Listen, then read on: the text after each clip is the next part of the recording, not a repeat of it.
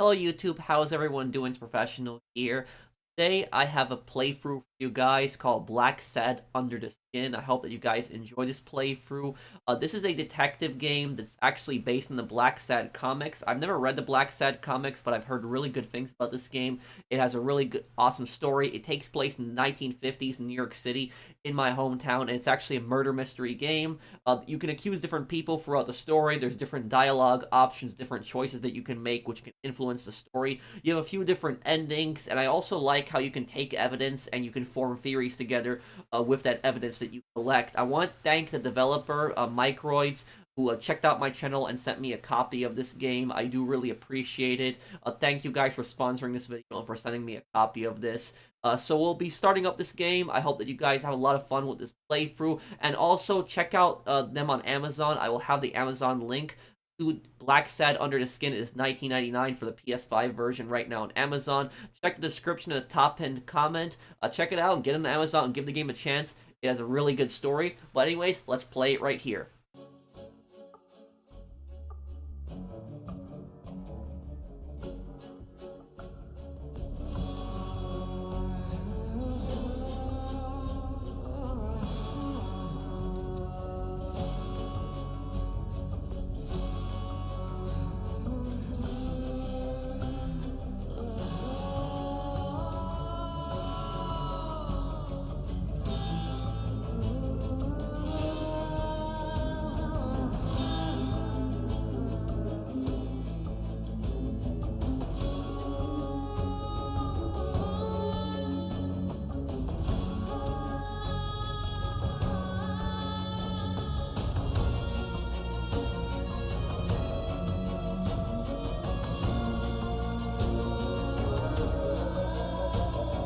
So this is, I believe, what the main case is going to revolve around. The main story is this mysterious death at this gym here.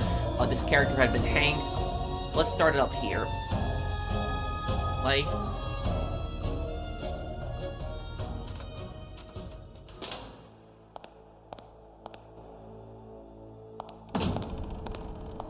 That menu transition to game is really good.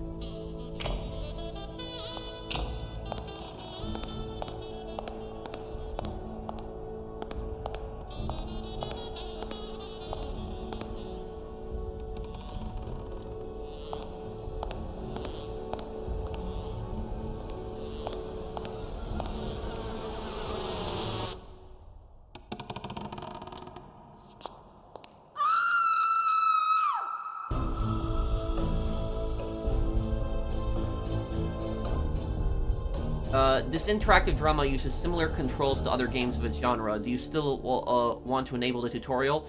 Yeah, let's play the tutorial. And also, the characters in this game are humanoid animals.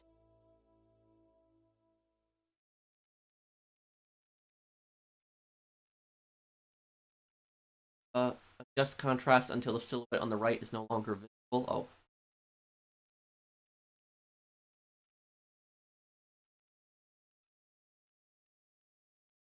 Yeah, I was scared at the moment that she was gonna find the body, because I thought that at first that she might have had something to do with the death, and then I realized that she wasn't really paying attention, she didn't see the body. Stuff like this, actually, as creepy as this is, stuff like this does happen in real life when people discover bodies at crime scenes, is they will just be walking into a building, they won't even be paying attention, and they'll see the body at the last second.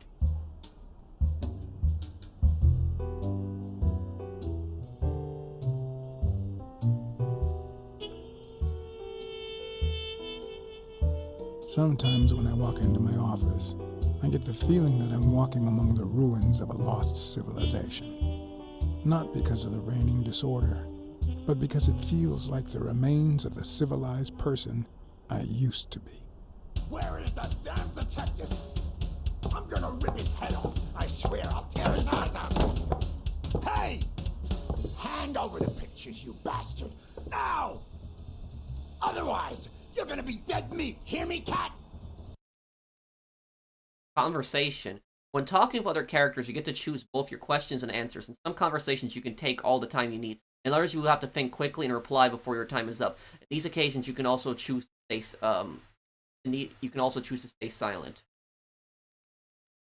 Okay. Okay. What pictures? What kind of pictures are you looking for exactly? You know which ones. Me and the lady. 2 days ago. Ah, curious, are you? Plenty of things you could learn through. I'm gonna kill. Quick time events. Every now and then you'll have to act swiftly and use L to move in the direction of the arrow. Stay alert. You may have a very short window of time to move before it's too late. Okay. You!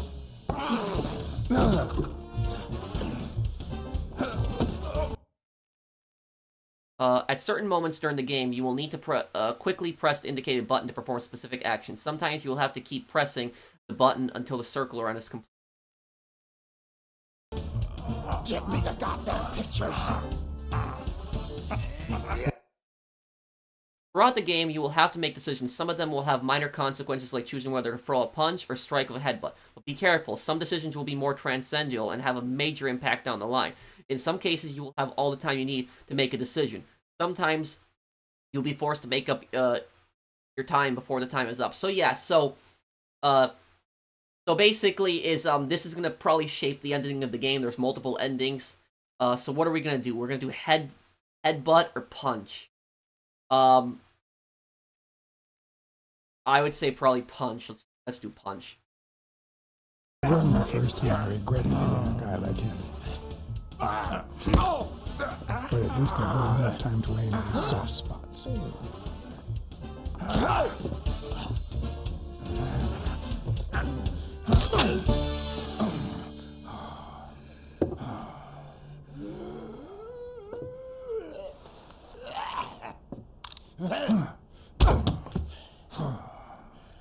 Oh man, you broke my jaw! Well, now it matches your marriage. If you show my wife those pictures, I'm dead meat. You'll ruin my life, please. I don't enjoy meddling in others' affairs, but it's my job, and I've got bills to pay. You're the one cheating on your wife, buddy. This is on you. Hey, I'm no two-timer, I swear. It only happened once, for God's sake.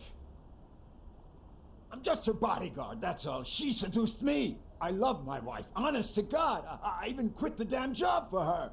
You can't break up a family for one tiny mistake. Tutorial notebook. The most important information you find during the investigation will be recorded in your detective notebook. When a new entry is included, notification will pop up. Okay. What do I choose? You broke your family, not me. My job. Just not right. Colbert, the cheating husband. I'm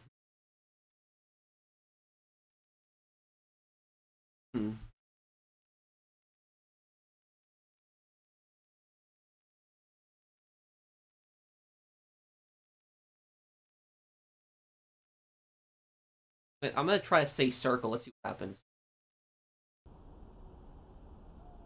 That just wouldn't be ethical, would it?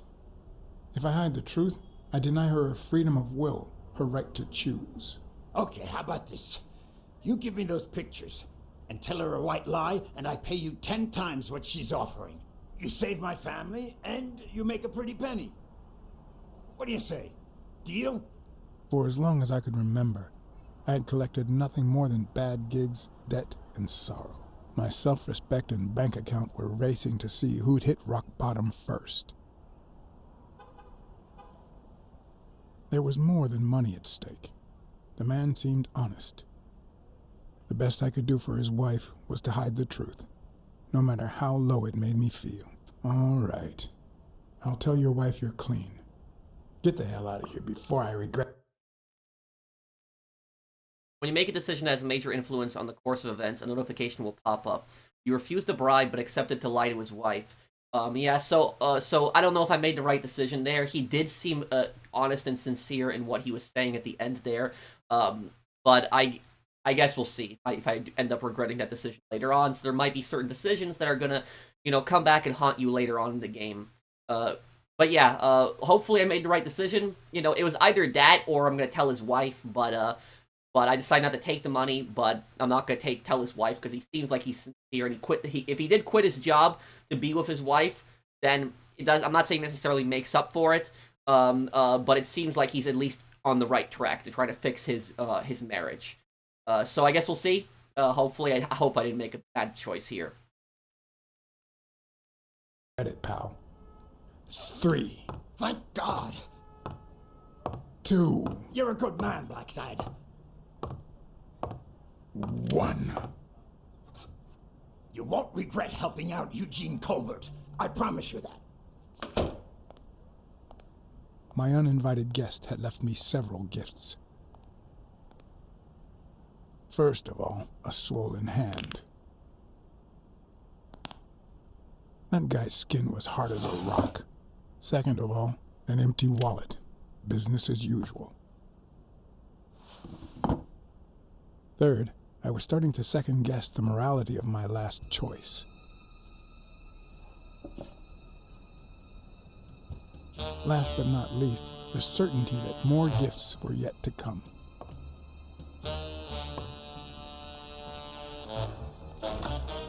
He's a nice guy. Oh!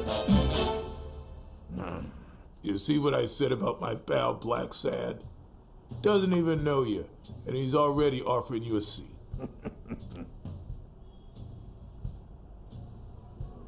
Jake, how the hell am I supposed to guess it's you if you don't even knock first?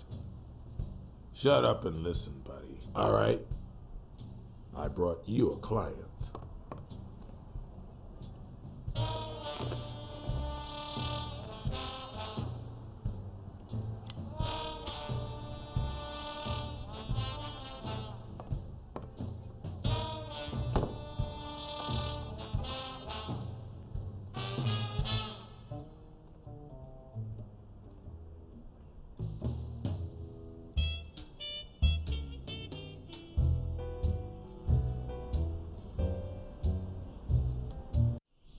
Oh, I can. Let me just see here if I can turn on subtitles. If I can turn on subtitles. Um.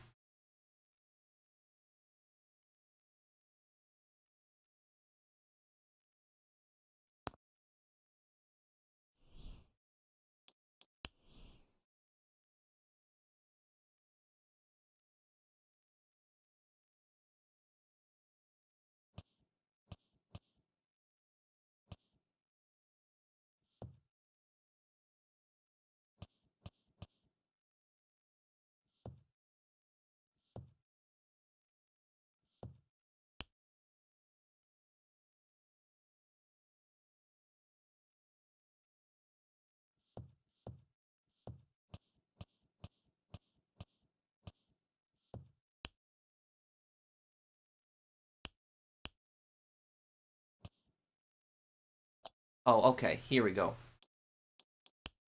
Okay, subtitles, English. Okay, perfect. Supply change. Okay, here we go. Yes.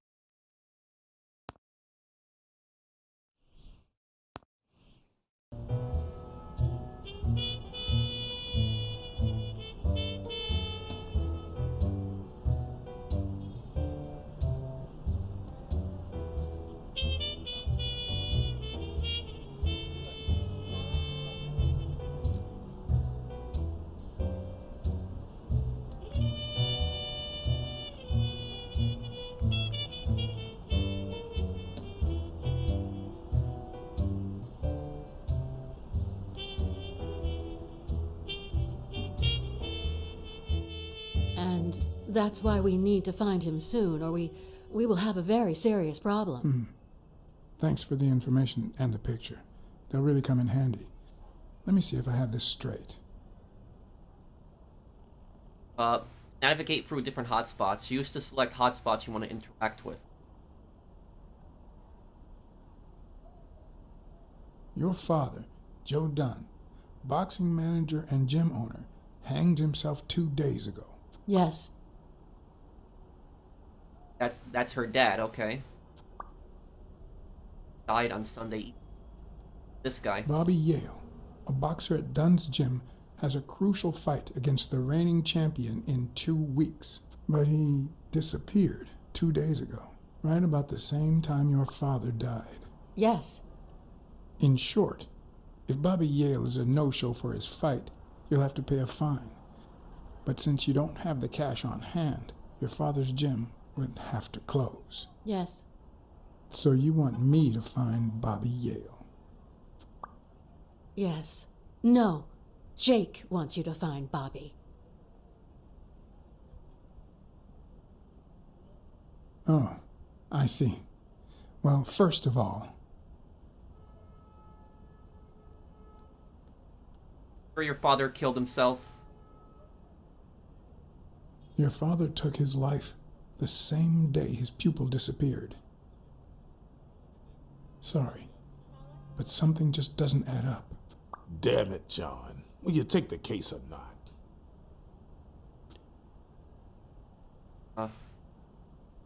Yeah, we'll talk money when it's all over. Sure. I know the money is tight, so how about this? If I solve the case, we'll see how much you can pay. I'm sure we'll find a suitable price.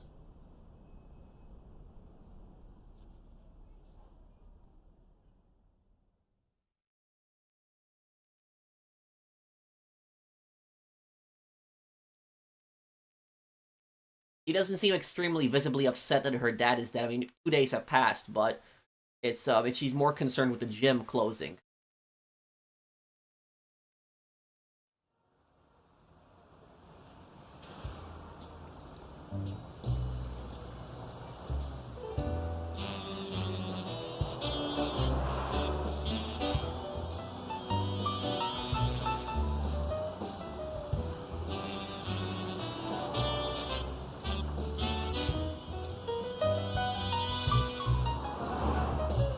I do definitely like the style of this game.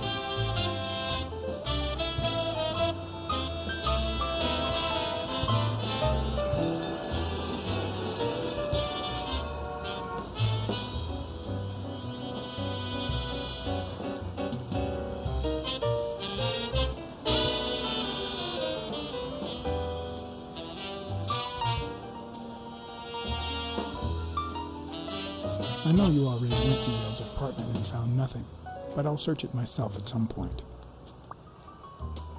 Bobby Yale's address.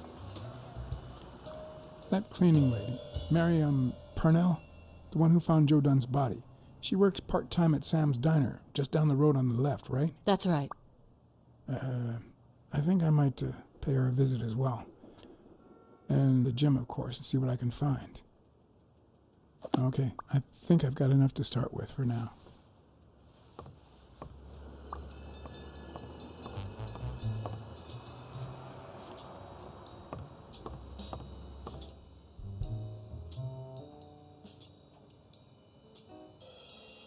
I better leave these two alone.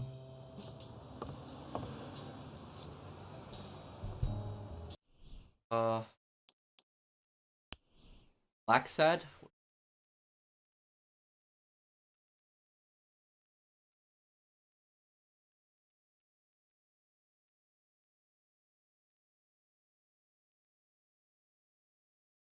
Hard-boiled, resolute, upright, lonesome. Has to, profitable case, ruinous case. Huh.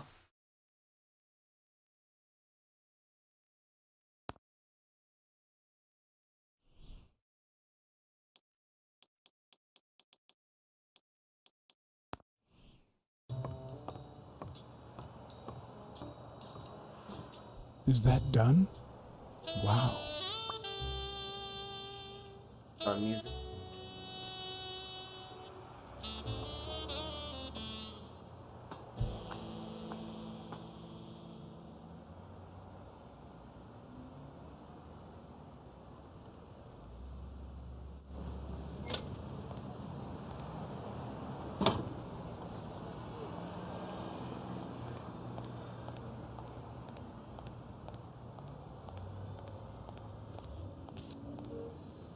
Person's Hall of Fame.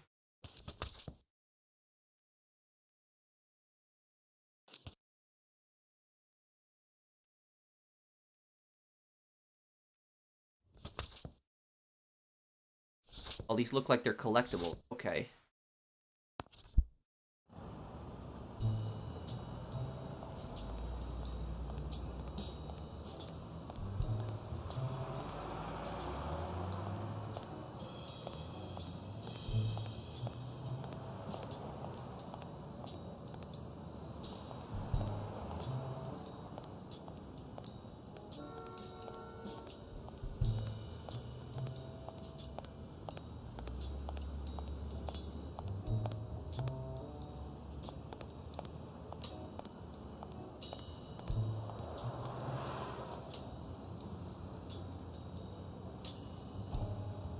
Energy bar.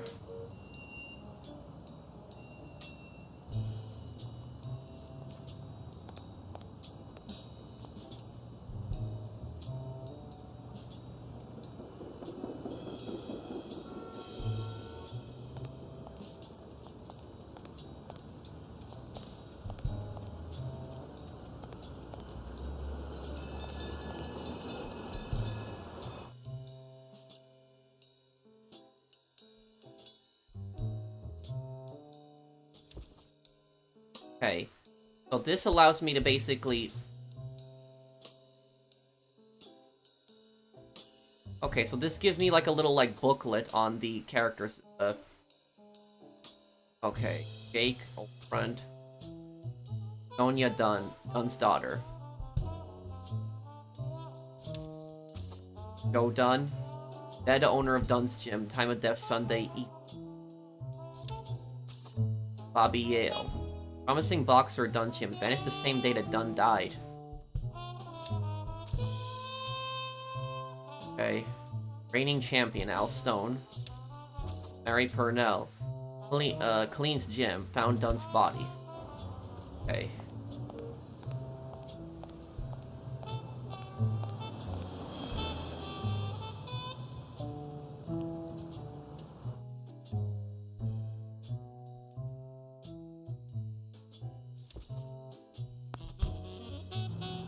Okay, so it's nice that you have that little booklet that basically gives you like a profile of all the characters. So you remember their names and a little bit information on them too.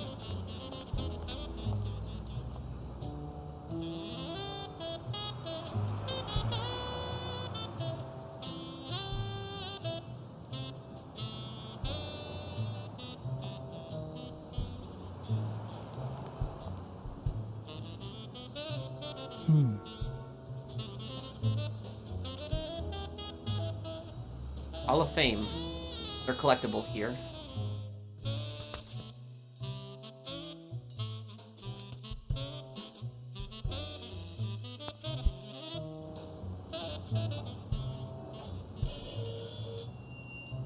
Kind of strange, yeah. Two people were drinking wine here, but one person finished it, the other person didn't.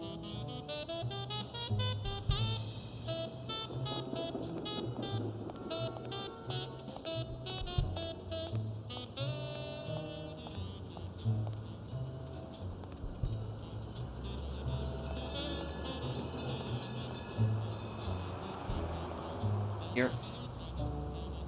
Another collectible, okay.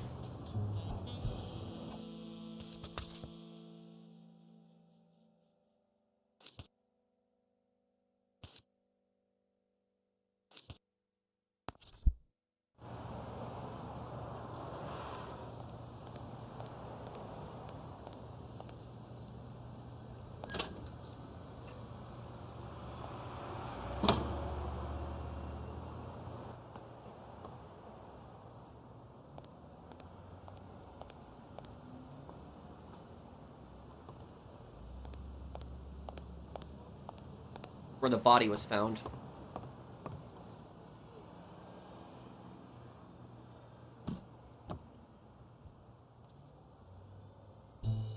What leads a man to do something like this?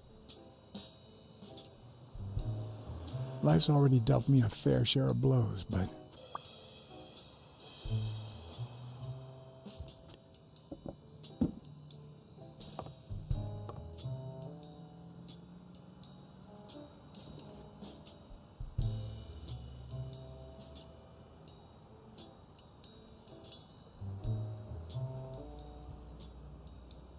I don't know why.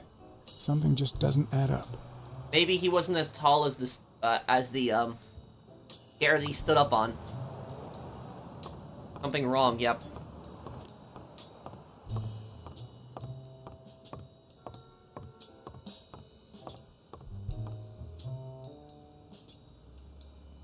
Effort is the key.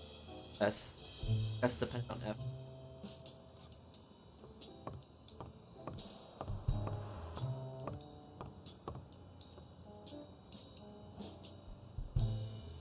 When you're good at making excuses, it's difficult to excel at anything else.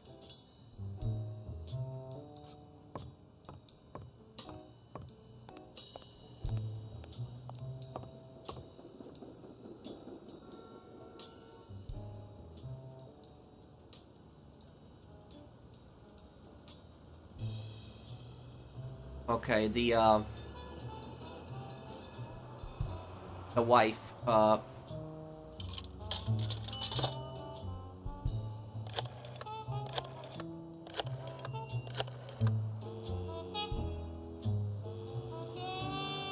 Hello? Blacksad here. Please don't tell me my husband is faithful. You have nothing to worry about, Mrs. Colbert. Do me a favor and enjoy your family. Oh, thank God. Thank you, Mr. Blacksad.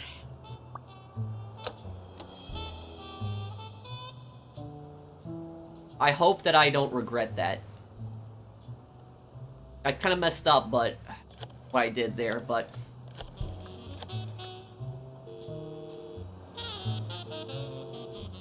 Weekly speaking, the legend of what's news. Hey, Weekly.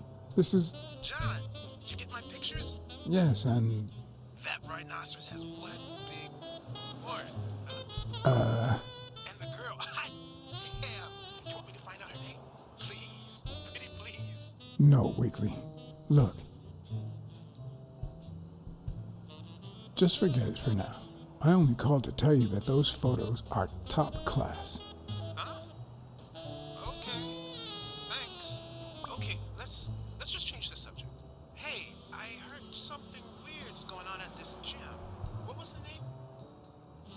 Weekly knows you're hiding something. Didn't you have a pal down there? Can I talk to him? I heard a woman's running it now. A boxing gym. Now, that's what I call news.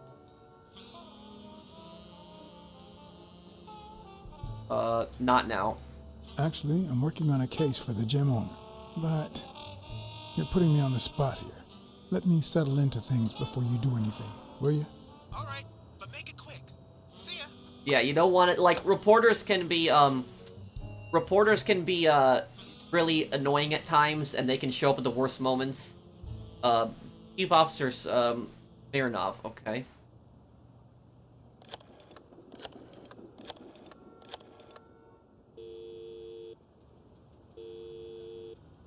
Smirnoff. Joe Dunn, the boxing coach. You hear anything about his death? Blacksad, is that you? Yeah, it's me. You got me. How's everything, Chief? Oh, I'm fine, thanks for asking. Too much work as usual. As for Joe Dunn, he hanged himself, end of story. I'm too busy, John. I can't afford to put a single man on the case. Why are you asking?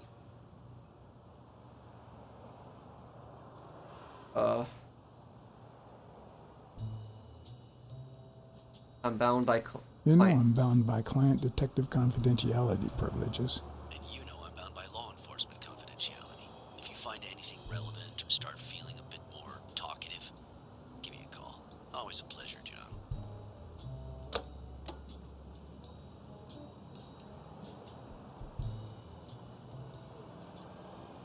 If I can call him again.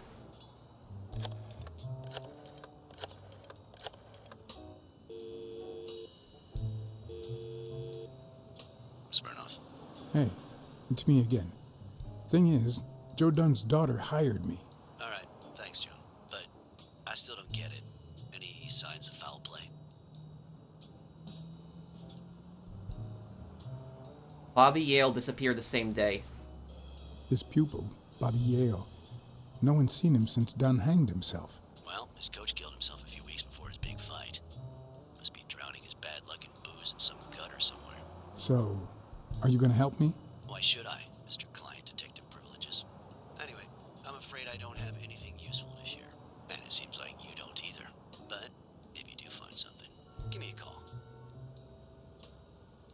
For old time's sake. We've been friends for a long time. And you think this is what two friends talk about on the phone? Good to hear from you, John. Take care.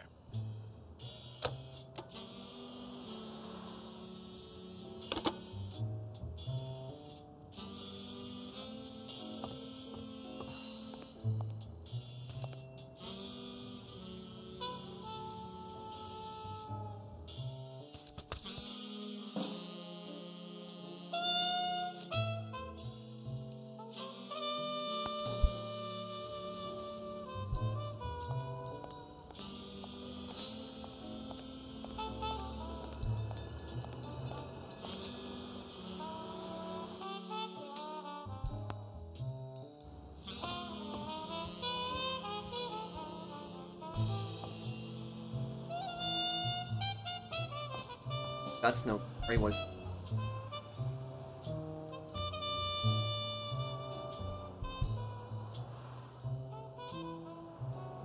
No pain, no gain.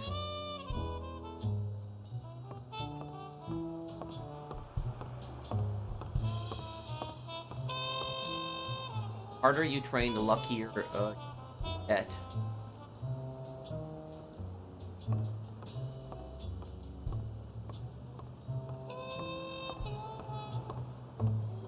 I really like to always take my time with this stuff and just investigate. Okay,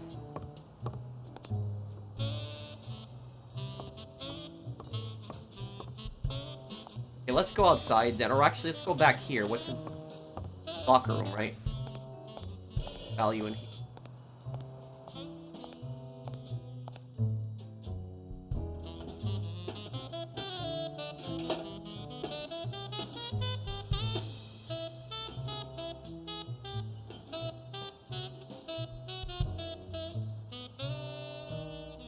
Locked. But a true detective never leaves home without his...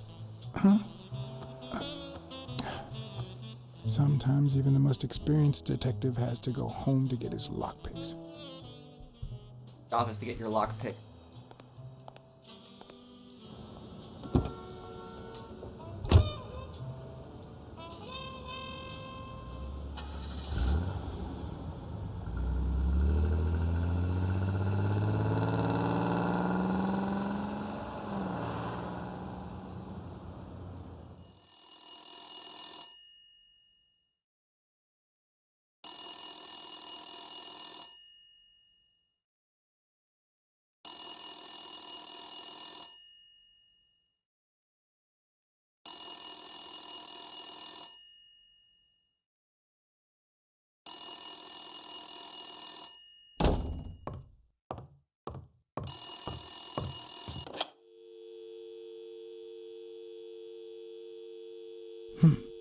I hope that wasn't a client.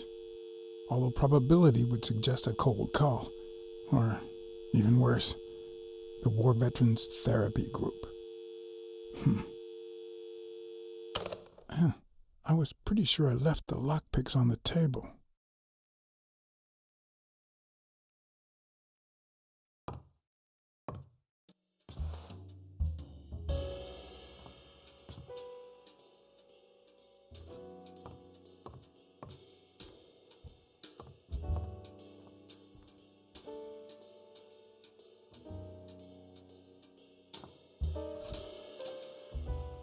Smells good. Tasted even better the day Smirnoff brought it, in exchange for a favor. A favor no cop should ever be paid for. Police Commissioner Smirnoff smoked that cigarette.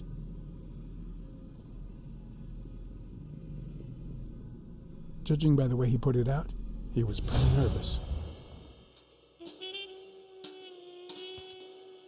Oh, another collectible.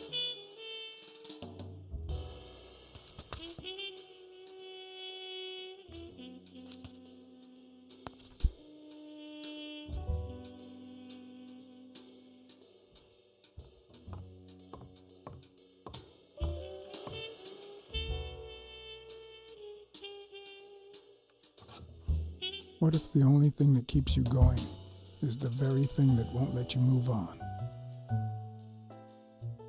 Remember? It's too soon to say goodbye. She wouldn't hear me anyway.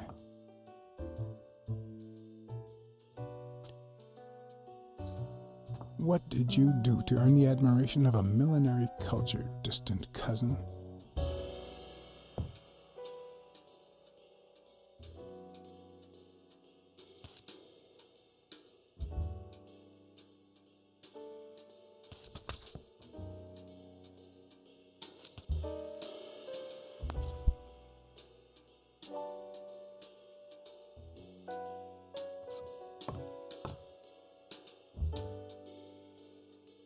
I drink like every other detective. I pretend to drink.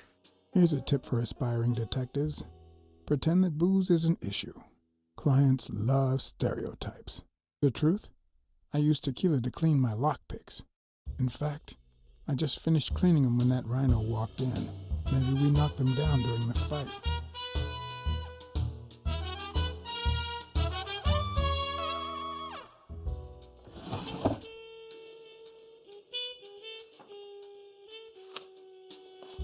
Good old Weekly did a fine job with these pictures.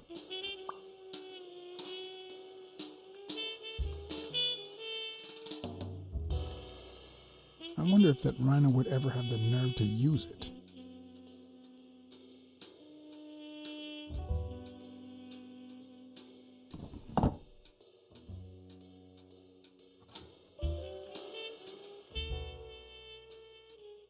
Donna Blacksad.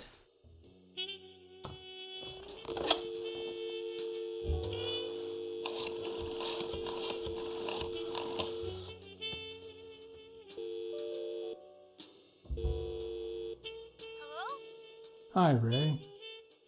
Hi. Who are you? Take a guess. I already gave you a clue. I know your name, so... I don't know. Maybe I know your name because we're family. No way. My dad never calls me. My grandpa never calls me. My uncle never calls... Well, he does sometimes. You're Uncle John. Uncle John, I guessed it! Mom, it's Uncle John! I guessed it! You got me, Ray. Congrats. What did I win? What do you want? I want a gun! Bang, bang, bang! Bang, bang! You earned it. All right. You've earned it. How about a toy gun? Come on, Uncle John! It's not fair! It's not fair! Oops, Mom's coming! Bye, Uncle John! Ray, is that the way you say goodbye to your uncle? Oops! Love you, Uncle John! Now go put on your jacket. We're late. It's not fair! What a surprise. How are you? Hey, Donna. Bang, bang, bang! Everything's fine. Don't you worry about me. I do worry about you, especially when you tell me not to. Yeah, can't argue with that. Hey, we're kind of in a hurry. Ray's got a dentist appointment. I'll call you soon, okay? I'm really sorry. Sure. One last thing. Ray, hurry up. We have to go. Have you heard from Dad? Have you heard from Dad lately? Not since his last letter. Same old, same old. Okay, now I really have to go. Bye, John. Bye, Uncle John!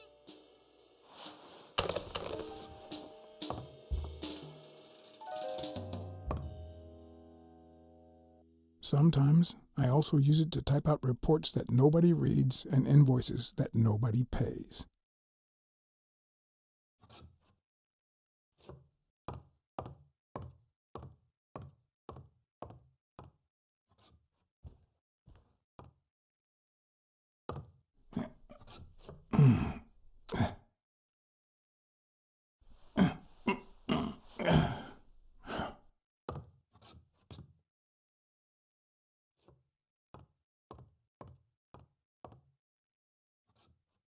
I won't leave without my lockpicks.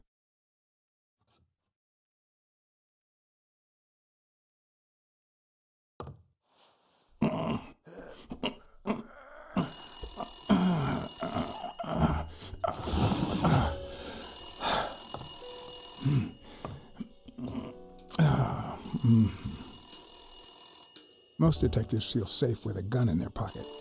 Me, I prefer lockpicks. At least I know these little fellows won't backfire.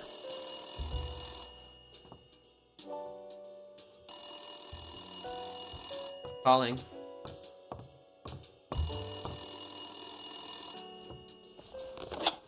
Where the hell did you go, John? I thought you were on the case. Hey, I'm just doing my job. Next stop, Bobby Yale's place. All right. Just try to be a bit more communicative. You made a crappy impression, and now Sonia has second thoughts about you.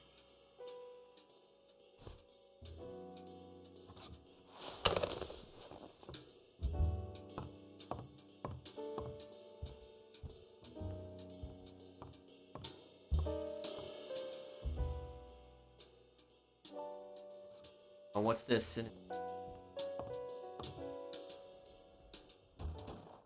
Looks like it's from World War II.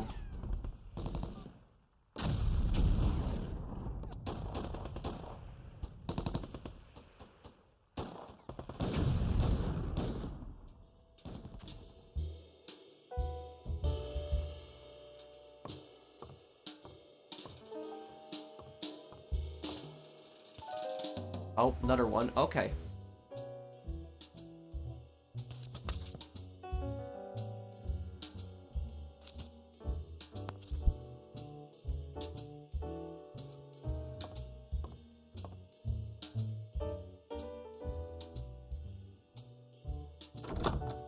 Looking back, I wish I'd never found my lockpicks.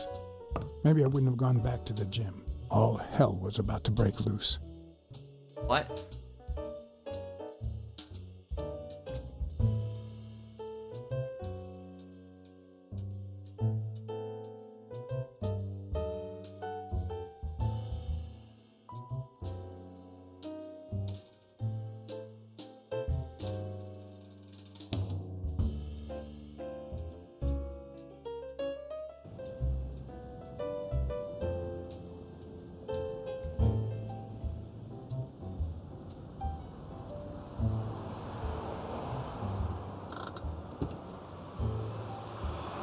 Bobby Yale's place was on the way, so I decided to drop by, lockpicks in hand. The gym could wait.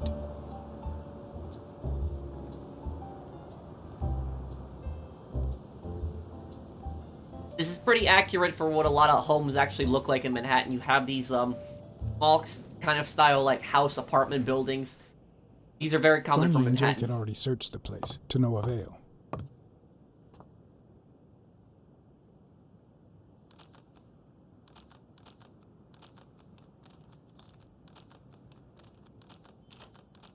Oh, this is find the sweet spot.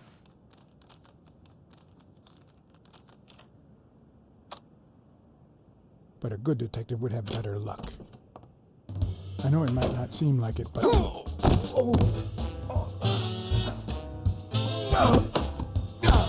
When someone hits you like that, you know you're onto something. It's only fair to show some gratitude. Well. Long time no see. My wife just called me. I owe you one. Now leave before my partner... Damn cat.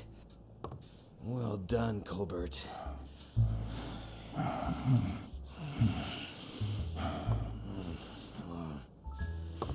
Now.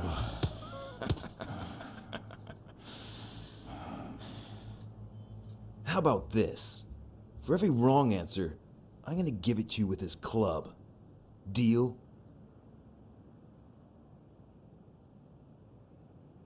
Can't we just talk it out? Hey, couldn't we just talk it out? Wrong answer. First, well, second question. What the hell are you doing here?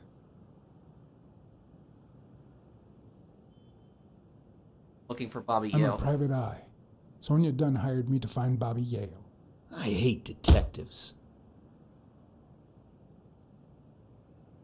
Seriously, what the hell are you doing here? I swear I'm a detective. And I swear I hate detectives.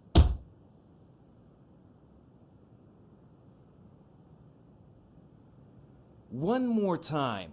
What the hell are you doing here? Weren't you going to hit me? Weren't you gonna hit me? I'm still waiting for the blows.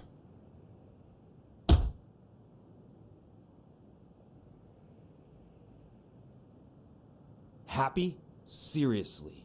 What the hell are you doing here? I'll teach you to use that thing. Glad to help you practice your club skills. You need it.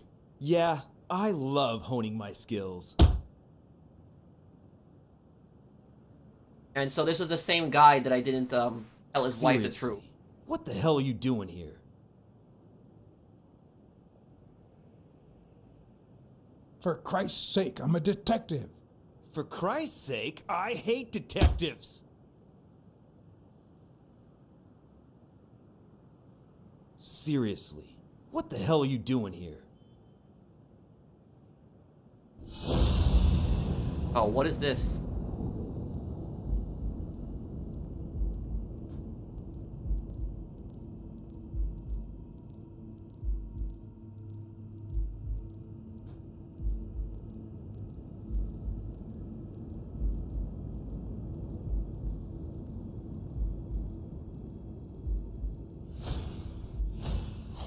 It should start to swell any moment now.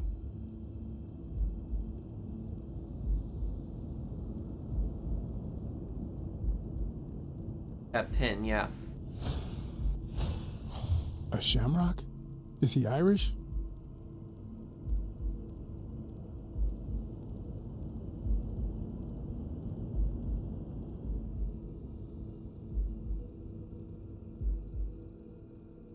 So this is basically like, kind of like, you investigate the person while you're... It should start to swell any moment now.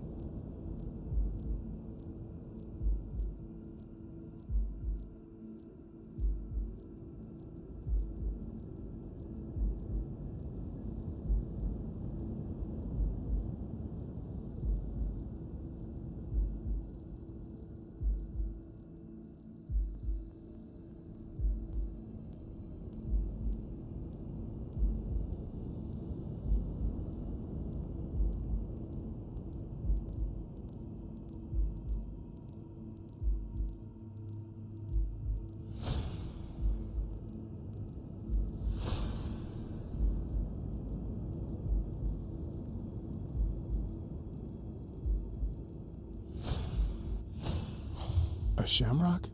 Is he Irish?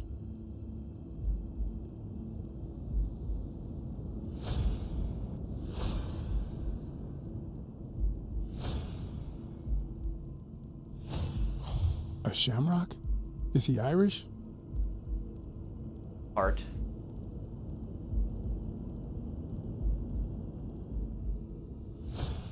One more time. What the hell are you doing here? Are you Irish? Are you of Irish descent? I've got an Irish boss, just like my friend Colbert here. I'm sure the name O'Leary rings a bell, right? Desmond O'Leary. If you live in New York City, you've certainly heard of the richest bookie in town. After everything that's happened, I was beginning to feel like this case was finally moving forward. Wrong answer! But I was wrong.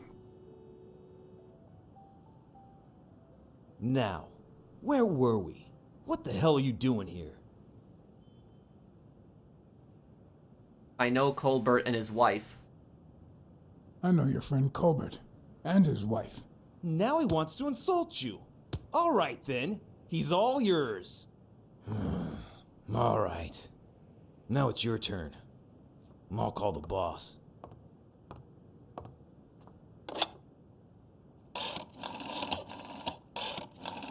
I want you to yell like I'm beating the crap out of you, okay? Desmond, we caught some damn detective snooping around Bobby Yale's place. Yeah, hired by Dunn's daughter.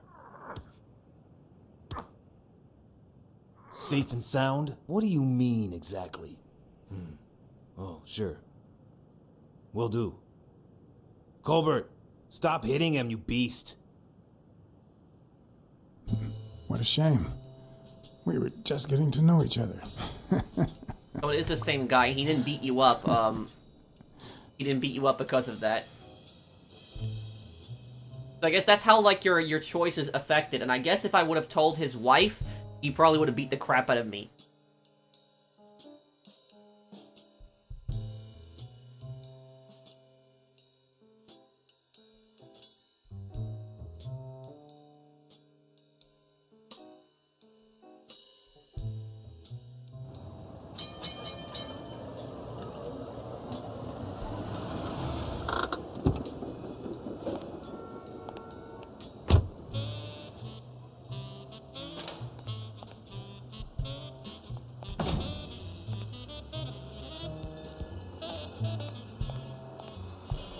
Now I open up that locker.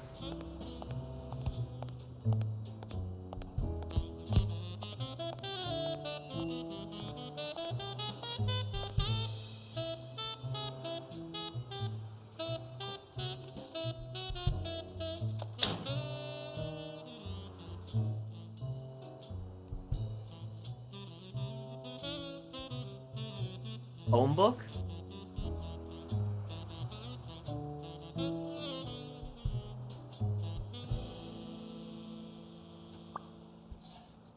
Those lockers full of surprises. S expander, your very own possible gym, up to 5 resistance upper body strength.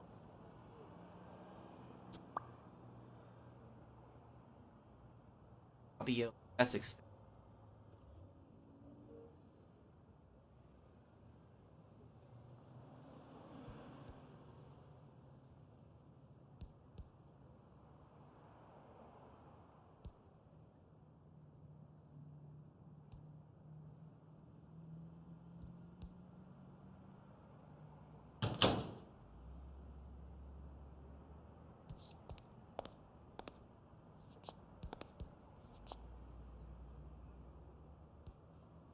See what the other lockers are.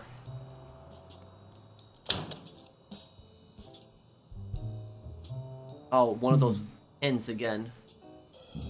What the hell? Jake, give me one good reason not to smash in your face.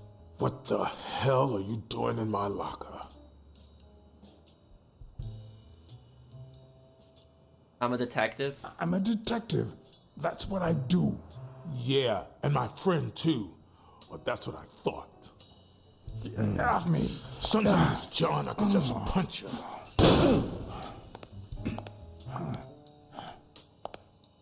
So he has one of those Irish pins there too.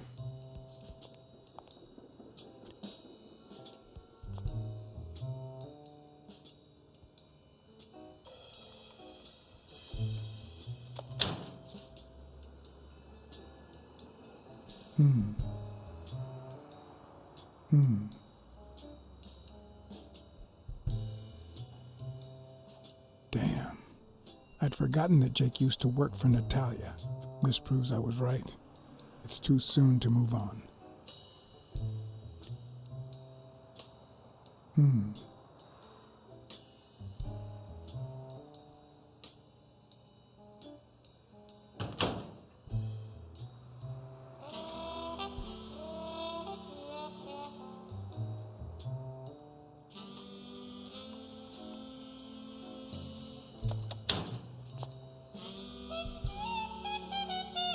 Other one.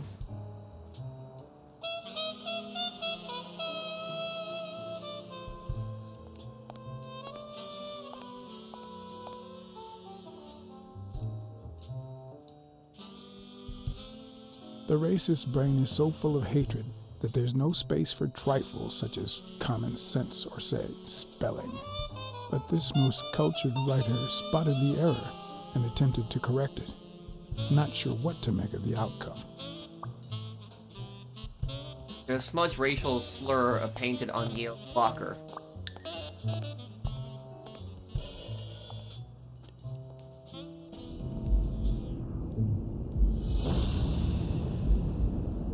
Okay, and this is where we create theories, right?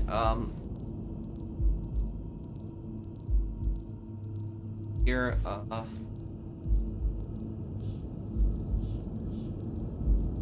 there's something fishy about Dunn. Right.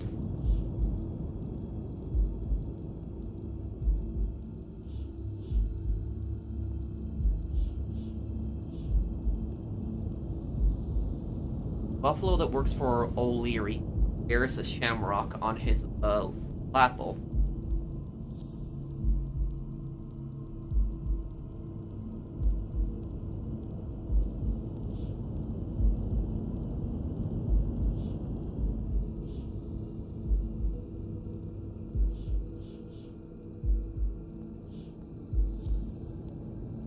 Jake got mad when first they...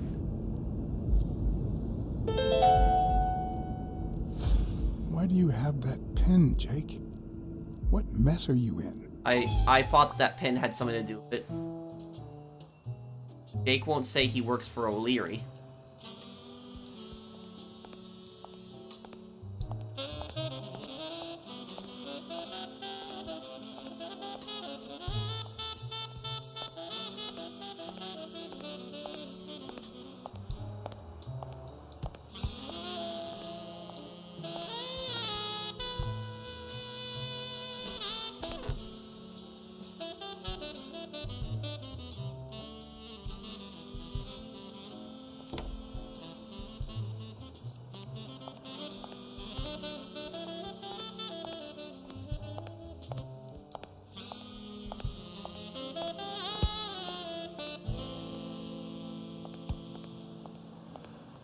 On the surface, it seems dry, but there's no dust, and it's damp underneath. It could have fallen the day Dunn died. On the...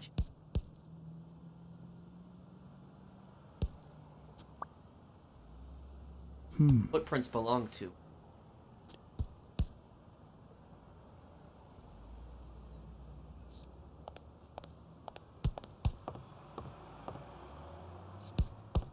Being a collectible too.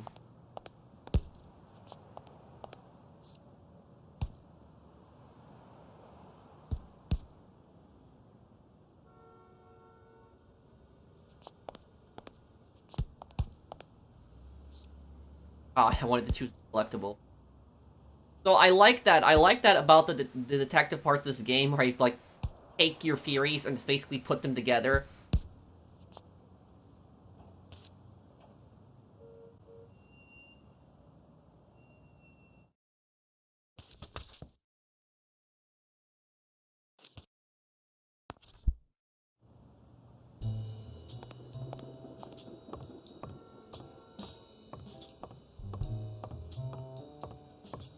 Prints going.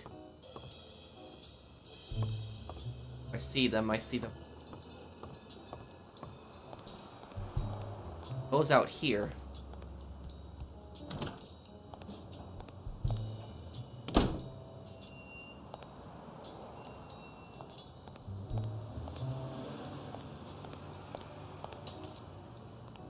Oh, another one. Okay, cool. I'm finding a lot of these collectibles. I'm just searching. I'm just checking everywhere, and I'm finding so many of them. Okay.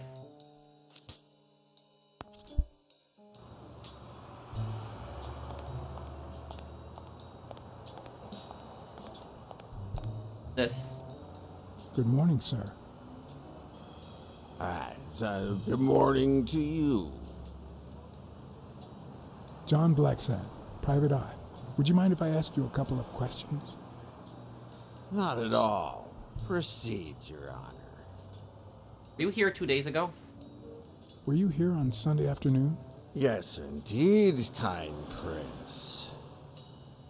I came down to watch TV after having run the New York City Marathon in record time. Is there anything I can do for you?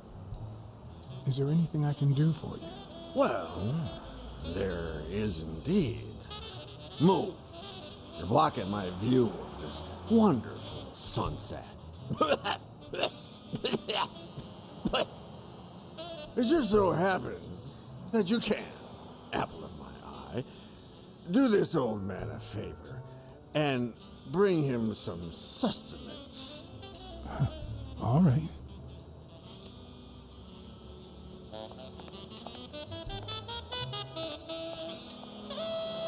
Yeah, so the reason I asked him if I could do him something is because you help him out, he's gonna help you out, be more cooperative. I wonder if I can go back and talk to Jake now, and I can talk to him about that Irish pin.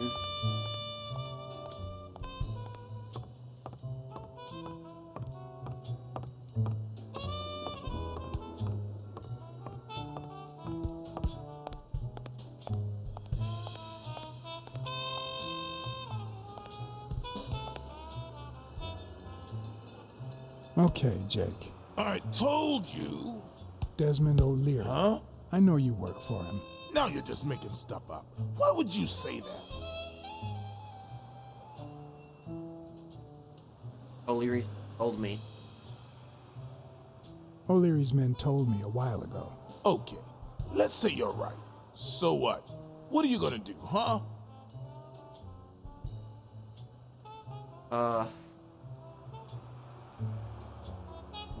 Nothing, you're my We're friend. pals. I won't do a thing. But please, tell me the truth. Okay, I guess I should have said something.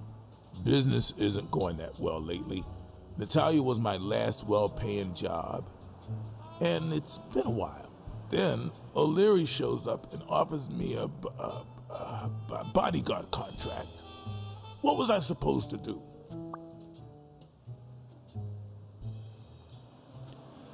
Yeah, I understand. Seriously, you don't seem like the type to accept shady offers. I never say yes to a job like that. I'd never take a job like that. As a matter of fact, I turned one down today. But that's just me. I'm no one to judge. Hey, O'Leary might run an illegal gambling operation, but it's not like he's killing people or conning widows. And I'm just a bodyguard. I make sure no one gets hurt. What I do, including my contract and paycheck, is 100% legal. How bad can that be? Paying you with dirty money. Yeah, that's it. O'Leary pays you with dirty money, and you're part of a criminal organization.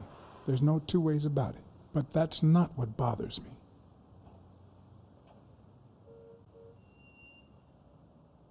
Covering up O'Leary's role in Joe Dunn's death. I know you're covering up O'Leary's role in Joe Dunn's death. Huh? O'Leary? No way. I mean, I don't think so. Jake, please. Well, I guess there's no point in hiding it now. I was here the day Dunn died. Go on. I had to take care of some business for O'Leary. He makes me wear the shamrock when I work for him. As you know, I left the damn thing in my locker. So, I decided to come in the back door. Joe had mentioned he'd been painting that afternoon, but I forgot. Dunn was painting the died? I stopped in my tracks when I saw him screaming bloody murder at Bobby Yale at the top of the scaffold. Dunn had a strong argument. What was he saying? What exactly was he saying? Something like, if you do that, I'll call off the fight and make sure you never set foot in this gym again. I didn't want them to see me, so I left. Jake, why didn't you tell me? I thought you'd be pissed off. Well, you were wrong. I'm sorry, John. I should have said something. We all make mistakes. Don't worry. We all make mistakes. Time to go. I need to think about everything you just told me. Thanks, John. So the gangster that he's working for probably had something to do with the murder, and also the Irish mafia was really strong back in the day, and a lot of video games they focus on the Italian mafia a lot, and so I do like that this game also has other nationalities, criminals, other organized crime, the Irish mafia, which I don't think the Irish mafia gets a lot of coverage in a lot of video games and movies. We are playing also Watch Dogs, where in Watch Dogs they are the main antagonist.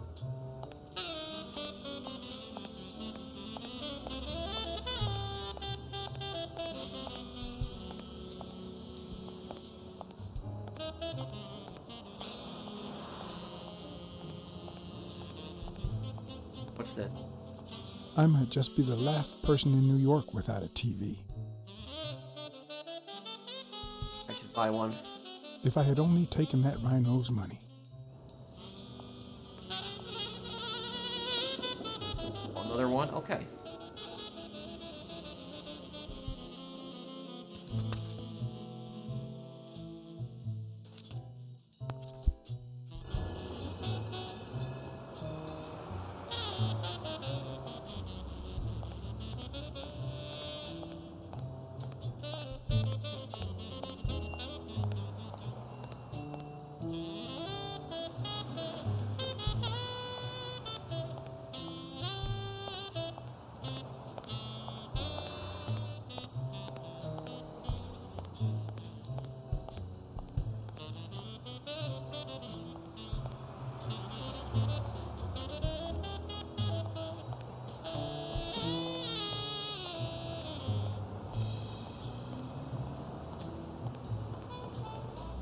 Out in this now.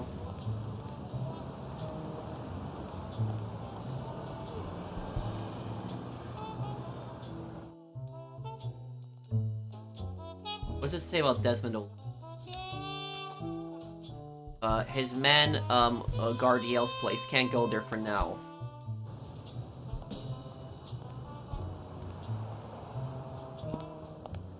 Mary Purnell, the person who found Dunn's body, works a block away from the gym. I'm certain she can give me the kind of information that... Hey! Watch where you're going, you jerk! You looking for trouble, moron? Sorry. Really, I'm sorry. You better be, you wuss!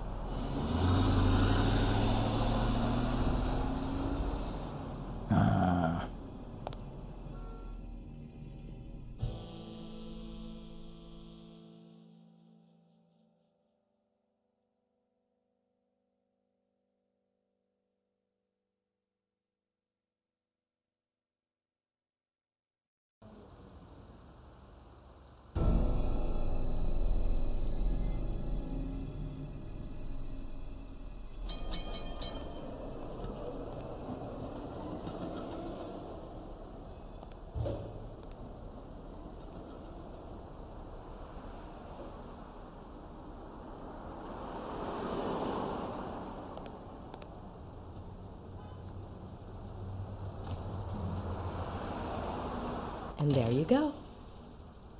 We'll miss you at Sam's Diner. Come back soon.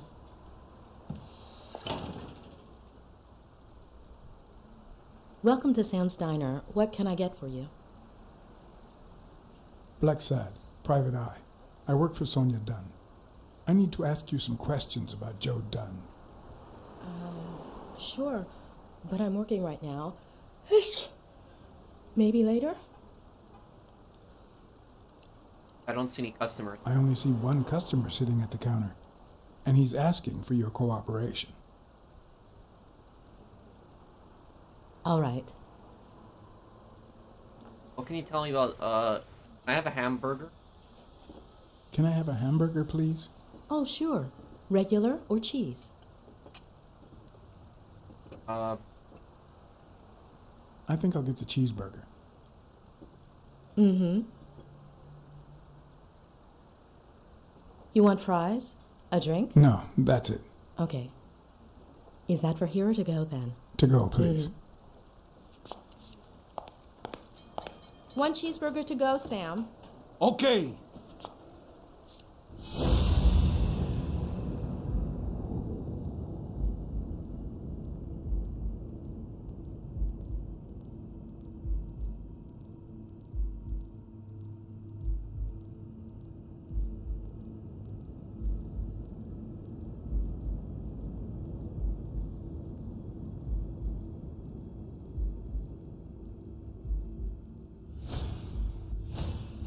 Smells like cinnamon.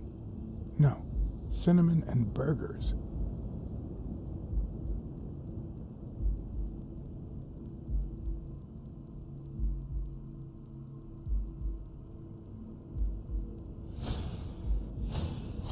They look puffy and tired. Sleepless nights? Hectic days? Or has she been crying? Perhaps all of the above.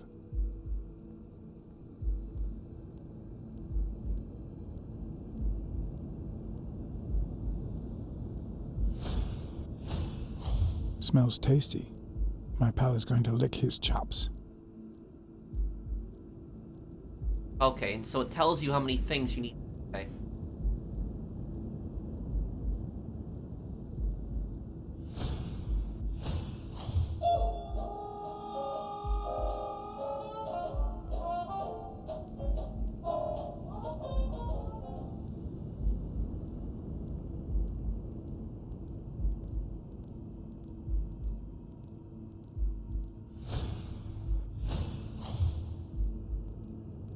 Her handwriting is nice and neat. Mary has nice and neat handwriting.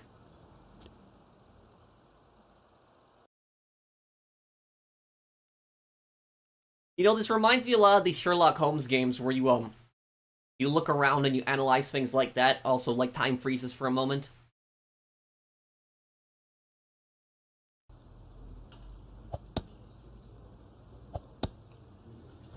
Your burger is ready.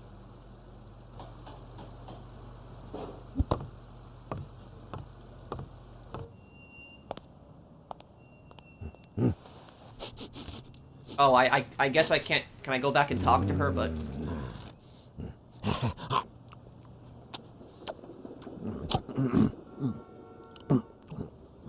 All right, I'll let you enjoy your meal. 4 people used the back door that very same night. What? Well, I might be blind as a bat, but as you can certainly see, I have 2 wonderfully functional ears.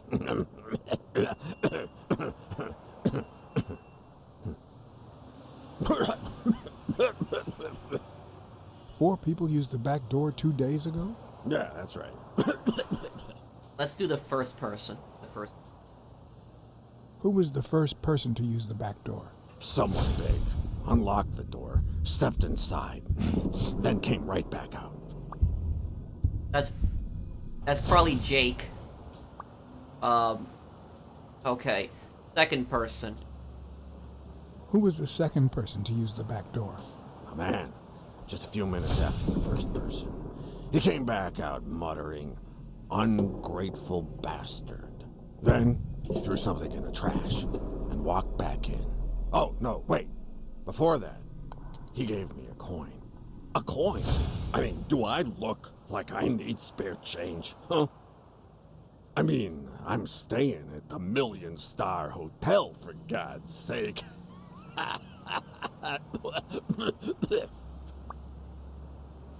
Third person.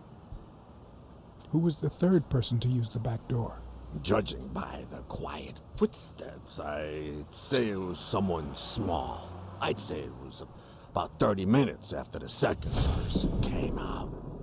Whoever it was threw something in the trash and stood in front of me for a moment.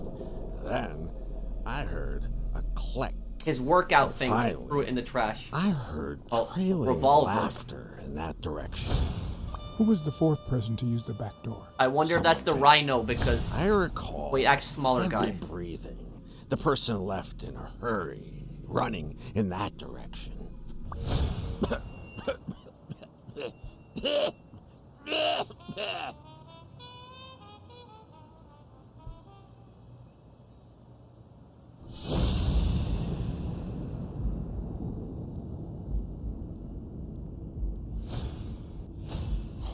I wonder what it's like to be blind. Would I cope?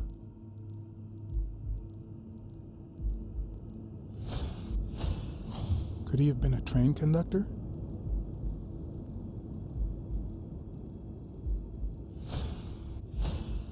Looks like someone used it as a punching ball.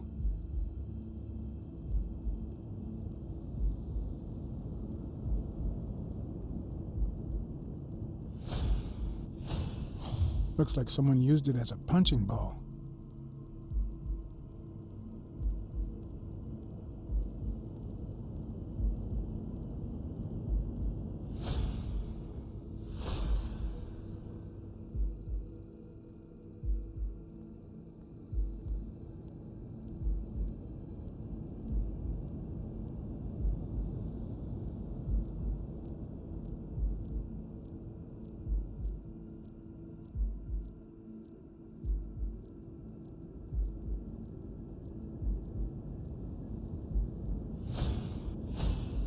Looks like someone used it as a punching ball.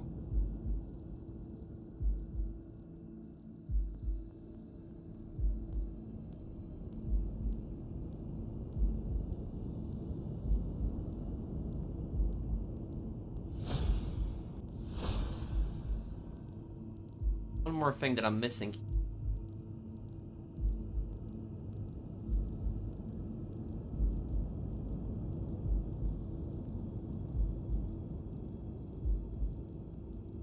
So basically it's hearing, sight, and smell.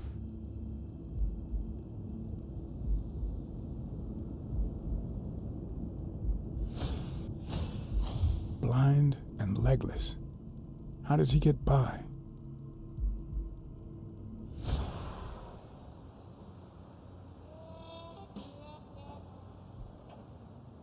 Where did you get that paint can? In the trash can in the back. I found it right after the comings and goings. I wanted to see what those people were leaving behind. Seems saner than before. You were acting a bit strange before, but now you seem fine. Why is that? Hey, you got great vision, sense of smell, hearing. Why is that? Well, I'm a cat. Well, I'm a goat. Thanks. That's all for now. Thanks.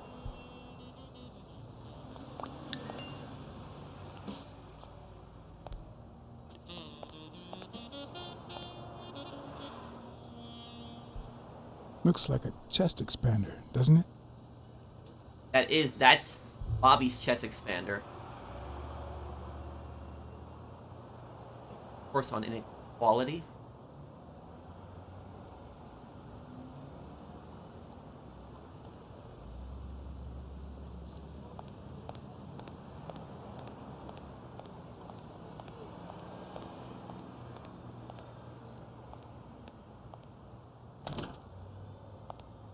That paint can was the one that was thrown in the trash, but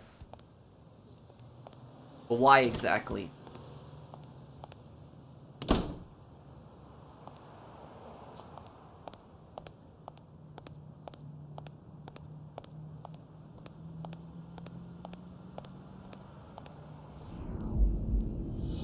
Let's look at our deduction.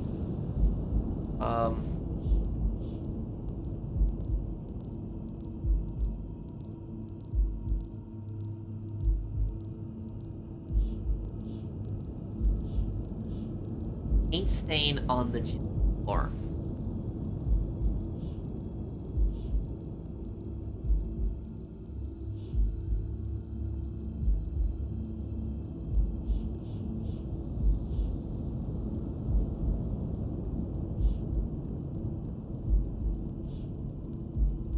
Paint stain on the floor.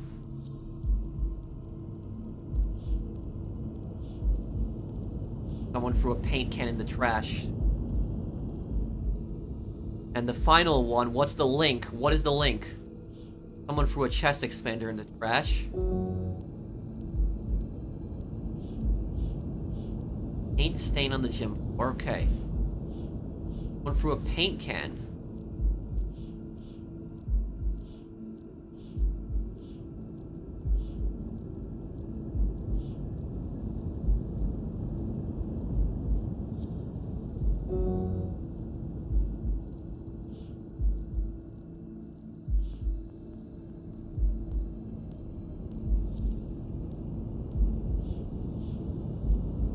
Threw a chest expander in the trash.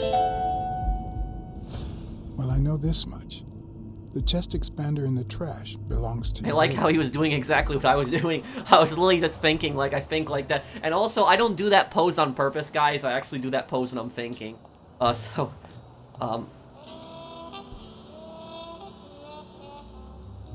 Why was the chest expander thrown in the trash, though? That's the question.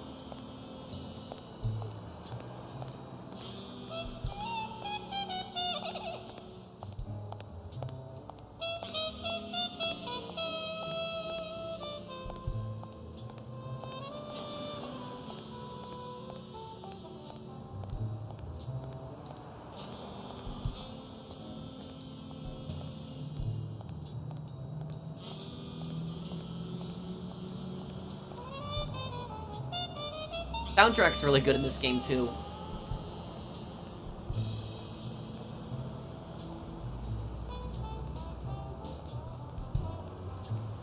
Go to Sam's Diner, yeah. We're gonna go back to the diner. We're gonna talk to the, girl at the diner, because I thought that while the hamburger was being cooked that I could give her questions. I guess not.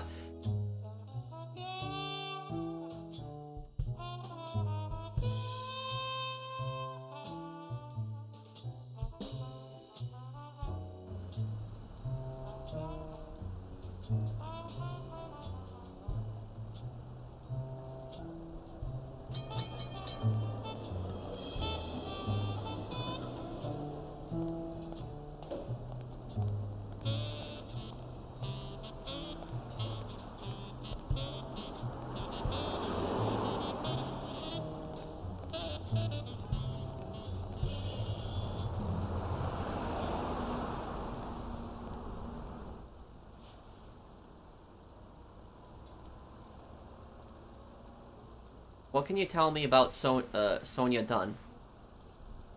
What can you tell me about Sonia Dunn? I barely know her, but she looks like a smart girl, poor thing. Yeah, the way that she was, like, looking down, I didn't like that response. Like, that was the... What do you think about Jake? What do you think about Jake Ostiambi? Who? Who's that? A big gorilla. Boxer, too. A friend of Joe Dunn's. Oh, yeah. I barely know him. I don't like how he looks at me.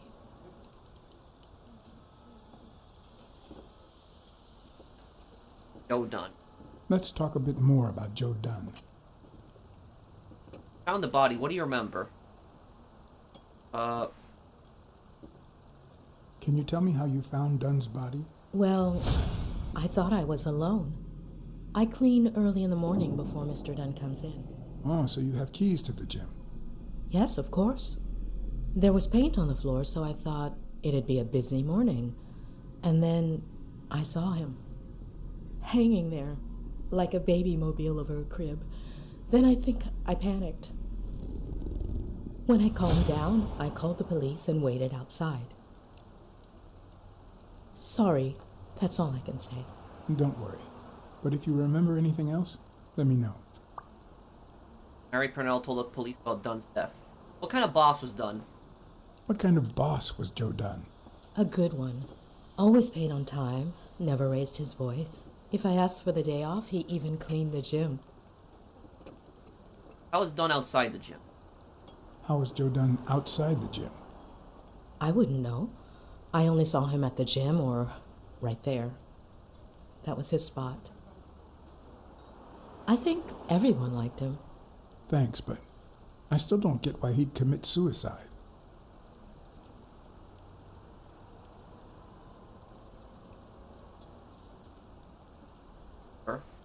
Problems with his daughter. He had money issues. Maybe he simply had money issues. Yeah, I don't know. Could be. The gym didn't really get that dirty lately. He had problems with his daughter.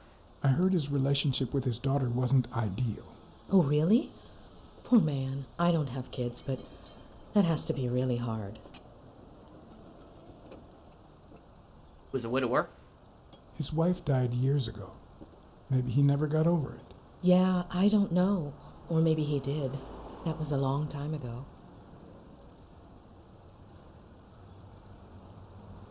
Anything else about the moment you found Dunn's body? Have you remembered anything else about the moment you found Dunn's body? I'm afraid not. It's too painful. I know. But we need to find Bobby Yale. Anything, any minor detail, could really make a difference. I'll try. Where could Bobby Yale be? Any ideas where Bobby Yale could be? How am I supposed to know? He's rarely there when I clean the gym. Bobby seems like a nice kid, but I barely know him. Mary Purnell barely knows Yale. Yeah, I think she's holding back on something, like the facial animations that she's given. She's holding back on something. What can you tell me about your job? Can I ask you about your job? Which one? What about your job at the diner? Tell me about your work here in the diner. Oh, it's wonderful. I love it. My boss.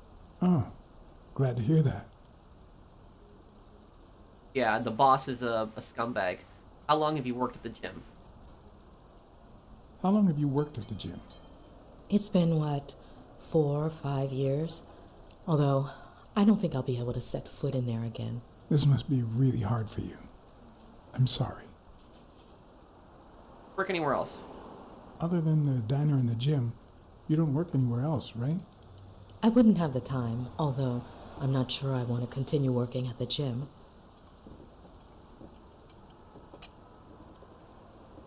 I wouldn't quit if I were you. If I were you, I wouldn't quit. Trust me, it might be painful at first, but time heals all wounds. Joey used to say the same thing. Maybe. I don't know. Thanks. Mary calls Dunn Joey. You see that? She says she doesn't barely knows him, and she calls him Joey. Yeah, Joey is short for Joseph, and only really, typically close people are gonna call somebody Joey. Have you remembered anything else about the moment you found Dunn's body? I really can't remember anything. I'm sorry. See ya. Sorry. I think that's it for now. See you around. We'll miss you at Sam's Diner. Bye-bye. So yeah, she is holding back something. There is something that she knows and she's not telling. I don't know what it could be, but...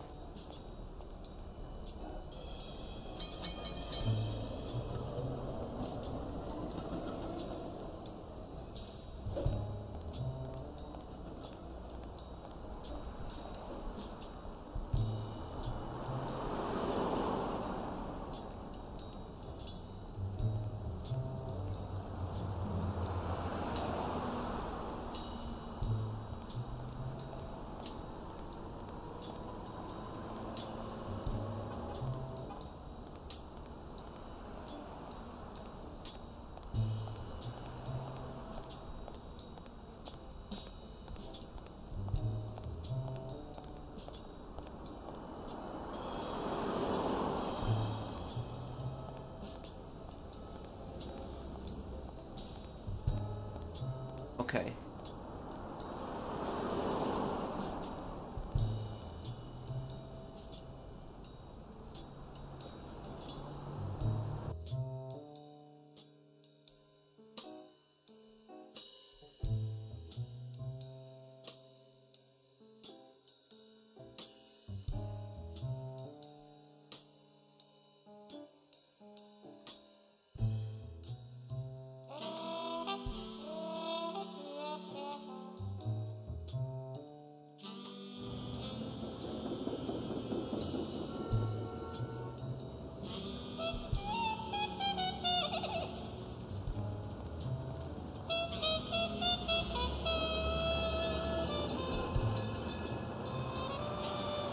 I'd prefer a yellow Cadillac, but I can't complain.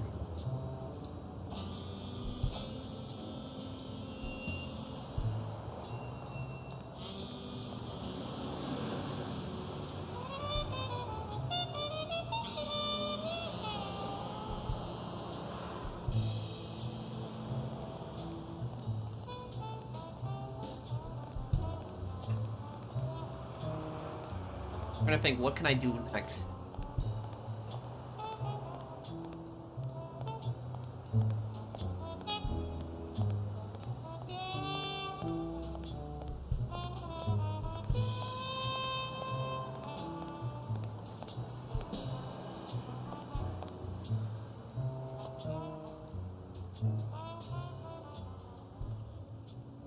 Do you remember anything else about the day you found the thingamajig with the springs and the paint can? Yeah, no. wait, yeah. Well, no, now that I think of it, no. Hey, pal, how about thanking a good-looking goat with a cigarette?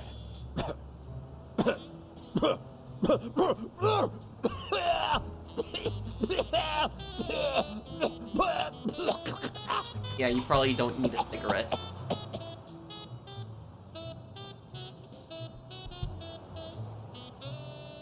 I don't think that's a good idea. You've got one nasty cough. Oh, come on. Cigarettes have lots of very healthy properties.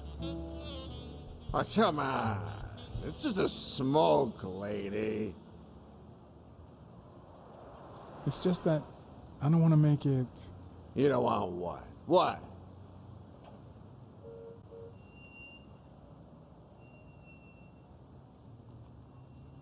Yeah, you think you're not responsible for my pathetic state? Think you're not to blame? It's the government that shipped me off to war. They shipped me off, too. Oh, right. So then you know what it's like to kill, too. Well, then another sad hobo shouldn't be a problem for you, Professor. Yes, I've killed. Yeah, I killed people. And yet, you don't want to help me die. Wait, but that's not what I wanted to say. Oh, well, you know we goats tend to jump from one thing to another. The government paid for everything. Army fatigues, rations, weapons, lodging at hookers, drugs. Do you know where that money comes from? Taxes! Your taxes, my dear friend. You help them cut my legs. They declare war every chance they get, so that the weapon industry that finances their campaigns gets richer and richer and richer. And that's how we finance their wars. So the slightest connection with corruption turns us into accomplices, unless one manages to keep at arm's length. That is what I did, my loyal disciple, at the Million-Star Hotel. So, do like your master, the great... Hey, what's your name? I kind of feel bad for You him. never told me...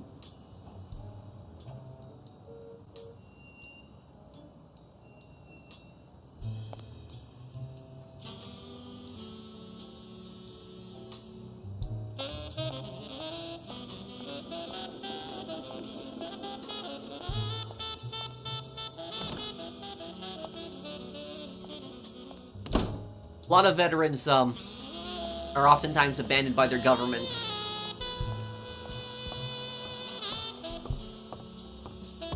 It's just sad when you see some of these, homeless veterans and what they're going through, and I think when they were younger, they fought in a lot of wars, and the government isn't helping them now.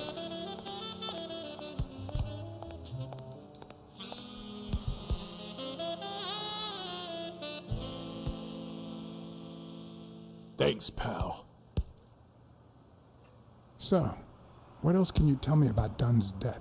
Well, not much. My memory's not what it used to be.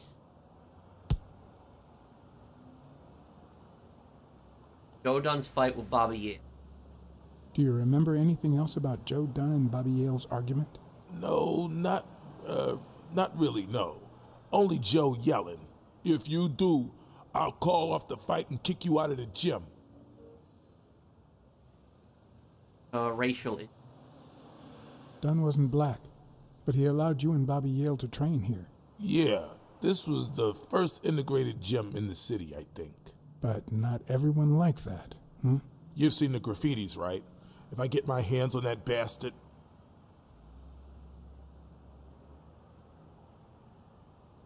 Training. I better let you get back to your drills. All right.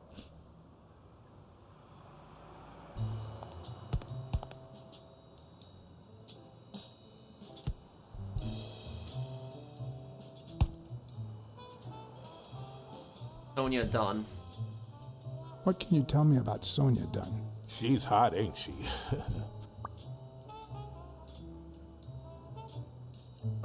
She doesn't seem too upset, that's what I was gonna say. It seems like her father's death didn't really upset I caught that right away. Well, she likes to play it cool, which makes her really hot.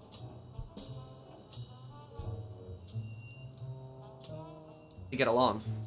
You two seem to get along nicely. Well, I've known her since she was a baby. But she sure has grown, if you get my drift. I hadn't seen her since she left for college about 4 years ago. Joe Dunn. What was Joe Dunn like? He was a decent man. Have you seen all those slogans on the wall? Those motivational phrases? Joe really believed in them. All of them.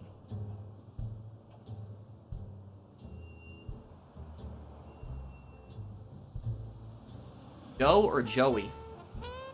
Joe Dunn or Joey Dunn? Huh? Nobody called him Joey. Well, maybe his wife. Although, she didn't call him anything after she died. Like I said, that Joey, I caught that.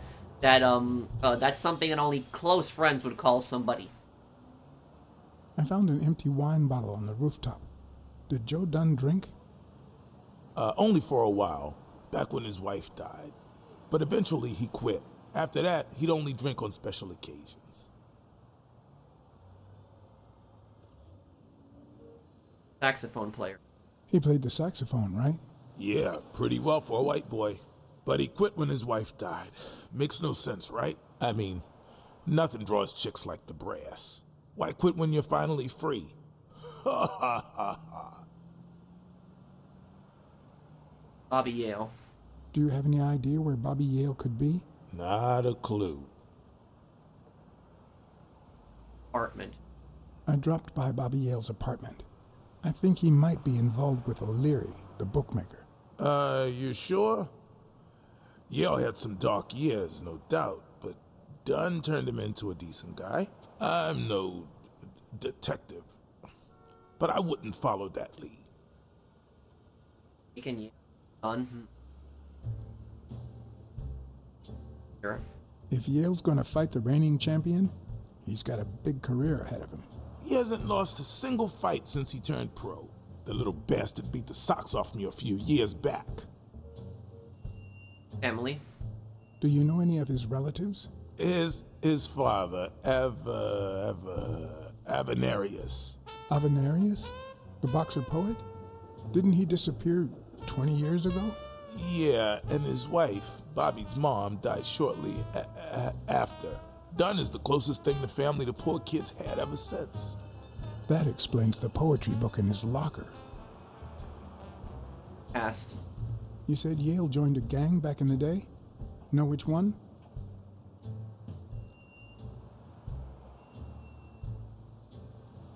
Hell, I don't know, John. This is New York City. There are more gangs than people. Yeah, he knew what gang. The way he was looking around, he knew. He just didn't want to say it.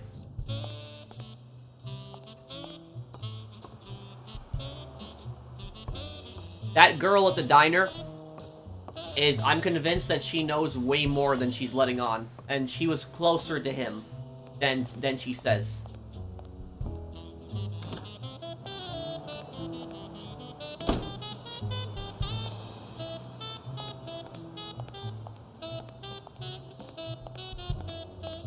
Still passed out? Yes, he is. Back to the diner. See if I can talk to her about anything there.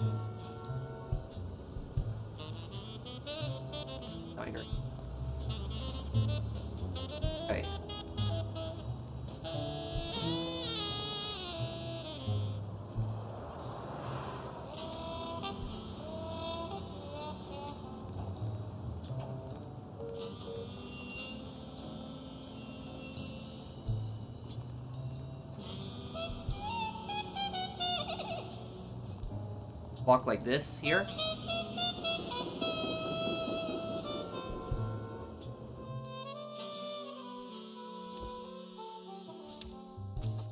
And this, I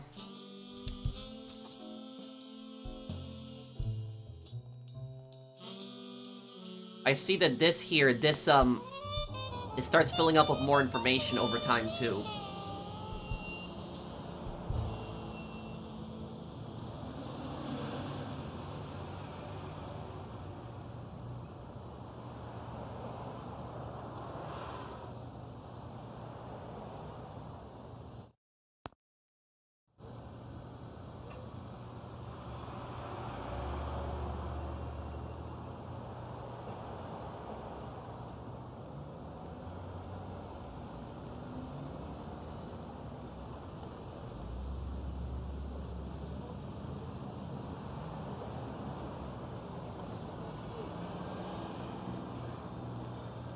I think I might have taken it the wrong way here.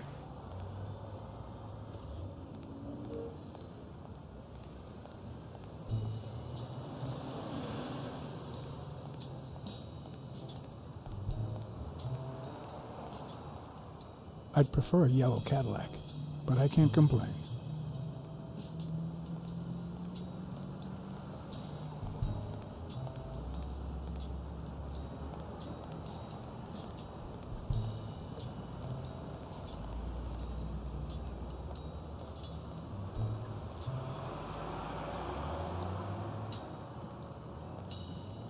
Towards the diner. I was able to go to the diner earlier, but why am I not able to go to the diner anymore now here?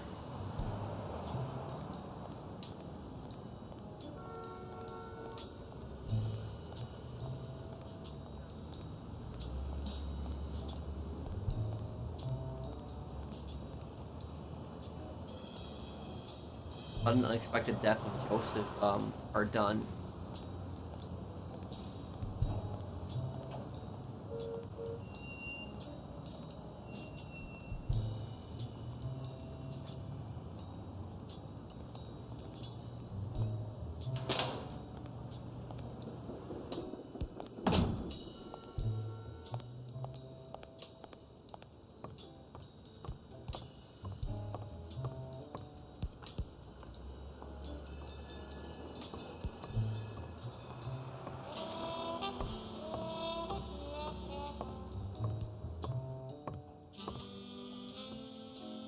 Miss Dunn, can I run a couple of questions by you? If they'll help you find Yale, go ahead.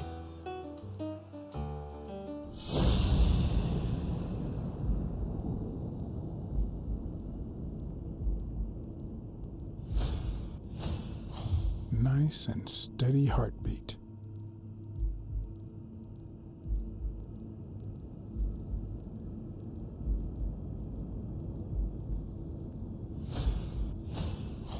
Big, bright eyes. Looks well rested. Either she didn't mourn her father, or she really knows how to work that makeup. Sonia Dunn, cold as ice. Yeah, that's what I was saying, is when she first came in, she was more concerned with the gym closing than her father being dead. I didn't like that.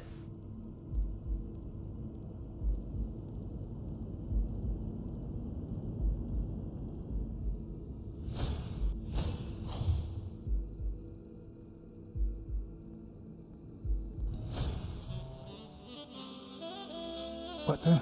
What's wrong? Someone's taking pictures from the rooftop. Are you sure? I'll go take a look. Now, who's that rope for, Miss Dunn? Weekly.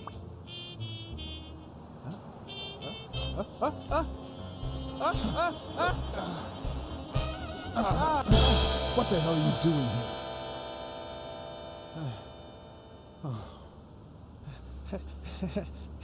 Hey, look! Isn't that Cassidy?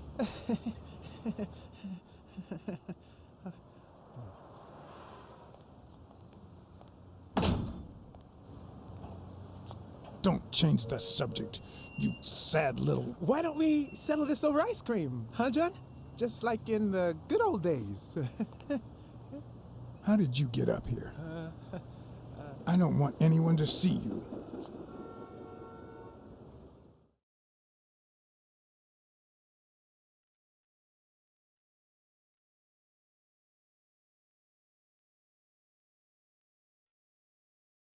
So the reporter's name is Weekly. Isn't that kind of funny?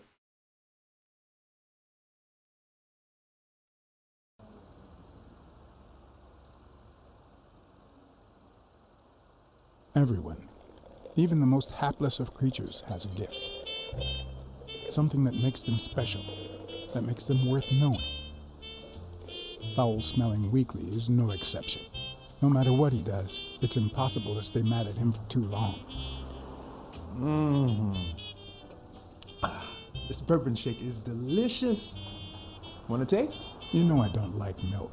Your loss. So, Joe Dunn hangs himself and leaves his gym to his daughter, which makes her the first woman to run a boxing gym, I think. Dunn didn't kill himself. I don't think Dunn killed himself. What? Do you have a suspect? Any leads? No, it's just a hunch. Although...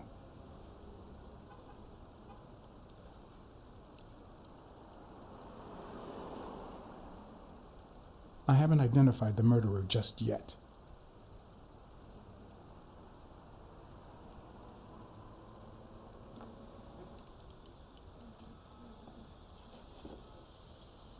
Well, it doesn't really matter. It's just a hunch. I wouldn't bet my life on it. I've got other suspects, like O'Leary, the bookmaker. Desmond O'Leary? The same O'Leary who used to date Helen Moore? America's sweetheart? Now that's a woman. And then there's the walrus. Who was that guy? Come on. You've never heard of Frank Cassidy? The president of the Boxing Managers Association? Who's also Stone's agent, Bobby Yale's rival. Hey, he might have a motive, right? He might know something about Dunn's death, right? I decided to ask Weekly to investigate Cassidy. My reasons?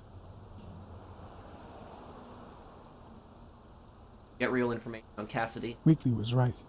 Cassidy could have had a motive to kill Dunn. Weekly had already proven to be nosy. The farther I kept him from the gym, the better. But with Weekly, you just never know what the best approach might be. Should I give him an order or a subtle suggestion? Question. Yeah, you might be right about Cassidy. But, it won't be easy to make him talk. He seems like a pretty tough cookie. Only a thorough and efficient detective could pull it off.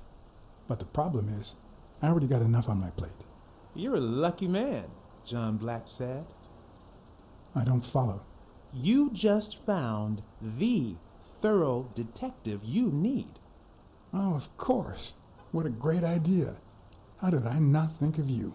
Hey, don't sweat it. But you'll have to do me a favor. Tell Sonia Dunn that a legendary journalist from What's News wants an interview. Weekly, please. Well, if not, bye-bye, Cassidy.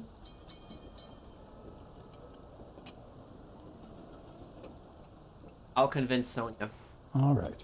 I'll see what I can do. Great. That's settled then. By the way, I never told you what happened to Colbert, did I? No. What happened?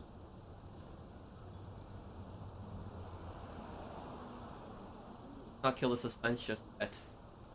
Rhinoceros came to my The office. rhinoceros came by and offered me money to keep quiet. Wow. Are we talking petty cash or big bucks? The latter. That's my boy. Good job, Blacksad. Your boy Blacksad didn't take the money. What? Listen, Weekly. Yeah, I know. It wasn't the right thing to do. Yada, yada, yada.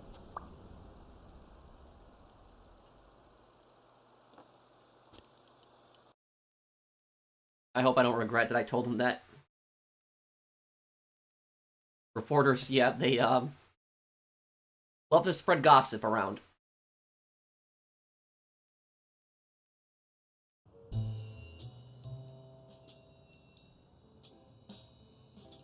So, was there really someone on the roof? Just a friend of mine. There was, but it was just a friend of mine. Oh, so now your friends are spying on me. Look, I had nothing to do with it. I even got him to stop. Sure you did.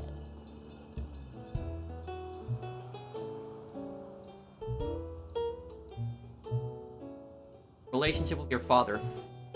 Did you and your father get along? Let's just say our relationship got better when I left for Sunny University. An 8-hour drive from here. Meaning? I'll lay it out for you, Mr. Blacksad. My father, Joe Dunn, disappeared the day my mother died. He became a shell of himself. Joe Dunn, my legal guardian. A man who gave me food, shelter, clothing, and an education. And that's more than you need to know.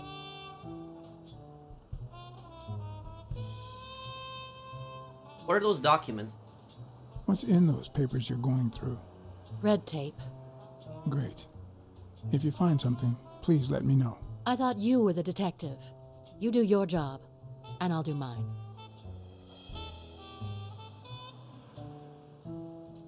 What do you know about Jake? What can you tell me about Jake? I thought you were friends. Guess I was wrong. He and my father were friends, so don't go down that road. Jake Dunn, family friend. What was that walrus Cassidy doing? I saw you arguing with a guy named Cassidy. What did he want? Remember the fight that needs to take place in order to save this gym? Well, Cassidy manages Yale's rival, Stone, the reigning champion. If Bobby doesn't show up, he'll lose money. Maybe not a lot, but enough to care. Did you find anything interesting in those papers? No. Investigation work takes time, as I'm sure you know. Did you find anything interesting in those papers? No. Investigation work takes time, as I'm sure you know.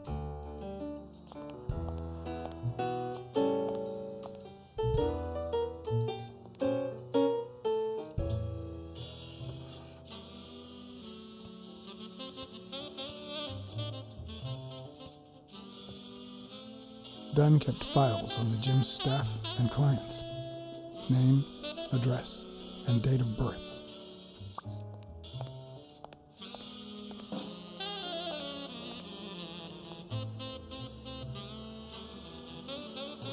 I'd like to take a look inside that safe now. Could you give me the combination? I'd love to help you, but my mother's birthday used to be the combination, but I already tried it.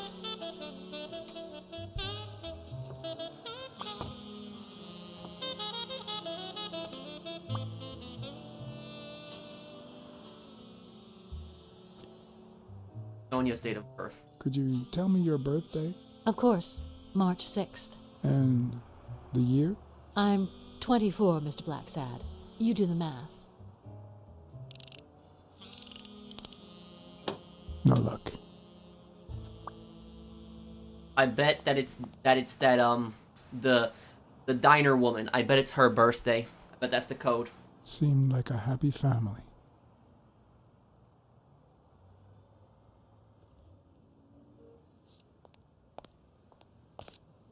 Oh, another collectible. Okay, nice.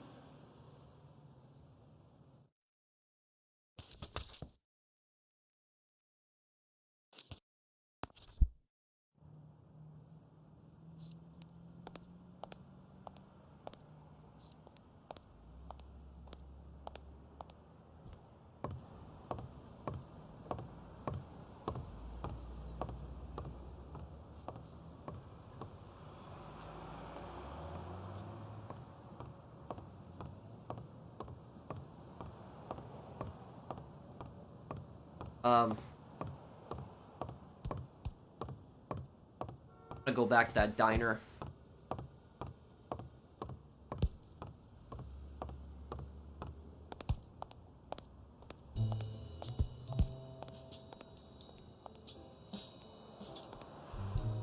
What exactly was he saying? Something like, if you do that, I'll call off the fight and make sure you never set foot in this gym again.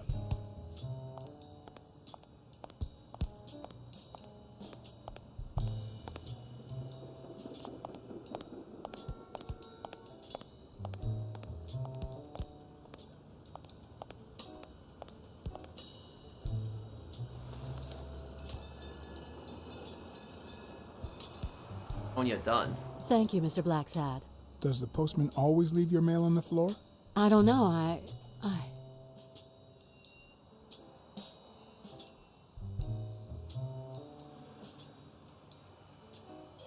What's wrong? It's my mother's wedding ring. Wife wedding ring. Okay, you had it? Who had it? I don't know. My father wore it on his pinky finger after she died. Not always, apparently. Will you find out why? I'll try. But there's something else I'm worried about. This might have something to do with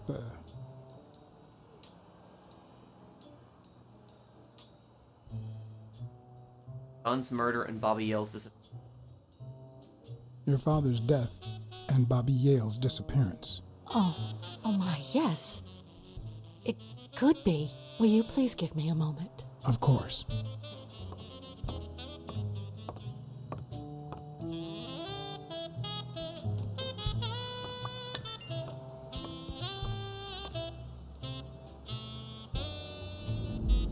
Production.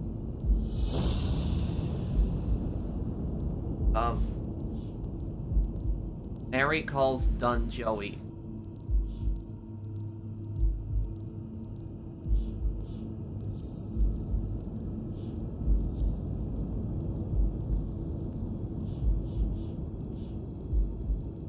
Mary is nice and neat handwriting. Yep, that's it. I got it really quickly. Yep. Were Mary Purnell and Joe Dunn an item? Seeing each other. Yep, I got that.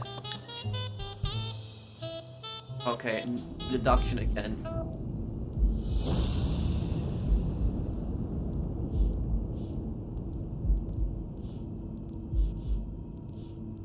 Dunn wanted to call off the fight.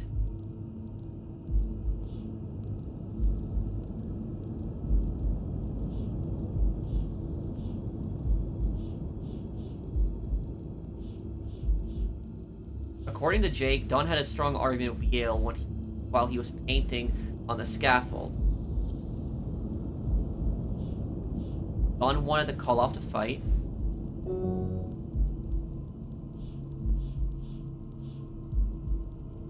Mary and Dunn were...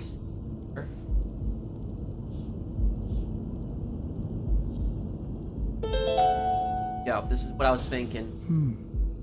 What if Mary's birthday is the combination to the safe? I got it.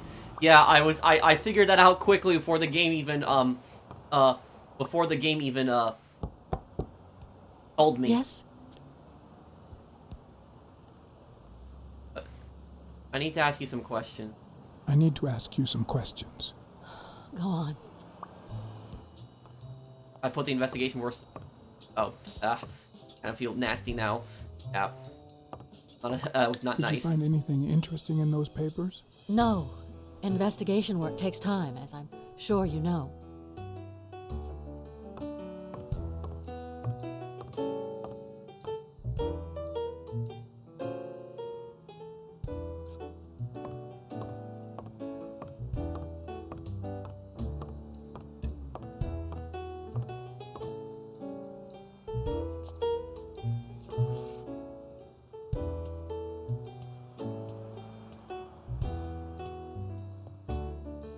And there it was, Mary's birthday, a week prior to that very day. This will basically confirm it.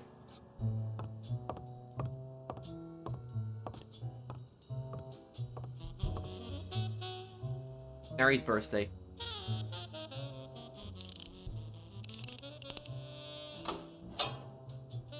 Got it. Password. Business insurance policy. Last will and testament are done. This might be important. You open the safe? Yeah, and I think you need to see this. Can you tell me what it says? All right. I think this might be useful for the investigation, Mr. Detective. He left everything to me, except some boxing trophies and knickknacks that'll go to Bobby Yale.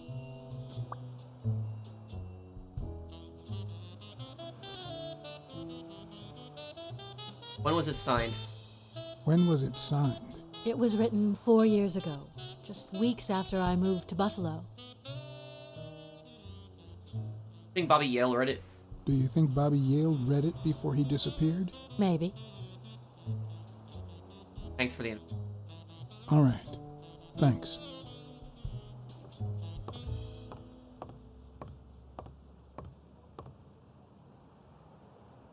A few bucks. Just petty cash. I never would have taken Dunn for a gun owner. Dunn and Dunn said.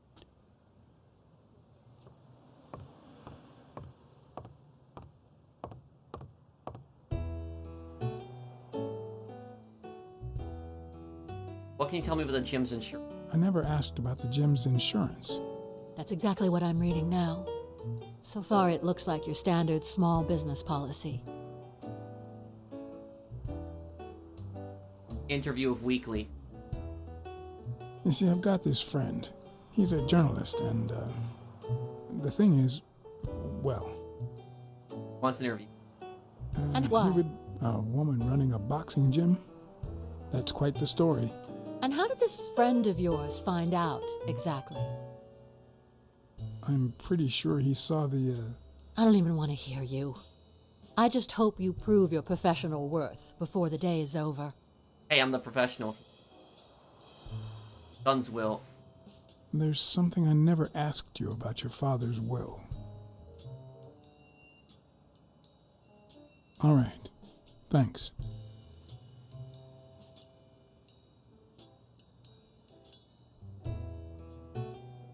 Thanks. That's it for now. It's probably best not to I tell. get it. You don't like me.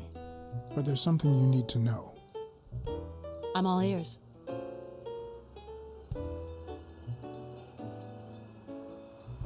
Ain't no excuse for bad manners. I'll find you. Rest assured, I'll find Bobby Yale. Duly noted, Mr. Blacksad. Reaffirmed your professional reputation.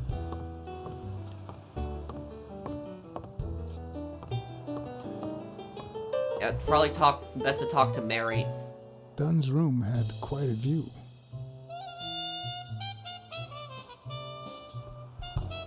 Oh, there was a collectible there too.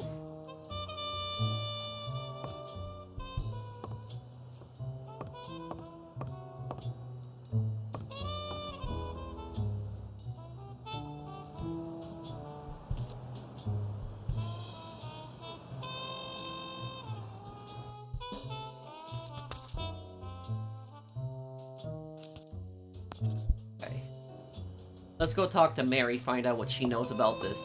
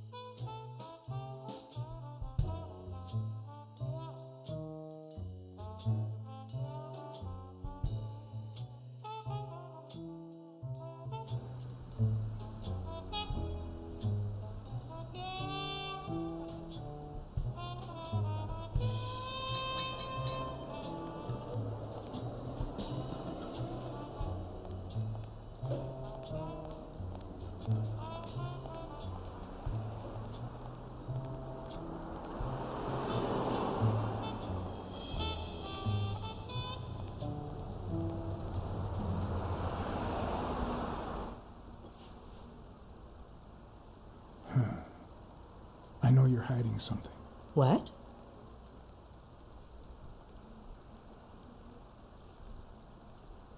Suffering more than you let on.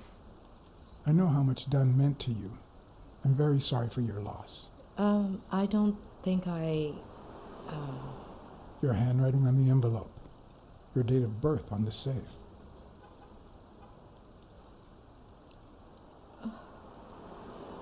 My goodness. I can't talk here. My shift is over in 10 minutes. Can you wait a while? Can I get a refill over here, Mary? Coming right up.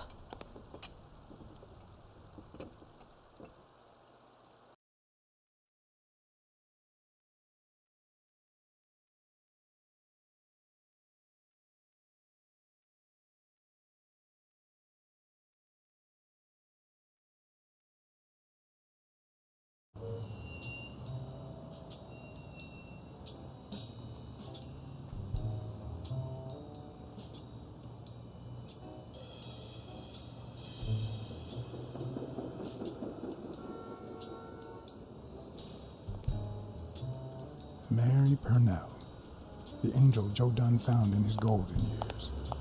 We'd been seeing each other for almost 2 years. It all started with, well, weekdays I start cleaning the gym at dawn, before my shift at the diner. Joey always came in early, just a little after I got there.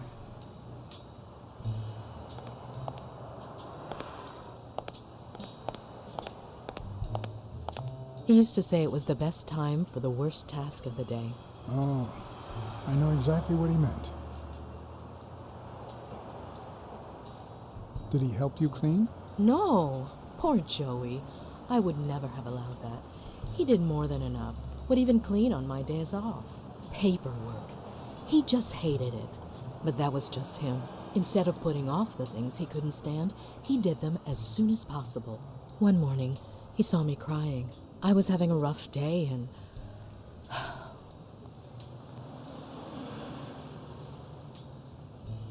Tried to cheer you up. He tried to make you smile. He pointed at the coffee machine. You need a cup of joe and some fresh air. That was the first of many cups on the rooftop.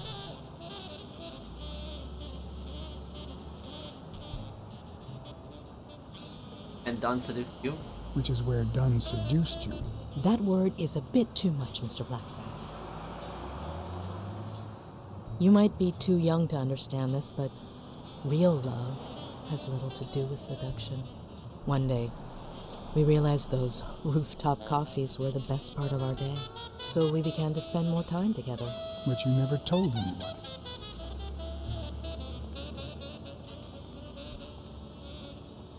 Did you tell anyone? Or perhaps you told someone else? No one. Joey didn't want Sonia to hear about it from someone else before we were sure of the relationship. He was afraid that our relationship would only make matters worse. Until one day, on the rooftop, we realized just how serious our relationship was, and we decided to turn those moments into a lifetime. Post? So he asked you to marry him. Yes, of course. He gave me the wedding ring, and we decided to tell the world. He said he needed to share that happiness with his little girl. Turns out, he wasn't that happy after all. Bobby Yale was like a son to him. What about Yale? Wasn't he like a son to him? Maybe you already noticed I have a slight cold. I really should be heading home.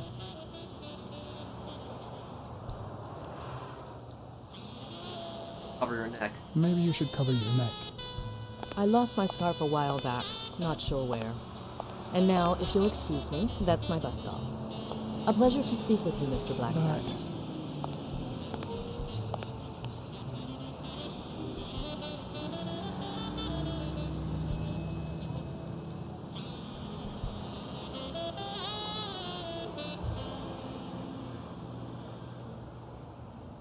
He's not. There's something that she's not telling. There's something extra that he's still hiding something. Don't know what it could be, but there's still something that she's hiding.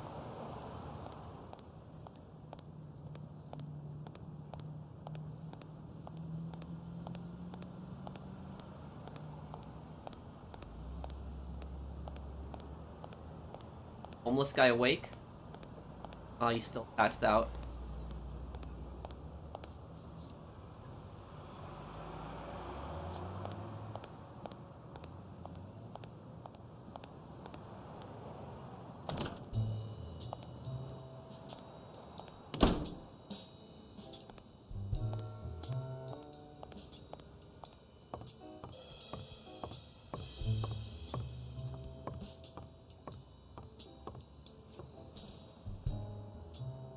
Officer Smirnov.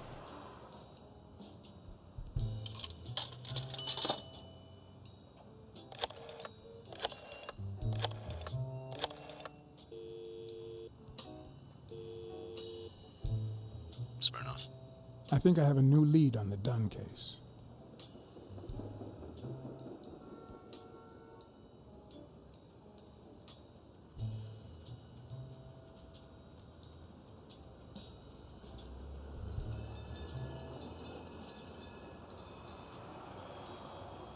I'm gonna say that's it for. Well, the truth is I have nothing new to tell you, but I will soon.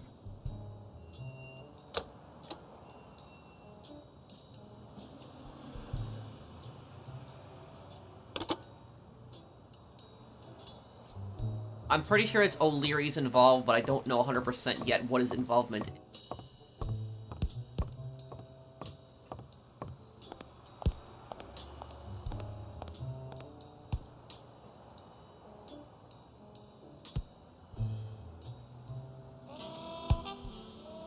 Joe Dunn.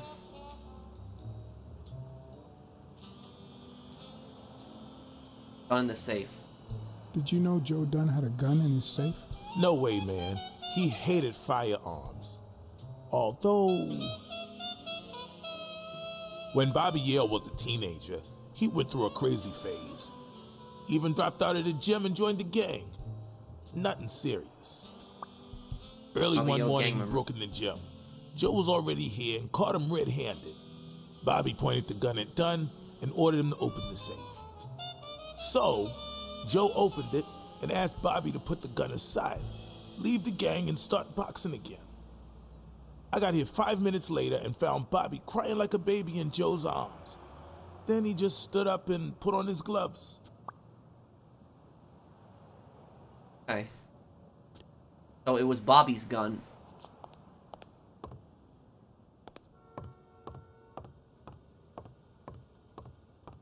So Joe Dunn seems like a pretty honorable guy. That even after somebody tried to rob him, he gave them a job as a boxer.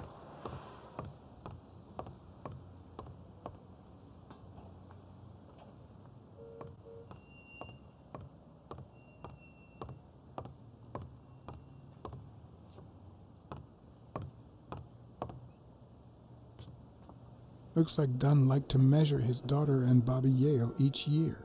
Sonia's measurements stop at 18, and there's a gap in Bobby's between ages 15 and 17. So he knew Bobby for some time, but Bobby tried to rob him.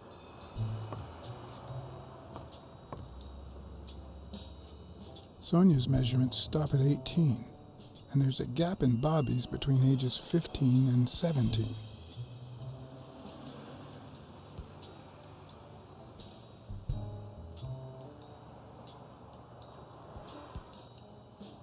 I remember that fight, back when Jake was coming up the ranks.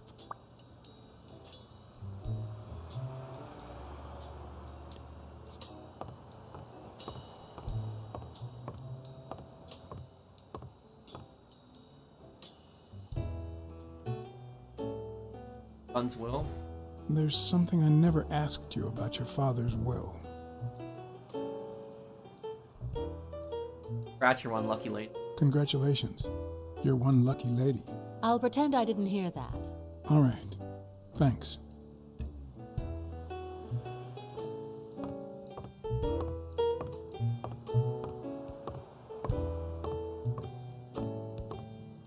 I don't know if I should tell. I don't know if I should tell her about the relationship or not. I don't know if I should.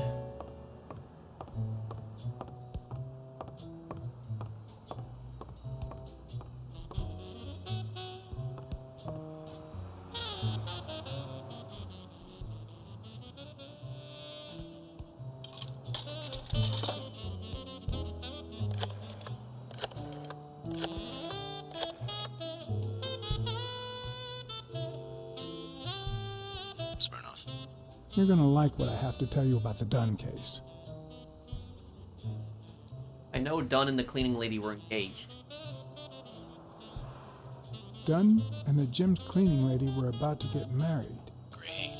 Call What's News. They'll know what to do with such an incredibly interesting piece of information. The combination on Dunn's safe was her birthday. He even gave her a ring. You know, your typical suicidal bliss. Okay, I'm still not convinced, but I might have something for you.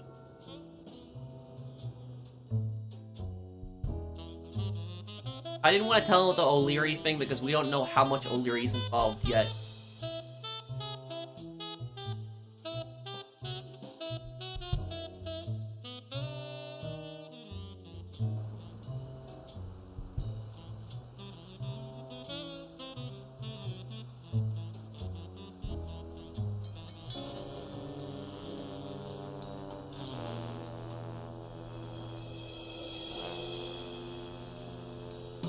Life is often off-key, like a bad song. The notes come together but feel flat, unable to create anything resembling music. And yet, there are ways to string them together to create harmony. Ways that are not Police always chief. entirely in our hands.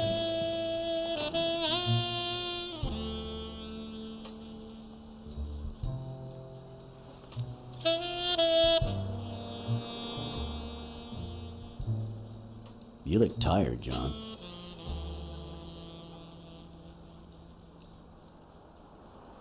Ew. You look pretty tired yourself. Yep, I'm beat. I'm starving. Just got back from the annual police medical. Not only did I have to fast, but I also had to chug 2 enormous glasses of water. John, you alright? I've had better days. I've had better days, and I'll have them again, I hope. We both deserve to. The thing is, I'd love to help you out with this case, but I can't. You know I work for the state of New York. If I had any information, I couldn't share it with a private eye. Even if it was lying on top of this table. Could order something to eat. You said you were starving. Why don't you go to the counter and order something? Yeah, sure, good idea. If you'll excuse me.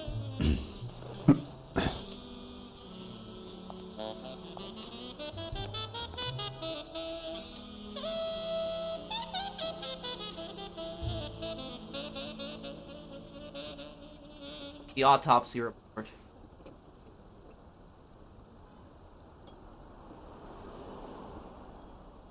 Medical be done.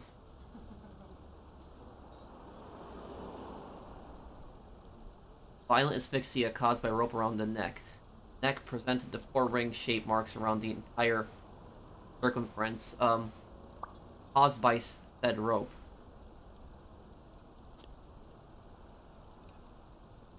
He's 5'5". He's not a very tall guy.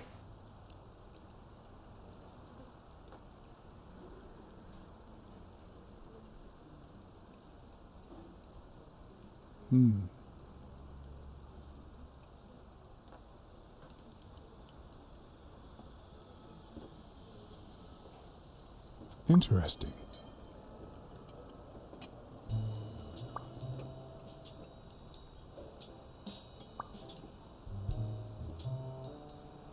Dunn died, his knuckles were swollen. That doesn't make sense. 7 p.m. on October 19th. Violent asphyxia. Yeah, so he...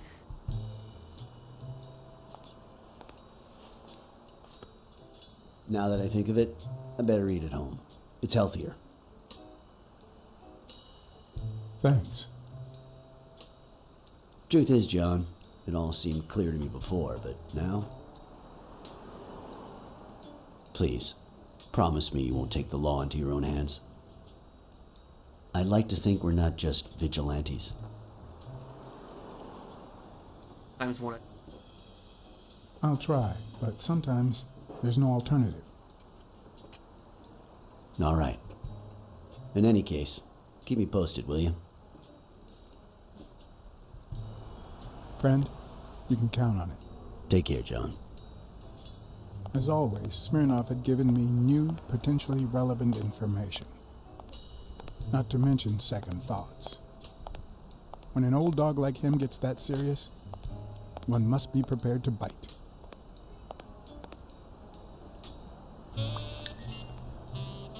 New deduction. Got 3. What do we got here?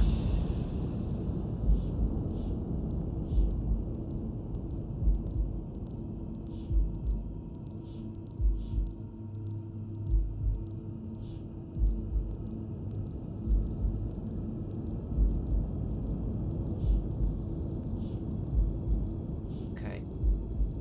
We're gonna have a lot of theories to mess around with here.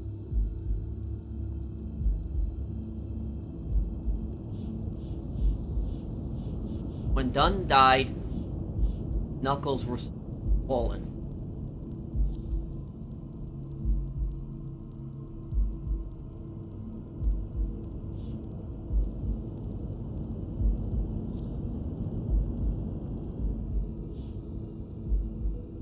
Someone threw a paint can in the trash.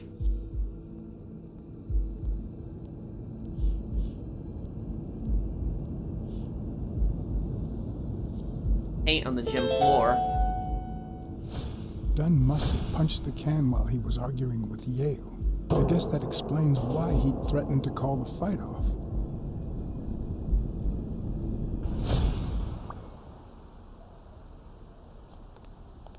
Can of paint in the dumpster.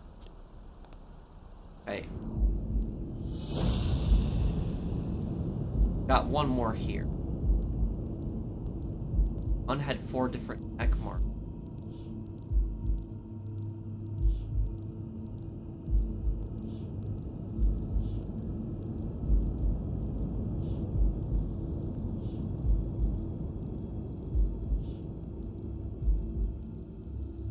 Don had 4 different neck marks. Don's weight.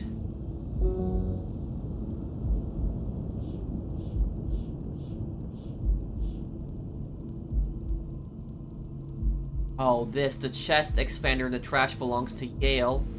Don had 4 different neck marks. Could it be?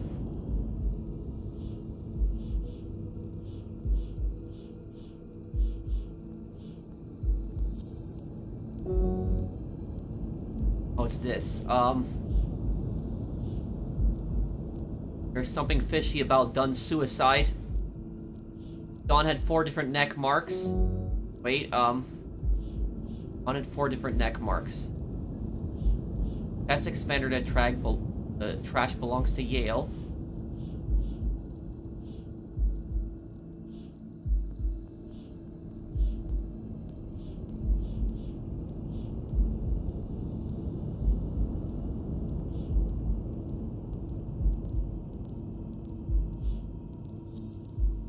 Belongs to Yale.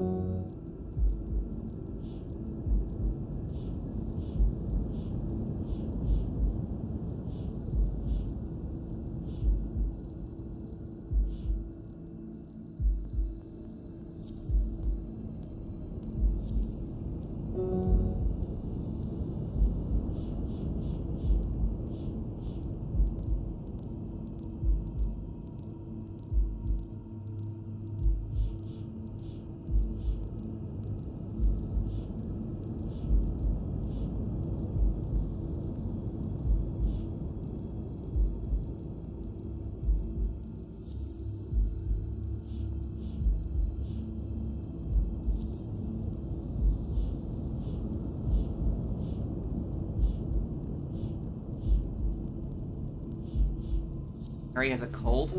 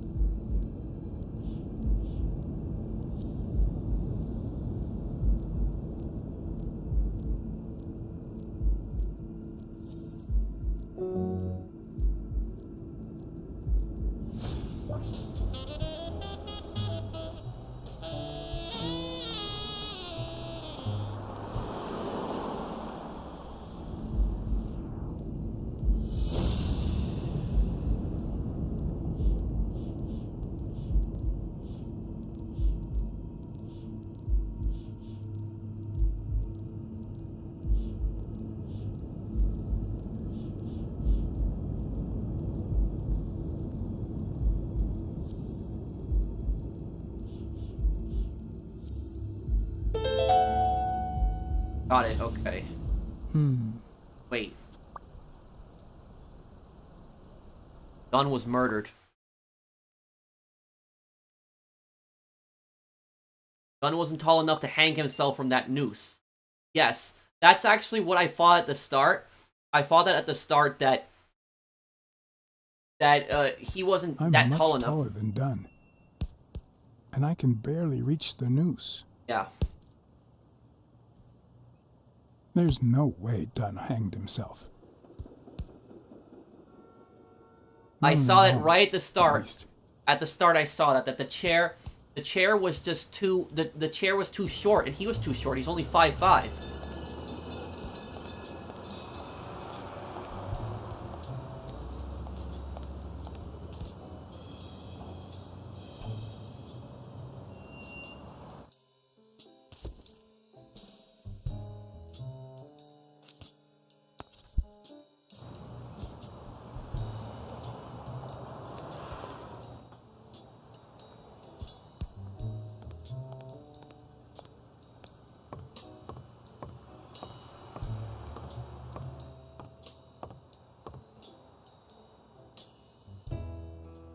Did you get along with Bobby Yale?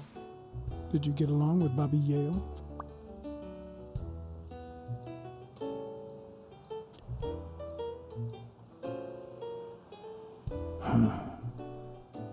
Okay. Forget it. I wouldn't give a damn about him if it weren't for this stupid Jim his stupid fight is supposed to save.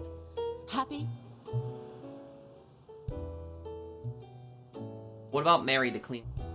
What do you think about Mary, the cleaning lady? Can't say. I barely know her. And I'm not one who's quick to judge other people. No. Thanks. That's it for now.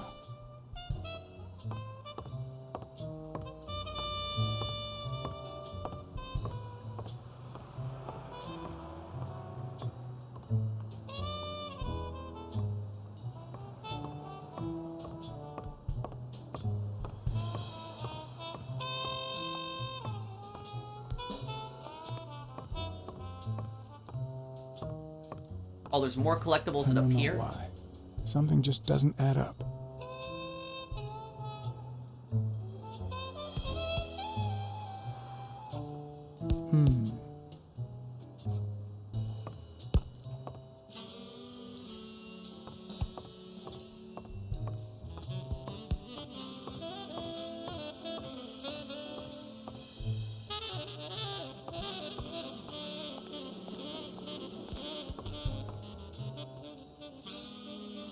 Can't use the phone now, can I?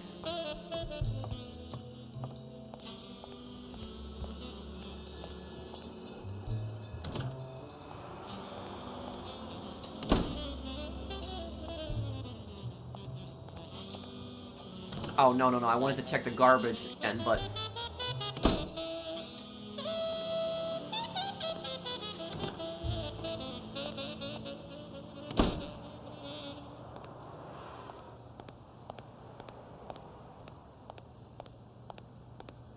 Passed out. Blacksad.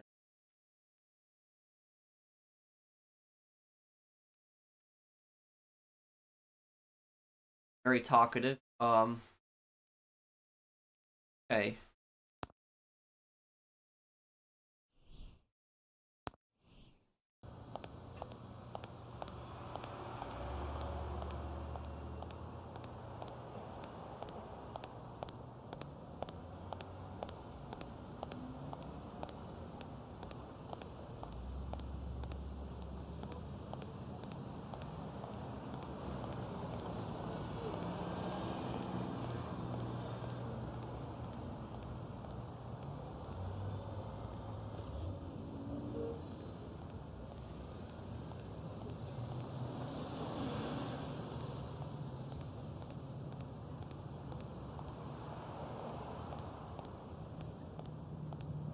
I do now.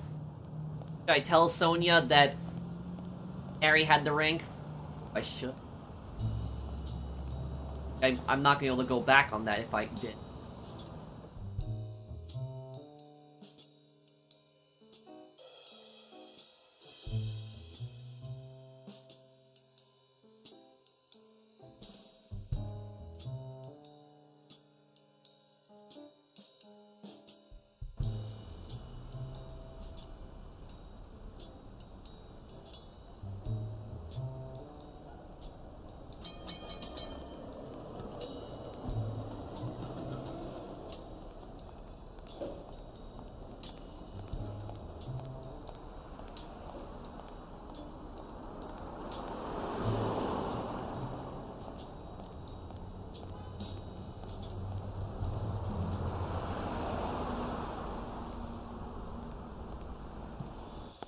Just turned off the grill.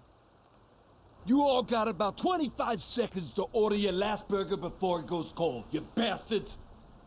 Not how you talk to your customers. Hey, if it isn't Miss, I'm so sorry. And well, yeah. I'm sorry too, because we ran out of sissy menus. Your dad and brothers ate them all. So, you got anything to say to Sam, little kitty?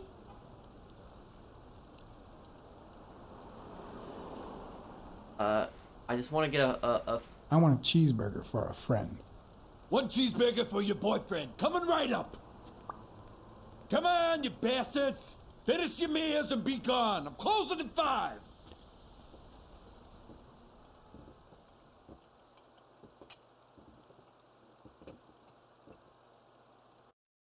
Yeah, I don't know how you can run a business and talk to your customers like that.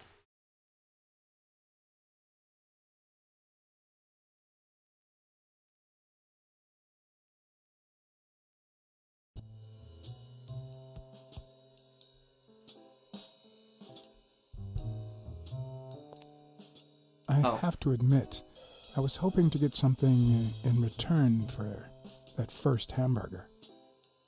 But now I don't really know why I brought this. The cynics would say I did it all out of selfishness, just to feel better about myself. Who cares?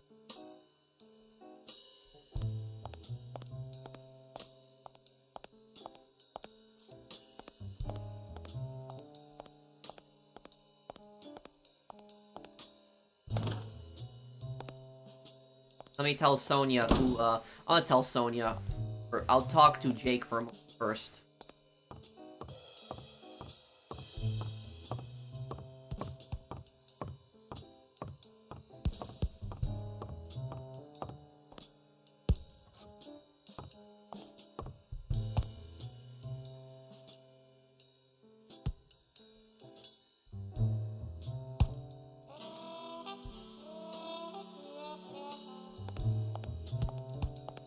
Nothing to talk about here.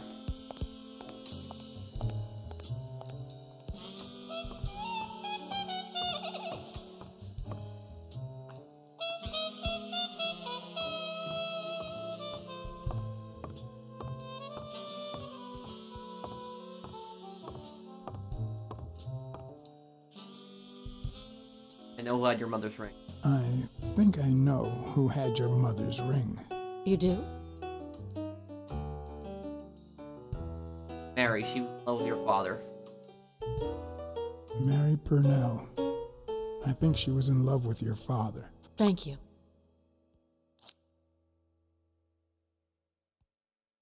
Thank you.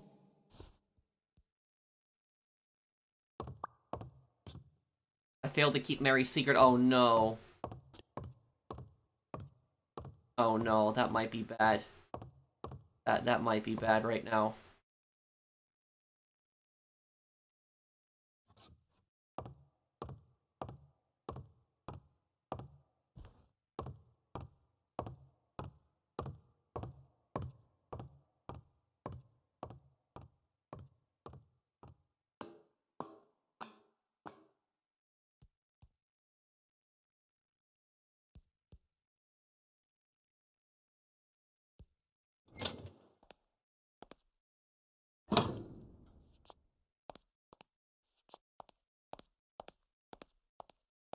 Up here.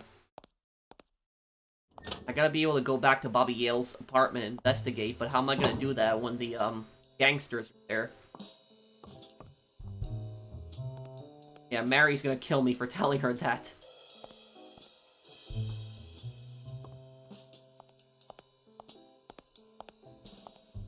Oh.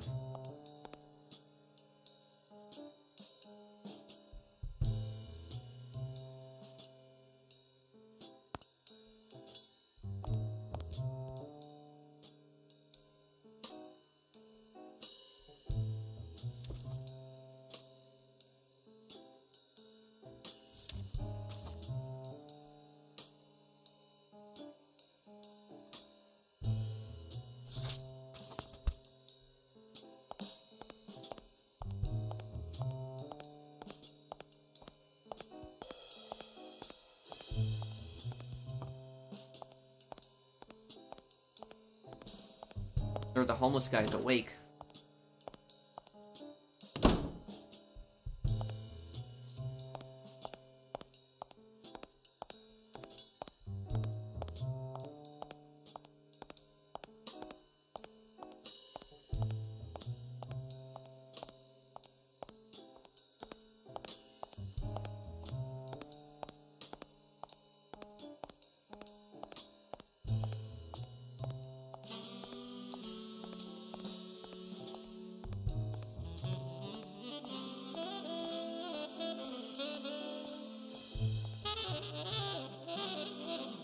That way.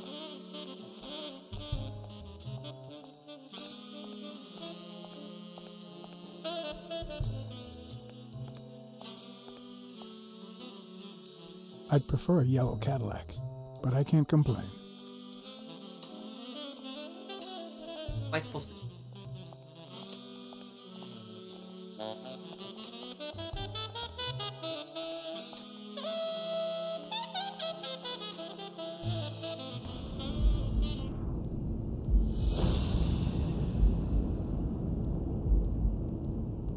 I had one more here, deduction. I guess I just didn't get here before.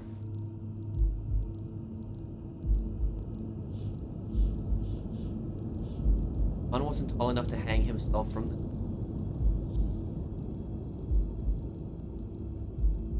Herbic's test expander in a trash belongs to Yale. Dunn had 4 different neck marks. Bobby Yale. I don't know if you had a motive to kill Dunn, but you certainly had the murder weapon.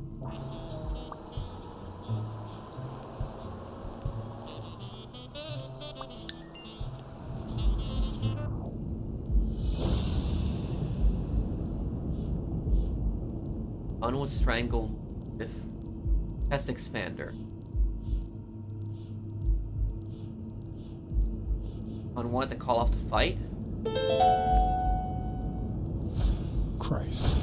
Did Yale kill Dunn just because he wanted to call off the fight?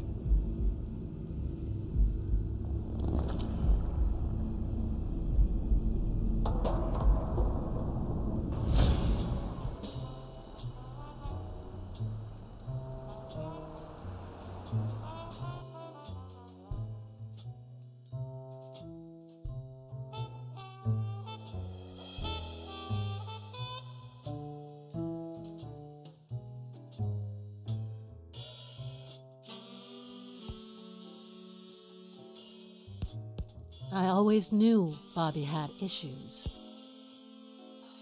But I never thought he'd go that far. Too early to say. I couldn't say. In my line of work, you really shouldn't jump to conclusions. But the chest expander, the box in his locker, the marks on my father's neck. It all leads to him.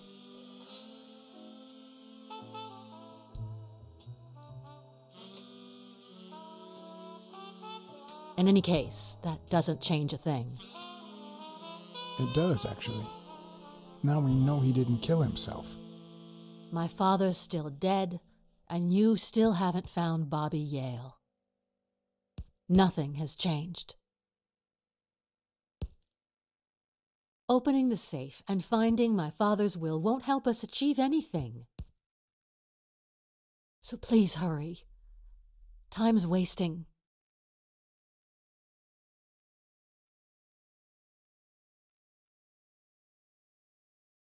Sonia's indifference never ceased to amaze me. But most importantly, why was she so opposed to Yale?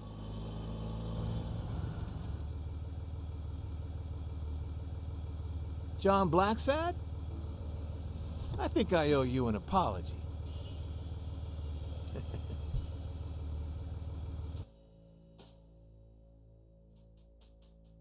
Or you? I think that's O'Leary. Do I know you? I don't seem to remember your face. Well, maybe you remember my boys. I'm so sorry they wrinkled your suit. The thing is, they didn't know we shared a common goal. Bobby Yale. I want to find him and get to the bottom of this as much as you do, Mr. Blacksad. So please, kindly accept my invitation. Why not share our findings? Come on. Really an O'Leary an ally?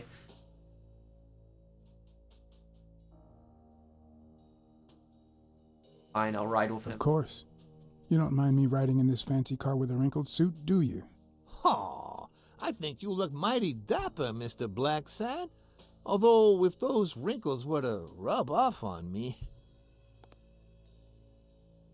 Ha ha ha!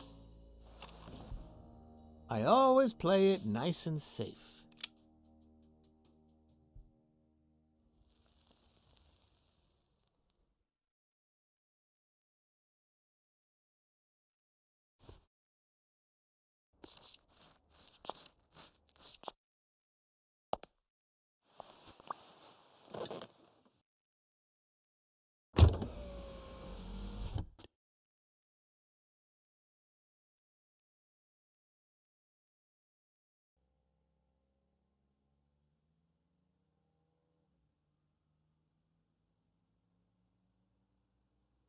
Let's see what O'Leary has to say about this. It might be a mistake talking to him.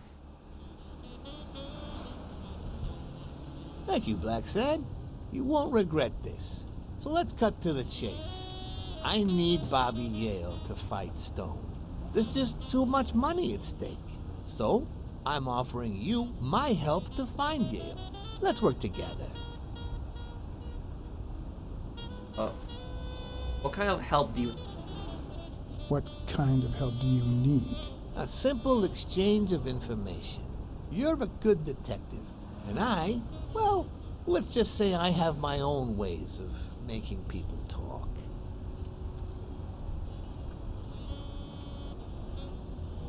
All right, then. Let's work together. I thought you'd be hard to convince, that you'd appeal to the moral high ground or something. Please, hear me out. Let's say I bet a beer that we find Yale in 3 days, and you bet a beer that we don't. In 3 days, one of us has to buy the other a beer. Is that so bad? We're simply two grown men using our money and free will to conduct a small private exchange. And most importantly, we're not hurting anyone. So, yeah, I run a gambling business. What's so bad about that?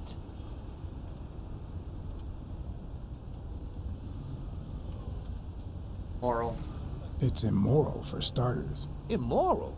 I'll tell you what's immoral. The way our government is ruining America.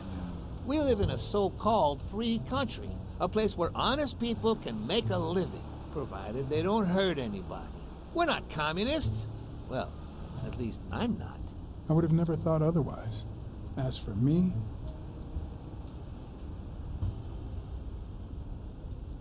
No commie. I'm not either. Ah, well then, you see, we're all among friends. In any case, that's not my point. The government betrays our nation's values by passing communist laws that forbid an honest man like me to make a living without hurting a soul. And that, Mr. Blacksad, is just wrong. I'd even say it's unconstitutional. Do you get my point now?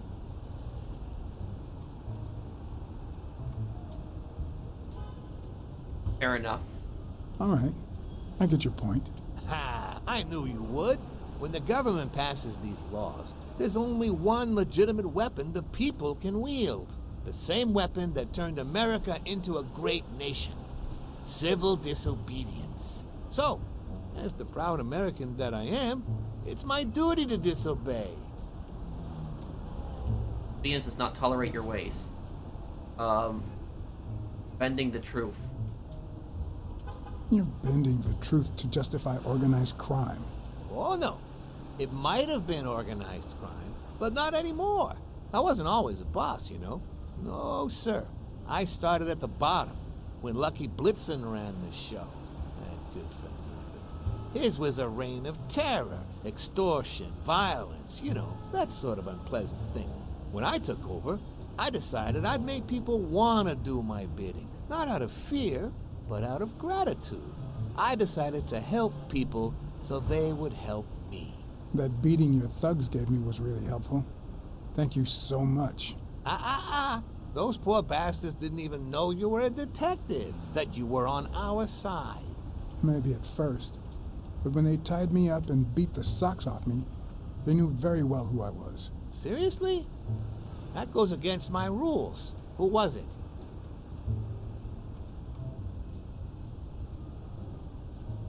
Buffalo.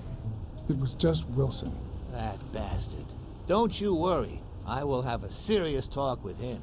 I cannot tolerate this behavior. Please accept my apologies, Mr. Blacksad. As I said before, I like to help people so I can count on their gratitude.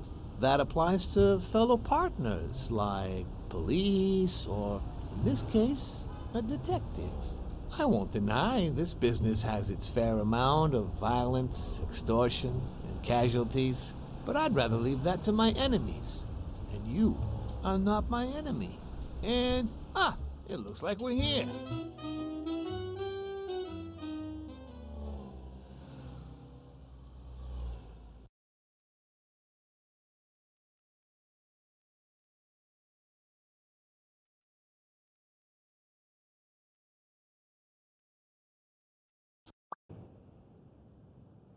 Yale's apartment no longer guarded. Okay. So I did that to get Yale's O'Leary apartment? off my back. I told you, I'm on your side. Go ahead, search the place. I'll wait down here. When you're done, you can honor our arrangement and share your findings with me. Or not. It's your call, Mr. Blacksad. I'll make sure you're suitably compensated. Wilson, come here. So I don't trust this guy at all. I will tell you though that was really good writing though. That dialogue in the car, that was really good writing. That is actually how a mafia boss will try to justify their crimes. Actually, just like that. They'll either say, "Oh, everybody else is doing it," or my crimes aren't hurting anybody. That's what they will say.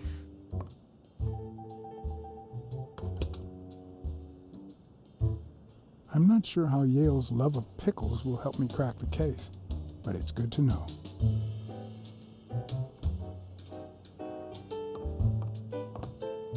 A woman's fragrance. Almost angelical. Scarf at Yale's place. Mary's scarf at his place. Why is her scarf here?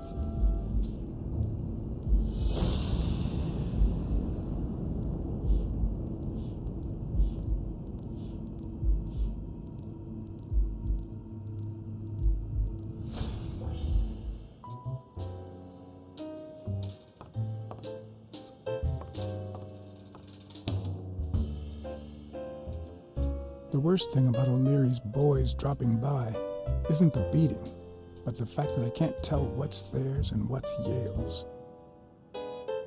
Can't say this is the ideal drink for an athlete. Then again, it could be your classic bookie thug lunch.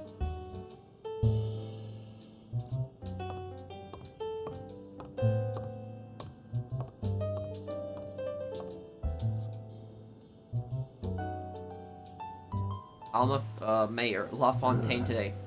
17th century French fables. Mayor must be one boring old lady. Oh, another one. Okay.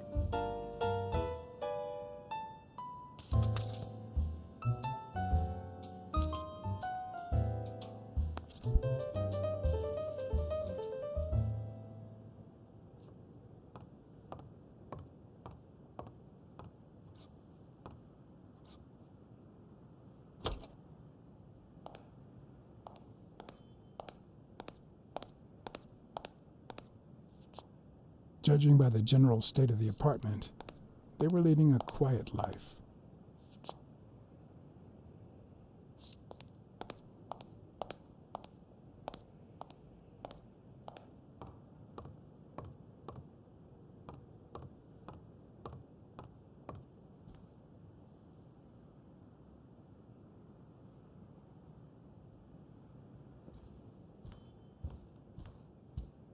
Seems like Bobby inherited something more than boxing skills from his father, besides the tendency to vanish into thin air, of course.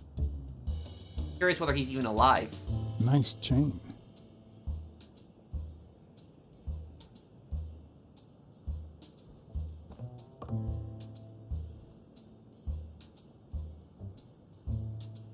So, you Michael. like your mob stories, don't you, Bobby? Cillian Capo, that's a reference to The Godfather. Like, the whole text of it looks very much like The Godfather. Why would you want such a big closet for so few clothes? Clothes. Unless someone emptied it recently.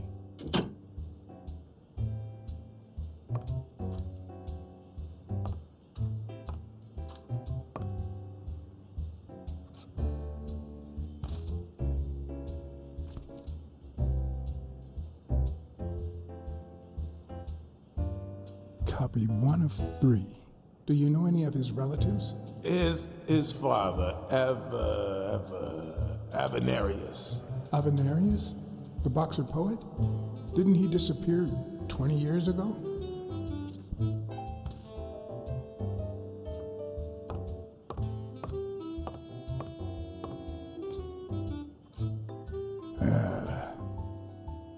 Yes.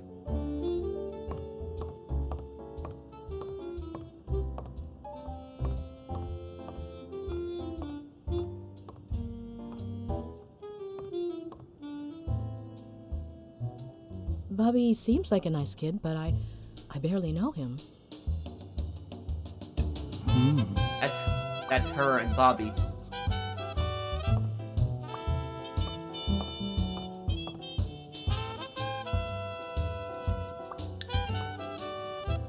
Deduction. Yep.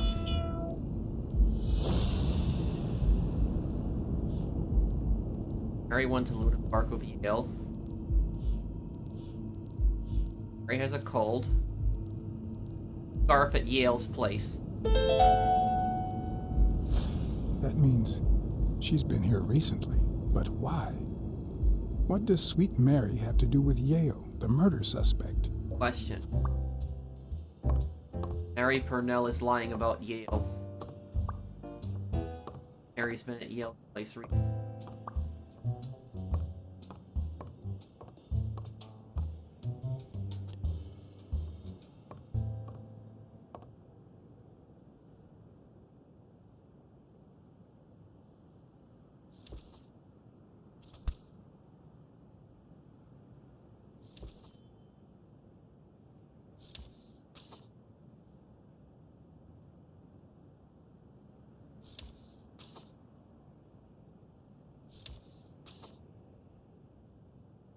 Is there like a part in the book where I can like read all of my theories?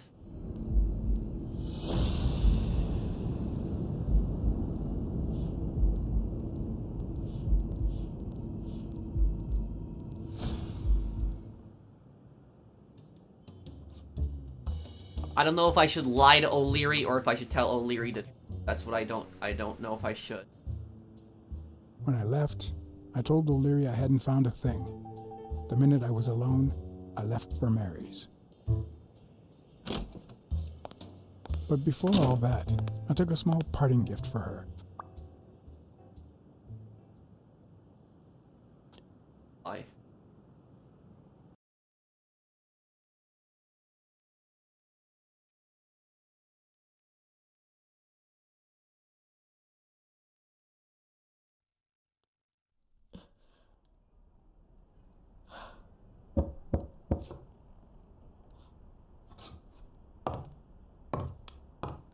I've never trusted angels.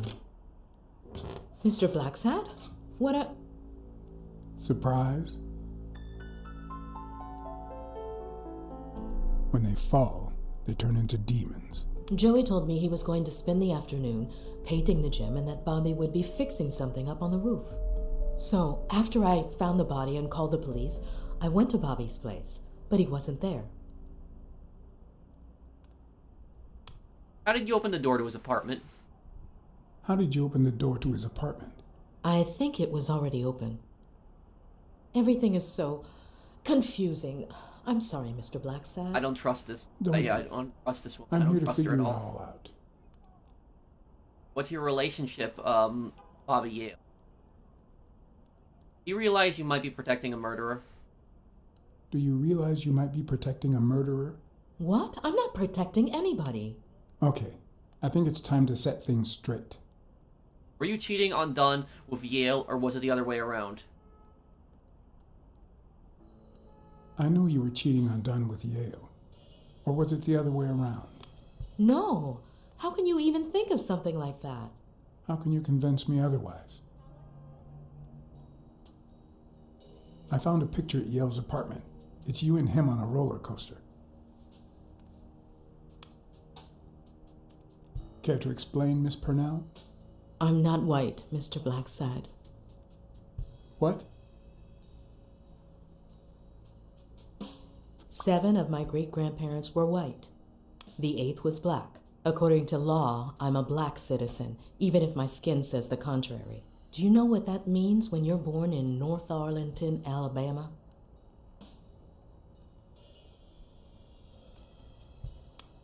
Get housing. Segregated housing, with far worse homes for colored people. We even have different water fountains, for God's sake. The separate but equal doctrine and all that.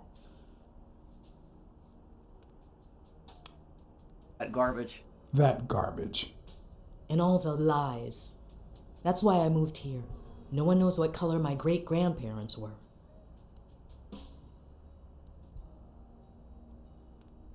Not the only one. I'm black too, and I don't hide it. Well, at least you're a man. In any case, what's that have to do with Bobby Yale? He's my nephew, Mr. Blacksad. Joe and I first started taking care of poor Bobby when my sister died. That was when he was almost 15. The 3 of us went on that trip to Luna Park. Also, what I will say is what she's saying here is not false.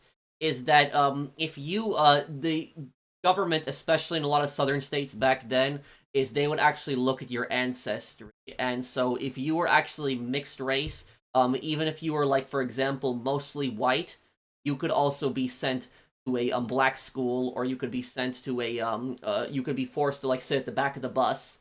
They might actually have this on your driver's license. They might follow identifications to do something like this. And what happened was, especially in the southern areas, is whenever there was any kind of segregated housing, when there were segregated schools, the houses for black people, the schools for black people, they were oftentimes much worse than the white schools and the white housing. They got a lot less government funding, and so this what she is saying here is believable. So this is where Joe Dunn comes in. Bobby was the only one who knew about me and Joey. We were afraid that someone would use my past to ruin his career. It's not the first time I hear that story. I'm sorry I accused you lightly. I'm sorry I accused you so lightly. Don't worry, I understand. About Sonia Dunn in the ring. About Sonia Dunn and the ring. Well, I told her about you and Joe Dunn. I had no choice. And what did she say? I don't think she took it too well, but she might come to understand it. Maybe. But I'm not so sure you'll be able to keep my other secret safe. Secret is safe with me. Your secret is safe with me. I'd like to believe you.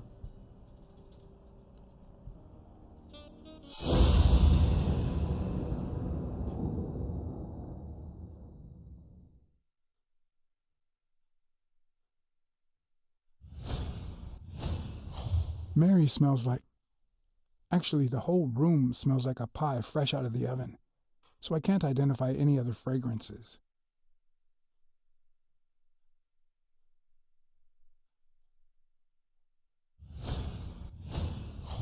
TV and radio all in one. Where will these mad times lead us?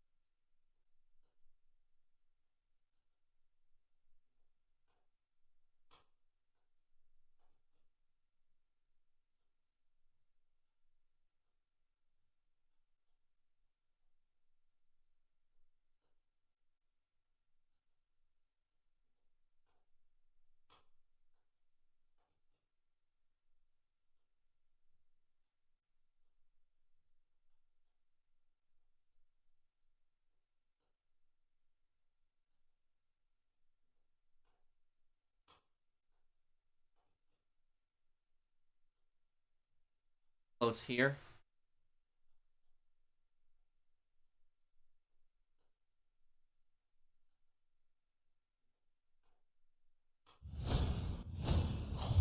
Fresh out of the oven. The whole room smells like pie.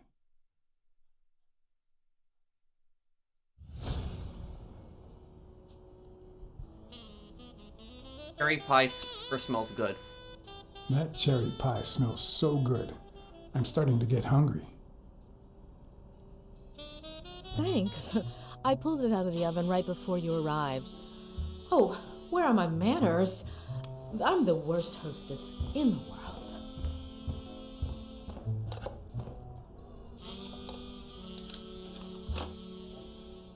Let me go get a knife from the kitchen.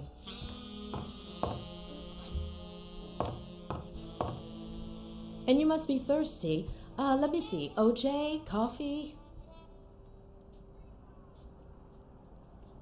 Water.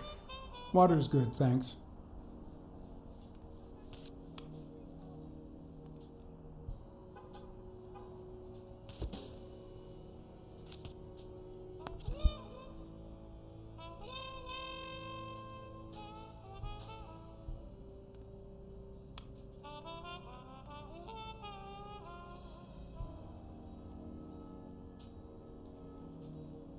She's wearing the same clothes in both pictures, so she's probably telling the truth.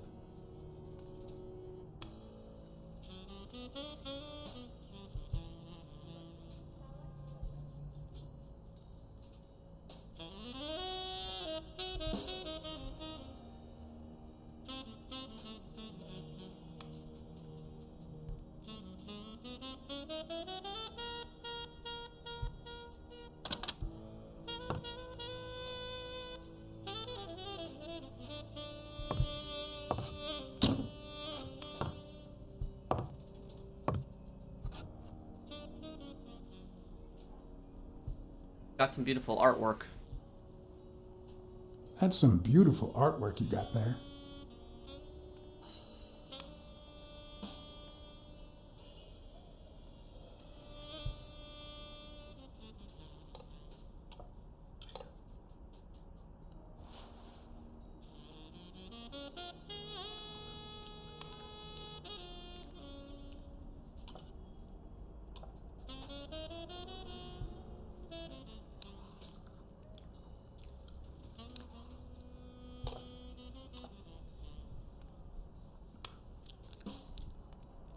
a really awkward scene.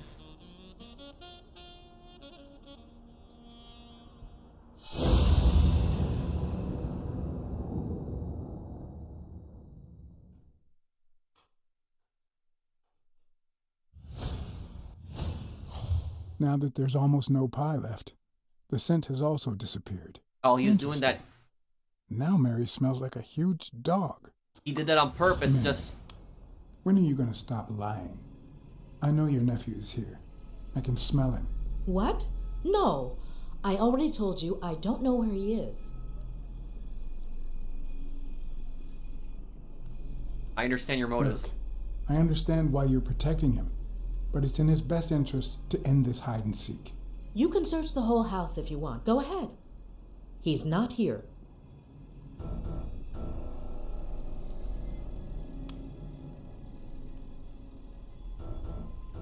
Making you cover for him, I'll protect you. Look, if he's making you do this, just tell me. I'll protect you. Bobby would never do that.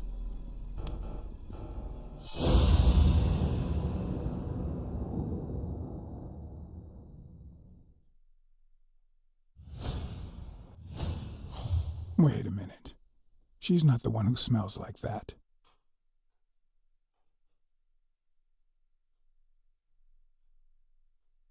He's under here.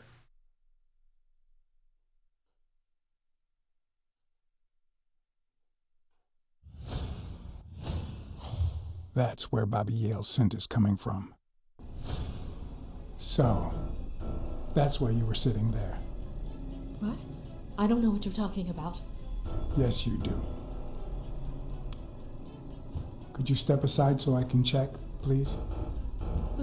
Please go. Mary, for Christ's sake, put that knife down, would you? Leave or I'll...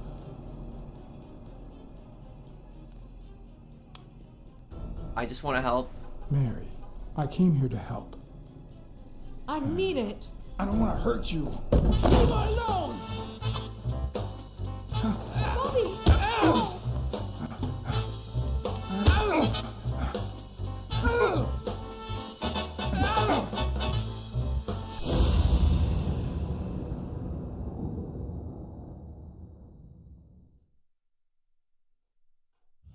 Ah, crap.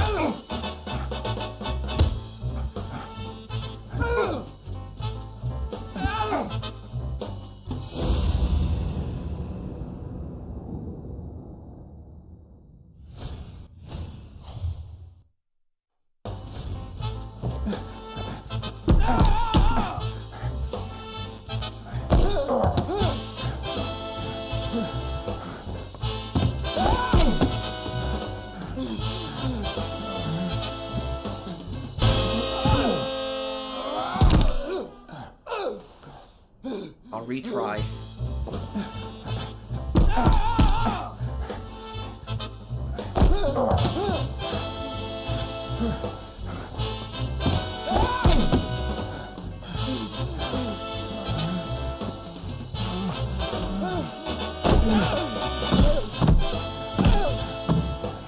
I'm gonna kill you! I'm on your side, Bobby. I'm not on yours!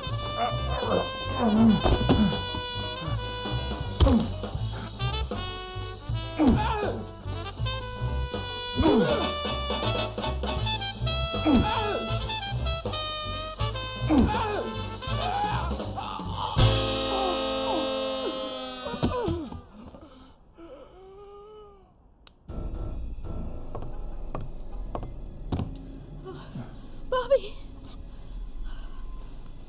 Call an ambulance. Do as I say. Go on, call an ambulance. Do it now. In the face of a heart attack, there's two things you can't forget. 1, stay calm. 2, 1 chest compression per second. 1 Mississippi. 2 Mississippi.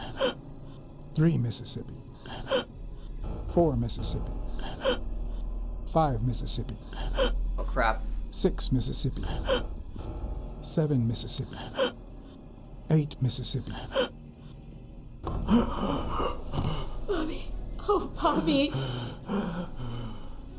Thank you, Bobby.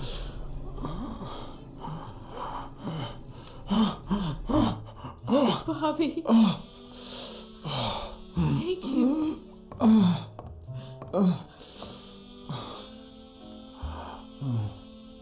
I had lots of reasons to consider this a great day. I had investigated a suicide case.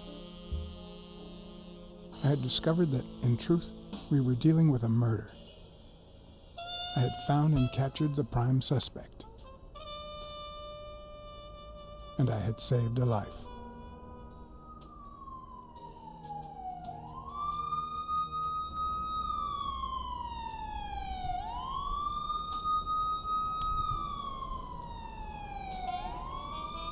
And yet, everything in me screamed that something was going wrong.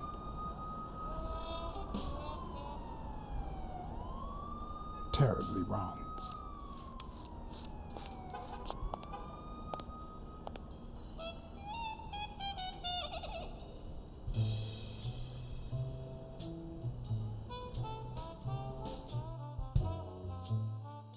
So we got Bobby now, but he's probably not the killer. Probably was hiding here for some other reason, or because he was scared O'Leary was looking for him. Promise me you won't take the law into your own hands. I'd like to think we're not just vigilantes. I want a gun. What the hell? Bang, bang, bang. A fair amount of violence, extortion, and casualties.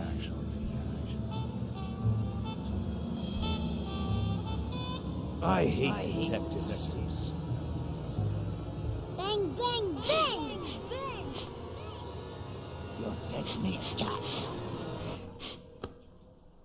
That you, Smirnoff? You seem agitated. Nightmare? Yeah, I have a lot of those. Yeah, I have a lot of those. Yeah, that makes two of us. Anyway, why don't you go home? In his current condition, Yale's not going anywhere. Besides, we'll take it from here. You trust that guy? Who is that? Can we trust him?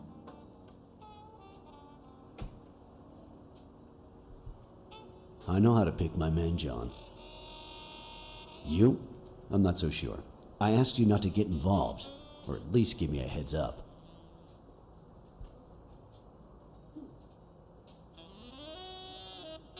I saved someone's life. If I hadn't intervened, Bobby Yale could be dead. If you had warned me, maybe we could have avoided a heart attack. Anyway, what's done is done.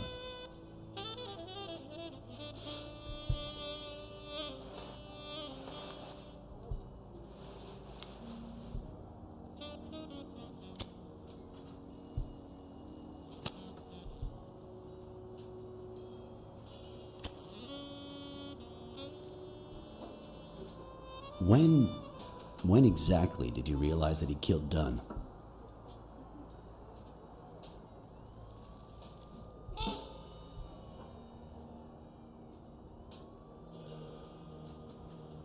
Well, we don't know that he killed Dunn Out yet. of sheer curiosity. I'm a cop after all.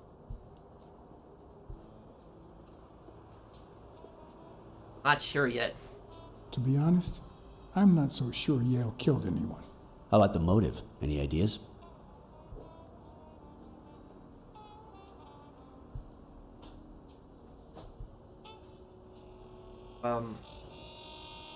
Not sure. I've got several theories, but that's about it. In any case, hopefully Yale will tell us more. Would you let me ask him some questions when he wakes up? I know you will, with or without my permission, so I'd rather not feel betrayed. In exchange, drop by the station when you can. Your investigation could really help my men. Who, by the way, must be waiting for me to interrogate Mary Purnell. Boy, she was hard to pry from Yale's side. Don't go soft on her. She's a liar. Be nice to her. She's been through a lot. She's been through a lot in the past days. Be nice to her. Of course. In spite of it all, we're not just vigilantes. Try to protect And Mary. as for you, go get some rest. God knows you need it. Sleeping won't. I will. I will. Thanks for the advice. Tell the nurses to look at that face of yours. You look like a film detective in his last scene. I'm afraid this film isn't over yet. For your sake, I hope you're wrong. You're in charge now, officer. Okay. I'll send you relief in 6 hours. Understood? Doctor. Who are... Oh, Detective. Congratulations. You fared pretty well against that kid. Better than most would have. Now, if you'll excuse me... Fared well. Do I look like I fared well to you?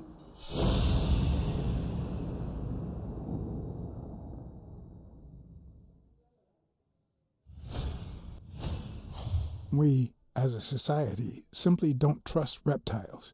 But that's not the real problem. The real problem is our extended belief that there's logic to that distrust, that it's natural and well-founded.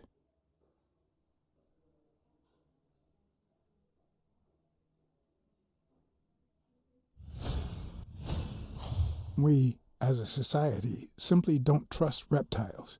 But that's not the real problem. The real problem is our extended belief that there's logic to that distrust, that it's natural and well-founded.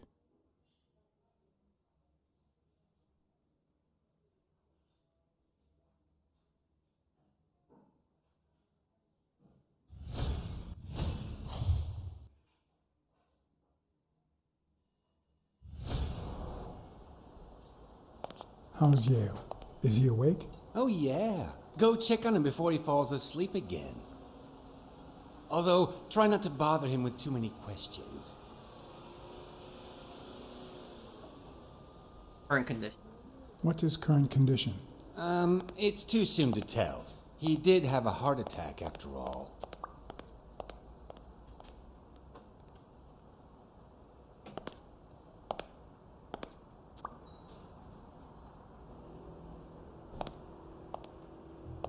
Guess that he'll rest after his heart attack. Go away. I don't want to see you. The doctor told me to sleep. I rarely get to interrogate a suspect with his guard down in a place as quiet as this. Getting the chance to study his body language with no distractions is a rare gift.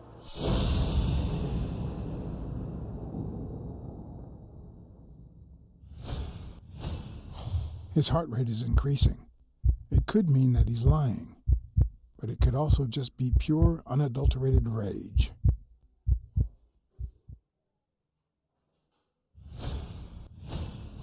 He's looking straight at me. If he couldn't hold my stare, I'd think he's lying, but that's not the case.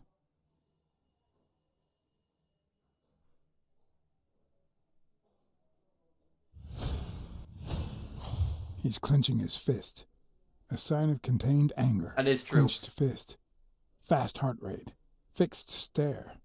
He feels some genuine rage towards me. I'm sorry you don't want to see me, but...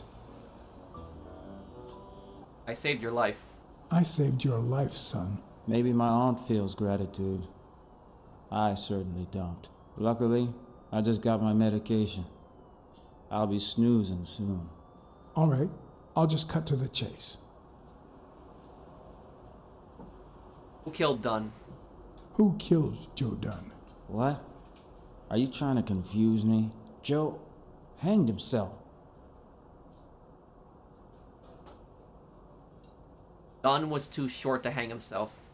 Dunn was too short to hang himself with that rope. So, it's true? He was murdered. The murder weapon was yours. I know the murder weapon was yours. What? The rope? I don't get it. What weapon do you mean? Don't play with me, boy. The chest expander. An expander? I've never had one of those.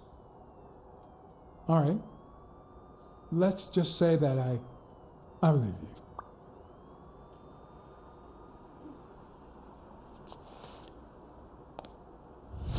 The murderer killed Dunn with a chest expander and planted evidence to make us believe it was suicide.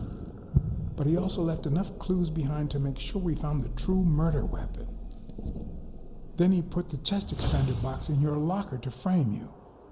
Do you know anyone that twisted and who also happens to have a motive? I don't know.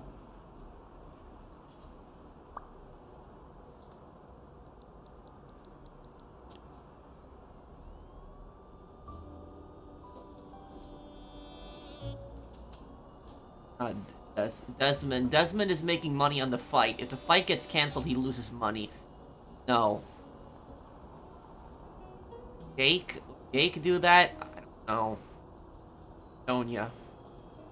What about Sonia Dunn? Sonia? I doubt it.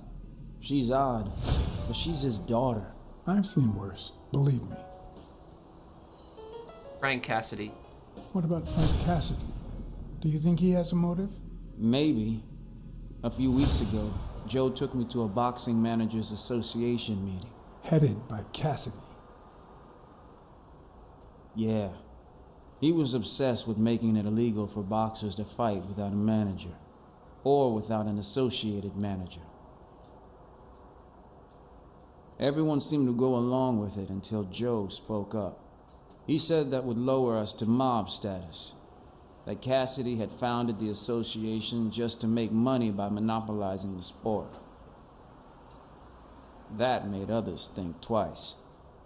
And Cassidy ended up empty-handed. Poor Cassidy. Jake. Maybe it was...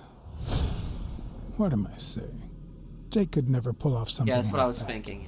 Nothing. Never mind. Desmond O'Leary certainly seems twisted enough. Did he have anything against Dunn? I'm not sure if they knew each other. At least not in person. About a month ago, Joe kicked one of O'Leary's men out of the gym. He was trying to give a business card to... Jacob's Giambi. Yeah, exactly. Did Jake tell you about that? Something like that. Blacksad. I think I owe you an, You know, my father disappeared when I was 6, right after winning a fight. We never heard from him again. Do you know what that does to a kid? Who knows where I'd be if Joe Dunn hadn't been in my life. Even when I lost my way and put a gun to his head years later, he still took me under his wing and managed to steer me in the right direction.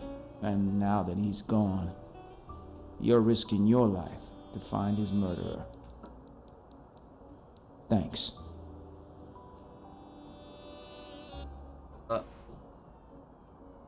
Thank you for the information.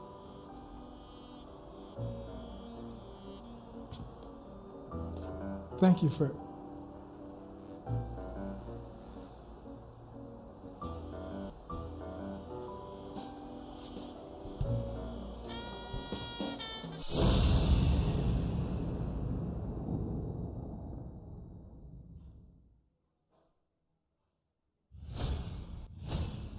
Is that eye movement normal?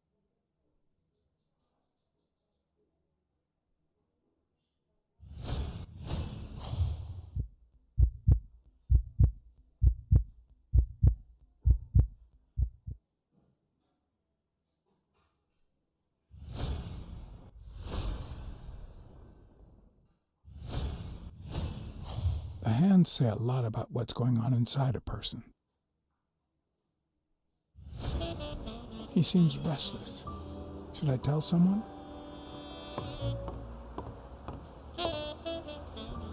Something's wrong with him. I need to find out what. I need to take a look at his medical report. The number of cigarette butts is inversely proportional to my hours of sleep. Ah, damn.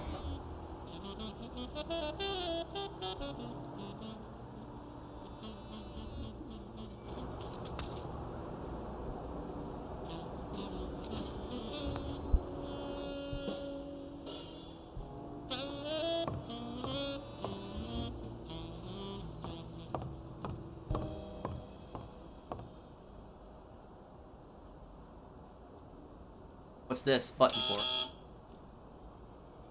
Oh, that's for the nurse, I think, right? See, there's no fever whatsoever. He must be having a nightmare. Are you sure? Wouldn't you have nightmares too after what he went through yesterday? I know I sure wouldn't sleep. I have nightmares myself, but those go way back. Oh, the poor thing. Do you know what my nightmare is? It's that witch I have to work with. Oh, good thing she's got trauma surgery at 12:30, but I wish it were a little sooner, you know? Anyway, thank you for letting me know, and for bringing him in. You don't know how excited I am to be involved in a criminal case. It might not be important, but I need to take a look at his medical report.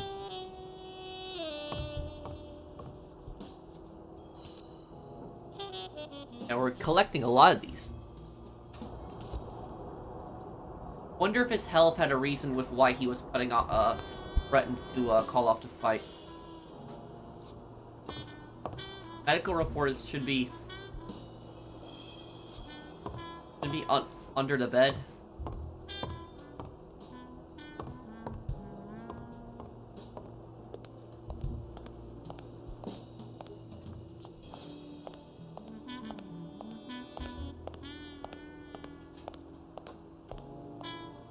Hi.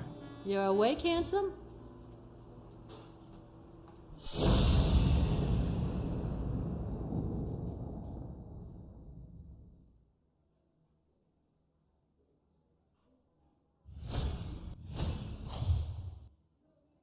That's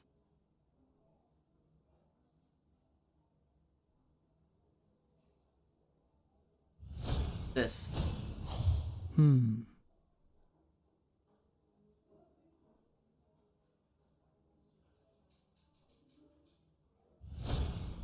Mina.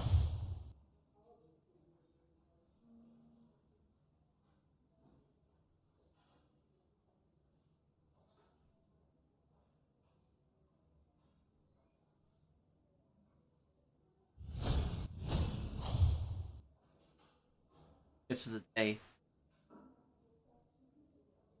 Why is this important, Chris? Dr. Talbot is... Have you seen Yale's test results? They ran several tests on Bobby Yale last night after admitting him. Have the results come in yet? No, I don't think so, handsome. Pack of Morleys. I'll take a pack of Morleys, please.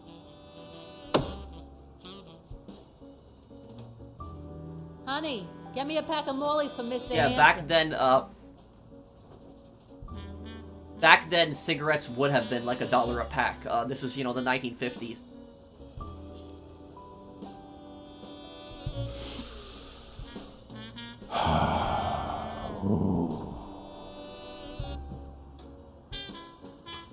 I won't be able to read Yale's medical report if she's around.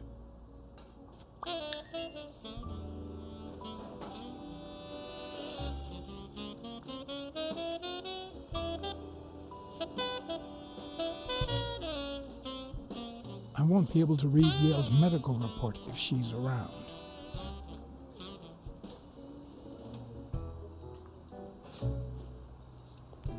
Let me take a look at the theory thing now.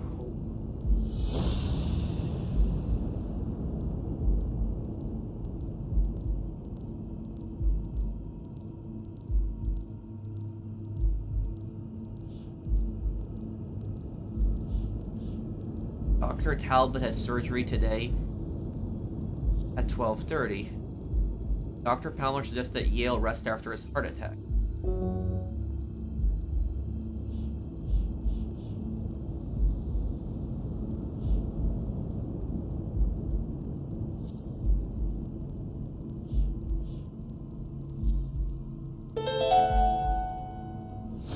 It seems like the Doe nurse will be assisting Dr. Talbot during his 12:30 surgery. In 4 hours. Could I get them to operate any sooner?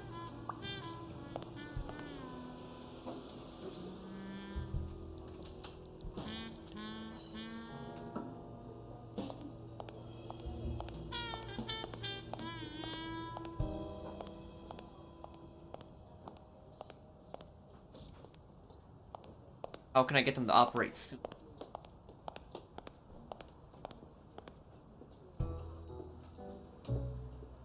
I see a Yale's medical report. Come on, you've got Yale's report on the table. I can see it.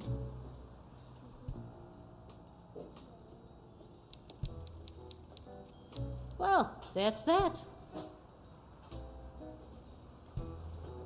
How about a date in exchange for Yale's report? What if you show me Yale's report and I buy you dinner? You're handsome, all right, but I'm not stupid. I won't be able to read Yale's medical report if she's around. Get her out of here. Okay.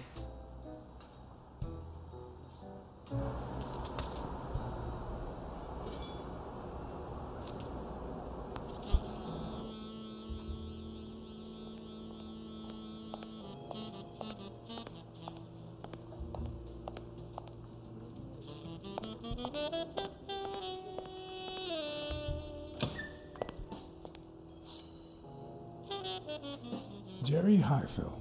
Long time no see. Blacksad, I didn't want to wake you. How's the boy? Asleep.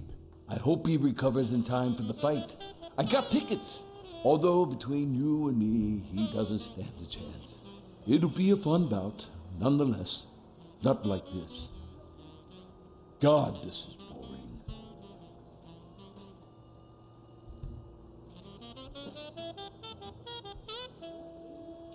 Are the odds against Yale that bad? Are the odds against Yale that bad? The boy's talented, don't get me wrong. But stone is stone, you know?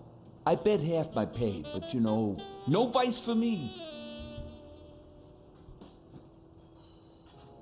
You've got a good job that bores you?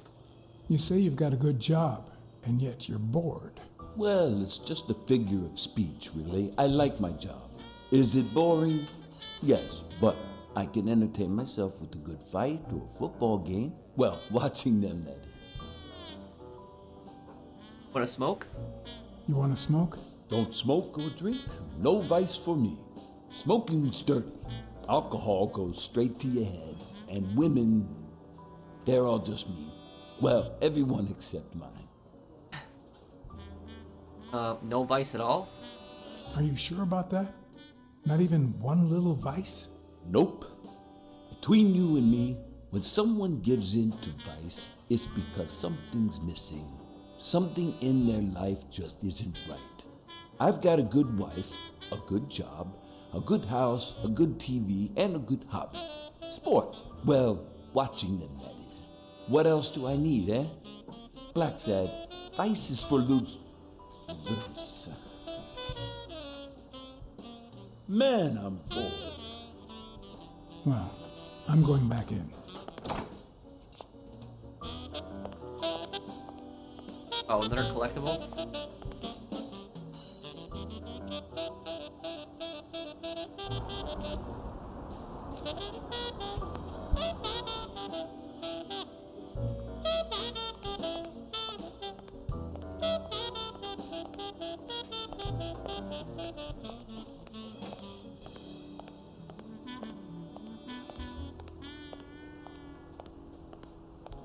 Oh, it's a collectible I missed right here. Another one.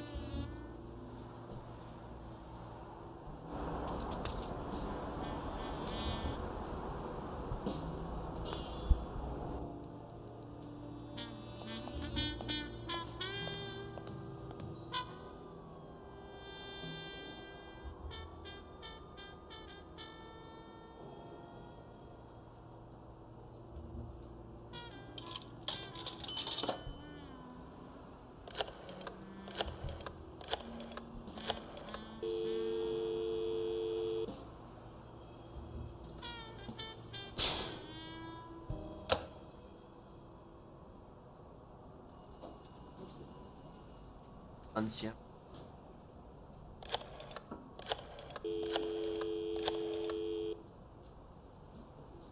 Dunn's gym. Jake Ostiumbi speaking. Man, I was looking for. Jake, it's Blacksad. I just wanted to... I have work to do, John. Call you later. Ronald, get on that ring!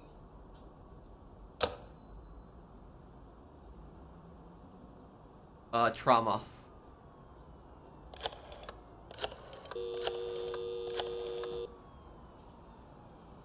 Trauma? Sherry speaking. Get Dr. Gregor Talbot. Get Dr. Gregor Talbot, please. Yes, 1 minute. No, actually, Dr. Talbot won't be in until 12:30 according to my registry. Can I ask who's calling, please?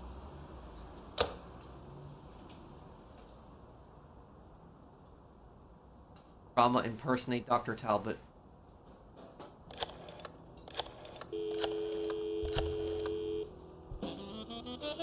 Sherry, this is Dr. Talbot. We have to reschedule the 12:30 procedure. I want everyone in the operating room in 5 minutes. If anyone gives you any grief, tell them it's a matter of life or death. Understood?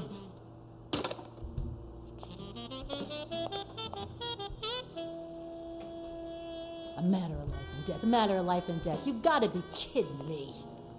People.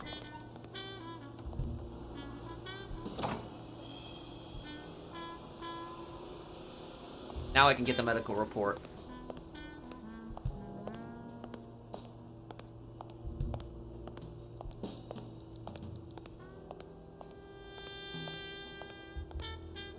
Now, talk to the new person here.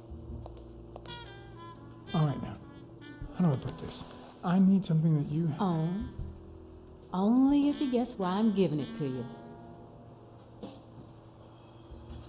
Want to help a criminal investigation. You want to help me solve a criminal investigation. Well, aren't you smart? But be quick about it. You hear me, huh? If that witch comes back...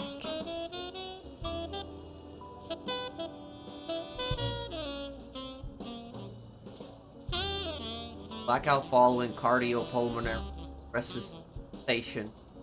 1943 pertussis. What? What does it say here? Ah, you know doctors.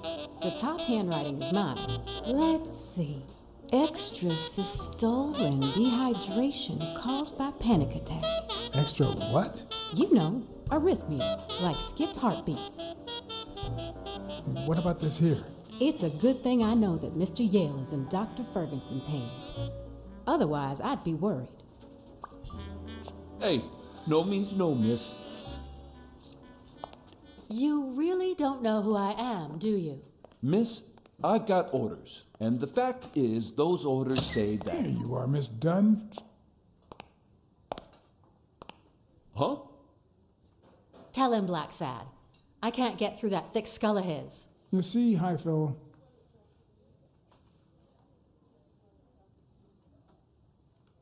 The owner of Yale's gym. she's the owner of Yale's gym. A woman? Whether the kid recovers or not depends entirely on her. Between you and me, and all due respect, miss, but aren't we taking this woman's liberation a little too far? All right, let her in, but she's your responsibility. So, basically... Thanks for convincing the cop. You hired me, fired Yale, and I wanted to see him for yourself. I still don't know why I did it. You hired me to find Yale. I wanted you to see him with your own eyes. So, back then, in the 50s, is that women owned businesses in the 50s too, but something like a gym, a woman owning that in the 50s, it could happen, but that was just very rare. That's something that everybody would talk about that back then. So that's just why they're so surprised by that when they say that she's the owner of the gym. I see. Anyway, you did your job. I'll send you a check the day after the fight. You can leave now.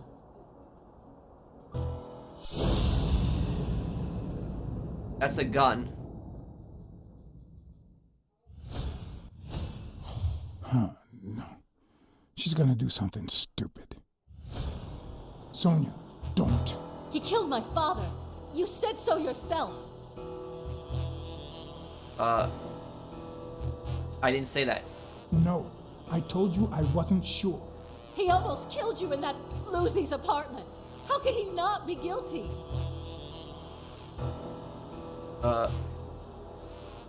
Your father sacrificed everything to pay your way through college. If you do this, you'll destroy the future your father wanted you to have. Shut up! None of that matters! How could he not be guilty?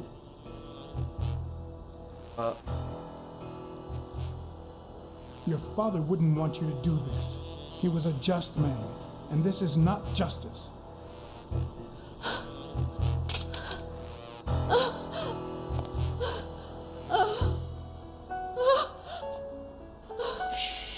It's okay.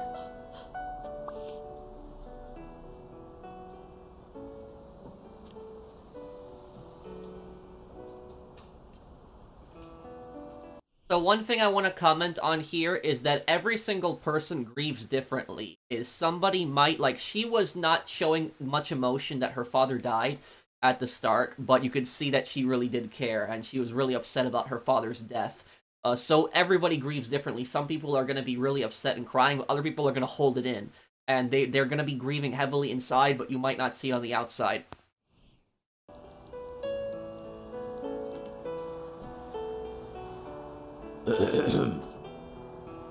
Uncle Tim! Sweetie, I came back from Los Angeles as soon as I could. I told you not to rush back. Come on now, honey. Aren't you going to introduce me to your friend? No, this is John Blacksad, the detective who found Bobby. Oh, so this is strictly professional. I thought you had some good news for your uncle. No, Uncle Tim, don't be silly. Don't be silly. Look at you. Smart, educated, as dazzling as the brightest of stars. Every single man in this city should be at your feet.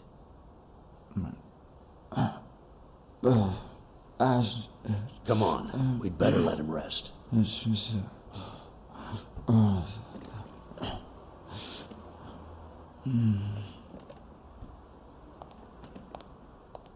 Probably take that gun from underneath the bed. I see. Let's say you're right and Bobby Yale is innocent. Who should we focus on now? We? Well, your father turned down my money, but he made me promise one thing, that I'd take care of you if anything happened to him. But I can... I know you're perfectly capable of managing that gym on your own, but we don't even know if he'll be ready to fight Stone.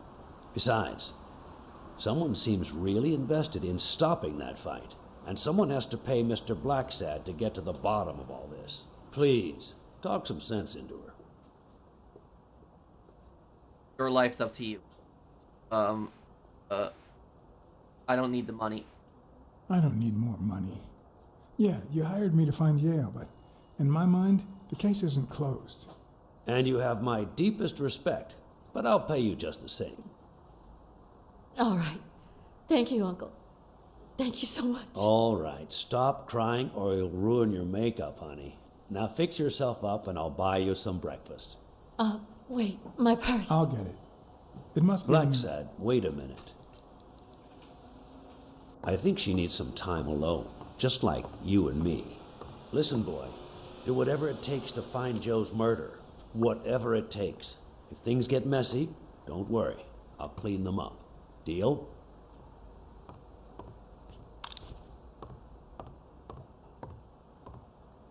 Sure. I'll do my best. Thank you. I trust you to get that ball to the end zone. No.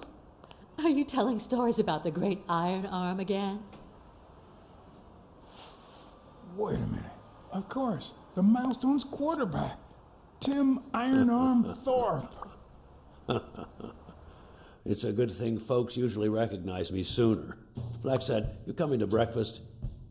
I'd love to, but I have to go ask for a favor. So we're getting now closer to this. So we know Sonia's not the killer. We know Bobby Yale isn't the killer. So we got O'Leary or Cassidy. We got two other suspects now here too. I'm starting to lean towards Cassidy though.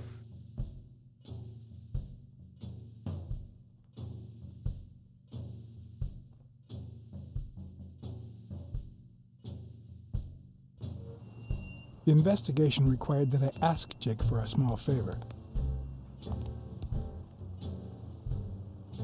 Or demand it, if worst came to worst.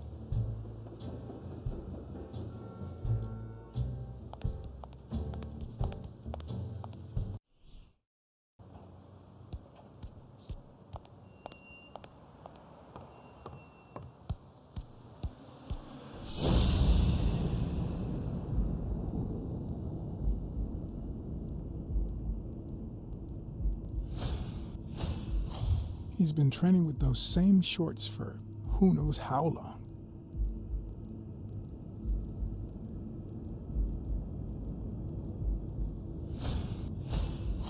Not the smartest cookie in the jar, nor the most tactful. But do I trust him? No. Do I consider him a friend? Yes. Kind of weird. You consider him a friend, but don't trust him. I hope he never feels inclined to hit me. He's twice my size.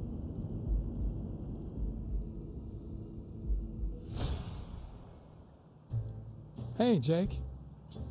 Not now, John. Hey, Jake. I said not now. Hey, Jake. Damn it! Wait a minute.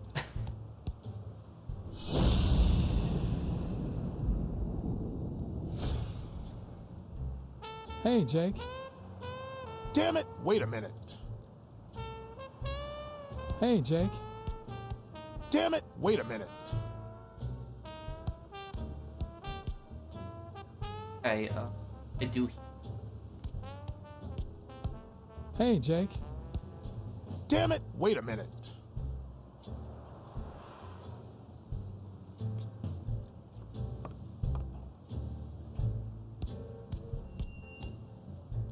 Hey, hi. Hey, focus, will ya?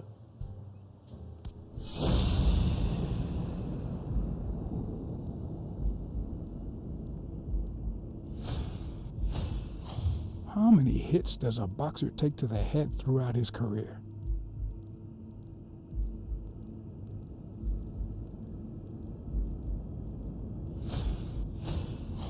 This one's got extra padding, just like Jake.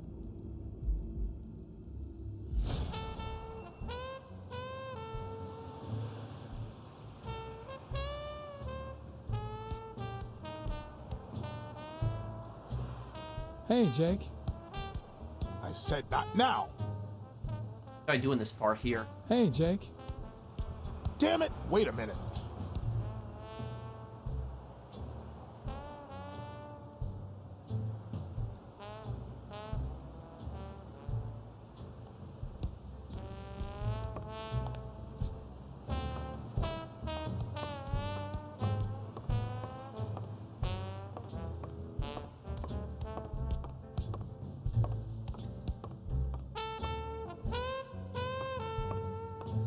What do I do now?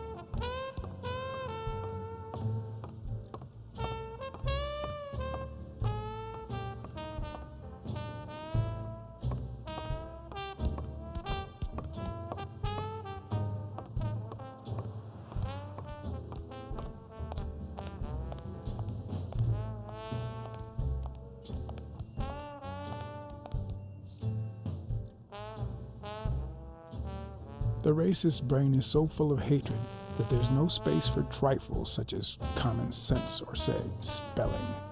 But this most cultured writer spotted the error and attempted to correct it. Not sure what to make of the outcome.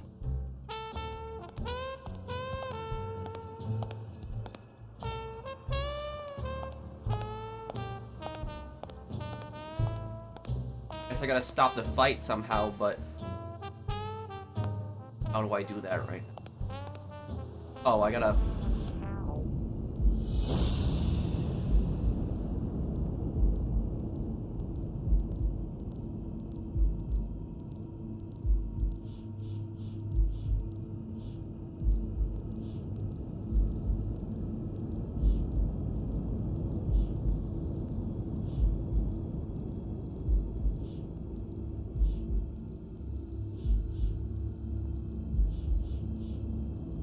Dr. Palmer suggested Yale rest after his heart attack. Dunn's murder had a... Yale had extra stole and dehydration caused by panic attack. Those medical reports signed by Dr. Fur. Huh. That lizard isn't Yale's doctor. Not a doctor? Who's the guy passing for Yale's doctor?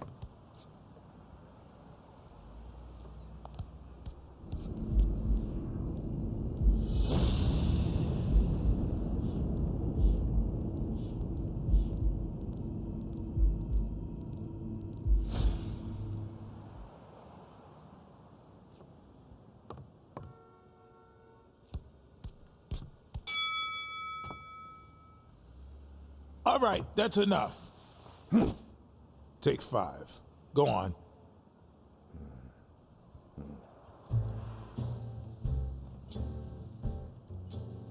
What, John? What's so important? Why are you coaching that guy? Why are you coaching that guy? Oh, that's right. You don't know. Sonia asked me to run the gym. Well, at least the fun part. As soon as Bobby Yale's back on his feet, I'll turn him into a champ. I'll make him crush stone. Just you wait. What? Why are you looking at me like that? Could stop working for O'Leary. Couldn't you just stop working for O'Leary? Yeah, I guess I could. Have you noticed anything strange about Sonia? Have you noticed anything strange about Sonia? I don't know. Yesterday she said she hated the gym. But it also seemed like she wanted to save the place. Do you get any of this? I sure don't.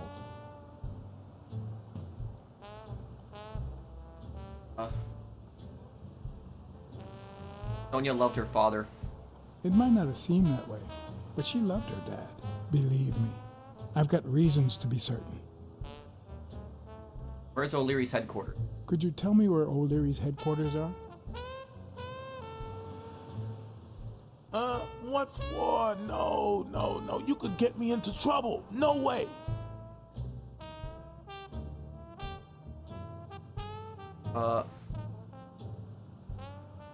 You owe me for lying yesterday.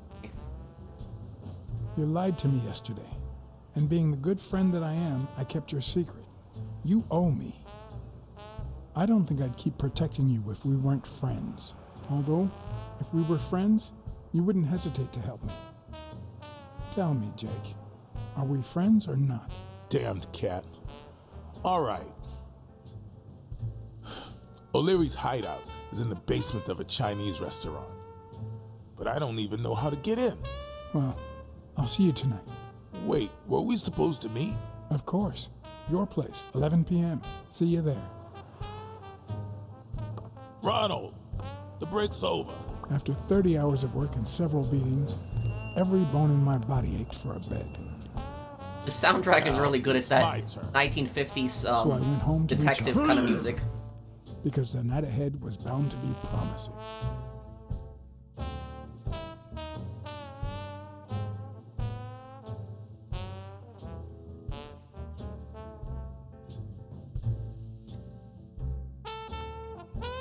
Also, here's the thing about O'Leary, is O'Leary might actually be based on Dean O'Banion, who was a famous Irish mob boss in the 1920s, Chicago. But this takes place in New York. What do you know about that basement? Well, let me think. Nothing? Come on, Jake, for Christ's sake. Strain that little brain of yours. Running out of threats to make you talk. Strain that little brain of yours. Strain that little boxer brain. You must know something. I've come to get O'Leary several times, but they always make me wait in the dining room. One day it was so late that the restaurant was closed. They made me call from a payphone in that alley over there to let them know I was here. A few minutes later, O'Leary came out the back door. That red one there. All right. You stay by the payphone. Wait till I'm inside. If you see anyone, call the same number you did that one time. Let it ring twice and hang up. Got it? Screw you. A promising night indeed.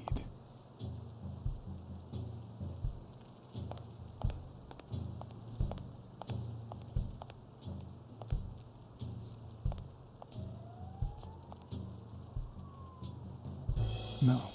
The plan will only work if O'Leary doesn't know I've been here.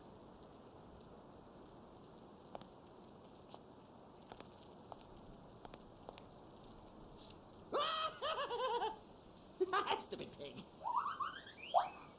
Got a Does gun. he need a shotgun to deal with suppliers? Oh, stupid duck. Would he even notice if I got in?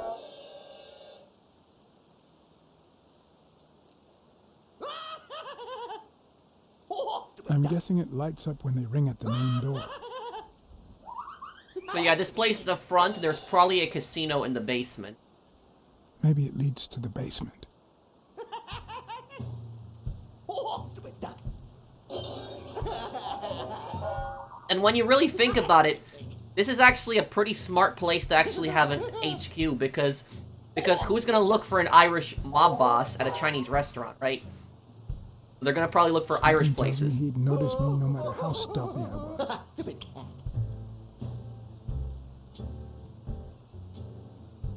Or maybe this is the way to the basement and not that corridor. Coyote. Stupid pig.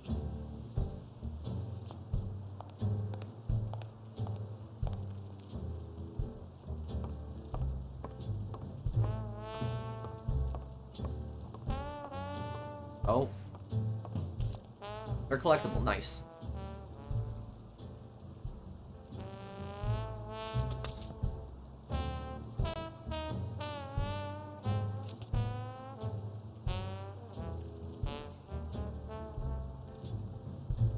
We're definitely making these collectibles.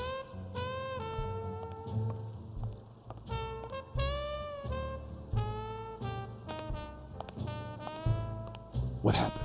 Should we run for it? Do I look like I'm in a hurry? Someone watching TV in the restaurant. There's a guy watching TV inside the restaurant. A red panda, I think. Doesn't ring a bell. I don't recall any panda waiters. Are you done? What do you think?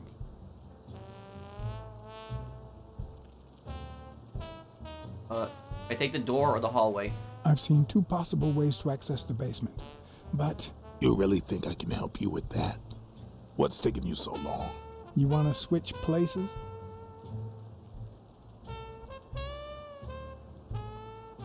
Your eyes peeled. I'm going to take another look. Keep your eyes peeled.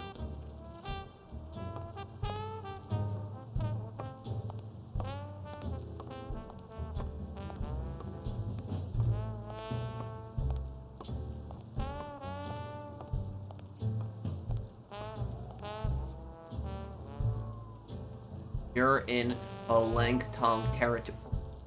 Was that a triad? Gang? Oh, another one. Okay.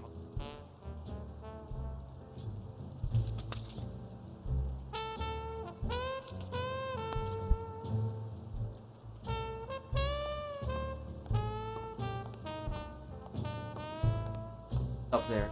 A bit too high to climb. If the basement I'm looking for were in that building.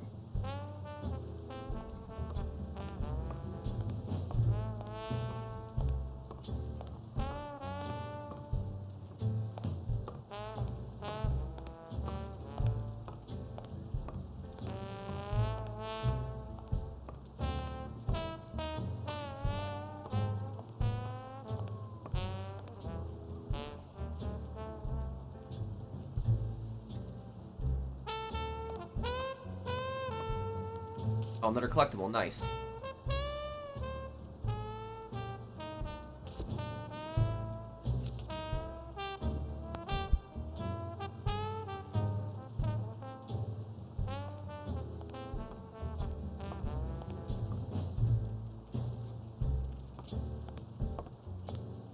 I do right now. Restaurant.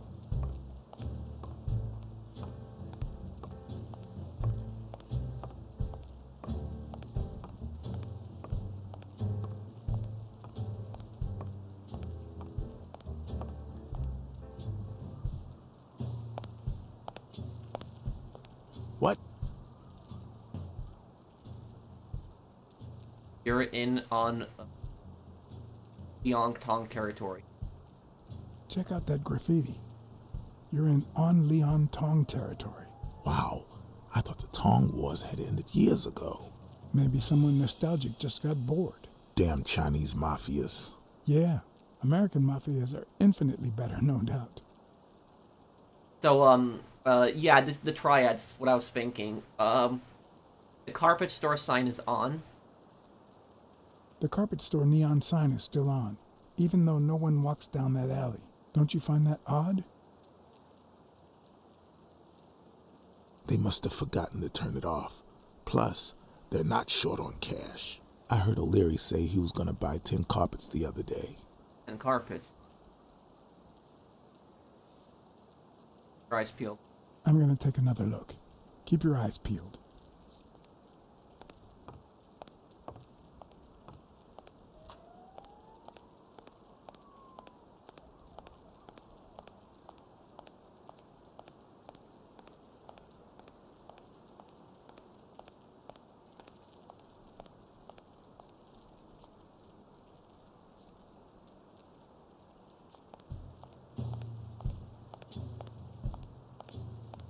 Anything else really left for me to...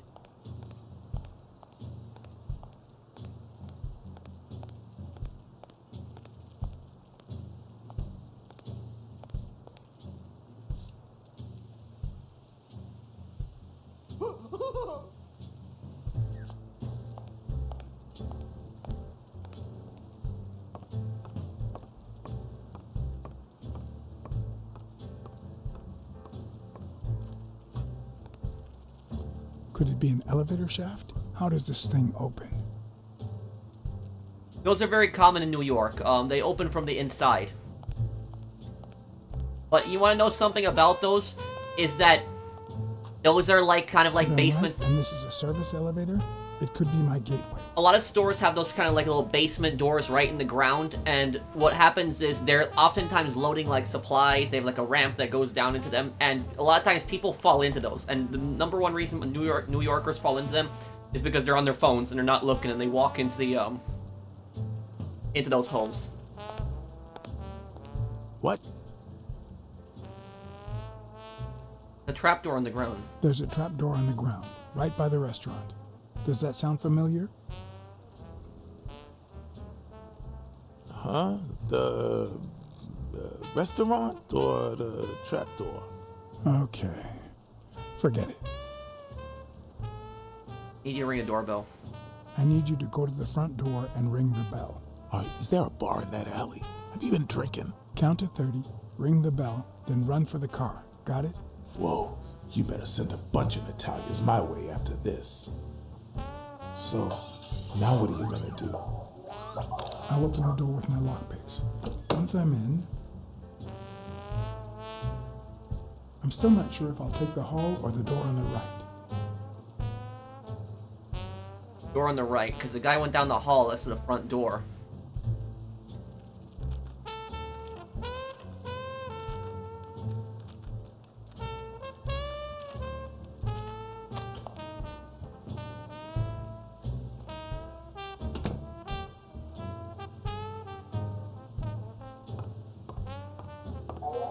The lock on that door was not your standard model. I had to give it my all. Crap. Coming back. Ah, come on.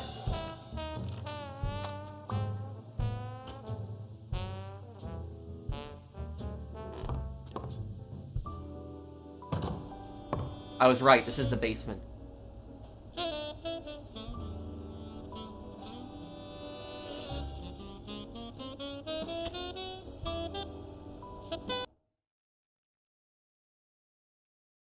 Find a source of light before the lighter runs out. Oh, great.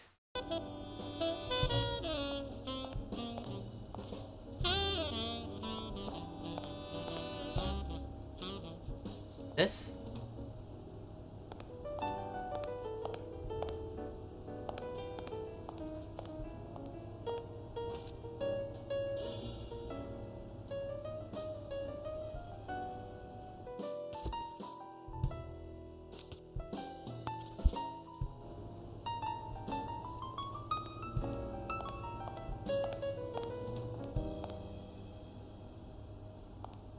Ah.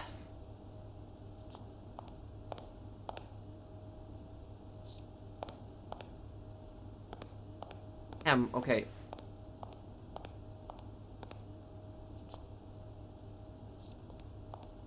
This? But oh crap, I'm getting trapped here now.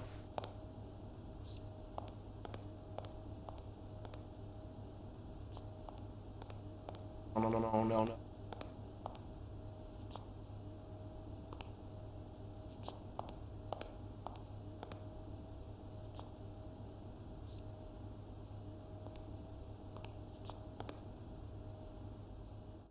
Oh, great. It's gonna be bad right now.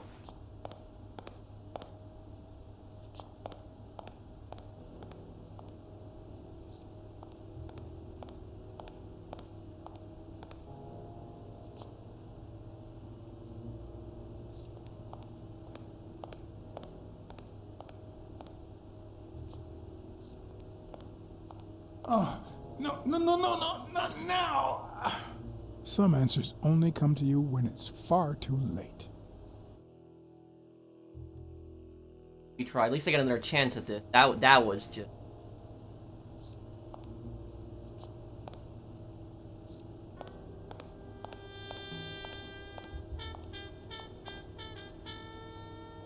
This the switch? See, that's actually the elevator.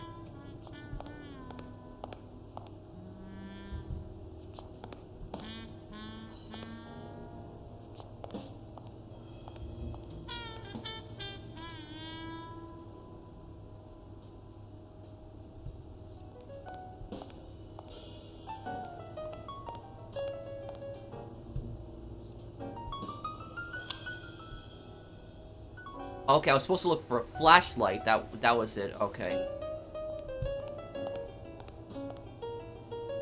Why do they have so many paper notes? Do they get that many orders?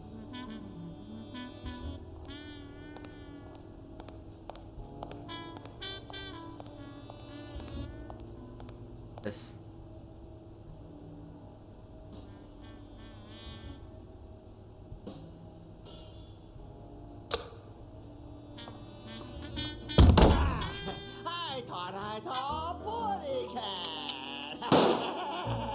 Yeah, that's what I was thinking, that it was a bad idea to turn on the lights. Okay, retry, yeah. Don't hit the lights. We learned that really quickly. Don't hit the lights.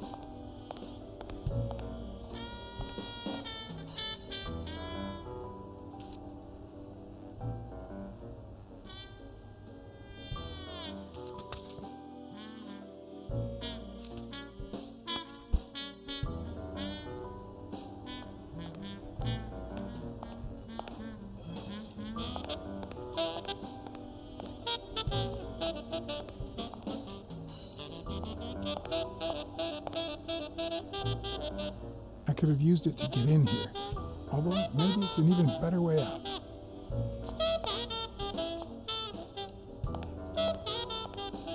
Where's the door go?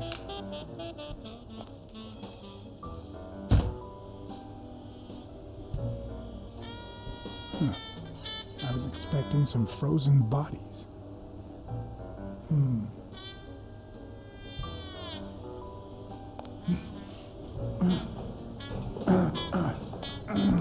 It won't budge.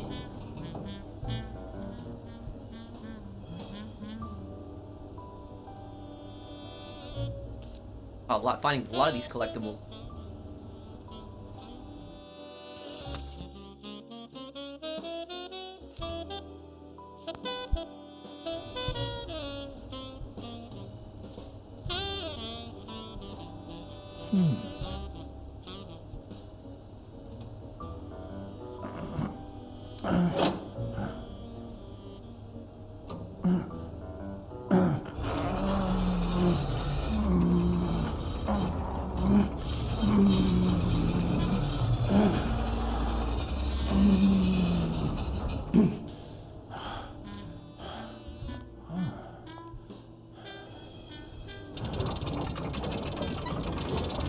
Somebody could be in here.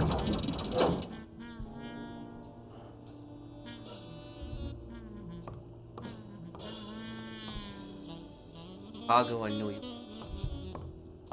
What is this? Baseball game.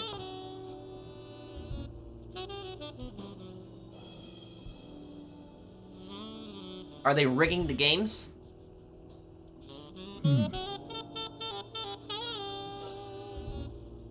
Boxing, baseball, hockey, football, other. So yeah, this is something that people don't know about. People don't know just how much the mafia is used to be very heavily involved in a lot of sport games. Even to this day, to a degree, not as much in the past. Table, except this one.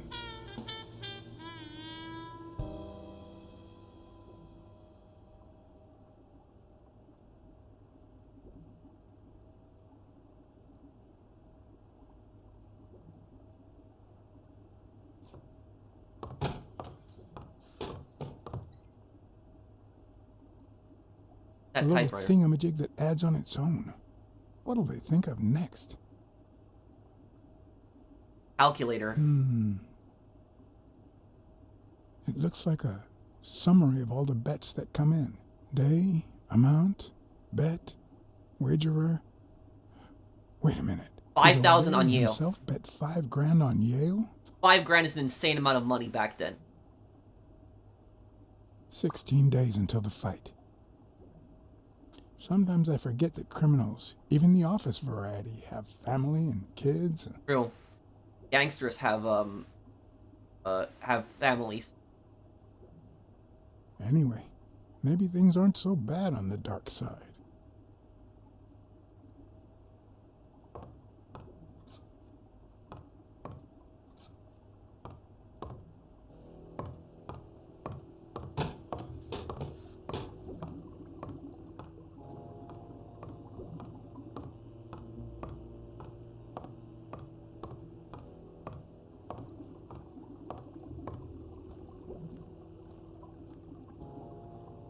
Could that be Ireland?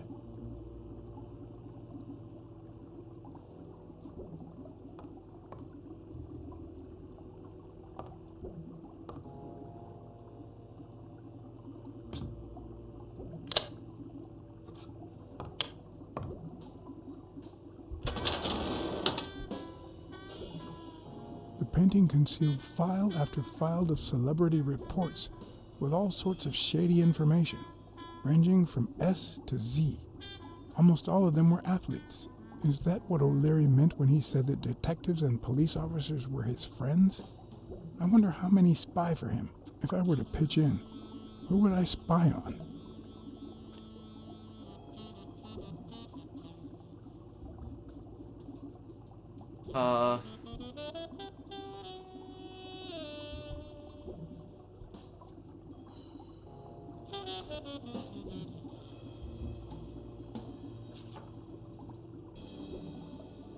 In Bobby Yale's folder, all I found was a log of his incredible stats as an aspiring champion. 20 victories, 16 by knockout. Although, at the end of the report, someone had underlined one word several times. Untouchable.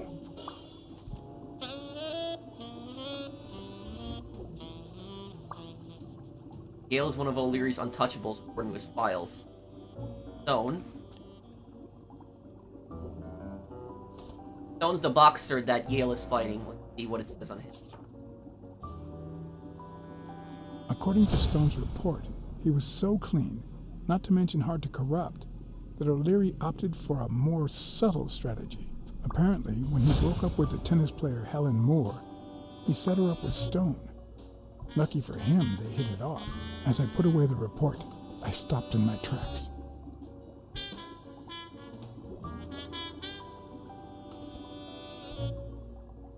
Did I really want to risk knowing what O'Leary had on my good friend, the incorruptible police commissioner? Better to read the report. I sighed in relief. O'Leary had tried to buy Smirnoff on several occasions, but failed. Luckily, O'Leary had nothing on him, or me.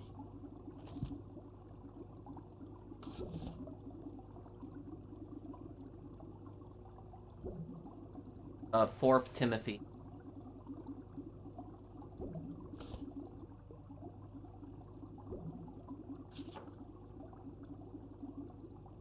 Thorp had been a rising football star before the war, which he came back from with honors and decorations. After the truce, he resumed his career. He won 3 season trophies and a couple of MVP awards. He retired after an accident that left him paralyzed from the waist down. He started his own sports advertising agency 4 years ago, but according to the files, O'Leary hadn't even tried to corrupt him.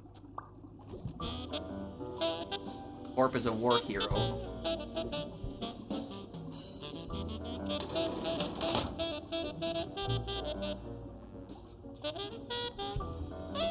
Big safe in here.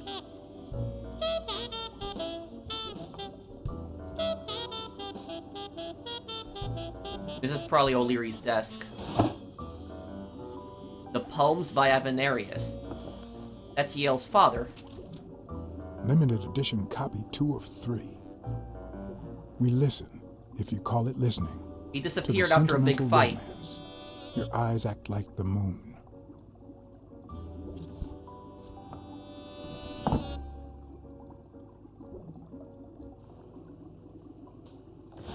If they're not together anymore, why does O'Leary keep so many pictures of romantic moments with Helen Moore? O'Leary keeps romantic pictures of Helen Moore in a drawer.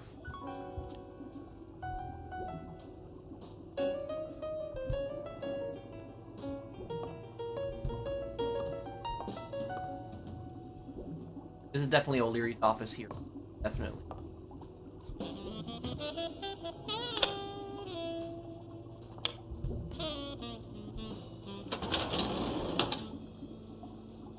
Luckily or not, files in through R included no one that I could somehow connect to the case.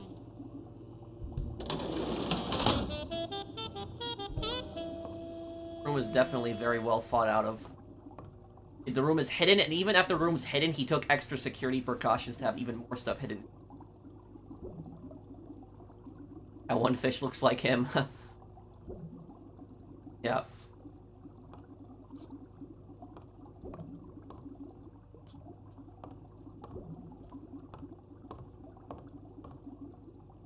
I'd say that's Ireland too.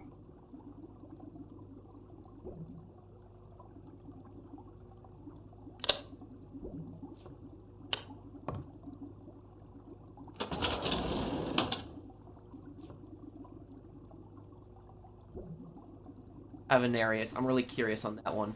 See what it says on him. Yale's father who disappeared. The report on Yale's father was the shortest of all, since only his name was left. Why? Empty report on Avenarius O'Leary. Cassidy Frank. This is the other boxing promoter, the rival. Cassidy's report was possibly the longest among all of O'Leary's files. Apparently, their rivalry went way back. So much so that they spied on each other in the most unthinkable ways. At least I was able to confirm what Yale had told me. Cassidy had threatened Dunn after he refused to join the managers' union.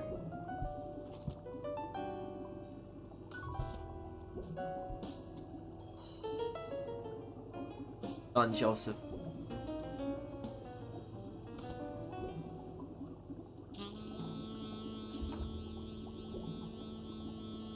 Dunn's integrity was legendary, even in O'Leary's shady reports, just like Yale had said. Dunn had kicked one of O'Leary's men out of the gym when he found him snooping around.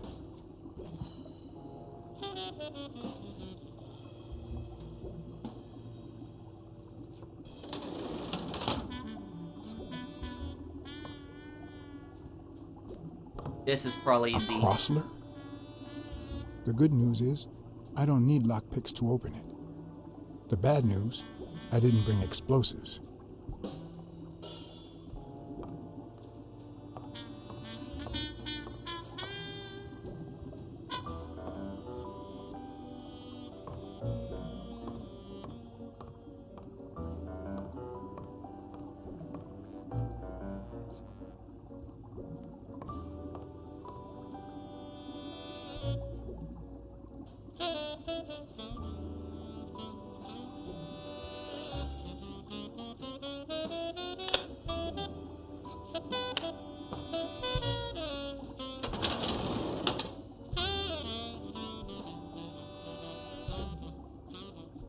What it says on Jake.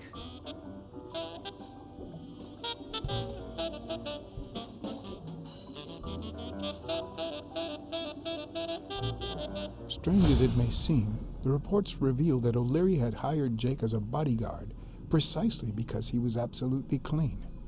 Apparently, he liked to surround himself with honest people when he mingled with the high society. And that's also, he might have hired him because he had no ties to anybody else. That's why. For Helen.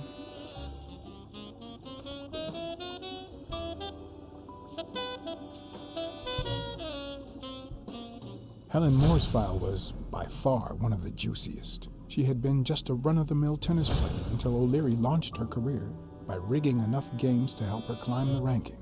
However, O'Leary hadn't fixed any of her games in over a year. In spite of that, she remained undefeated. Be as it may, it was clear that O'Leary had enough information to ruin her career. One more. Yes.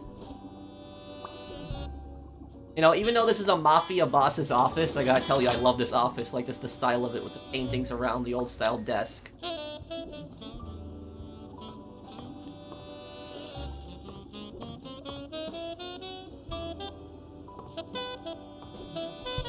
just turned the...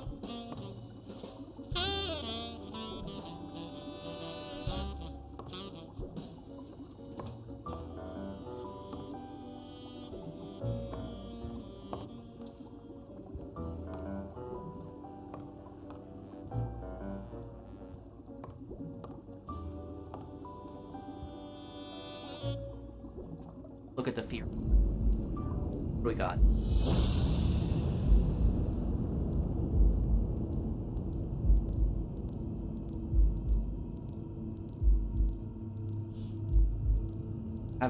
Mary has vanished after winning a fight back when Yale was a kid. Read enough information. Here.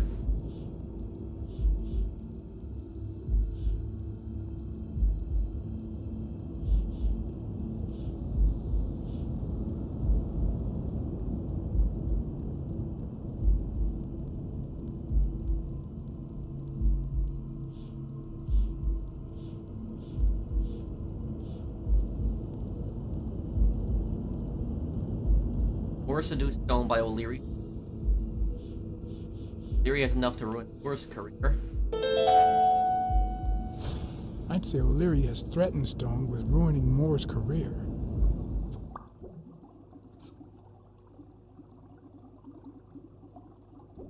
Oh, crap.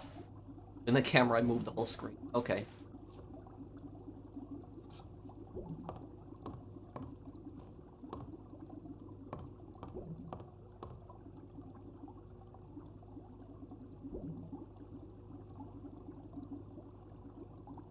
I gotta say, like, those Furies, when you put all those Furies together, that is literally the best part of the game. Furies. Those are really cool, like, when you're trying to figure out which ones to put together.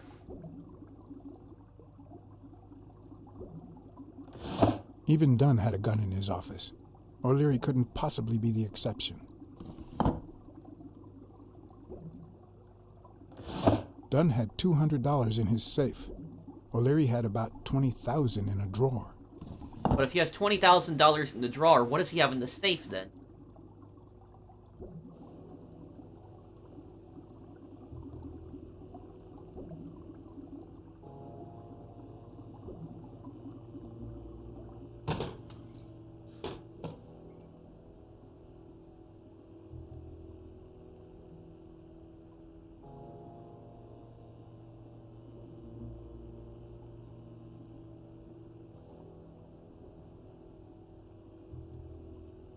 Password wild bear. Gambling. Wow. I didn't realize you could place so many bets on a single baseball game.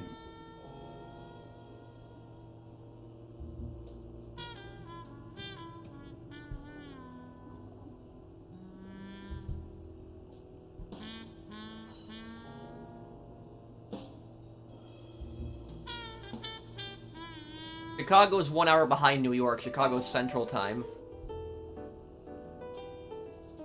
Does O'Leary have a network of pals? He has connections in Chicago.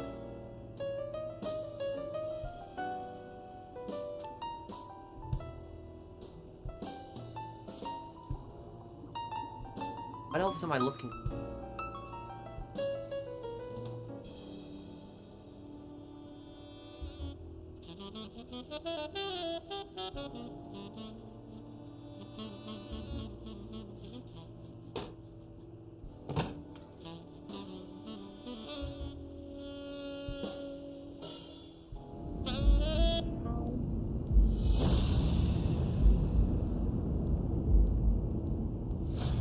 Oh, I don't have any theories yet. Okay.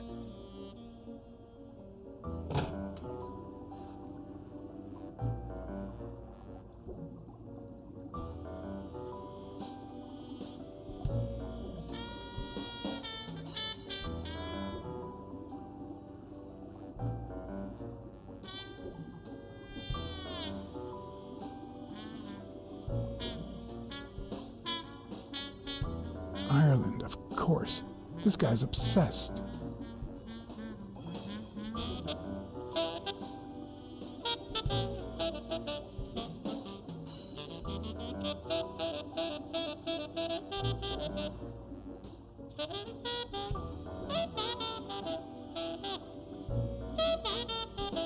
I hope I never become the object of O'Leary's obsession.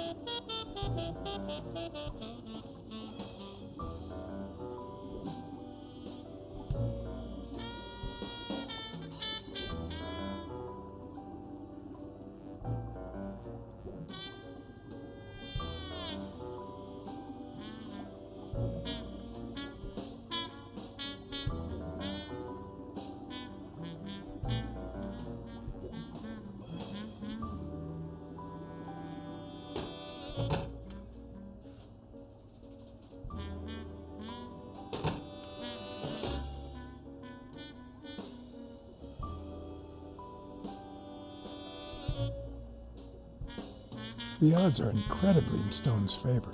I guess that he's the reigning champion, and Bobby Yale is just a contender, but maybe word got out about his condition.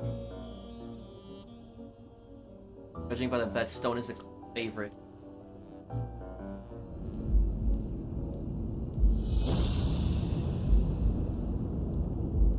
I don't have enough evidence to better nerf bet. Might need one more piece. Oh.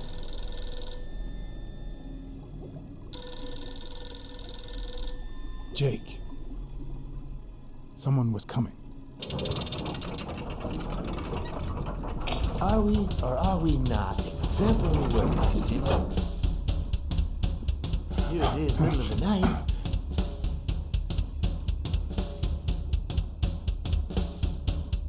And we're working extra hours.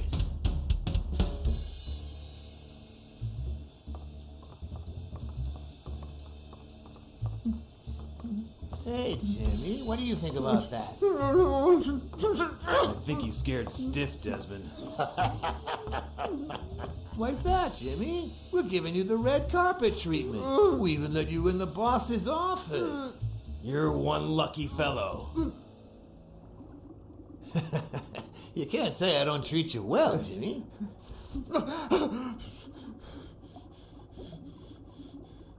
Yeah. Speak, you moron. Yeah, very well. Why are you... Shh. Calm down. How long have you worked for me, Jimmy? 3 months. 3 months. Oh, yeah. I hired you right after your cousin Martin died. I need your opinion. How would you punish someone for ruining an innocent man's life with a hit and run, Jimmy? I don't know. And tell me, what about you, Wilson? What would you do? No, please, please, please. I didn't do anything, I swear.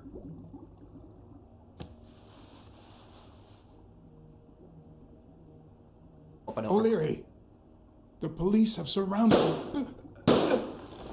Yeah, I figured that was gonna be stupid. You don't need to worry about that. Yeah, so they give you some choices that are bad ones. I shouldn't have, You can't say I don't treat you well, Jimmy. I remembered that he didn't have a gun, so I shouldn't. Yeah. Speak, you moron. Yeah, very well. Why are you... Shh. Calm down. How long have you worked for me, Jimmy? 3 months. 3 months. Oh, yeah. I hired you right after your cousin Martin died. I need your opinion. How would you punish someone for ruining an innocent man's life with a hit and run, Jimmy? I don't know. And tell me, what about you, Wilson? What would you do? No, please, please, please. I didn't do anything, I swear. He was a good guy. Of course, you already knew that. You knew him better than me, right? He was my cousin. That's why I hired you, Jimmy. You see, Martin was a dear friend. And his widow said you were a nice kid. That you do a good job and you needed the money. And I have a soft spot for those in need. Please. Sure you do. But, you know what? I talked to her just yesterday. She told us you did some naughty things to her with that gun, Jimmy. No. That's no way to treat a widow, is it?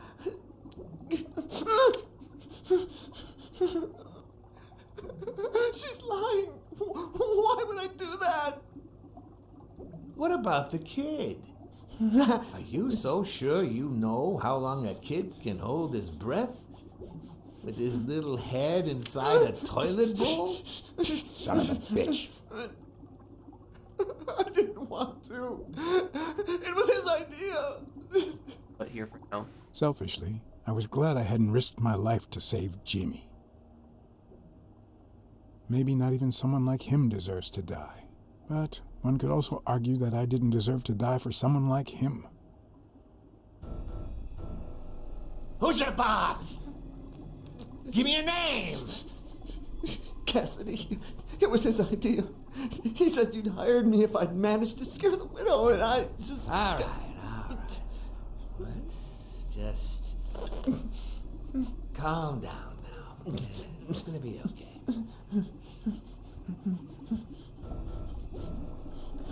There are two sacred principles that rule my life. The first principle is the love for my family.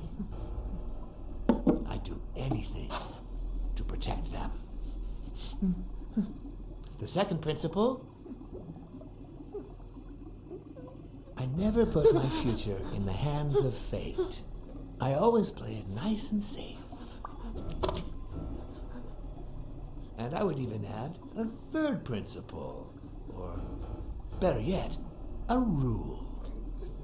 If anything threatens either of these two crucial principles, I take matters into my own hands. You see where this is going? For the first time, I got someone killed. Even though all I really did was rat him out. No, I just... Stop interrupting me, Jimmy! It's not polite! You're all the same. So rude. You know what? Let's leave it at that.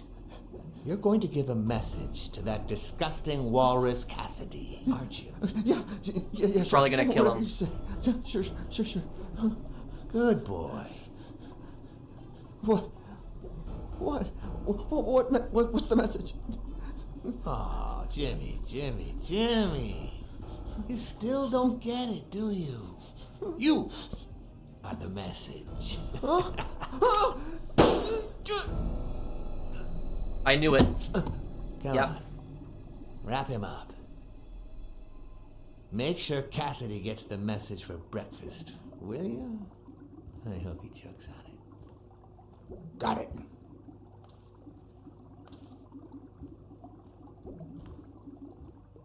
Where are you hiding, little fishy? Once again, you didn't get to hear the end of my story.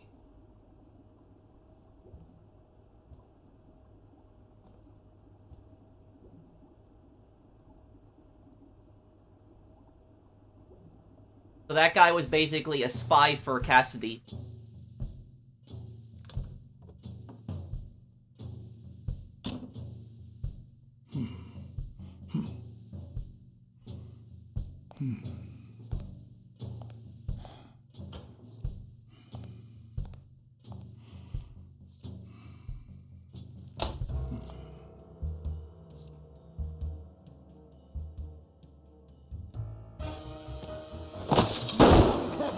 Oh, great.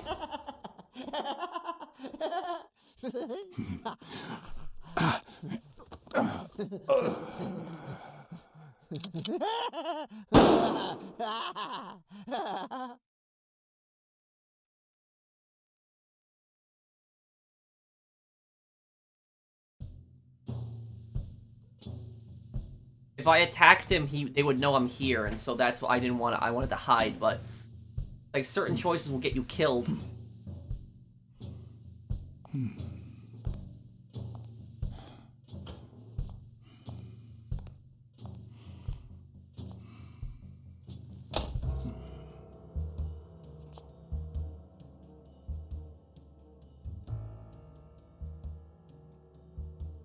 What? Just where do you think you're going, putty cat?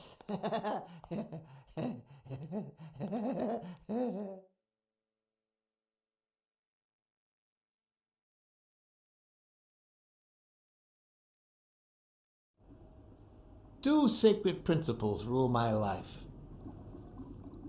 Oh. The first is the love I feel for my family. I was gonna say that right away, but it was so quick. The second, You I always play it safe. You think you're funny, don't you, Blacksad? Oh. Not even supposed to say that, too. Oh. Well, it's like so many choices in this game are getting me killed. Two sacred principles rule my life. The first is the love I feel for my family.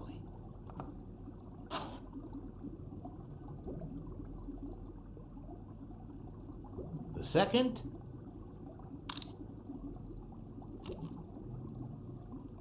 never leave destiny in the hands of fate.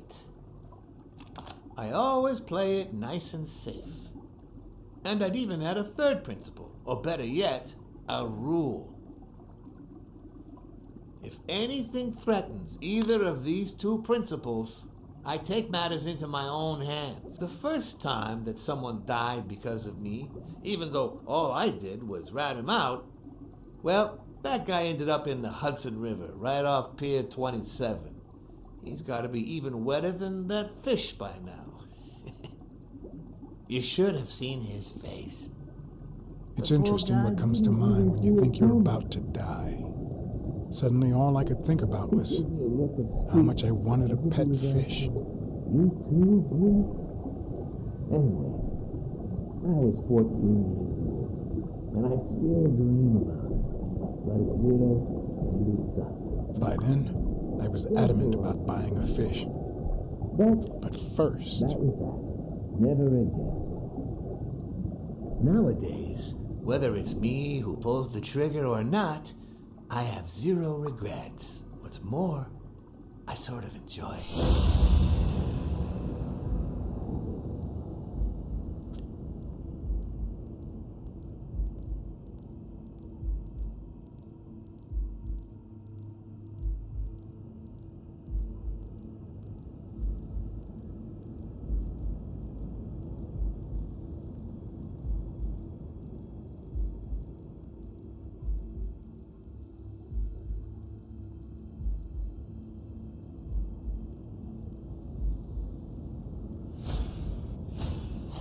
His pupils are dilated, and there's a slight grin on his face.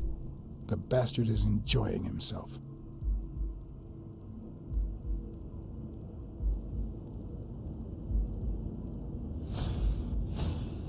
The guy never hesitates to pull the trigger. Even if I hadn't seen what he did to Jimmy, I'd know he's not bluffing.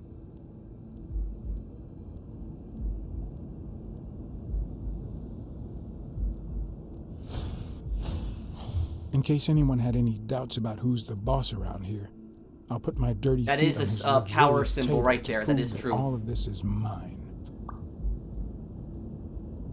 That actually is a power symbol.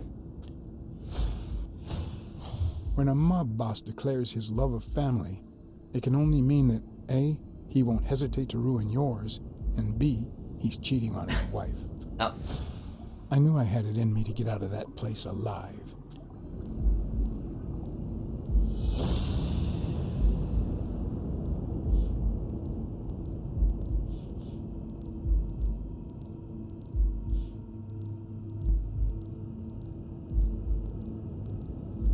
Oh, Avenarius vanished.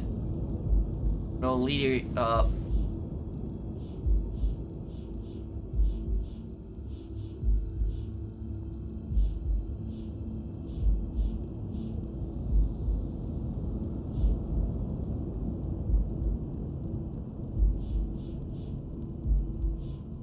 Yale is one of O'Leary's untouchable files. Avenarius, he killed Avenarius, and he feels guilty about that. And he might be protecting Yale because of that.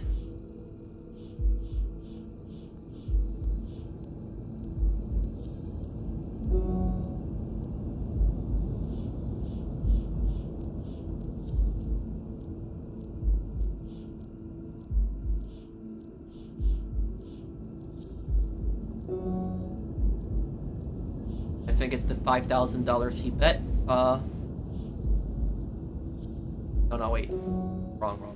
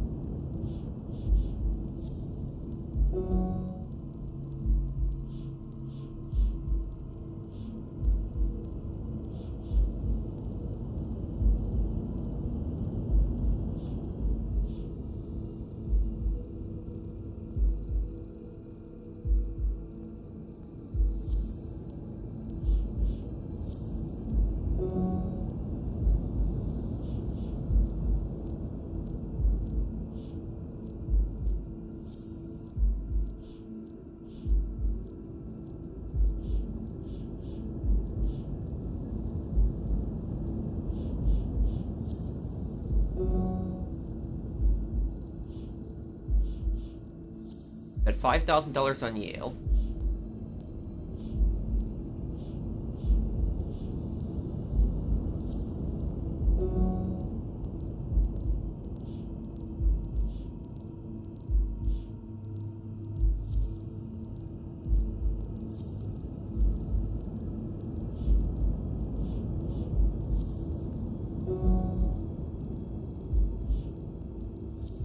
$5,000 on Yale, threatening the career.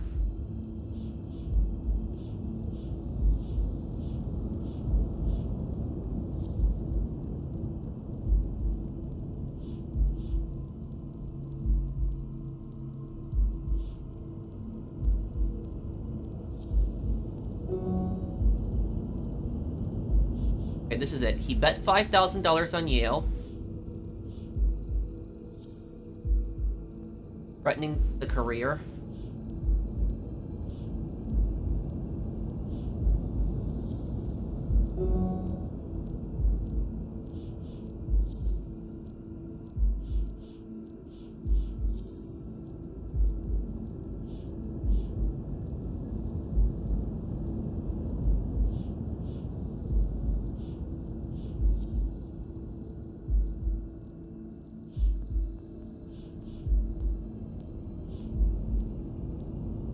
We bet 5,000 only threatening.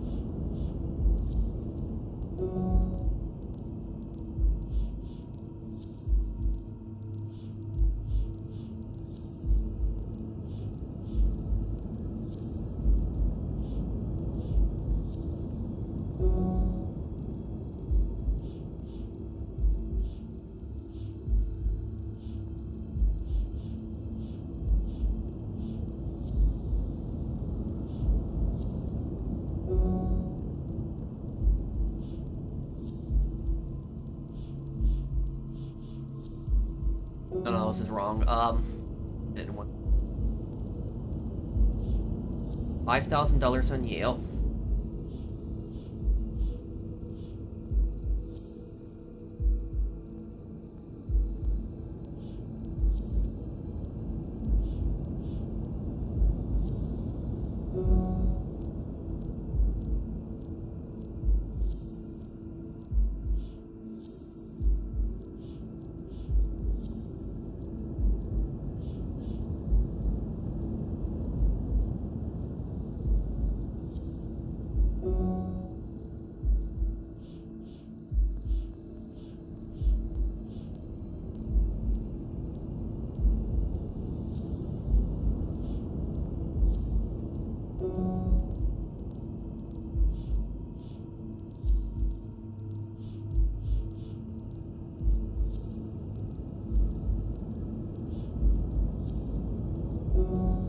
I should add up there.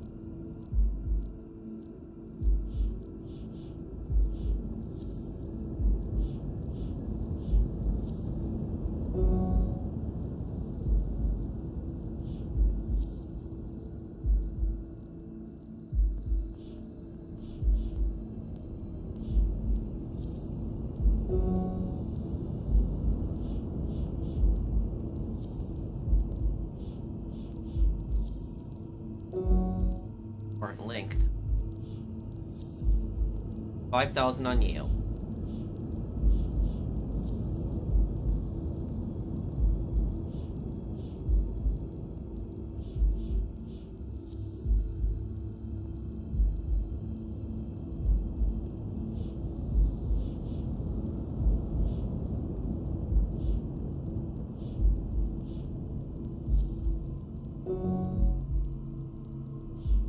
Might be looking in the wrong direction.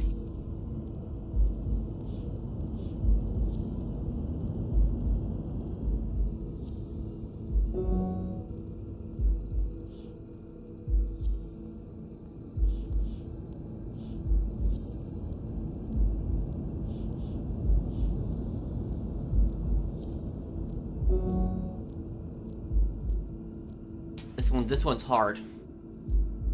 Figuring out which ones to link.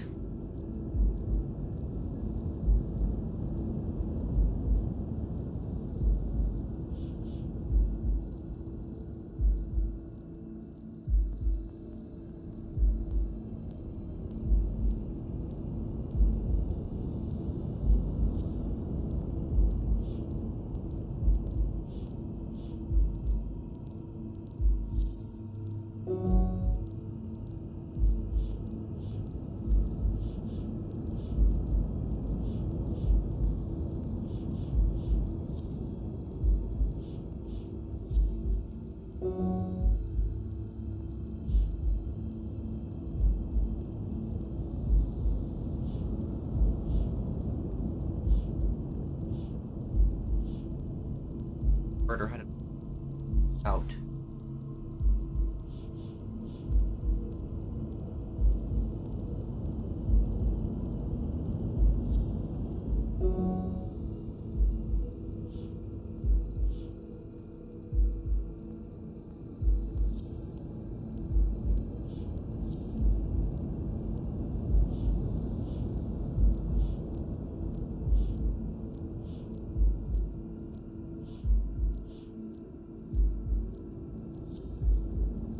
Yeah, I'm just mixing random ones now. Yale is one of his untouchables.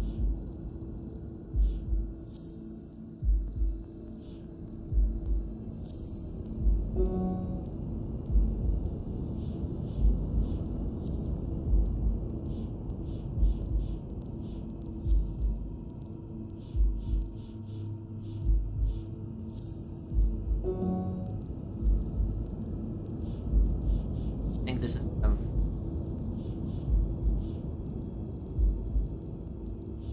Erie always plays it safe.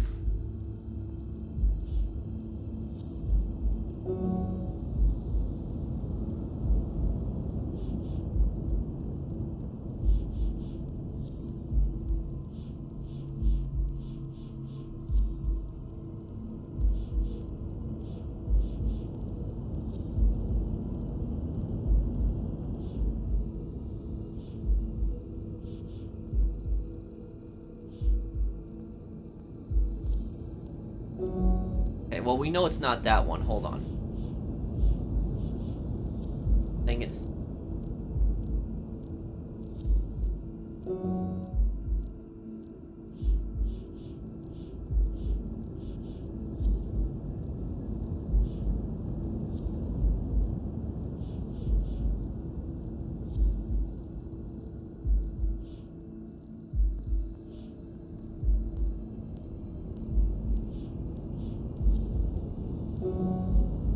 I'm sorry I'm taking so long on this one, guys. This one's the hardest one to figure out here.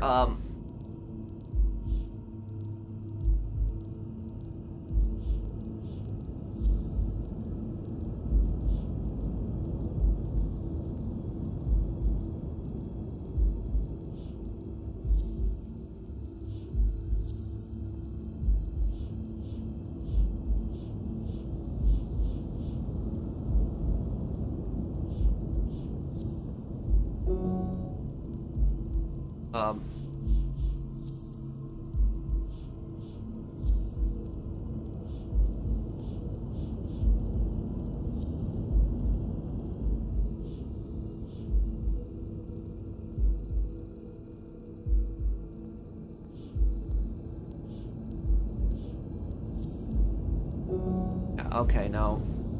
I don't think it's that one. Okay.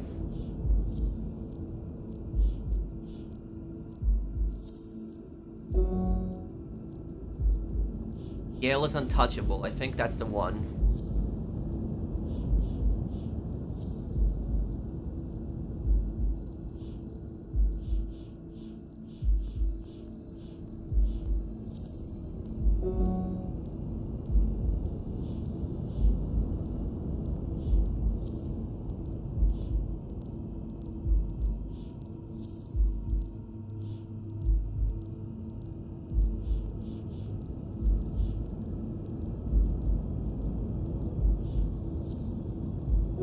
Damn. Ooh, this one's difficult.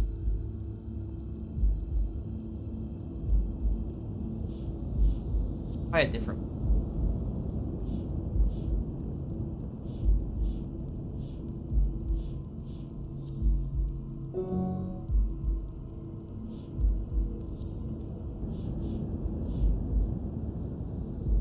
Weekly took very explicit photos of the rhino and his lover.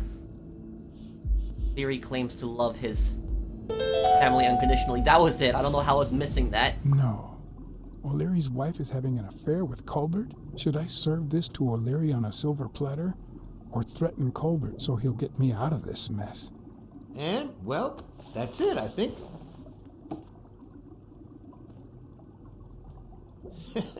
You know, Blacksad, I never made it this far. Congratulations. You're going in style. I didn't want to interrupt you because I respect you and your word. Colbert told me to come here. What? Me? No way. You did what? Colbert? When?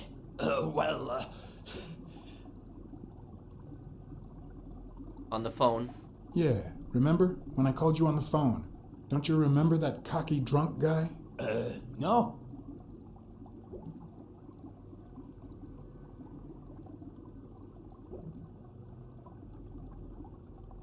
kept bragging about how he was banging another guy's wife. Oh? Oh, yeah. Weird times, huh? Yeah, and you congratulated me for finding Yale and saving your life. Several times.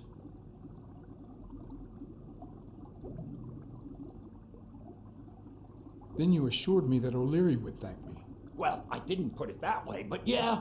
And then you told me to come here to ask the boss himself. Yeah. I think you deserve it. Right, Desmond? Oh, Blacksad, Blacksad, Blacksad. Thank you. And sorry for jumping to conclusions. First, you get a random beating from Wilson. And here we are. When you shared what you'd found in Yale's apartment, well, it made me sort of want to trust you. But as you well know, you can't trust anyone in this world. Take it. It's only fair. Place a bet on Sonia Dunn's behalf. I want to bet it all on the fight, on Sonia Dunn's behalf. Oh, what a romantic you are. We listen, if you call it listening, to the sentimental romance. Word you're looking for, feel. The word you're looking for is feel. Same difference. Anyway, go ahead. Place your bet. Yale wins. I bet it all on Yale.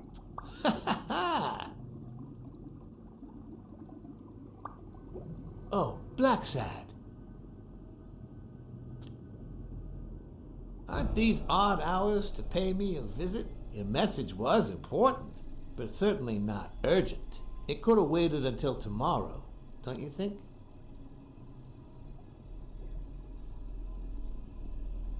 Ask Colbert. Don't look at me. This was Colbert's idea.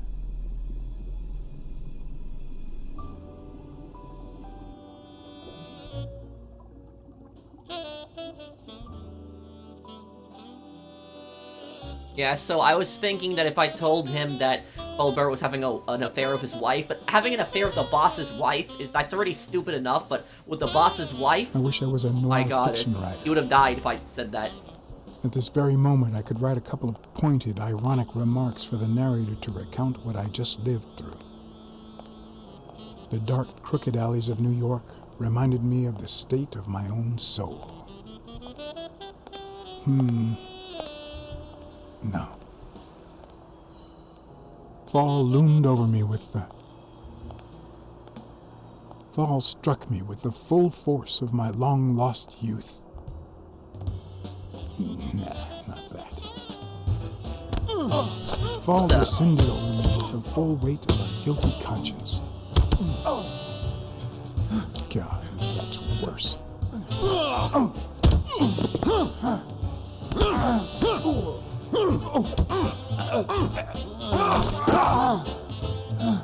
What the?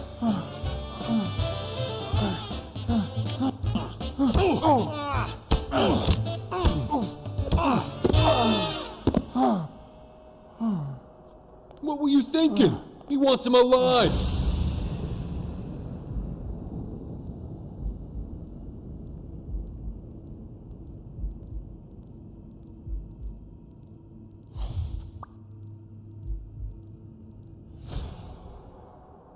I felt fall seep through my bones like the pain of a good Biker gang? Mediocre, but appropriate.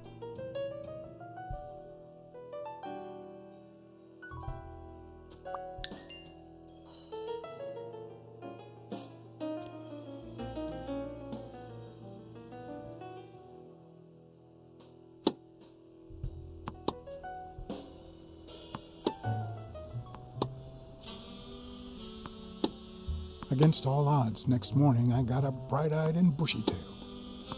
And I had my kind, unknown assailants to thank. The beating had taken its toll, but for the first time in months, I had slept like a baby. Oh, come on, Helen, focus! All right, take 5. We'll work on that double backhand later.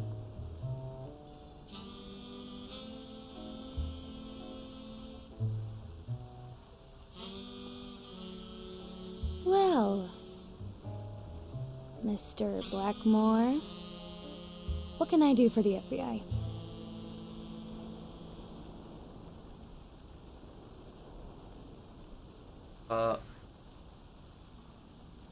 What any American would do, stay successful. Better consider what you don't want the FBI to do. Actually, the real question is, what don't you want the FBI to do to you? Quick to thread, are we? Not that I'm not flattered, mind you, but I'd appreciate if you were a bit less fake.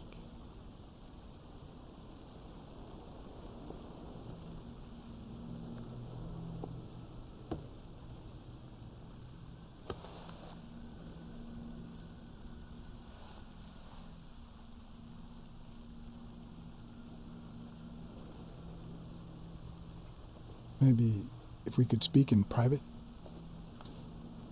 Alec! Coming! You've got 4 minutes, Mr. Blackmore, so... make them count.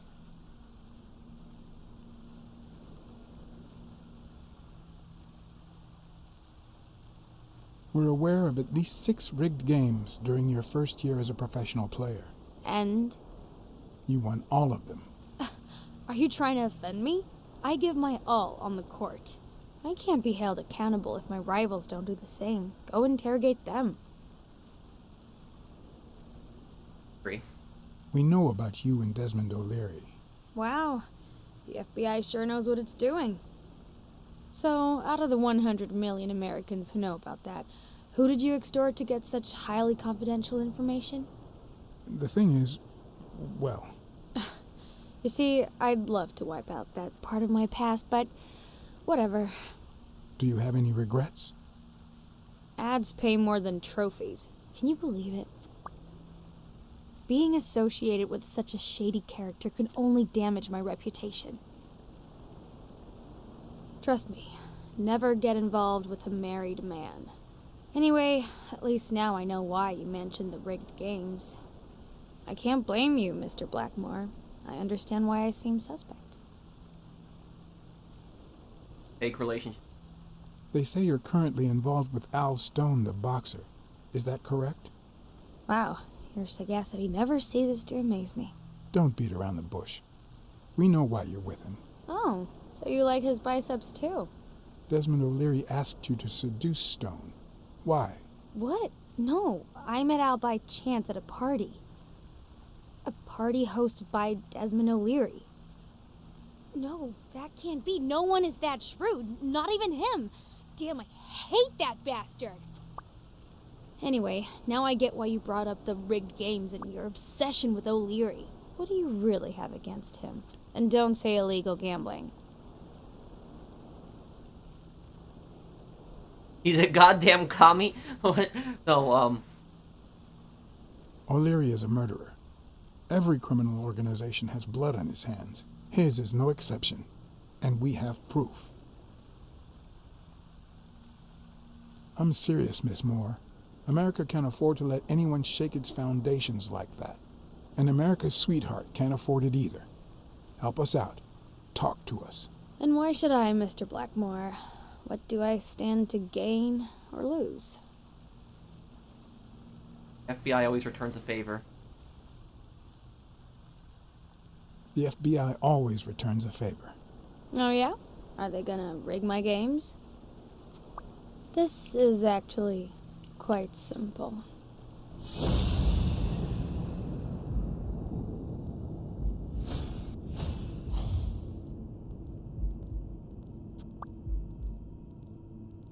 Or hate O'Leary. One lucky gal. You have a light, sir?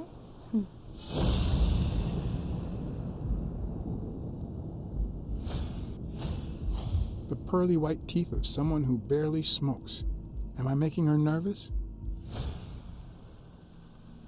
Damn. I'm almost out of fluid.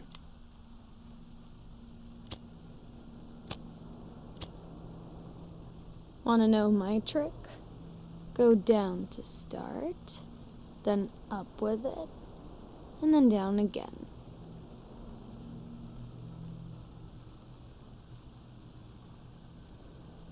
Almost. Will I get to smoke today? Almost. Will I get to smoke today? Almost. Don't worry, I'm not making any assumptions about your masculinity. Will I get to smoke today? Damn, I keep messing up this mini game. Will I get to smoke today?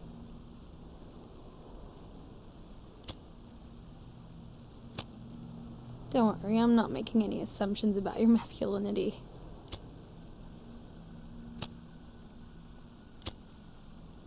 There we go. Thanks.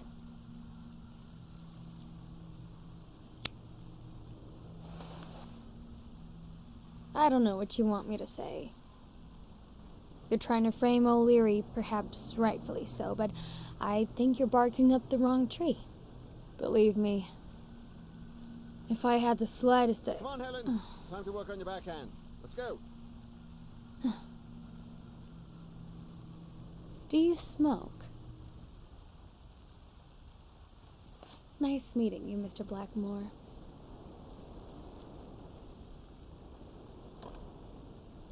Did you bring my water? He still has some kind of connection to O'Leary because of the case you saw with the Irish four-leaf clover on it.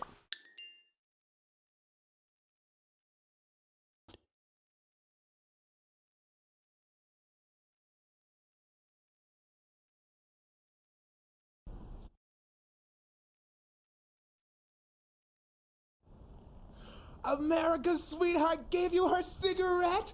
Dear God, she has the hots for you! I can't believe you said good old Weekly to investigate that stupid walrus while you were hanging out with Helen Moore herself! So, what do you say, you and me, we change places next time, huh? Your turn. Now tell me, what did you find out? Ah, you're gonna love this. You ready? I've got news, but I happen to also have a Blacksad. Thank you so much, Mr. Blacksad. Huh? Oh, Mrs. Colbert. My husband woke me up this morning with roses and breakfast in bed. He said he had a scare last night, although he won't give me any details, and that he's been thinking about me ever since. He wants to take me to Niagara Falls for a second honeymoon. That's nice, but I don't know why you're thanking me. Are you kidding? Remember how I doubted him, but you made me change my mind? If he had suggested to take me to Niagara Falls when I still suspected him, I would have thought it was just a cover. Or worse still, a way to clean his conscience. Make the most of it. Well, I only did my job as honestly as I could. Enjoy your marriage. I hope you and your husband are happy. Well, that's all I wanted to say. Send me your bill when you can. You're a good man, Mr. Blacksad.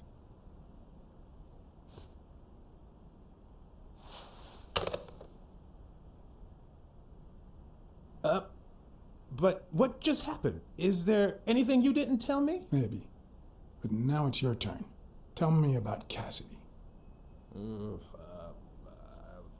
Come on, spit it out. I didn't find anything suggesting that Cassidy had anything to do with Dunn's murder, but... That's quite the tale. But I know Cassidy will be playing poker tonight with one Howard M. Farnham II, a Texas tycoon looking to get his claws on the boxing business. I also know that he and Cassidy have never met in person, and that Farnham, who's staying at the Balford Hotel, hasn't left his room. Apparently, he spent the night with 3 bottles of bourbon. So, here's my incredible plan. I'll go to the hotel. I'd knock him out, and then take his place in the poker game. That way, I'll get Cassidy talking. What do you think? Incredible, right? Didn't we agree that you would handle Helen Moore while I dealt with Cassidy next time? No?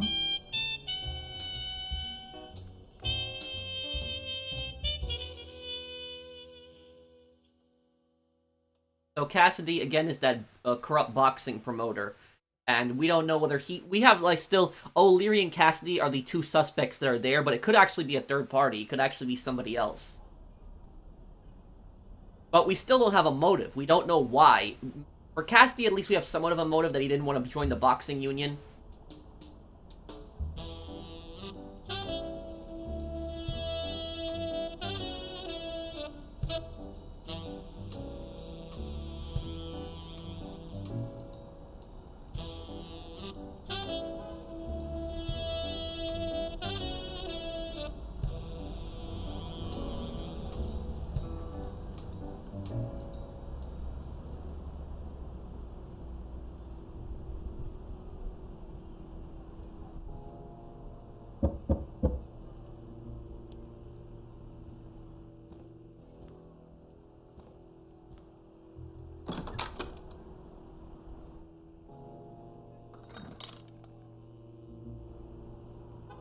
Good afternoon, Mr. Farnham. What's going on? Allow me to introduce myself. I work for Frank Cassidy. John Blackmore. I work for Frank Cassidy. He asked me to bring you these bottles so you could choose which one you prefer for the game. Oh, sure. I was fixing to leave, but I guess them monuments ain't going anywhere. Well, come on in then. Getting in Farnham's room was easy. Earning his trust was another story. But I always have an ace up my sleeve. Blackmore? You okay, partner? The best way to earn someone's trust is to make them believe they've earned yours. And sometimes, the best way to fake it is to tell the truth. I don't know where to begin.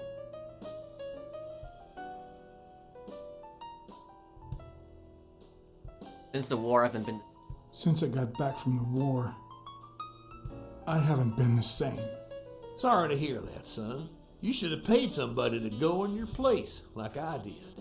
The poor bastard didn't have a pot to piss in, so he done a fair That was deal. actually something that actually Should've went happened off back and got then, himself corruption. killed. But you know what? At least he earned his place in heaven. But good Lord bless that man. And us while we're at it. Cheers!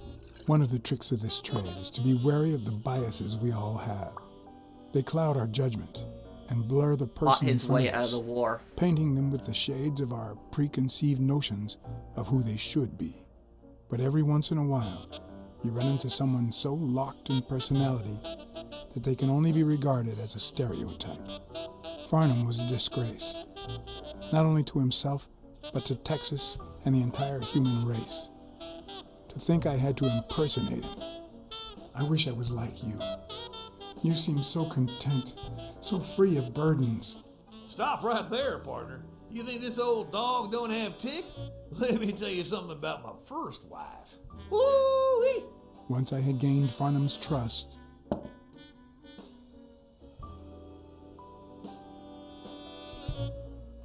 the hard part was deciding what I needed to know to become him and not get myself killed.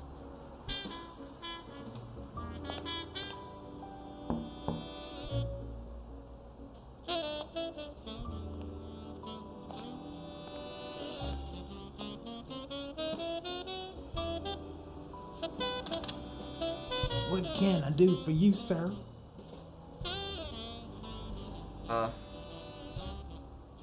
Here to play me some poker. I'm here to play me some poker. You got the wrong place, sir. Did you miss the barbershop sign above the door? You have a good evening, sir. Wait,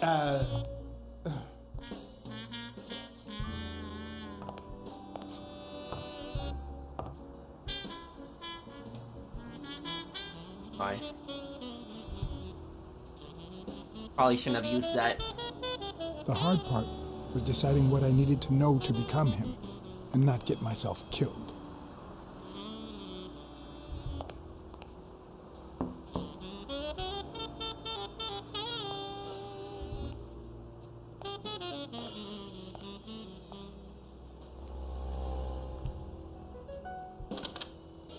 What can I do for you, sir?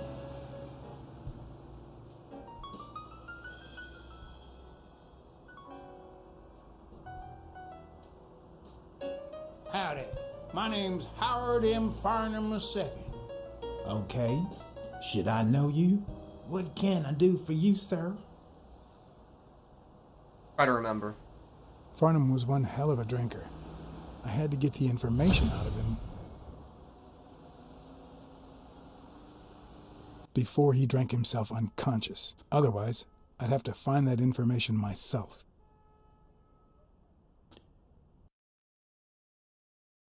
Find the requested info before the time runs out.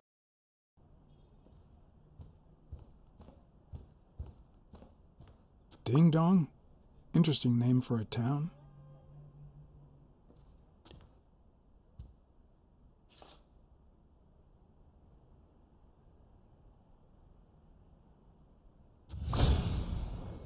Vietnamese shave. Yes, I got a Vietnamese shave last time. Oh, please, come in. Of course, I remember you. Take a seat.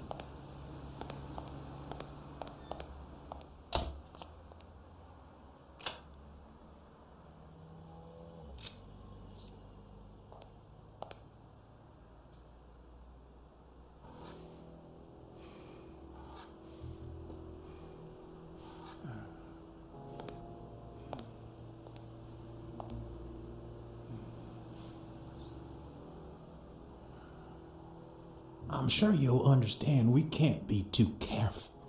Our host has many enemies, and someone has to keep them at bay. I understand. Sure, I get it. I'm glad to hear that. Now, please answer my question. How much does it cost to get yourself a clean Vietnamese shave?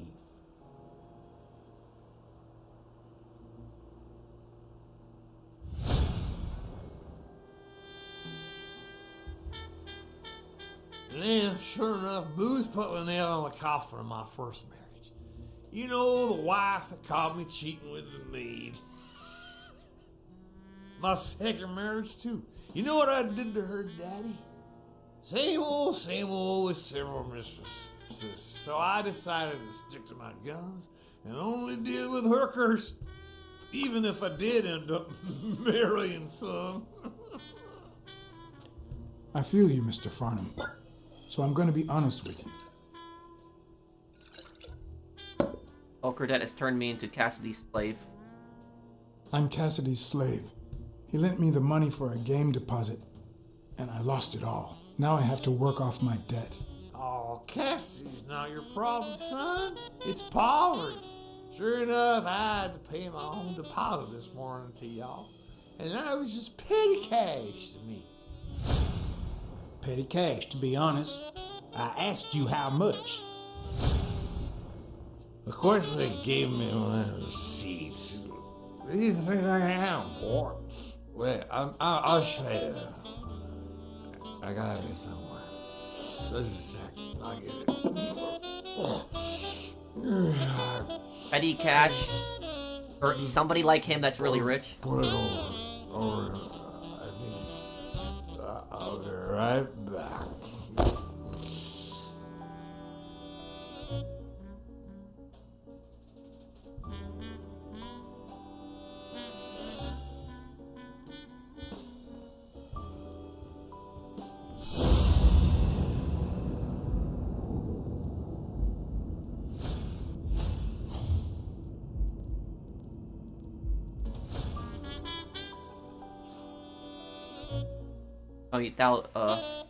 $20,000 deposit. Why didn't you just say you had the receipt in your pocket? I'm almost certain, but tell me, who told you to come to this barber shop? I remember. Let me tell you a little secret about my first wife, sonny boy. When I met that woman, she had no manners, no money, no nothing. Who in the hell?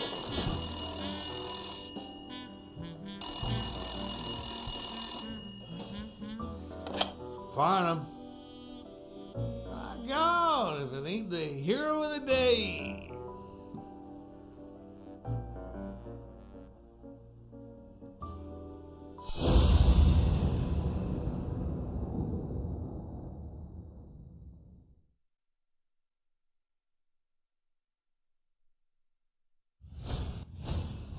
It's not going to be easy to sound Texan, but I'll give it my best shot.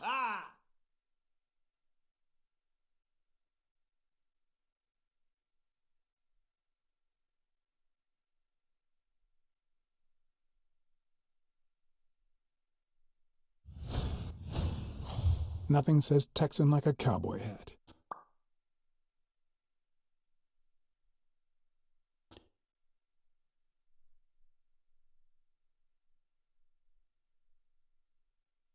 I'll be damned.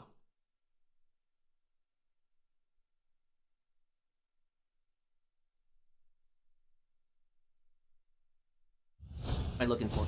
I probably don't need to imitate his gestures during the game, but it certainly wouldn't hurt to try.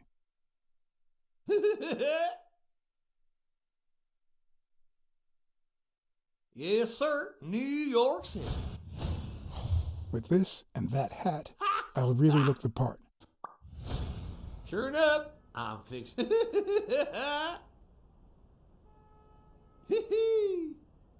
Knowing Boxing Farnham, at the the Grand owner of Valley this bra Dam. only came here for business. Nah, just a few burp. Anyway, Kenny, thanks for fixing the game with Cassidy. Kenny. God bless you, brother.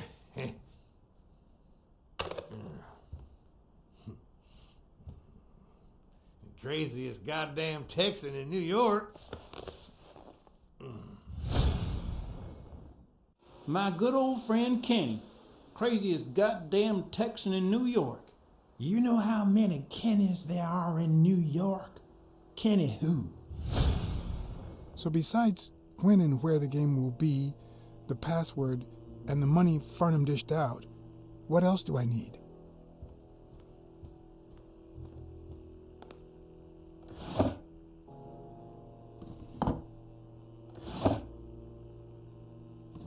Wait, I gotta find this quickly.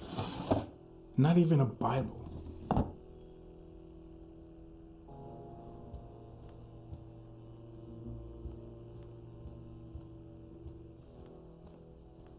Collectible here too.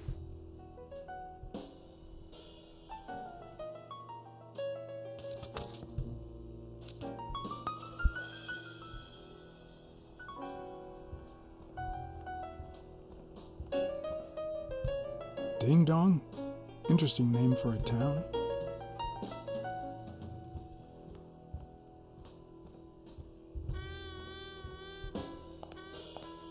They smell like a party. Great. Great, I'm gonna find it really quickly here.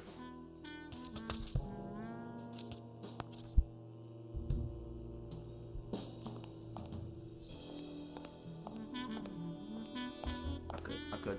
Good.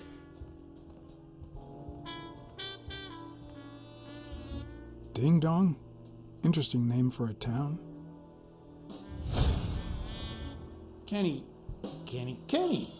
Hey, do you think you can't be friends with someone and not know their last name? Let me think. No.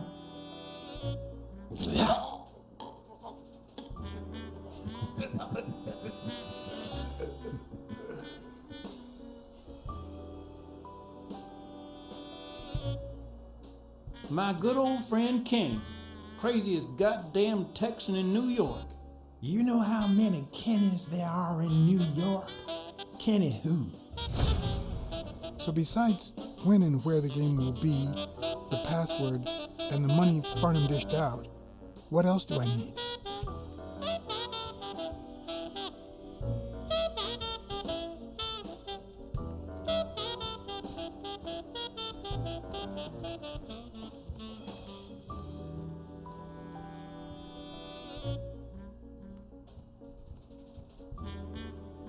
Checked in there yet. Oh. Look. Luckily, there was only one Kinney in Farnham's address book. Kinney Eats, residing at... Gotta check the closet earlier. I went in the bathroom. And also, there's a trophy to complete this whole game without dying once. Manhattan. Stunning pinheads. I'm not surprised. Mr. Eeks has excellent taste. Do you happen to know what he asked for the last time he was here? Try to remember.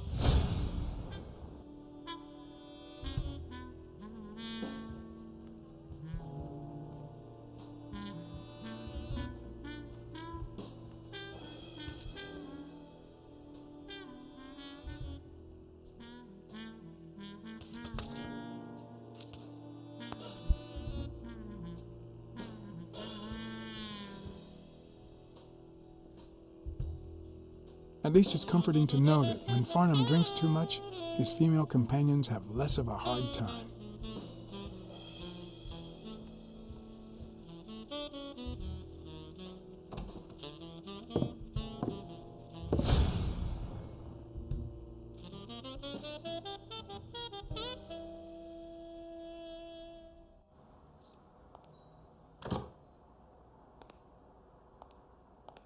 Don't tell me, Billy Bob. This here is my new friend Farnham. Am I right?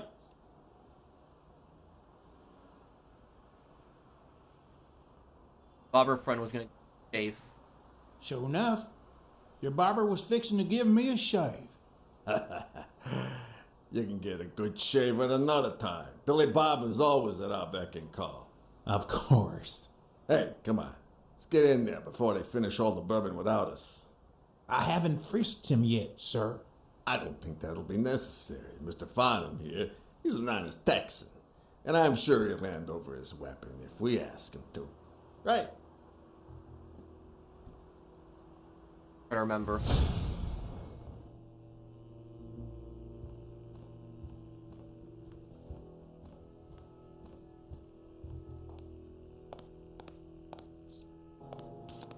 Another card here.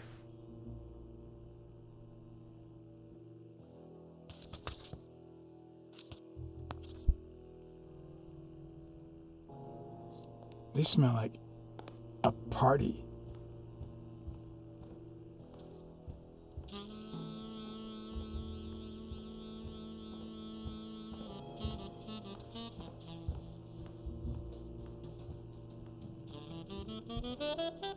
Closet.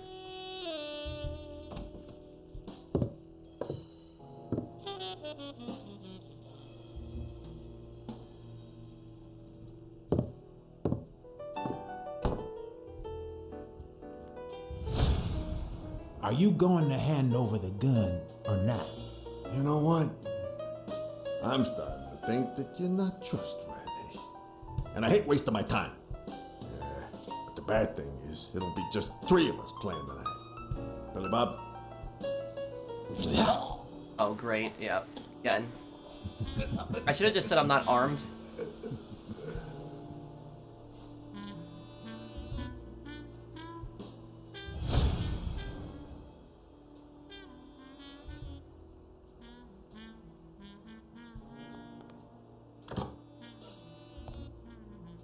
I've died so many times this game. Billy Bob.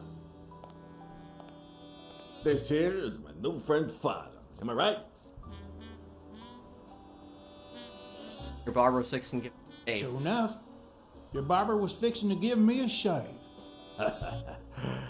You can get a good shave at another time. Billy Bob is always at our beck and call. Of course. Hey, come on. Let's get in there before they finish all the bourbon without us.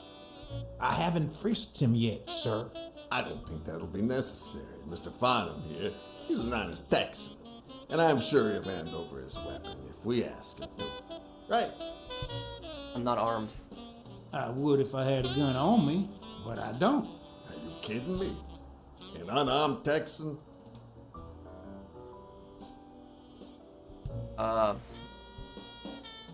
Told you I'm not carrying a gun. I already told you, I'm not carrying a gun. That doesn't sound like the man Kenny told me about. You know what? I've had enough. Billy Bob? Yeah.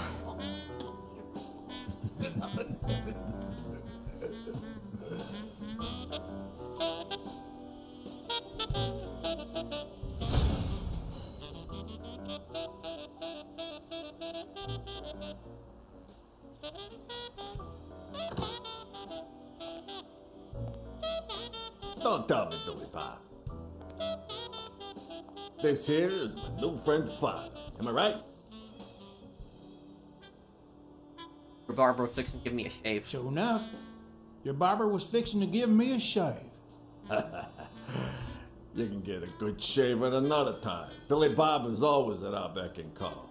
Of course. Hey, come on. Let's get in there before they finish all the bourbon without us.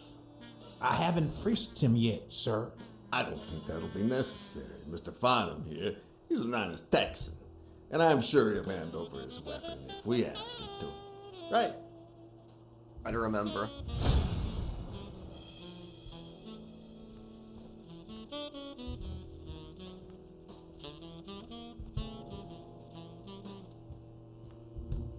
We have that gun.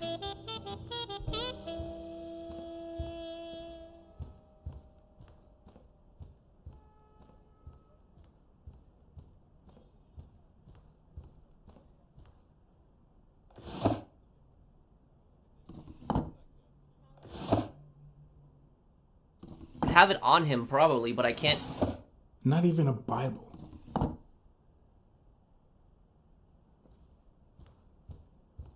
Crap.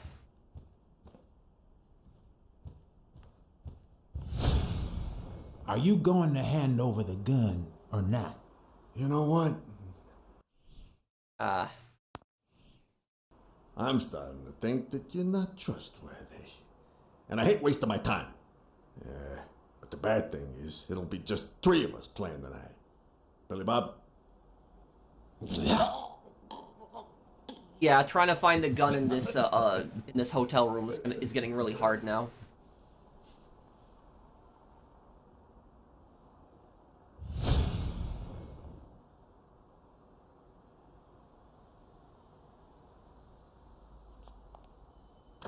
Already checked the drawers, I checked the closet.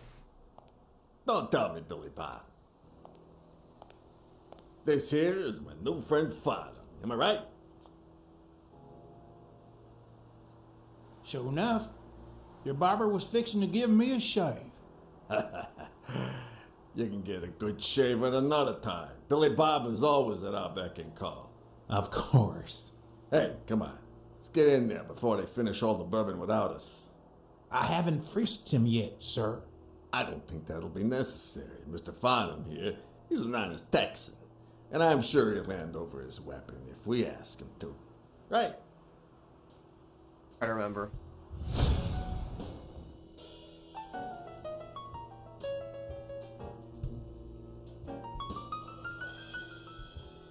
Where's this gun?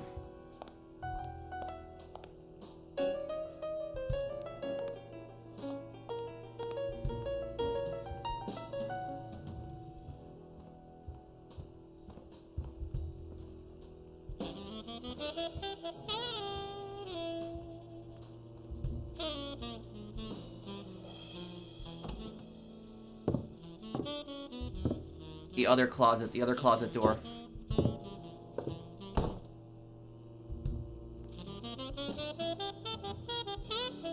Oh, I can. Ah, damn. Are you going to That's where the hand gun over is. It's in the other closet door. You There was know what? 2. I'm starting to think that you're not trustworthy. And I hate wasting my time. Yeah, but the bad thing is, it'll be just 3 of us playing tonight. Billy Bob?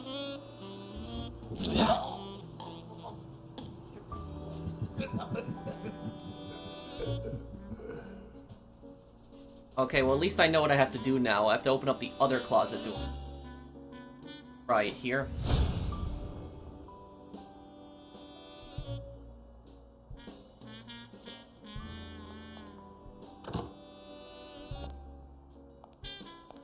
Don't tell me, Billy Bob. This here is my new friend Father. Am I right? Sure enough, your barber was fixing to give me a shave. You can get a good shave at another time. Billy Bob is always at our beck and call. Of course. Hey, come on. Let's get in there before they finish all the bourbon without us. I haven't frisked him yet, sir. I don't think that'll be necessary. Mr. Farnham here, he's an honest Texan. And I'm sure he'll hand over his weapon if we ask him to. Right?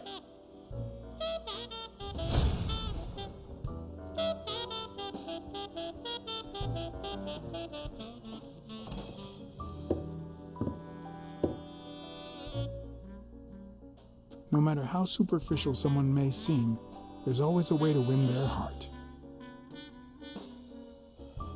That's a nice revolver. It looks like a Colt 45 also. It'll be my pleasure.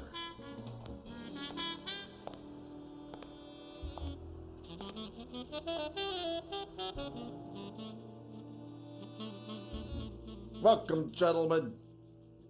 Chips are on the table and guns are in the safe. Now, we got a lovely night of poker ahead of us, full of smoking and bourbon. So let's get started. Take a seat, Mr. Farnham. Let me introduce you. To my right, wearing gray boxers and weighing in at 140 pounds, the owner of Pink Vice, the largest meat market in all of Manhattan. In other words, a real son of a bitch. No offense to the women he exploits. Our reigning champion, Oswald Quince. A title I aim to keep, provided our new contender here doesn't interfere. Y'all are dealing with the worst players in Texas. You ain't got a chance, but I'm sure you'll learn something. I'll do that. Y'all are dealing with the worst player in Texas. You're just trying to make me overconfident, aren't you? The truth is that our friend Farnham owns the largest and, I dare say, most entertaining establishment in Texas. Really? So we're colleagues then? Yeah, you wish, Quince. He owns a casino. Damn. And it's not even in Austin or Dallas. It's actually in a little town called, what was it? Darn it. I looked it up Ding the other dong. day. Had a funny ring to it. I hate it when this happens. I thought they moved all Texan casinos to Vegas, where gambling is legal. You mean Ding Dong, Texas? Ding dong. That's it.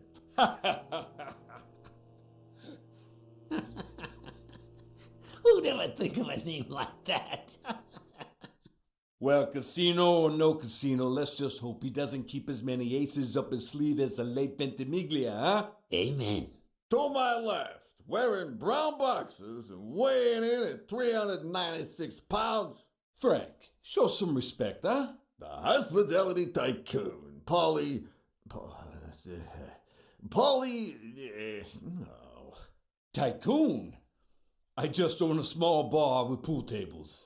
Clients drink close to nothing and play even less, but certain business transactions just couldn't happen anywhere else. Damn it, Paulie. Why don't I know your last name? Because they took it away from me. You have no idea how good my ex-wife's lawyer is. Women, they even take our damn names.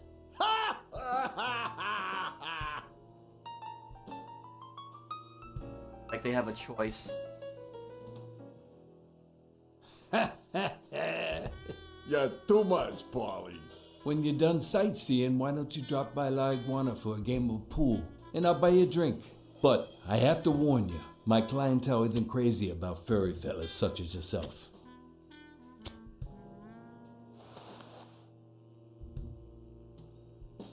Love pool. Thanks. I love me some pool. Perfect. It'll be my pleasure. You're looking to start your own pool business, Farnham? This guy here wants to start a boxing association in Texas. And guess who he's turning to for advice? To be honest, several things got me worried, so I'd be much obliged for any counseling. So, what worries you?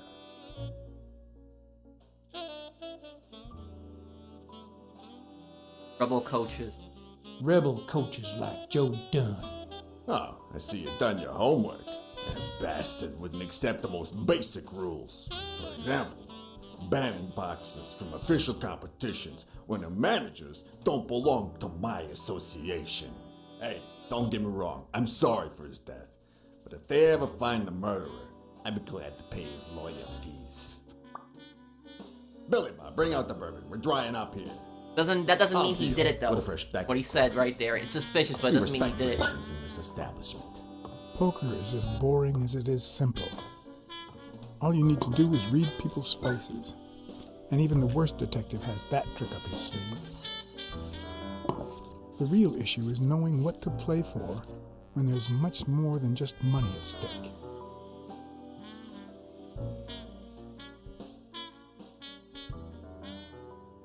Play to win. Damn it! What again? How many games have you won, Farnham? The worst player in Texas, huh? Hey, Quinn, you better start unbuckling that championship belt. This ain't over yet. Mark my words. Farnham will be calling his wife before the night is over. Ha! Oh, hey, by the way, did you guys hear about Kenny's wife? Pretty tragic, huh? What happened? Oh, plain bad luck. Hey, but Farnham, I'm sure you know more about it than I do. Try to remember.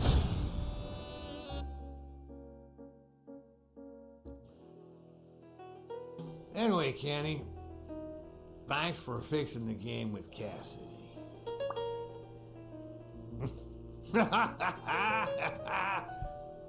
God bless you, brother.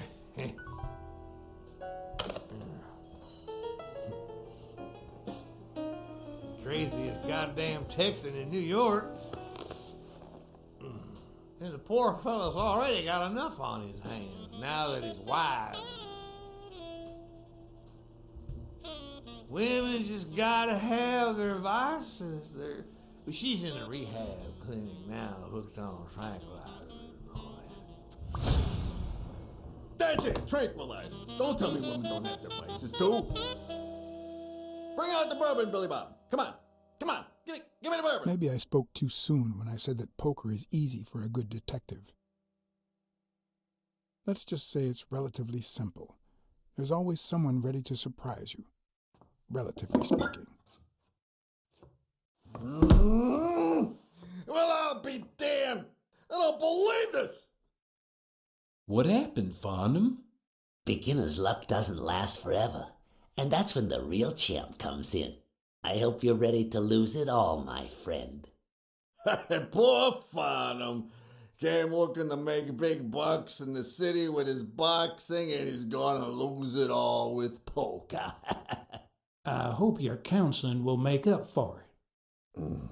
Yeah, so how can I be of help?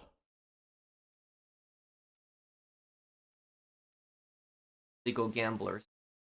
Having to compete with illegal gamblers like that O'Leary fella. Oh, one would almost think that you live in New York, my friend. That son of a bitch killed one of my men and left the poor bastard on my damn porch. But he's a goner now. Ever since the sport got put on TV, people want a fair game, honest boxes, and no shady business. You can't break the law anymore like before. Nowadays, they gotta bribe those big network executives to negotiate for broadcasting rights. Nasty bribing TV. Homicidal boxers. Homicidal boxers like Bobby Yale. Ha! That's some piece of news, huh? Hey, I don't know if he did it, but the real problem is that the fight against my champ Stone might not even frickin' happen. The good news is that I've almost convinced the governor to let him out of prison on the day of the fight. Under police escort, that is. I bet you the audience gets a kick out of that. Oh yeah, so come on, let's steal another hammer. A lot of these boxing promoters had massive connections to politicians, and that would be something that they could do. Gentlemen, I suggest you never tell your sons about this game, unless you want to lose their respect. Wait, you mean our sons actually respect us? I hear you. There's no way to set boys straight these days. They don't even respond to a good old beating. Texan boys do respond to a good... No, I was gonna say that, see what happens. I dare say Texan boys do respond to a good beating. Hey, careful, Quince. You're talking to a pro. So, Kenny told me you had quite a house full. How many kids you got in that house full of yours?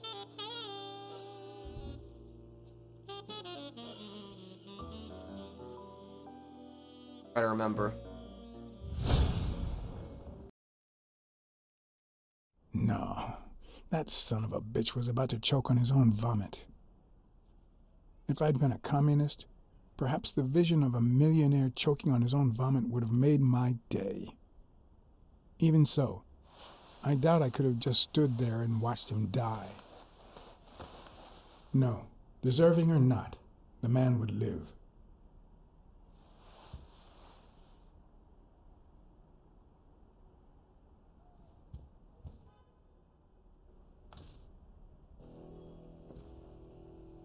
Ah.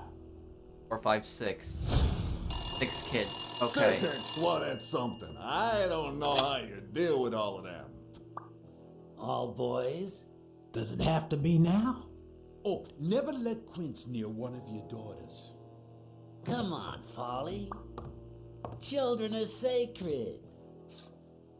I won't lay a finger on them until they're 12. After that, well... let's just say... He's probably being told that that's not for him. Have needs that can only be met by a young girl that age. If you know what I mean. This guy's a human trafficker.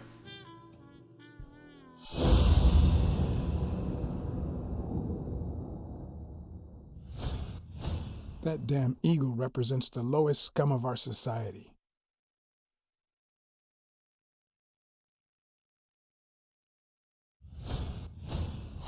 There goes your winning streak, you sick bastard. Peter, too. Write him out.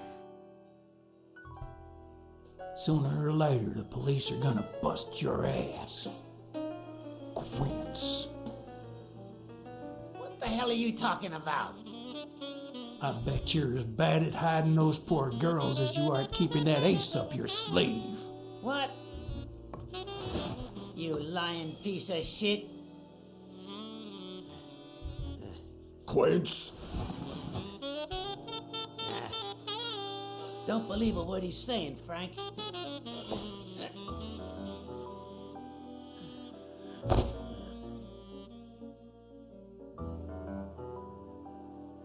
This is gonna be good now. Don't you dare call me Frank. You cheat at a gangster poker game, you're dead.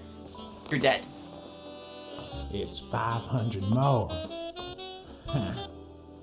For washing up. It's a deal.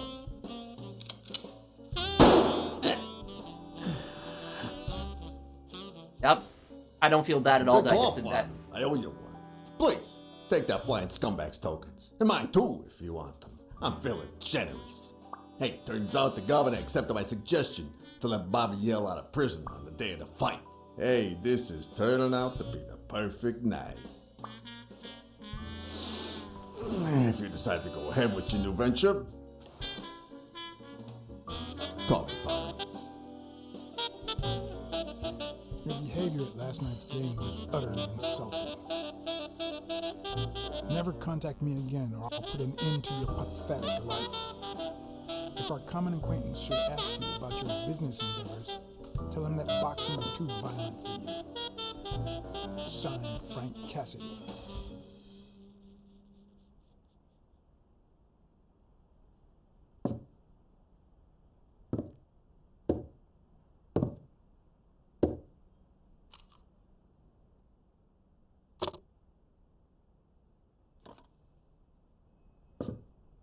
My own tracks would be covered the following morning when Cassidy read this note from Farnham. Dear Mr. Cassidy, although I'm grateful for your kind help, Last night's game made me realize that boxing is just too violent for a peaceful Texan like myself. I have decided to invest elsewhere. Yours sincerely, Howard M. Farnham II. Damn Texans.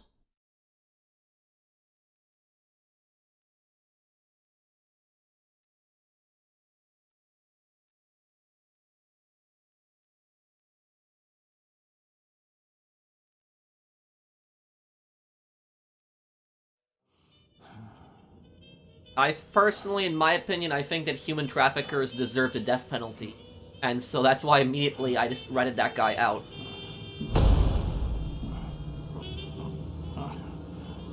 As for me, it was the first time in days that I had gone to bed without my daily baby. A real shame.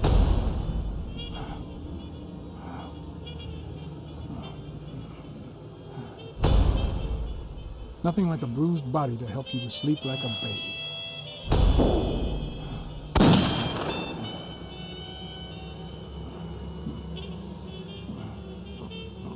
Maybe I should have given myself a beating.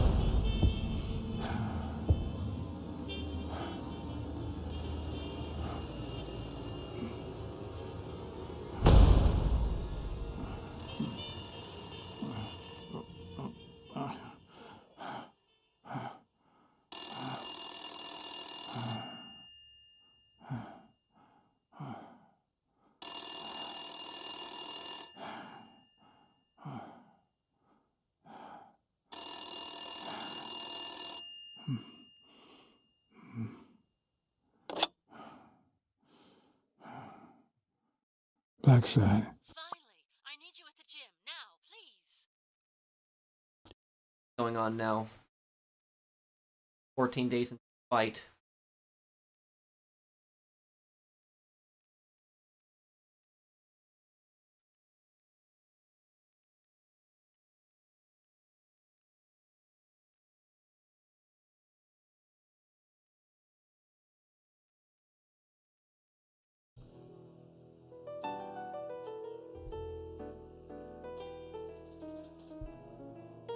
It was like this when I got here.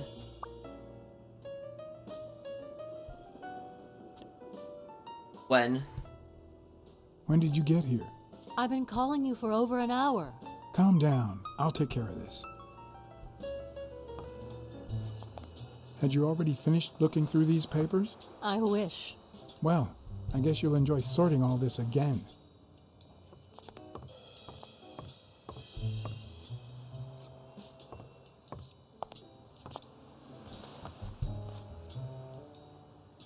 What are you doing? Do you like sardines? Excuse me? Do you like sardines? Ugh. I love sardine. Sardines, a fish, by the way. Bingo. What is it? Nothing. Just a freshly signed contract.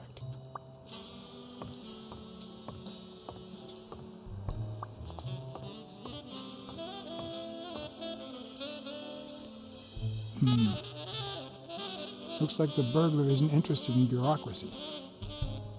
Not that I suspected otherwise, but it's obvious they weren't looking for money. Did they take anything? No, although... You get back your gun in the hospital? When you went in the hospital room to get your purse, did you get the gun as well? Yes. Isn't it there? I put it back.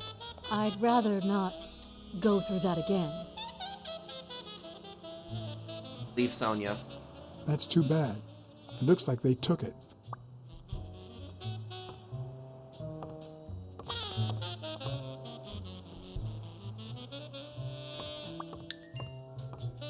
Yeah, appreciates your trust.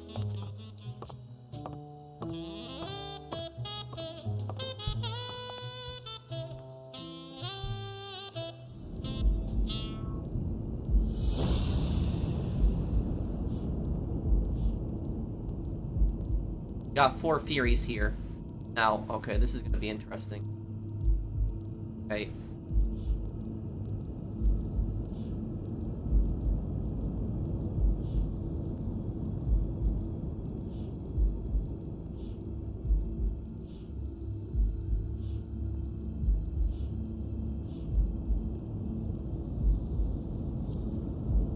He's threatening Stone. O'Leary keeps romantic pictures of Helen Moore in the car.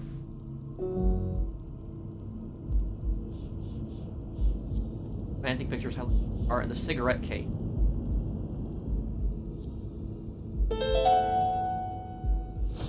It's pretty clear that Helen Moore's cigarette case was a gift from O'Leary.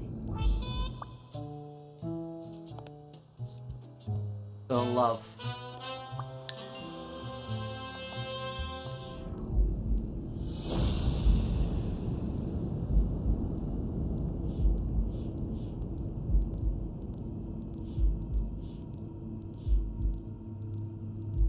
Helen Moore says she hates O'Leary.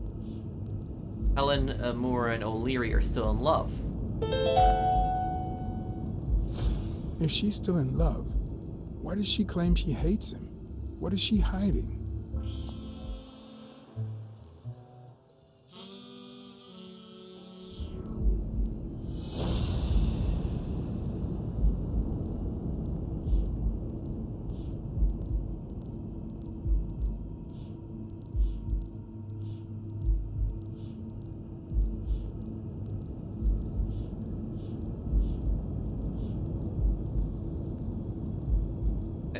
Avenarius vanished after winning a fight back when Yale did.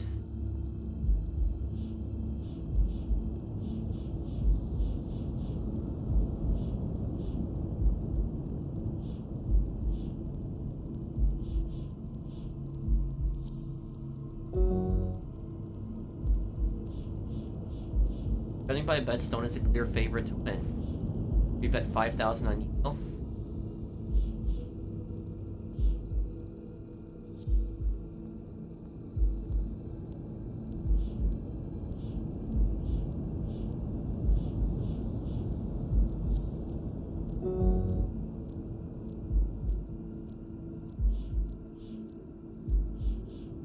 Footprints in the gym belong to.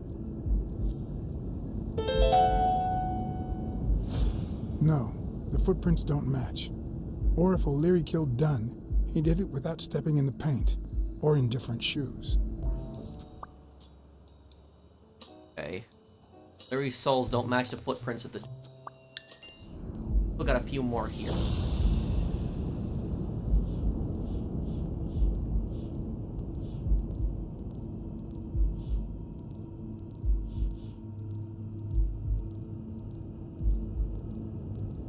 O'Leary has a guilty conscience, writing someone out when he was 14, someone who ended up dead.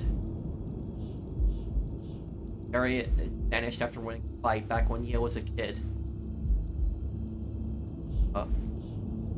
Yale's one of the untouchables according to his file.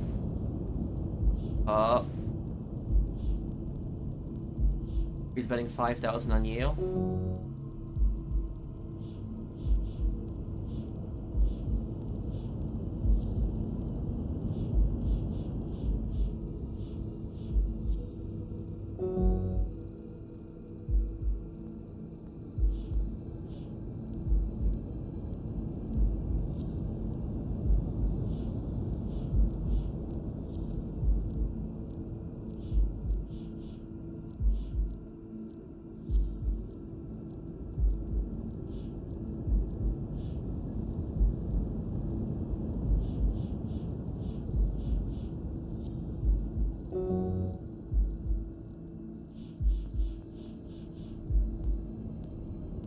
He always.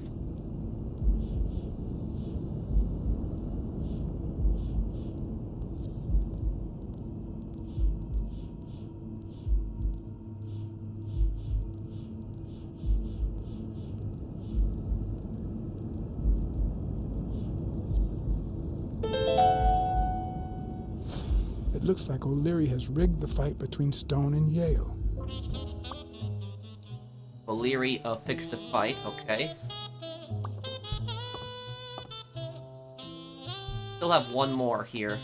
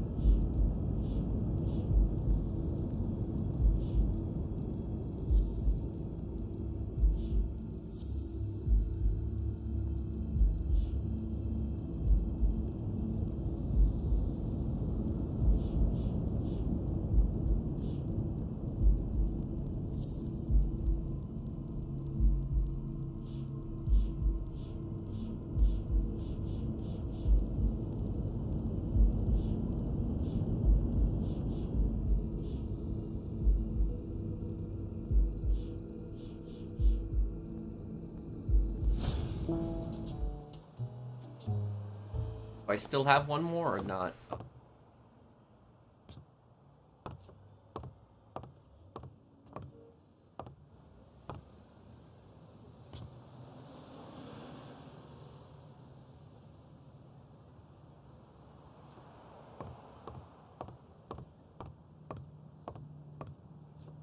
This. Whose is that? Mary Purnell. You think she did this?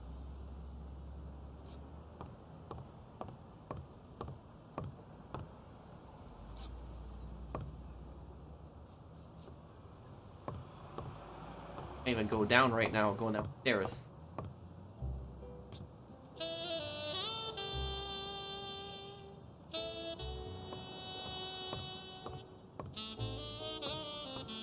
That on the staircase, honestly.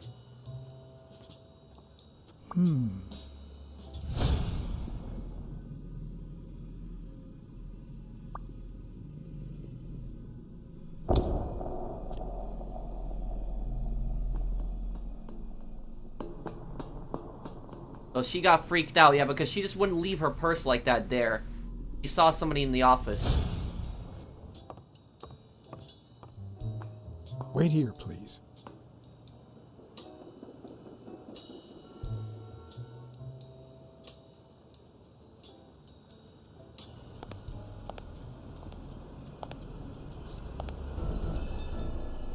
Oh no.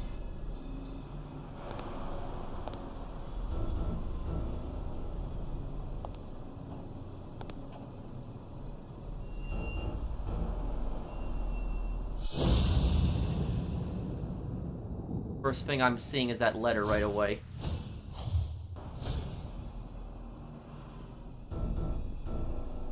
Dear Sonia, I need to tell you several things about your father. In fact, I know he would have wanted me to tell you.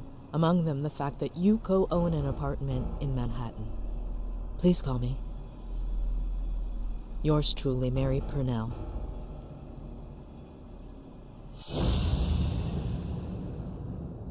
What kind of wound is this? Could be a knife wound. The murder was brutal. It's something really deep.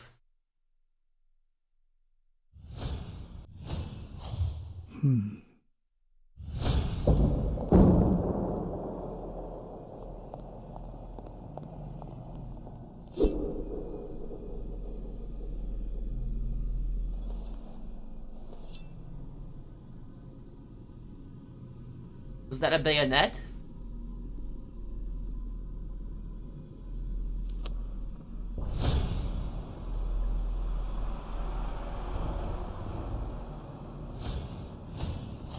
If I were you, I wouldn't quit. Trust me, it might be painful at first, but time heals all wounds. Why did you listen to me?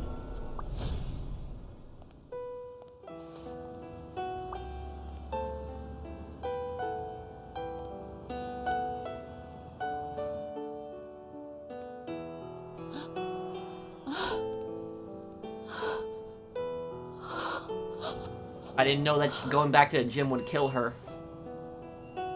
I thought only the gym owner was the target. I want you to call the police, Sonia, and then go straight to a friend's house. Don't even think about going home, and definitely don't come back here. I'm staying at a friend's house. I haven't even set foot in my father's place yet.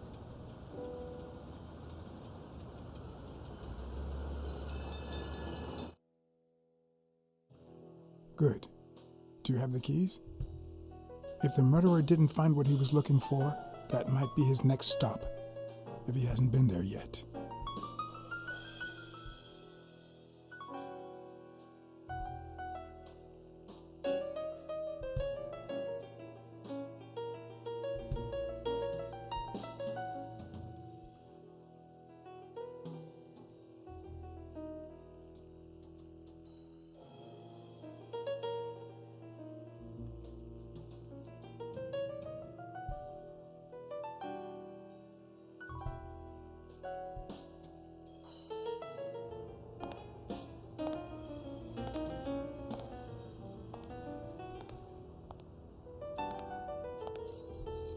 For once I had the keys to the place, which meant I wouldn't have to use my lockpicks or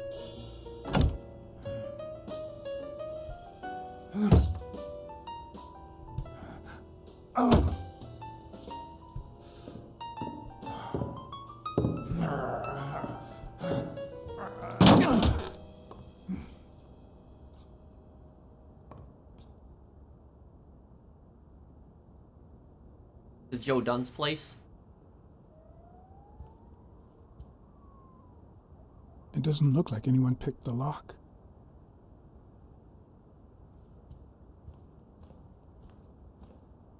Someone's been here, I think. Looks up and knocked on the floor.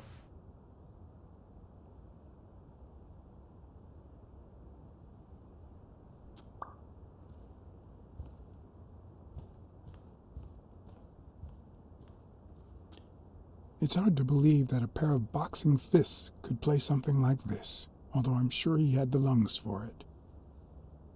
It looks like Dunn had already begun to move his things.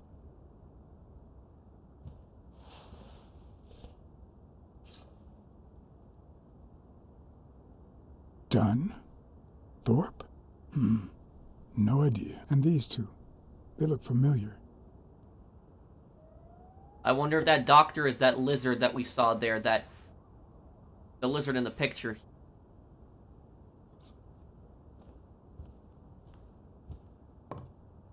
As I glanced at the telephone, I remembered the weekly password for O'Leary's illegal gambling operation. Even though I had rejected his reward for finding Yale, I had managed to make my own dirty money by ratting out the Eagle Pimp during our poker game. How much damage could a small bet do? All to make a bet?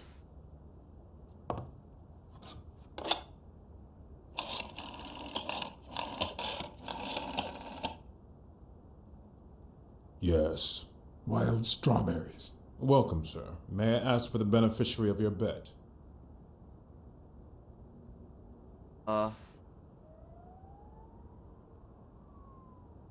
Sonia Dunn. I'd like to bet on Sonia Dunn's behalf.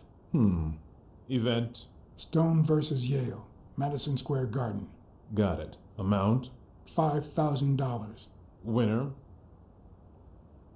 Bobby Yale. Yale wins. Place of delivery? I'd seen several locations written out in O'Leary's basement, but I could only remember one, courtesy of my new matchbox. La Iguana Pool Room. All right, sir. Good afternoon.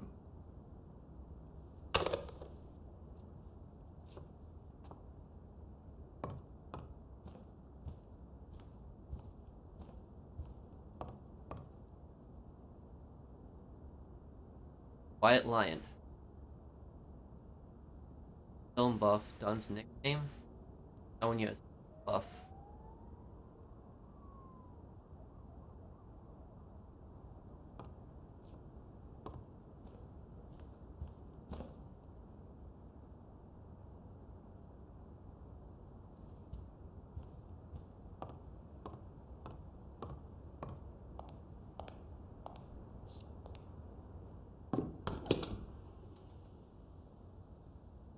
Ready-made meals on airplane trays in front of the TV. Who would have thought we'd end up eating like this?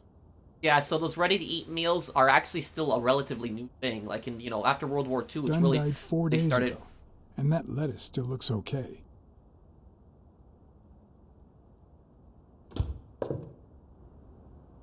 People used to cook a lot more back then.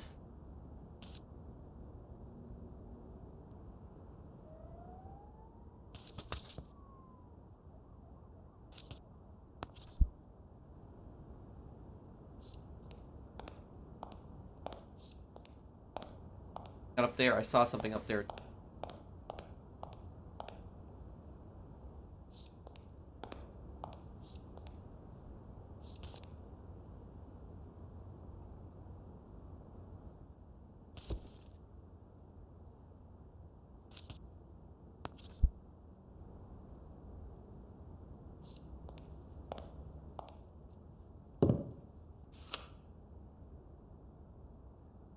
Property.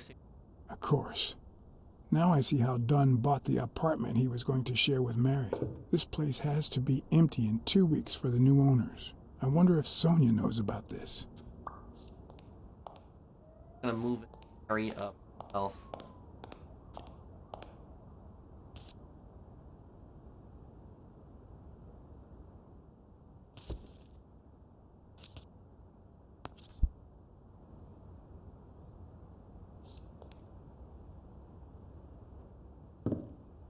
Sardines. It's been open for a few hours. Sardines.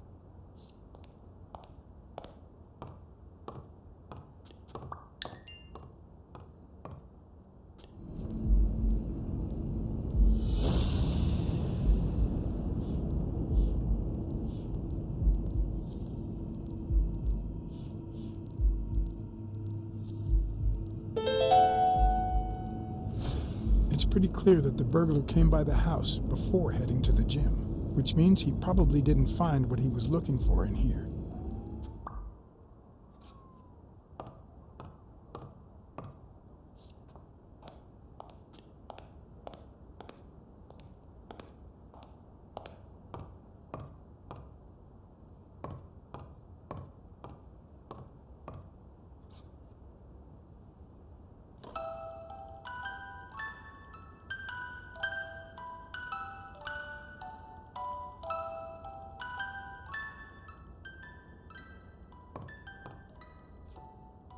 Could this be the origin of Sonia's interest in business management?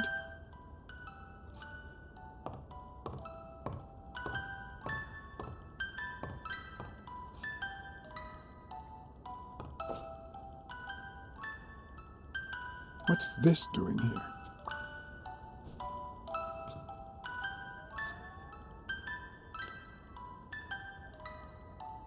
One of the very few teen idols who only got better with age.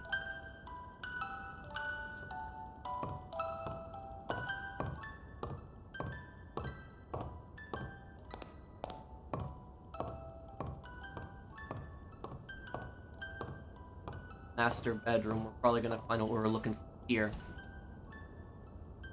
Another empty closet.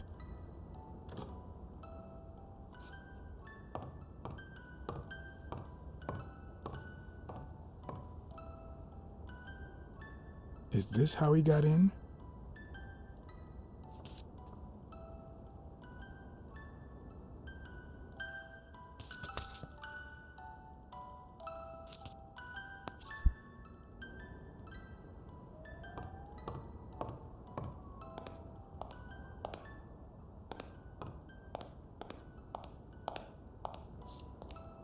Wow.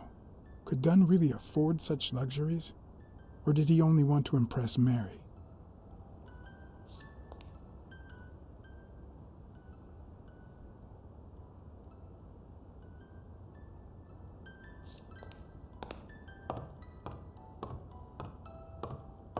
Well, we know at this point that painting was taken off the wall recently. The wall. Elaine. I think that was Dunn's wife's name, according to Jake.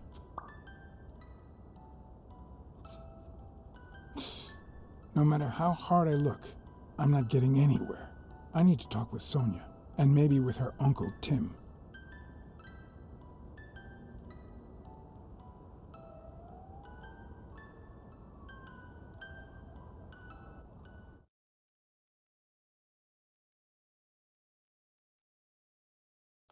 It brings back, I don't know. Bad memories? A pessimist, are we? It's like remembering the last day of summer. Scenes full of joy, picturesque landscapes, and yet the light is faint and the air is still, the calm before the storm. I know the feeling. I know that feeling. I figured that much. I can see it in your eyes. We met in the Army. We were all professional athletes. They called us the Olympic Five.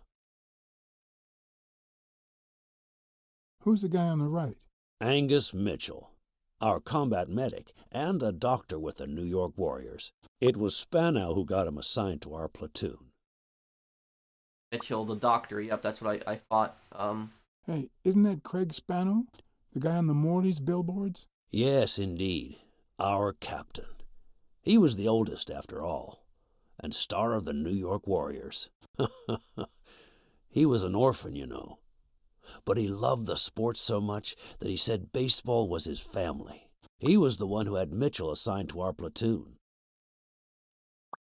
Who's the guy on the left? Ah, Victor Sukovsky, the athlete. You've probably heard of his medals. What about you? I had just signed with the Milestones. I hadn't even played my first game, but people said I had a bright future ahead of me. War got in your way. But the war got in the way of that bright future. Huh? No, I made it big when I came back. Best time of my life. Don't you remember that cop at the hospital? The one who let me in exchange for an autograph? Trust me, nobody calls you Iron Arm if you're just sitting on the bench. Who would have thought that I'd end up becoming Tim Iron Legs Thorp? What happened? I fought the Nazis for 2 years, up there in the sky, over Europe. And I never set foot in a field hospital. 3 years later, I crossed the street without looking. And look at me now. Accident. You know, I'm starting to suspect that he might have something to do with this murder. Was Dunn already boxing? Yes, he was.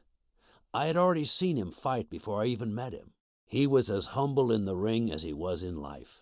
He'd always let his rivals take the initiative. I remember how he barely dodged the blows. If you didn't look at his feet, it seemed like he wasn't even moving.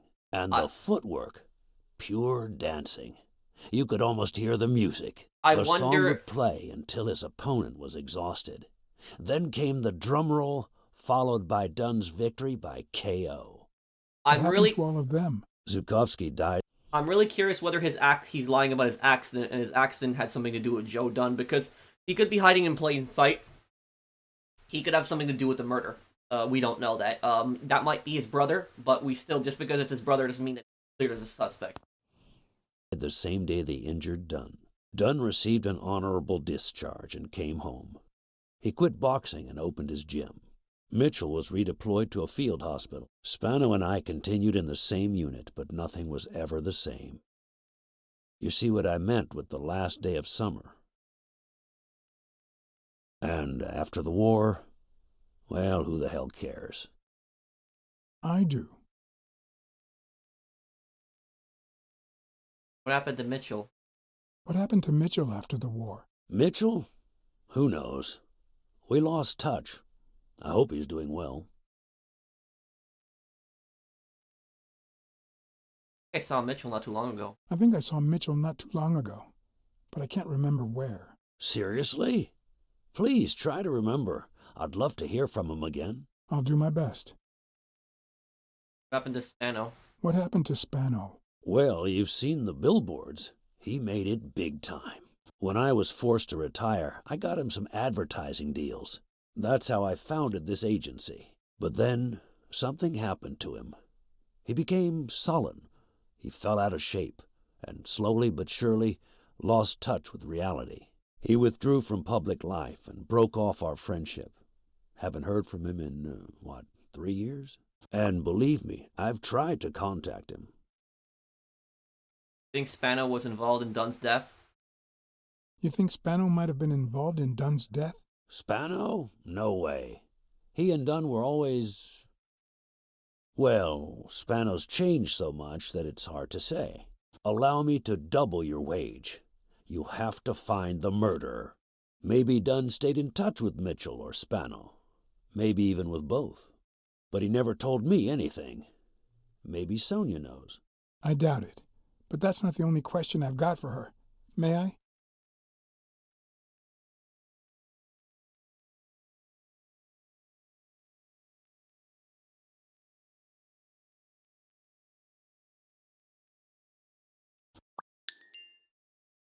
Deduction.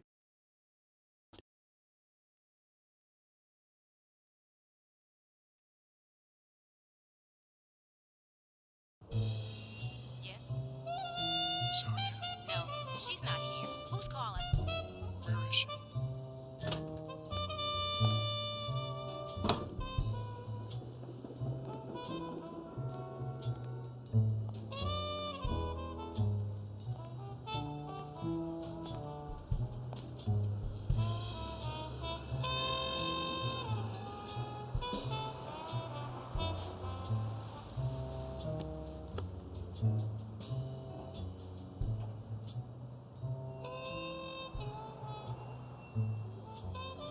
Your father in touch with Spano Is or your Mitchell? father still in... Have you ever wished you'd never been born? What? I chose to, now and then. Yeah, sometimes. Then we're both in the same boat. First time was right after moving to New York. I hated my mother. She was the reason we moved from the countryside and the smell of freshly mowed grass to this dirty city and the smell of medicine. Her medicine. I couldn't tell The whether she second wanted to time jump, was which is why I didn't after say she that. died. I hated myself for having hated her before, for not having loved her enough. The third time was when my father shut himself off. I hated him for that, for abandoning me, for giving in to the booze.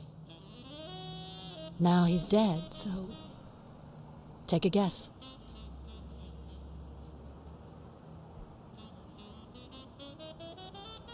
Hate yourself for hating. You hate yourself for having hated him. Yes, but that's not the worst of it. The problem is I don't know how to live without hating him. Over the last few years, everything I've done was meant to push my father far away. To avoid being like him. To avoid making his same mistakes. Without him, I just don't know who I am. And you won't even let me hate Bobby, which might actually help me. You hate wind up dead. Bobby Yale doesn't. Bobby Yale is innocent. He doesn't deserve your hate. Don't you think I know that? I need someone to blame. Without that someone, I have only myself to hate.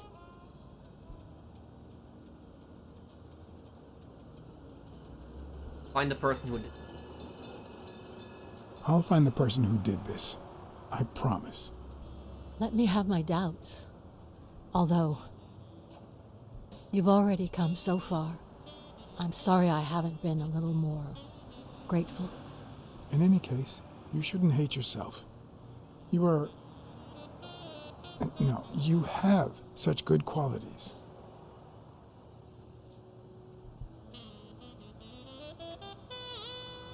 You're kind, smart, and beautiful. Are you really trying to flatter me now? No, seriously, I didn't mean to... Sorry. Anyway, can we just drop the subject? My compliments. Did you go to my father's apartment? Yes.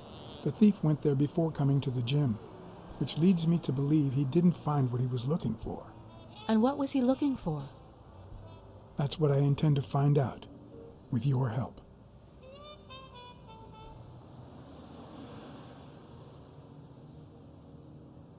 Unsold his apartment. Your father sold his apartment.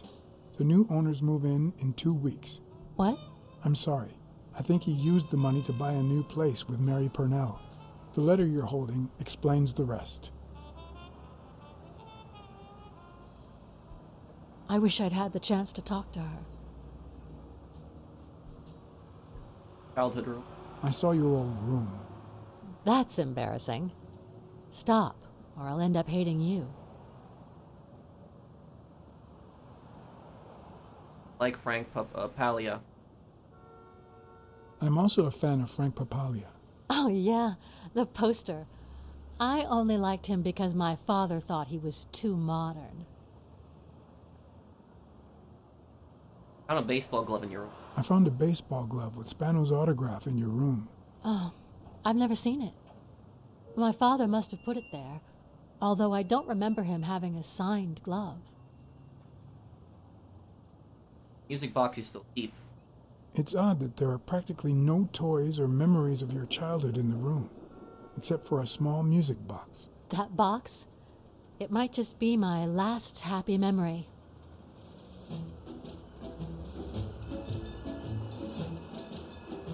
It's from before my mother got sick and we moved here.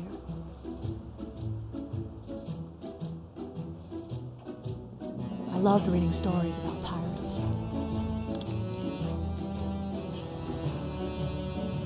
So my father drew a treasure map for me.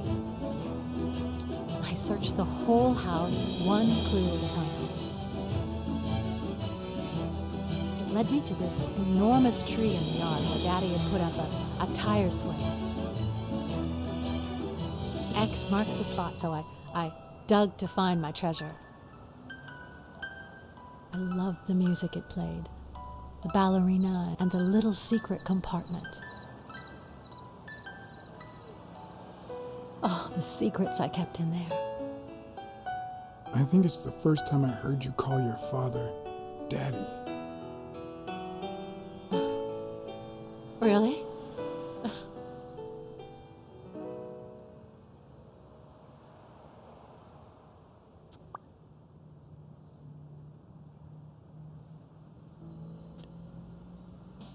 Bacchus? Did the abacus inspire you to dabble in finances? The most useful gift anybody has ever given me.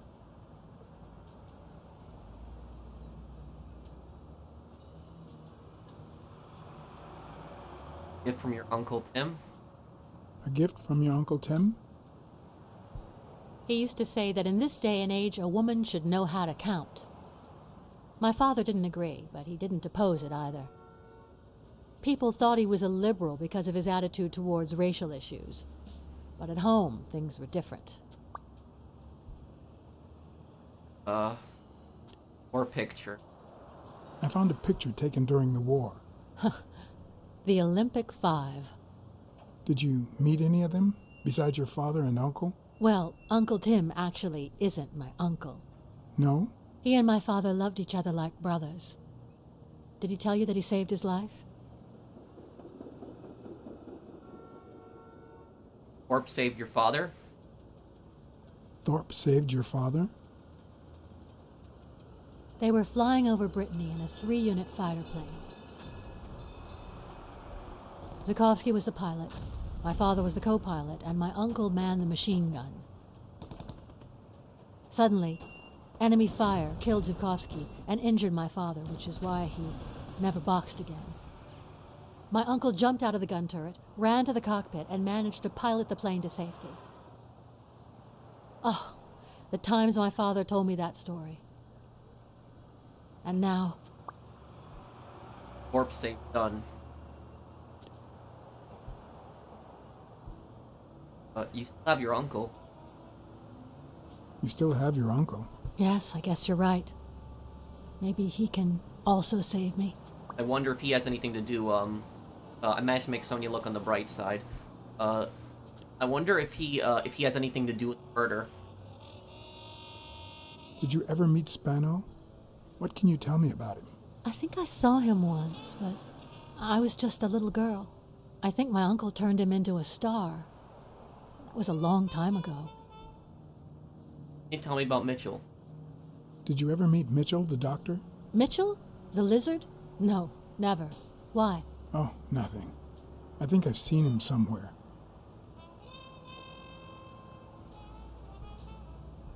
Cold? Are you cold? A little. Maybe I should go. Appreciates the fact, yeah, it's getting late. Yeah, it's getting late. Anyway. Thanks for the company.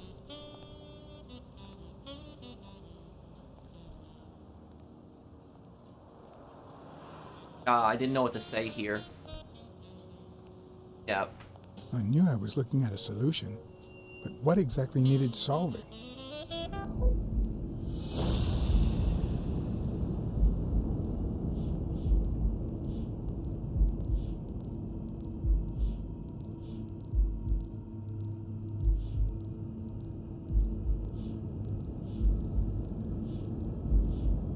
Unhid the music box under this fire tree.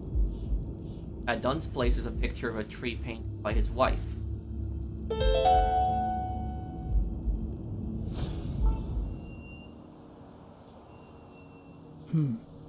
Maybe Dunn used the same hiding place once more.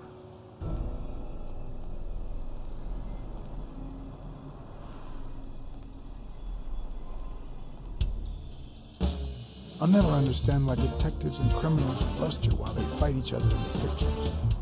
What a waste of breath, focus, and energy. Yeah, it's one of those bikers again.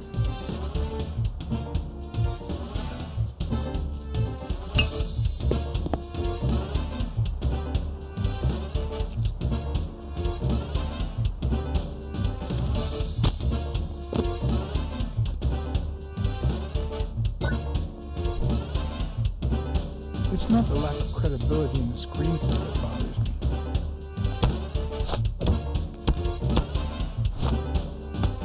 Plus, it's actually pretty handy. When a crook talks to you in the middle of a fight, you know you're up against a rookie.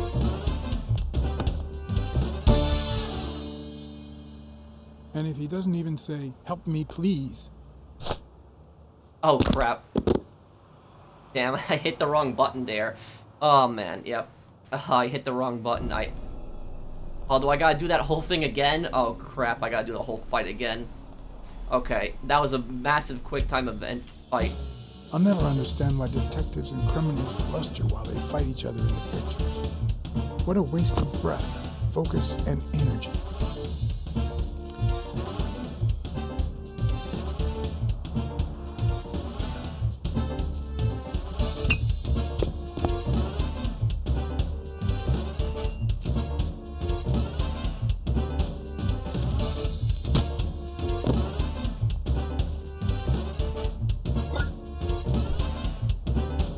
It's not the lack of credibility in the screenplay that bothers me.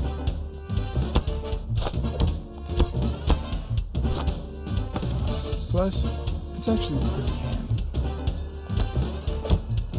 When a crook talks to you in the middle of a fight, you know you're up against a rookie. And if he doesn't even say, "Help me, please,"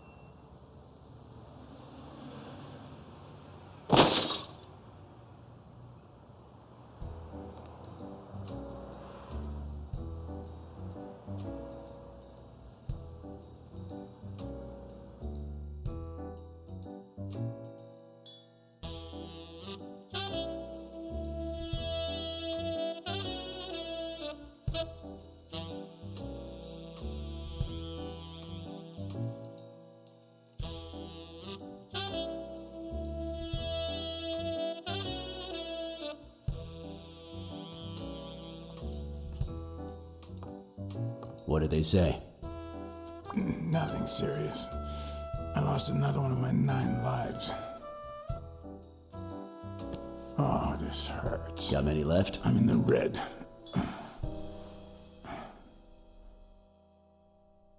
You know what's funny about this game? There's a trophy to get beaten up multiple times in this game. We're gonna be here a while. Vulpine, 7 letters.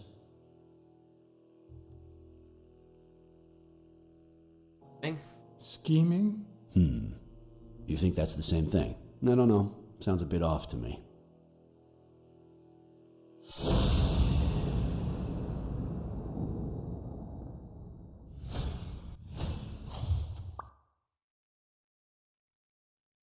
He was the one that was in the... He's the killer.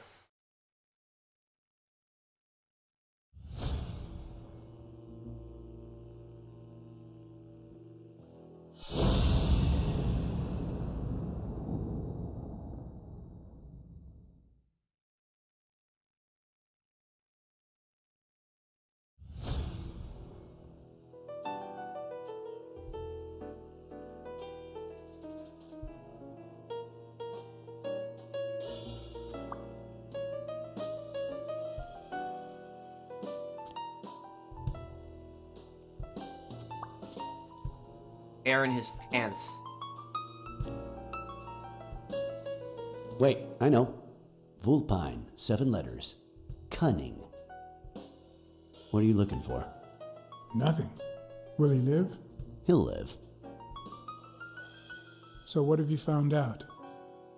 Randall Lee.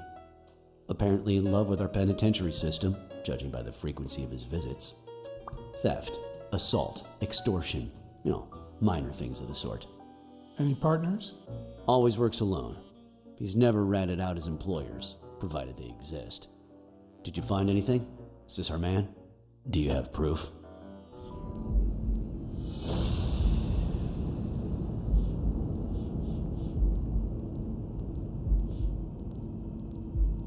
Sardines.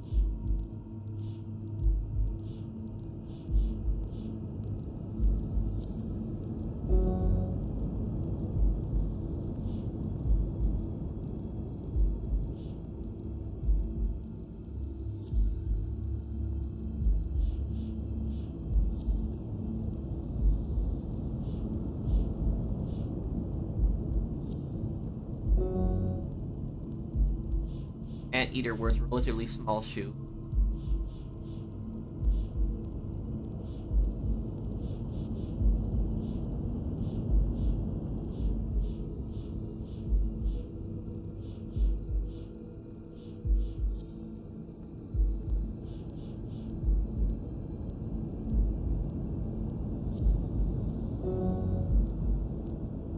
The anteater, wait, hair in his pants. Piece of fabric. It looks like we know who tore his pants following Mary Purnell up to the rooftop.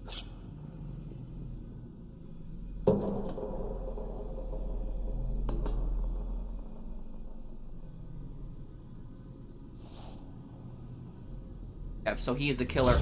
His pants have a tear in them.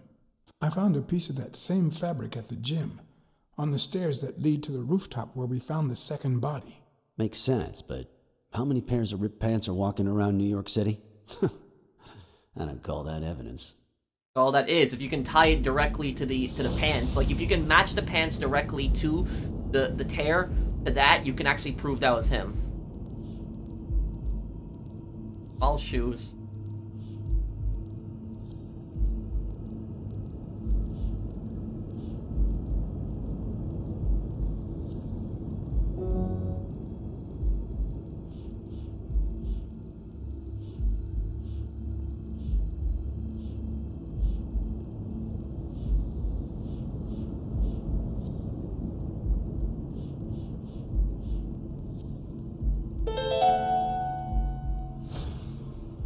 The guy who broke into the gym in Dunn's place has a thing for sardines. Did you smell his breath? Right, because there's only one sardine fanatic on this side of the Hudson. I need something more.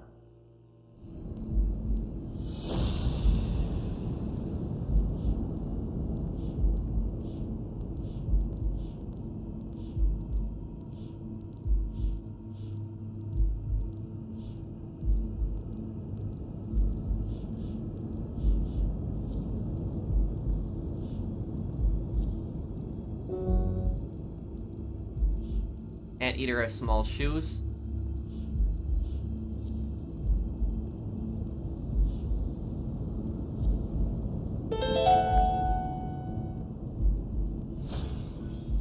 I saw footprints from those very same shoes next to both the gym murders. Unless you're telling me that shoe is a limited edition, I'm gonna need something else.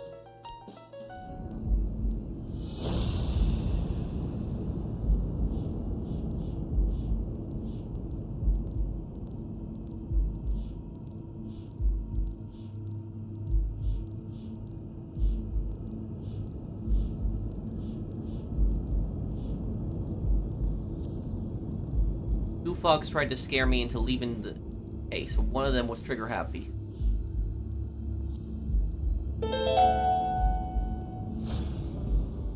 One of the thugs that attacked me the other night had a snout just like his. I'm sorry, but you can't incriminate someone based solely on species. What else you got?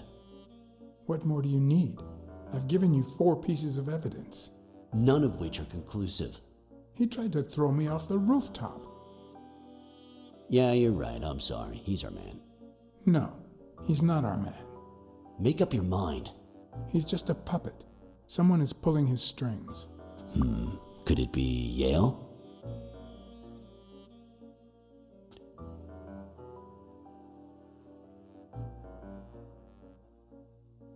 He's innocent, but he's hiding something. He's hiding something for sure. But I don't think he did it. By the way, was he discharged? His room is empty. They let him out yesterday. He's in police custody now. You can tell he's an athlete. Made quite the comeback. Anyone else would have taken 10 times as long. Anyway, he better be fine. You know they've ordered me to escort him to Madison Square Garden on the day of the fight. I heard. Yeah, I heard something of the sort. What have you heard? Frank Cassidy. Frank Cassidy. He's friends with the governor. You don't say. I guess I shouldn't be surprised.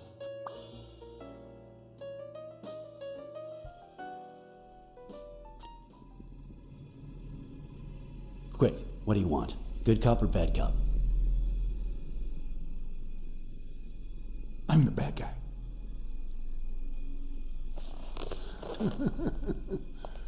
Good thing someone took out the trash. Good morning, Mr. Lee. I assume you're aware that you're about to be accused of murder, and that thanks to the witness testimonies of Mr. Blacksad and Miss Dunn, your future's not looking too good. Go to hell, you dog.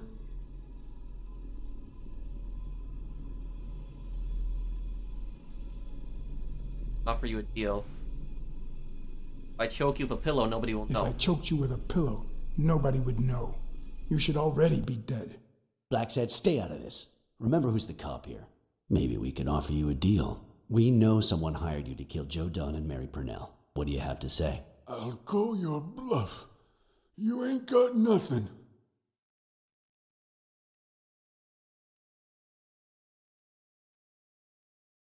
Your friend the Hellhorse. Your friend the Hellhorse doesn't seem to feel that way. Although I'm afraid he won't be talking anymore. Shut up, or I'll kick you out. If you tell us who hired you, we'll help you. What can you offer me?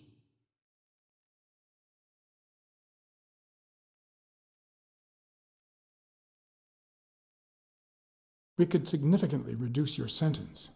I could testify that you helped me on the rooftop.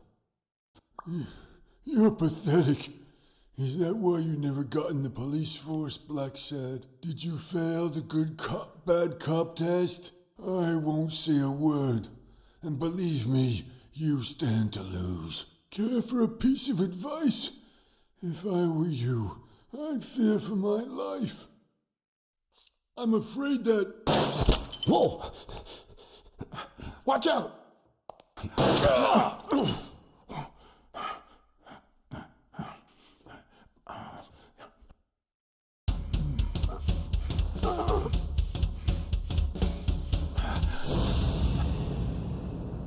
The sniper. Billboard.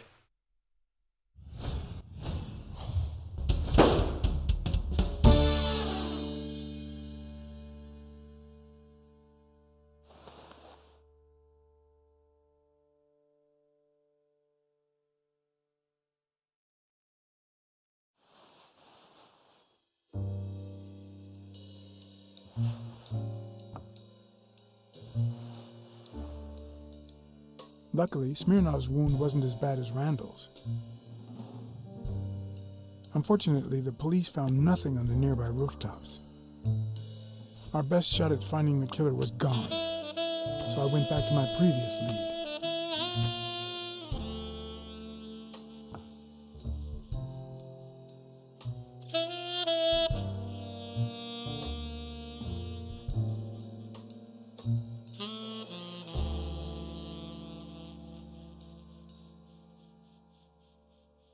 So it looks like there's a massive conspiracy going on here. Multiple people are involved.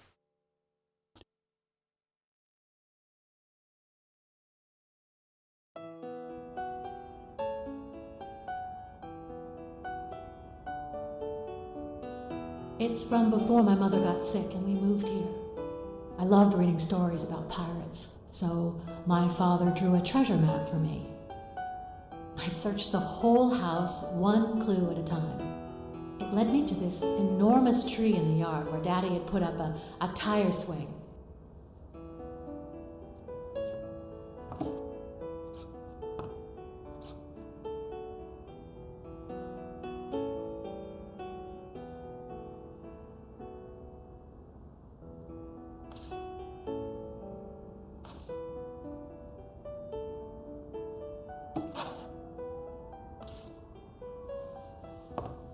looking for.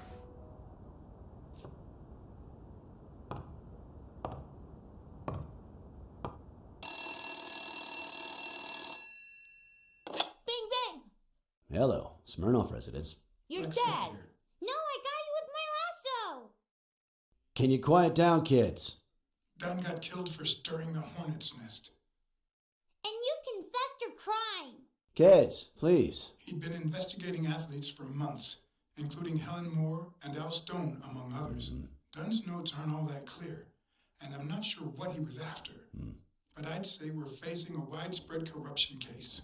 Well, if you're right, that could be some dangerous evidence. Bring it here ASAP. Sure, but there's something important that I need to finish first. Dunn against corruption. Investigating corruption.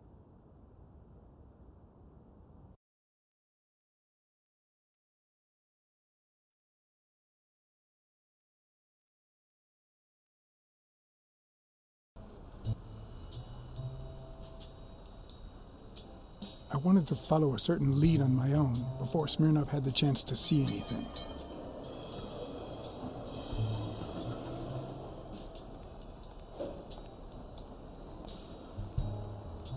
According to his notebook, Dunn had seen Craig Spano at Sam's Diner just 4 days before his death.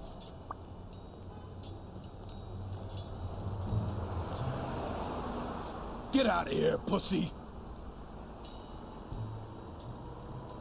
Sorry about Mary. I'm sorry about what happened to Mary. You're sorry? I'm the one who's sorry. You know what it's like to run this place alone?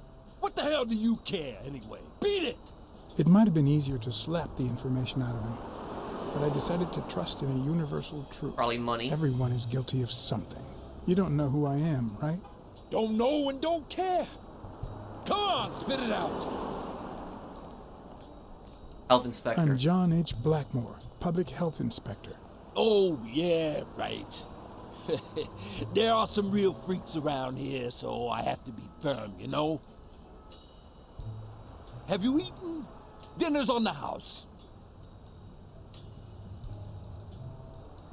After you answer my questions.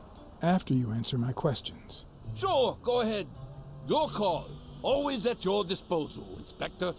Ask away. Fear turned him soft and made him talk. Sure enough, Dunn had been there a few days back with a chimpanzee who matched Spano's description. Apparently, the guy still lived with his father. Dunn said he couldn't stay there a day more. For the time being, he would move into his place. Wait a minute. What does public health services have to do with that shit?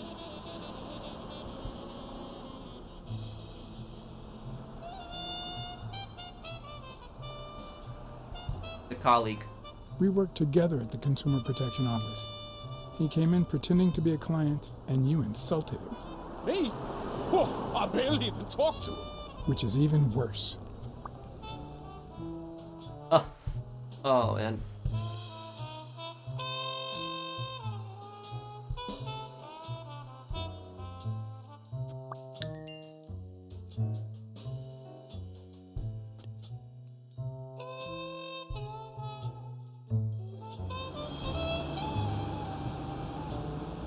Dunn had taken Spano to his place. I wanted to believe that when Randall Lee broke into the apartment, Spano fled to his former address. But where could that be?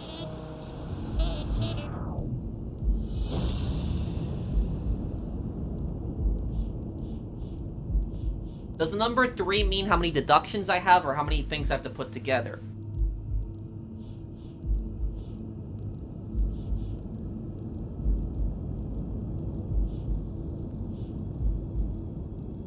Actually, right here. Okay. Craig Spano was a orphan who thought baseball was his own family.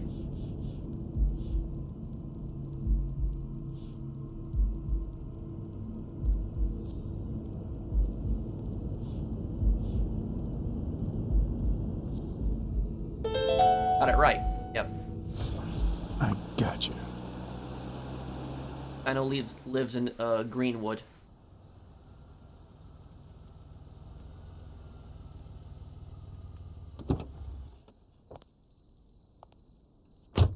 If the living have rich and poor neighborhoods, so do the dead.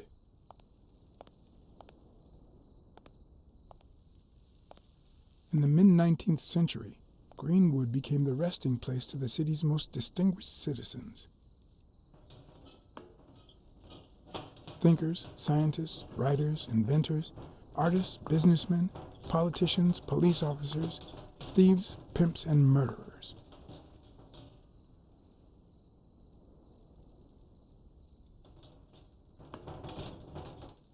Here lie the bodies of the soulless minds that raised New York from the ground up.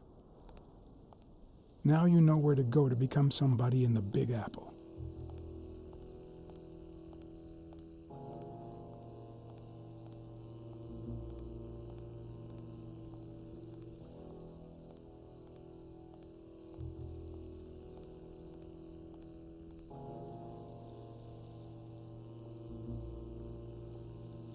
Or would he be here?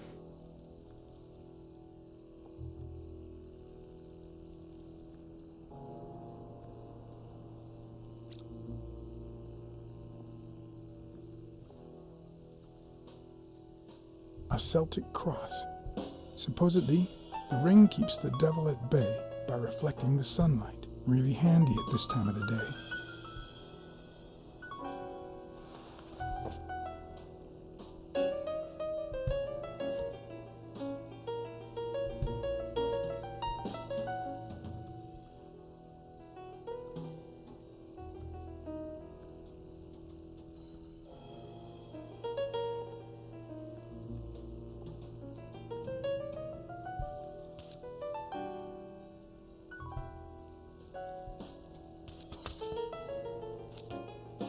Okay, finish that picture there. Nice.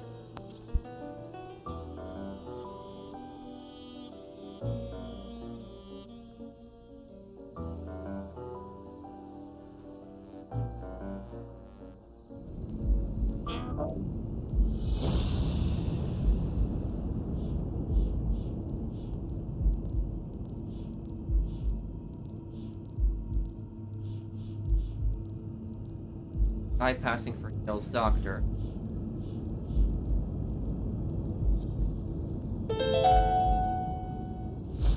Mitchell, who fought with Dunn during the war, tried to pass as Yale's doctor.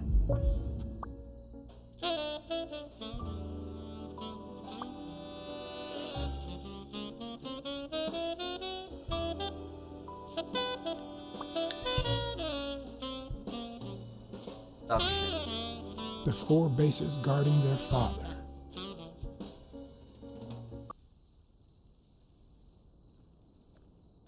Why'd the music just stop?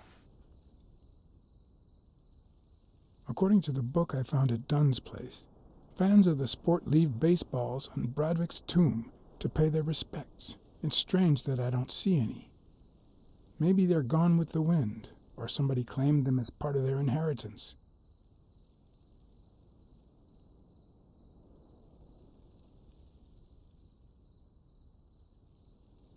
Father of baseball.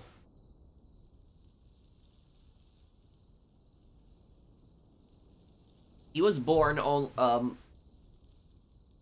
not too long after America actually became a country. Born 4 years before the War of 1812, when the British and America went to war again.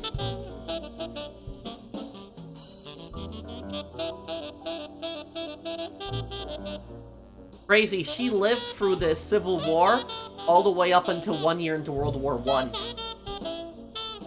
There were people back then that saw that. They were so old that they saw the Mexican-American War, the Civil War, and then they also saw World War I, the Spanish-American War, World War I.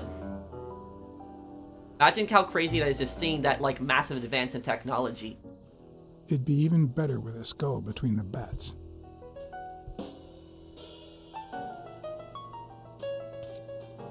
Letter card, okay.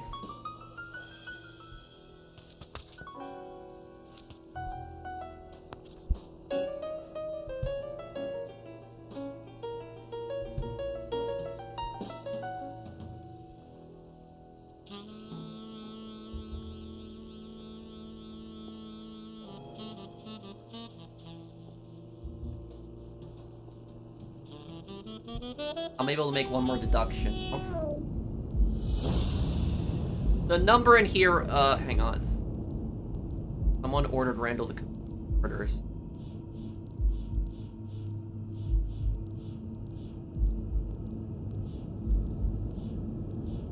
Dunn's murder was planned out. Oh.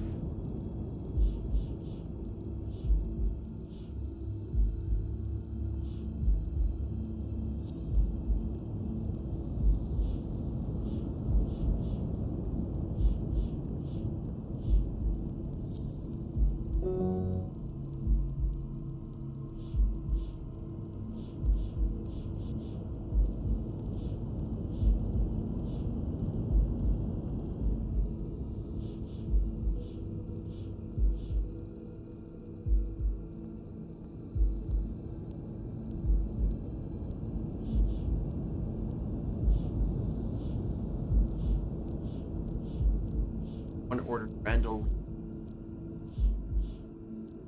Like a shadowy figure behind him.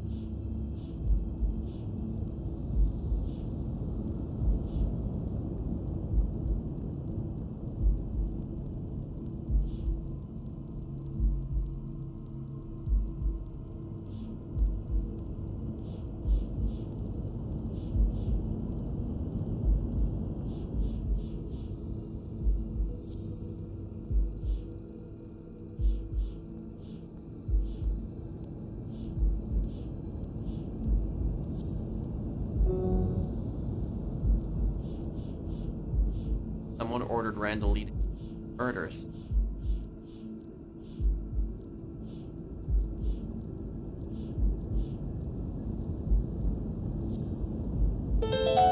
O'Leary wouldn't have sent Randall to kill Dunn. He would have dragged him to his basement, given him his little speech, and then killed him himself. Yep. O'Leary had nothing to do with Dunn's death.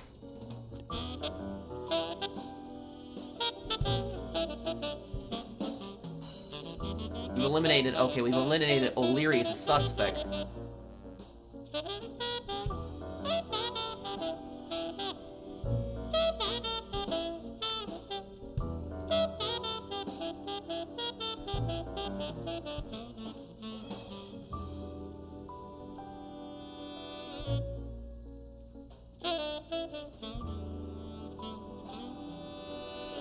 Oh, what's this?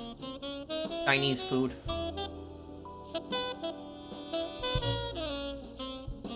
Still hot.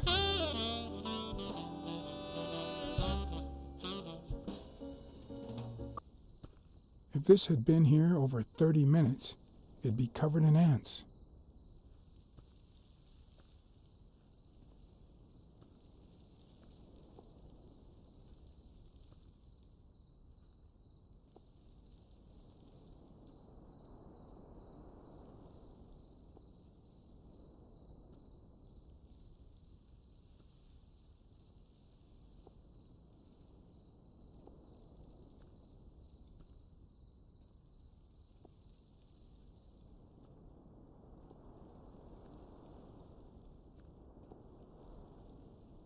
I've never trusted angels.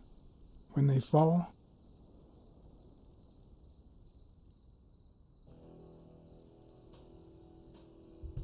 turn into demons. They turn into demons.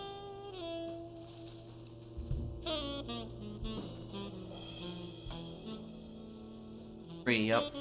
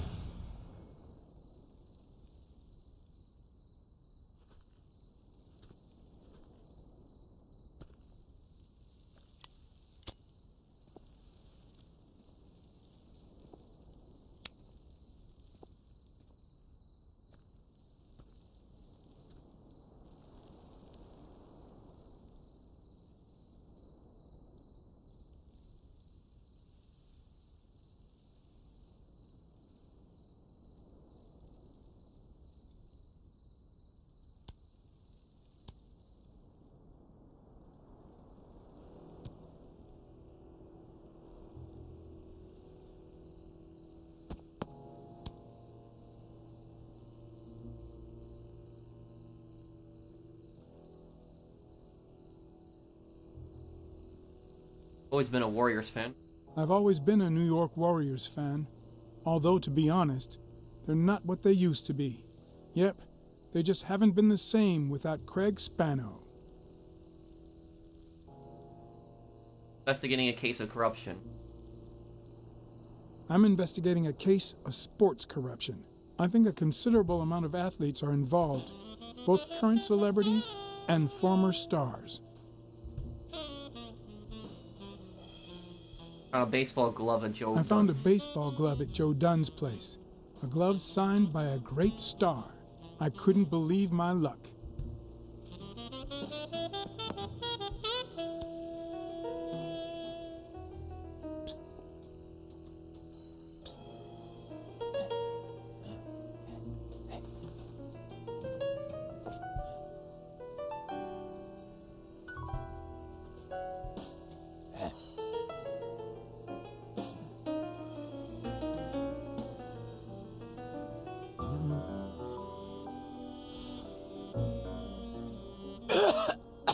Marley's are the absolute worst.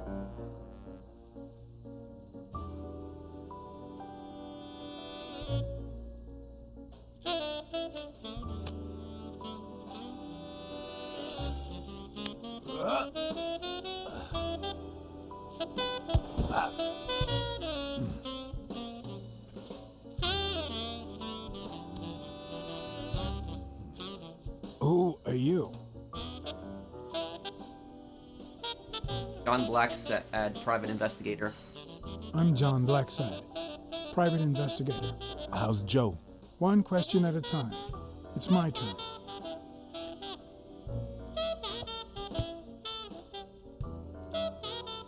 Your turn. Why are you hiding here? Why are you hiding here? Because I fear for my life. Because this is the only place where I feel safe. Because Joe took me to his home. But they went looking for me there too. What did he want from you? And who wants to kill you? One question at a time.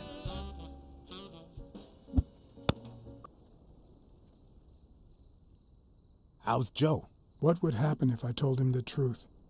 Would he lose it? Could I take that chance? I gotta tell him that he's been murdered. Joe Dunn is dead.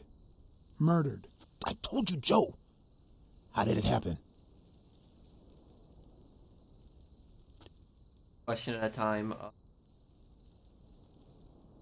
Hired a hitman. A hitman. But he's dead now. Although whoever hired him still hasn't been punished. My turn.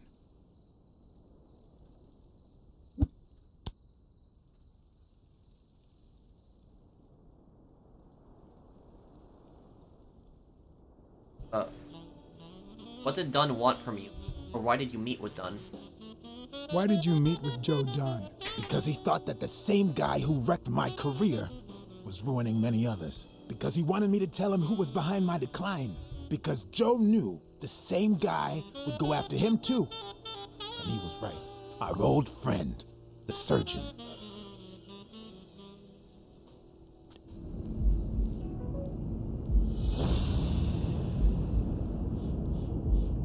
The surgeon, the lizard doctor. One of Dunn's brothers' arms tried to pass as Yale's doctor. I was wondering why he was there.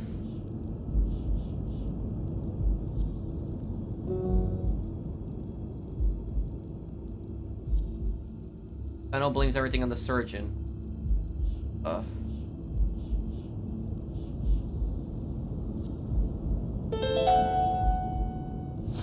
Is Mitchell the surgeon? Is he the person behind all of this? That surgeon you mentioned, is he...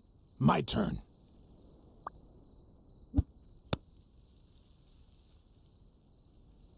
I want to know why I should trust you.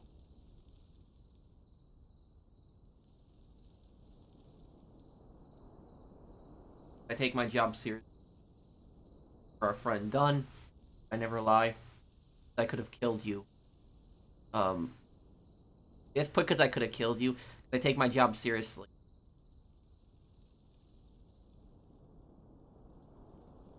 because I take my job very seriously.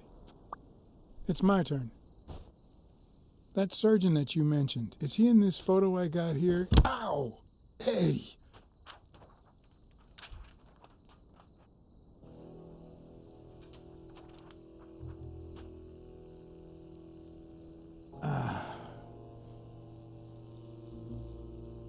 Hey, that toss was... Huh?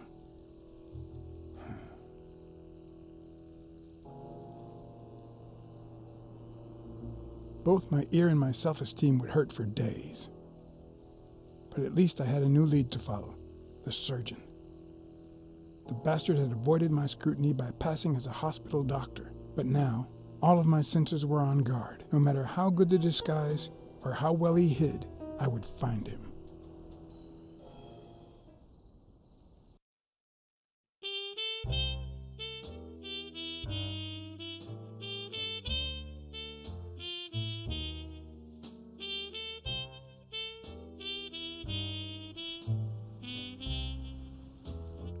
So, what you're saying is, 1, there's a corruption scandal involving all kinds of athletes.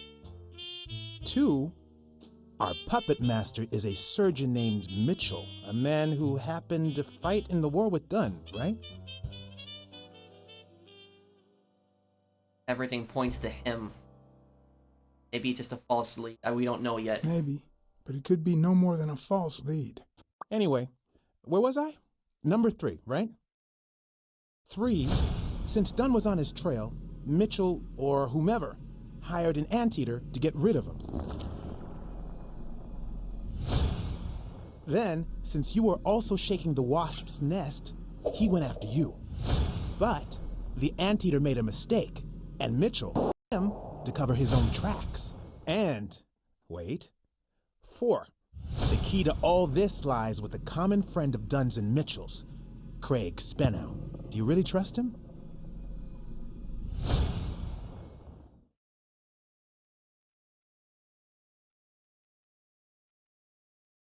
I think he didn't lie to us.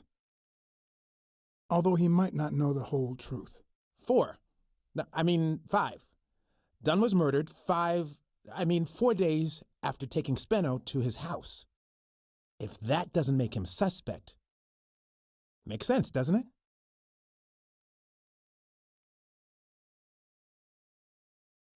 Left you speechless, didn't I?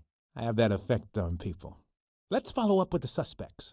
You told Smirnoff that even though you're sure Yale is innocent, you think he's hiding something. But what about O'Leary? 6. Nah, I know O'Leary, and he wouldn't have sent a hitman. He would have taken matters into his own hands. What about Cassidy? 7, right?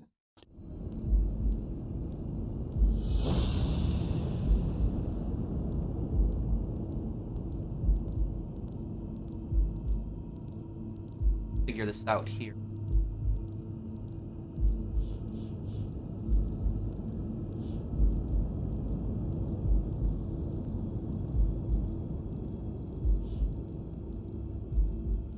Cassidy acts recklessly by impulse.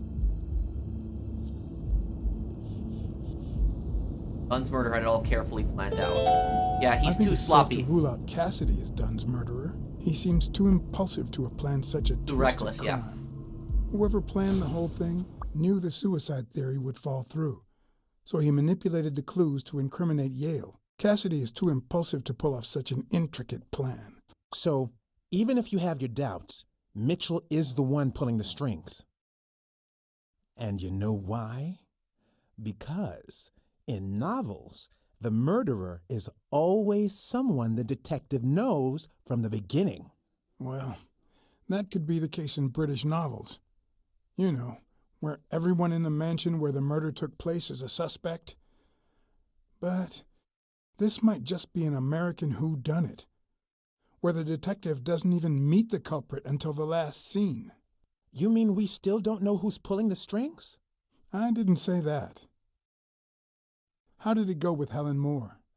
I didn't get anything, even though it started out really well.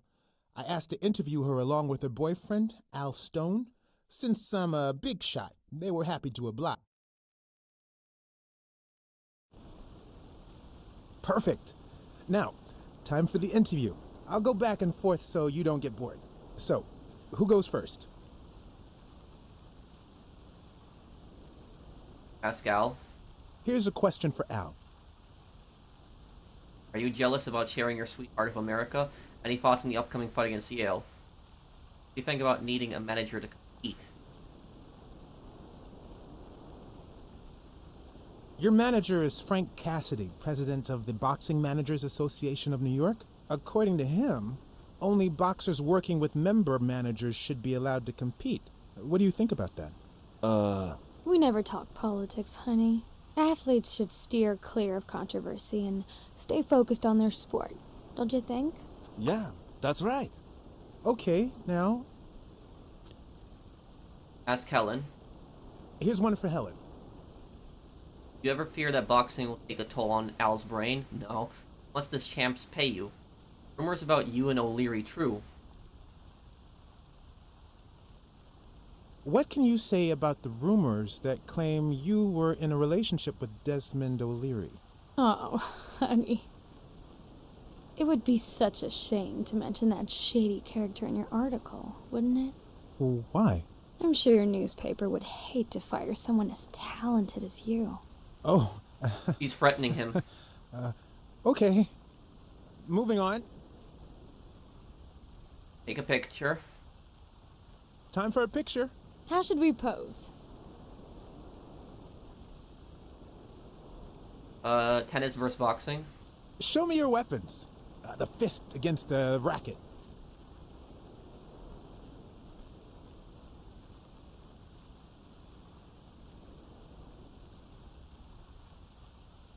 That's it. Perfect.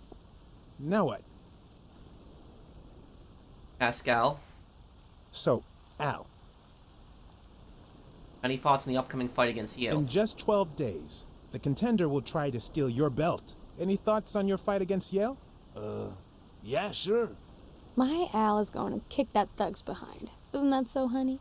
Yeah, well, we'll see. No such thing as a weak rival. Nonsense. You are and will be world champion.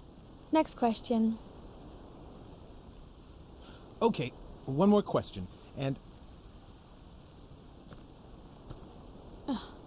Al, honey, can you answer it? I've got to go say hi to a fan. I'll be right back, Mr. Pulitzer. Wait.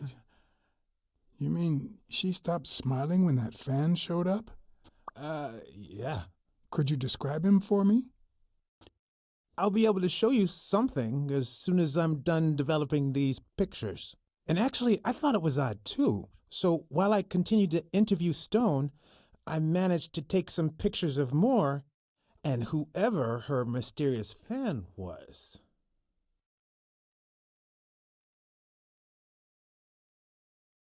All right, so where were we? You ever feel jealous about dating America's sweethearts? Any thoughts on your upcoming fight against Yale? What do you think about needing a manager to... Your manager is Frank Cassidy, president of the Boxing Managers Association of New York. According to him, only boxers working with member managers should be allowed to compete. What do you think about that? Cassidy is a great manager, really. No complaints there. And the work he's putting in as president of the association is really valuable. But, I don't know, maybe in this case, Joe Dunn was right. Wait, no. Could you keep that last comment off the record? You know, on the down low. My lips are sealed. No one is afraid of Cassidy. Any thoughts on the upcoming fight against Yale? In just 12 days, the contender will try to steal your belt. Any thoughts on your fight against Yale? Well, supposedly the odds are in my favor, but there's no such thing as a weak rival. And, you know, Bobby Yale might be young and going through a rough patch, but he's had an amazing streak, so I'll do my best. You ever feel jealous about dating America's sweetheart? Are you ever jealous about sharing your sweetheart with America? Well, I wouldn't say I'm jealous, but I know that someone so popular and honest can draw the wrong kind of attention. There are plenty of people who would love to put an end to her career, so it's not easy. Let's get that picture taken. Uh, raise your head and one arm. Okay, now raise your head and your arms up like you were celebrating a victory. Like these? Exactly.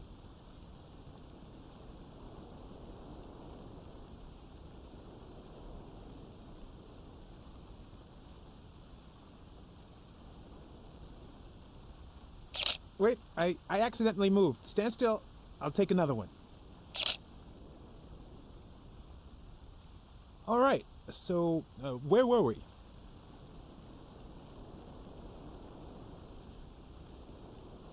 Your manager is Frank Cassidy, president of the Boxing Managers Association of New York.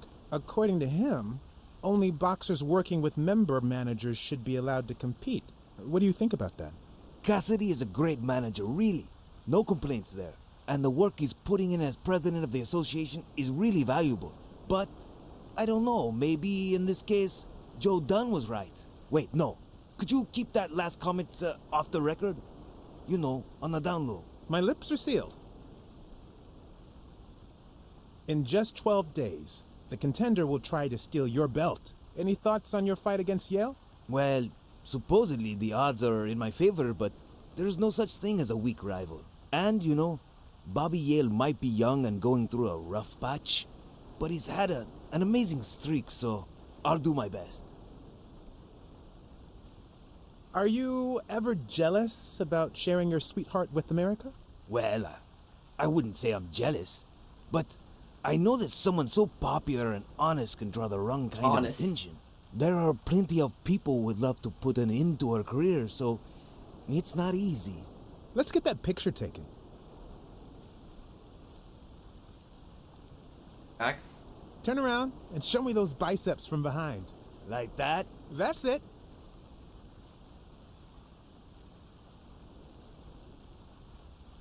Wait, I accidentally moved. Stand still. I'll take another one.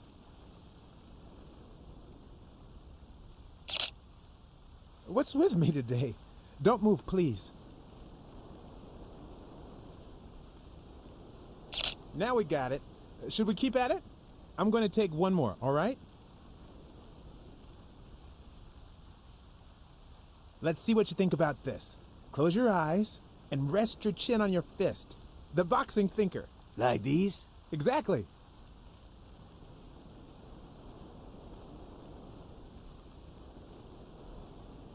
What's up with me? Stand still. I'll take it again.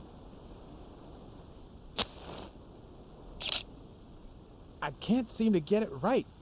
Don't move. It's about time. Finally, we're all set. He's meeting with Mitchell.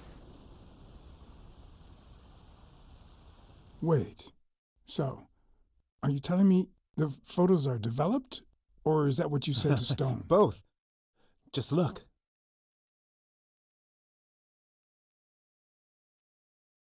How much do you think each bicep weighs?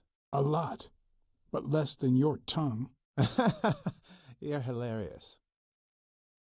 Look at his hand. Is he pulling something out of Moore's purse or putting it in?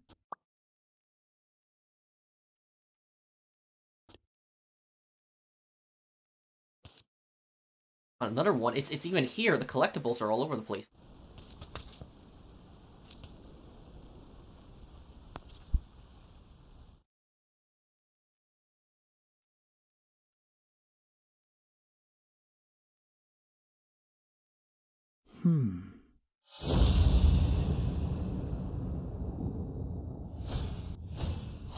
I've seen that matchbox before.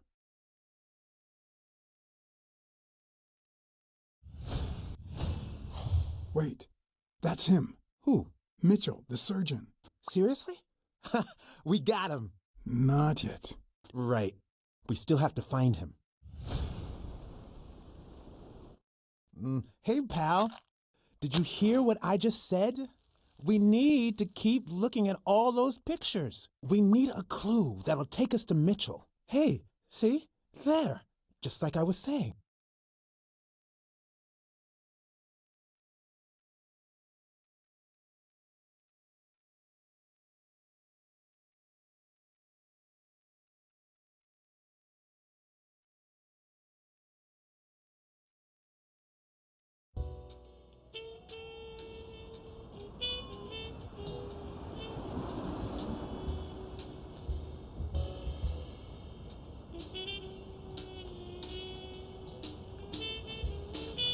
Iguana pool. Yep.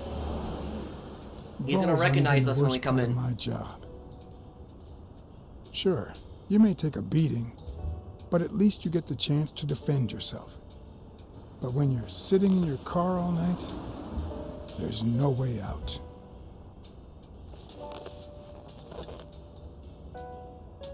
Your legs cramp up, your back and neck feel stiff. Your entire body aches to be somewhere else. It's boring and repetitive.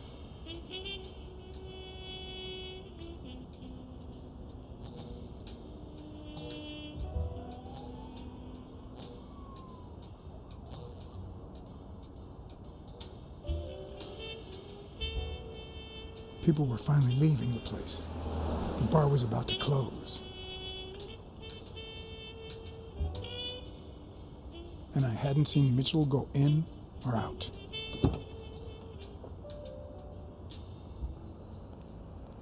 I had no choice.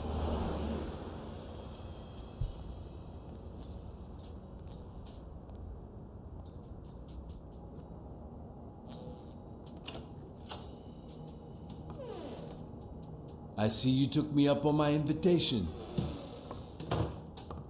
And you're smart. You knew not to come until my anti-fur regulars had all cleared out. I can't say no to good advice. Or good bourbon.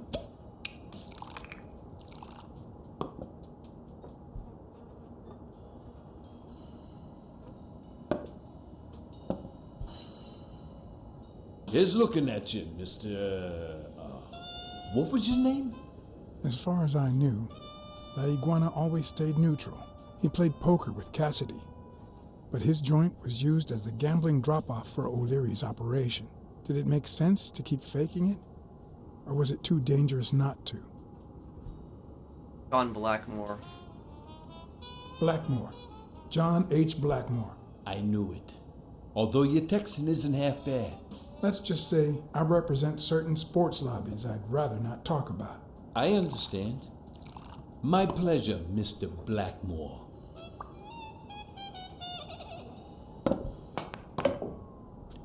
You're natural. You're even better at pool than poker. This is much easier. No one can cheat. No one can cheat. You barely flinched when Cassidy decided to teach that ego a lesson. What do you want me to say? Done it myself. If Cassidy hadn't ordered his barber to kill that man, I would have done it myself. Some people just don't deserve to live.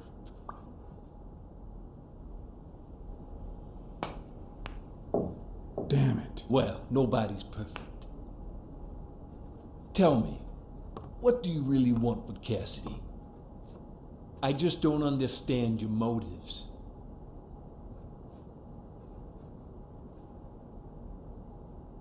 The truth is, I represent certain interests which make Desmond O'Leary my enemy. If you know anything about their rivalry, I rest my case. Don't worry about it. I was only curious. So, what about me? What do you want from me? No one comes to La Iguana just to drink and play pool. I'm looking for one of your regulars, Dr. Angus Mitchell. What for?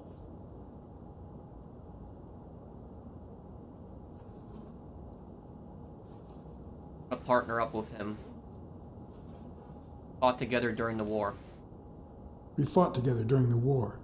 I just want to say hi. Sure. Tell you what, I'll talk to Mitchell. Come back tomorrow night.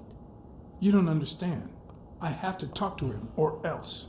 Or else what?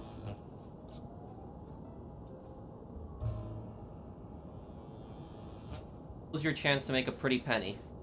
Got friends you don't want to meet. I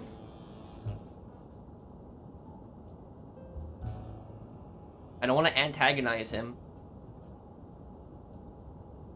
You'd be losing your chance to make a pretty penny. I know how to reward my allies. You think I'd spend my time in this dump if all I cared about was the money? Please, cut the crap. Anything else? I'll tell Cassidy you work for O'Leary. I don't think Cassidy would be too happy about the role his poker buddy plays in O'Leary's gambling operation. I'm sure you understand that. Son of a bitch. Ha ha ha. All right. Give me your phone number, and I'll give you a call when Mitchell shows up. No. You're gonna call him right now, and you're gonna give him this message. But when you're sitting in your car all night, there's no way out. Your legs cramp up, your back and neck feel stiff, your entire body aches to be somewhere else. It's boring and repetitive. It's so bad that your thoughts spiral in a never-ending loop. Like when you're stuck in your car, on surveillance duty. The owner of La Iguana was supposed to tell Mitchell that a certain anteater was still alive, and that it was only a matter of time before he ratted him out. With a bit of luck, that would make him nervous enough to force his hand. Now all I had to do was follow him.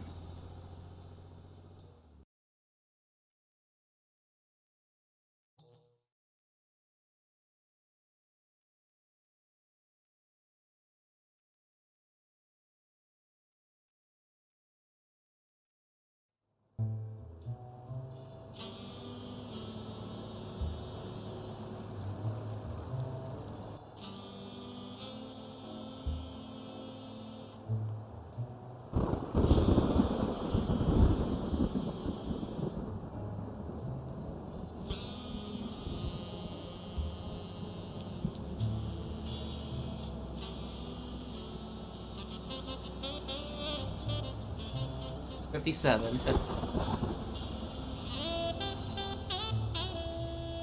There definitely isn't good stuff going on here.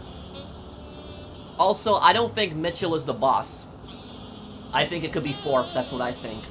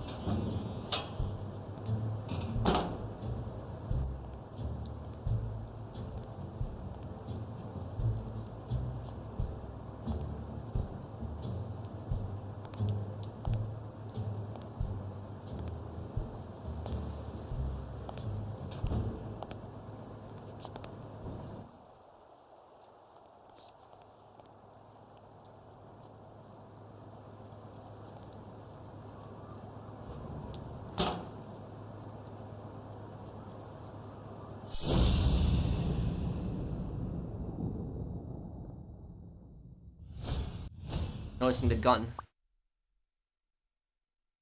That's the anteater's friend, this guy here, the other guy in the alley that jumped you. The guy that was trigger happy, that was him.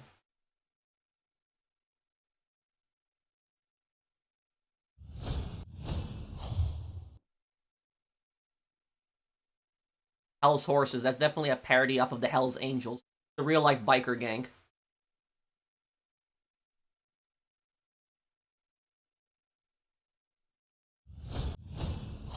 He went in without it. I wonder what's in it.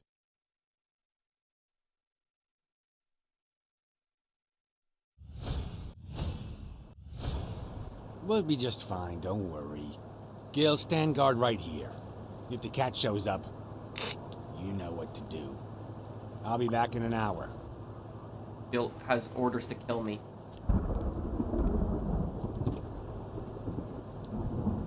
So did that guy at the bar betray you?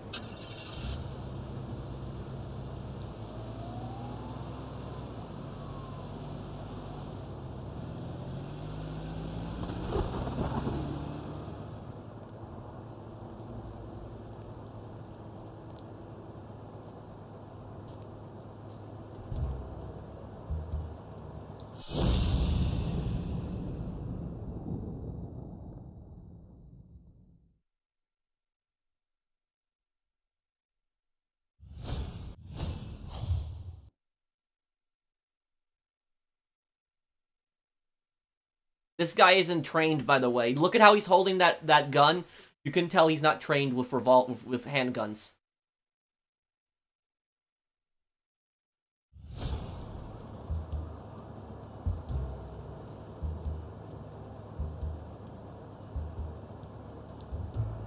No one that has proper gun training is gonna hold they're not gonna hold their finger in the trigger guard. They're just not going to.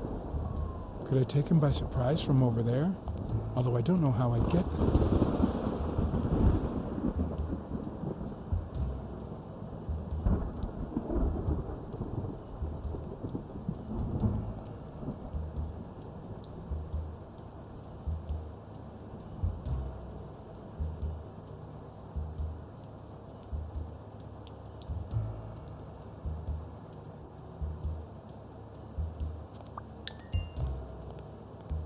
Suction.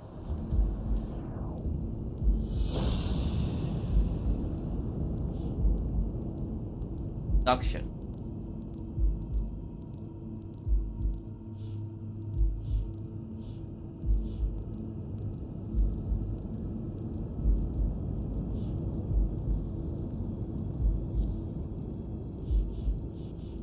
This one. Got it. Got it pretty quickly, too. Of course. He's Randall Lee's partner. I should be careful. When they gave me a beating, I could see he was kinda trigger happy.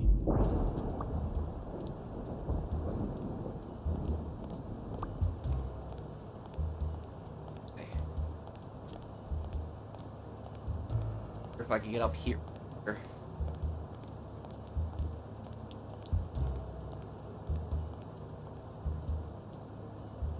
No.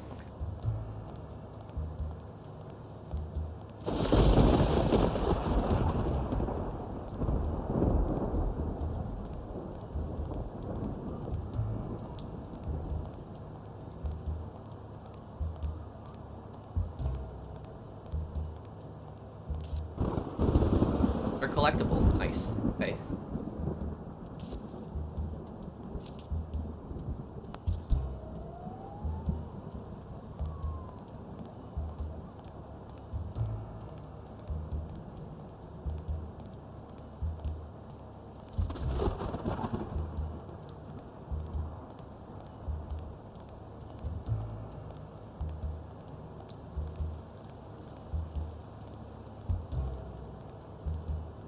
Man, this is a big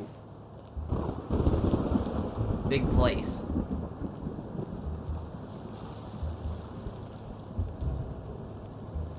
When you want to be silent, noise can be your best ally.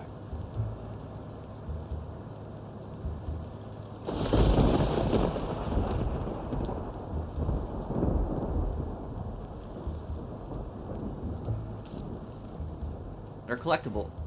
Okay.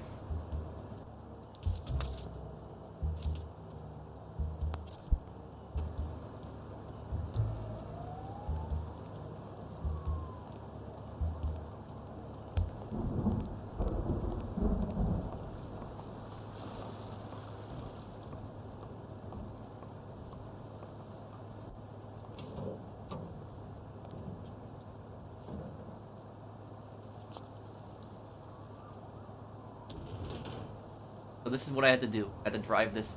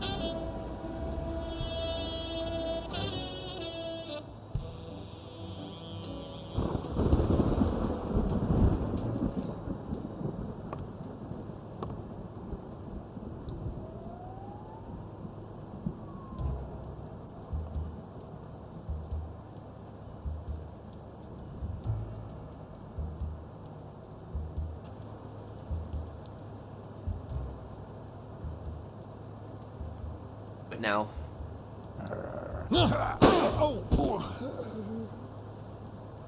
Why did he grin? It says him grinning. That was that was stupid there.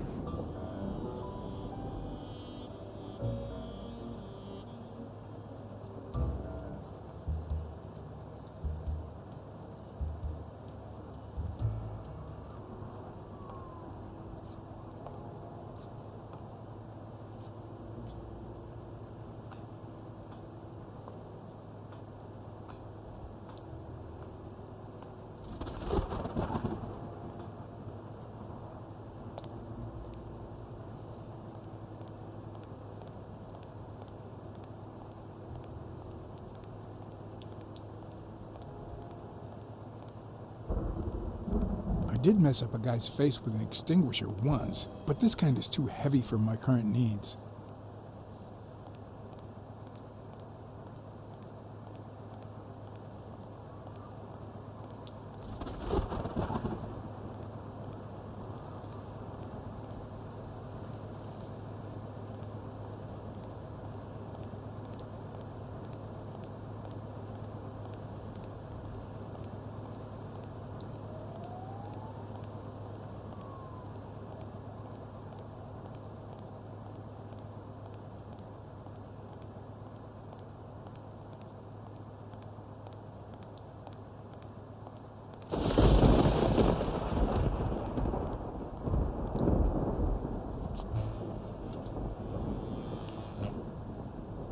Healed?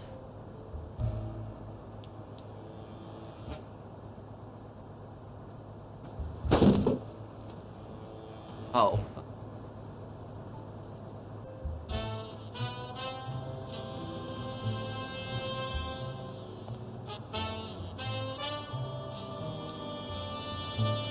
Probably best to take the gun too.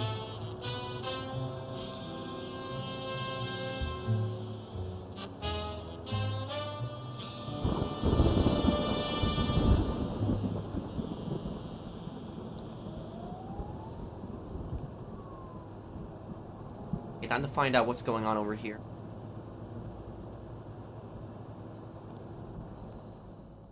What he's doing here.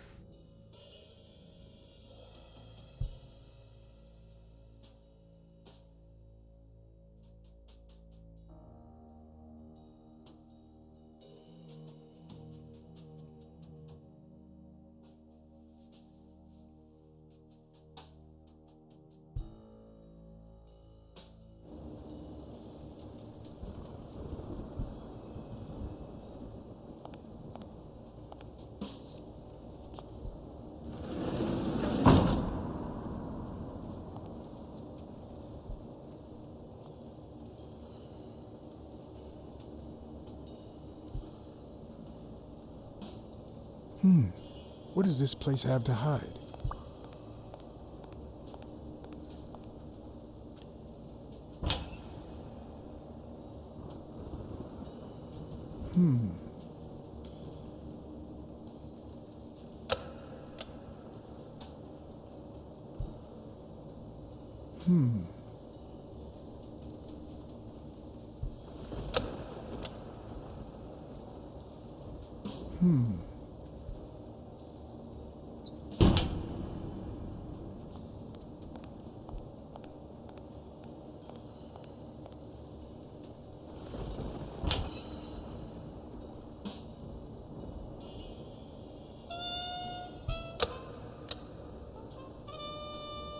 Something again too.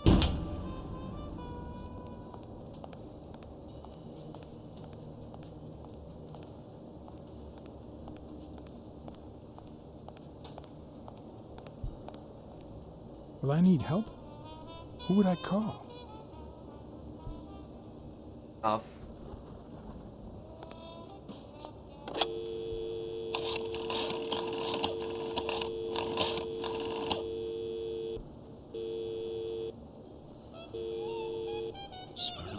Pier 36. Meet me in an hour.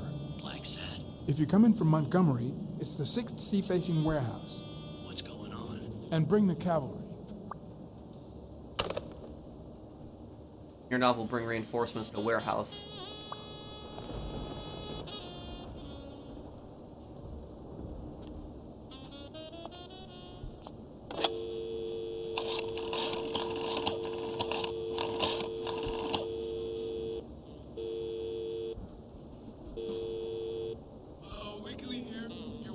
Pier 36, the 6th sea-facing warehouse coming in from Montgomery.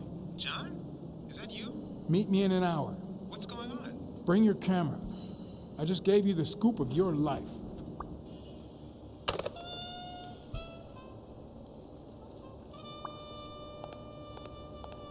About to make Weekly very happy. What is in this warehouse that they're trying so badly to hide?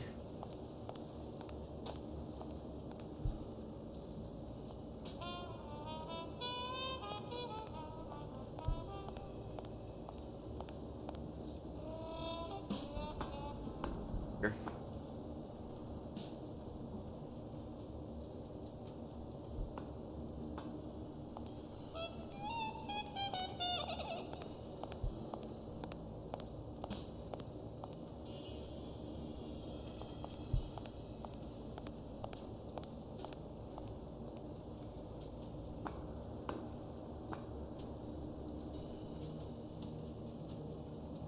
I need some power.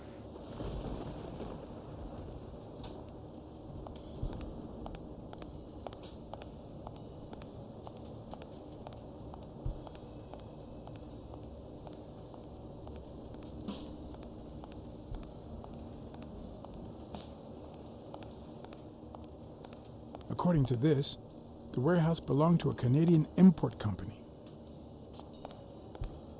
It could have been an old moonshine warehouse.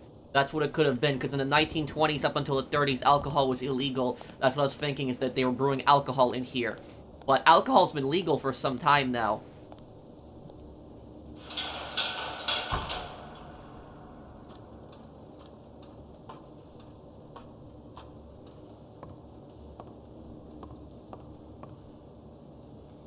This.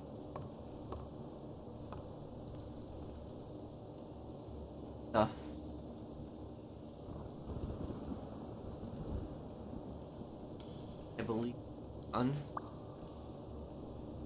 It could be an Ojibwa totem pole, in which case, the top animal would be a crane.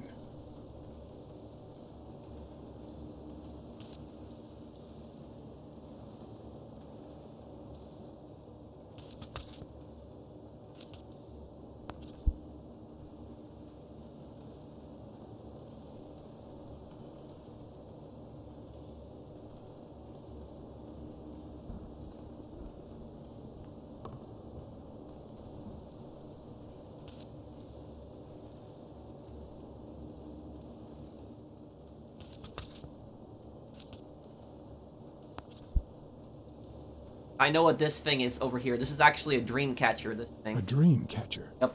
It's supposed to protect children during the night, trapping all evil in its spider web. If I'm not mistaken, these are incense sticks, used in cleansing rituals.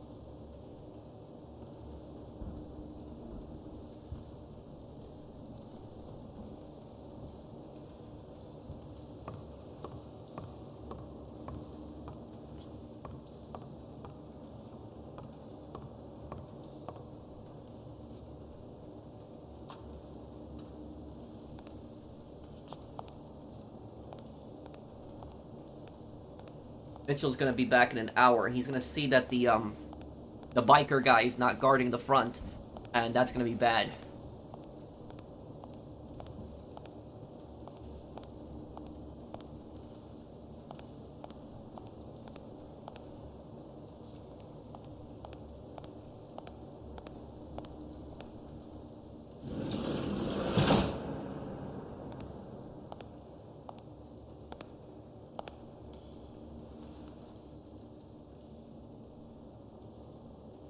Don't you even think of screaming.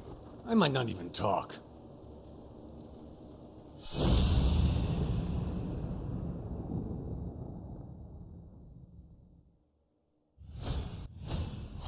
It looks like an arrowhead.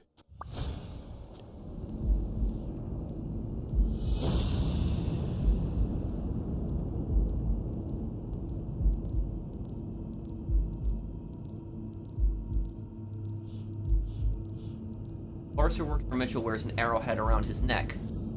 An attic full of Indian objects, the port warehouse. Everything seems to prove that Gil is a Native American, and I'm almost sure that the woman in the picture is his mother.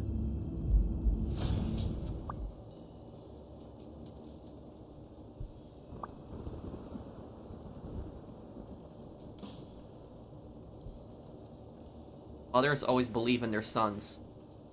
You know who'll always believe in you? Your mother. My mother never lost her faith in me. And I gave her plenty of reasons when I was a kid. I was a juvenile delinquent. It all started with something as stupid as keeping the change when she sent me for groceries.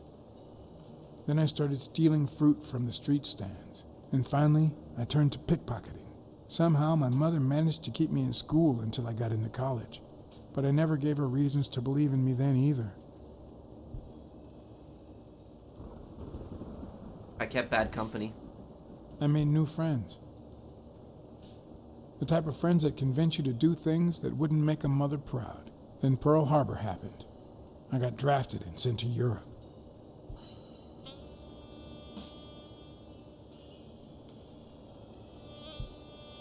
I was a ruthless soldier. They told me killing was my moral duty, but I discovered it could be addictive. Not all victims were Nazis. But when I got back, I was treated like a pariah, a veteran outcast who never should have come back in the first place.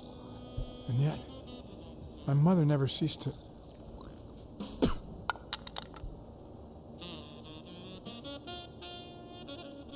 I also fought in the war. That's where I met Mitchell. They used me, like many of my people. And then they just tossed us aside. The first time Mitchell offered me to do this, I told him to take a hike. I wanted to get my act together, but I ended up begging him. I don't like Mitchell. I don't like the things he makes me do. Bill I works don't for like Mitchell that even German though he hates his rat either. guts.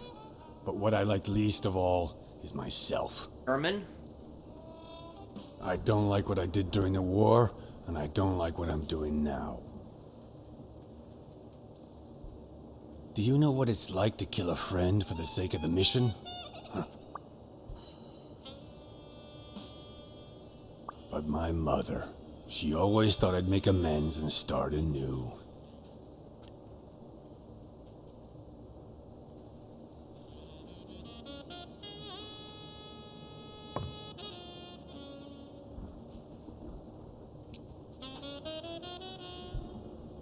Maybe it's time I did just that. It's number 3.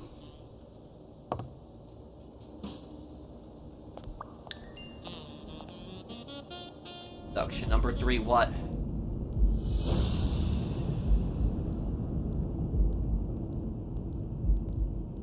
He probably was the sniper who had to kill his friend. He probably hated doing that. Because the anteater was also wearing a biker jacket, so they were probably in the same gang together. But Mitchell doesn't seem to be part of this biker gang. He seems to be somebody else. Somebody who's controlling them. Bill works for Mitchell even though he hates his guts. Had to kill a friend in order to succeed. A sniper killed Randall Lee.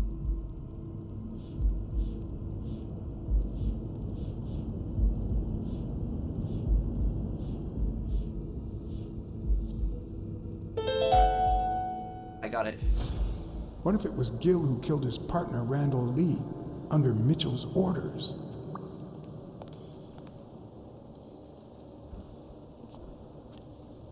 He was the sniper. He was in the war, so he would have experience too.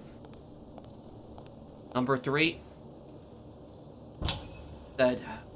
Then. What is number 3?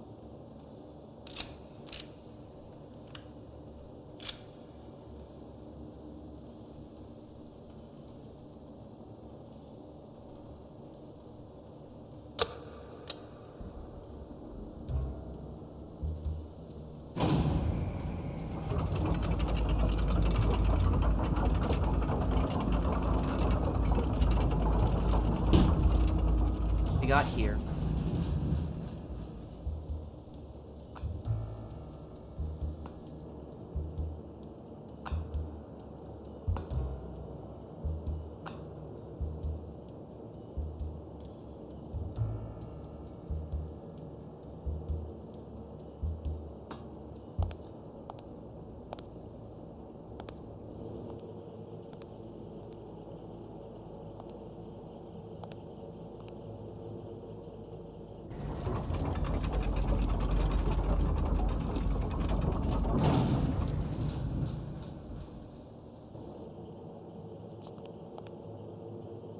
Following me too.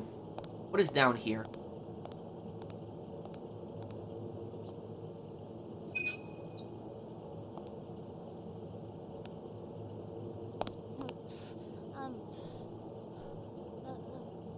Going! Hey, You it's all right. Don't be afraid, little girl.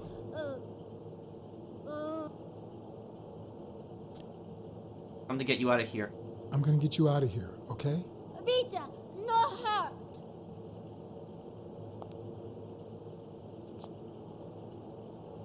Sock puppet theater? Puppets.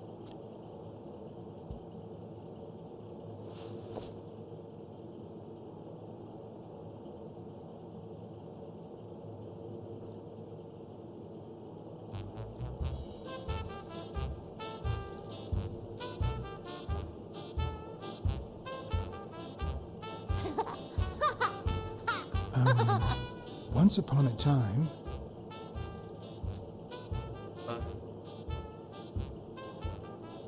there was a good girl. Once upon a time, there was a good girl called... Brunhilda. Hi, my name is Brunhilda, and I'm very happy, said Brunhilda. And then Brunhilda, who had a beautiful name... Really beautiful. A really beautiful name, ran into someone very special. Oh, who was it? Very mean lizard. A very mean lizard called... Nein, no like. No, I don't either. It was actually... Very funny cat. A very funny cat called John. I'm a very funny cat, and my name is John. Hi, John the cat. I really He's like German. funny cats. When she says nine, it means no in German. Since you're so nice, I'm gonna help you. Get out of a cage. Get out of a cage, too. Nein, it's sad. You say silly things, John the cat. So what are you gonna help me do? Fill some color balloons? Fill up a bunch of color balloons.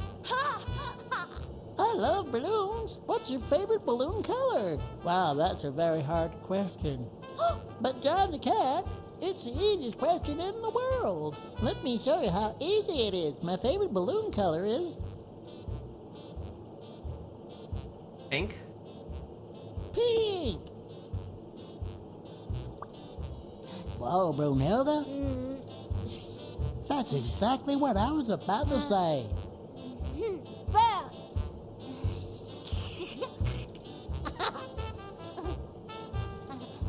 Bernd, John, Brunhilda, Freund.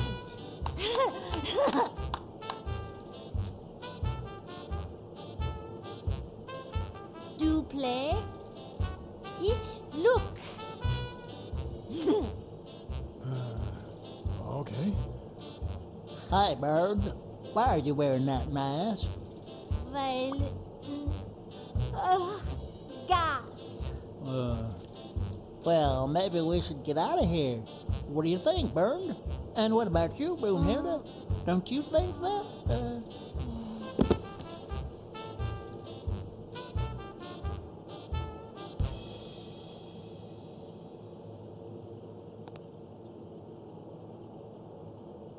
Act like a dad.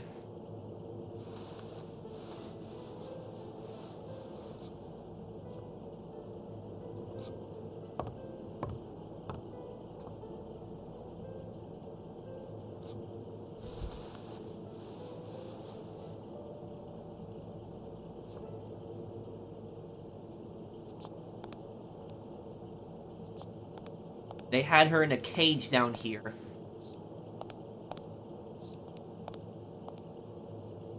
This might be some kind of human trafficking operation.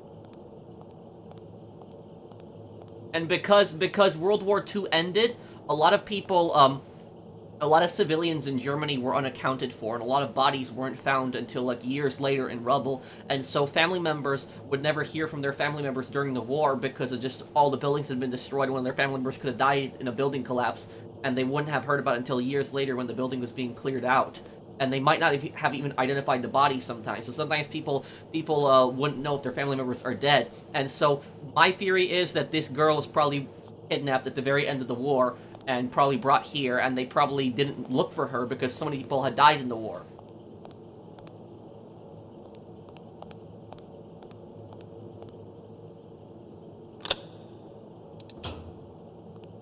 What is this?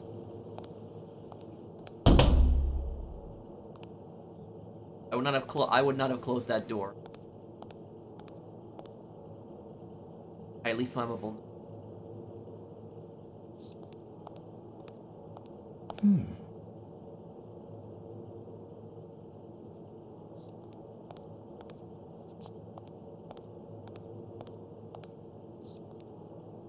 A list of names? Somehow related to chemical agents? Yale on a bottle. Bobby Yale? Rare chemical compound. The name that rare chemical. Was Bobby poisoned? Is that why he had a heart attack? His medical condition?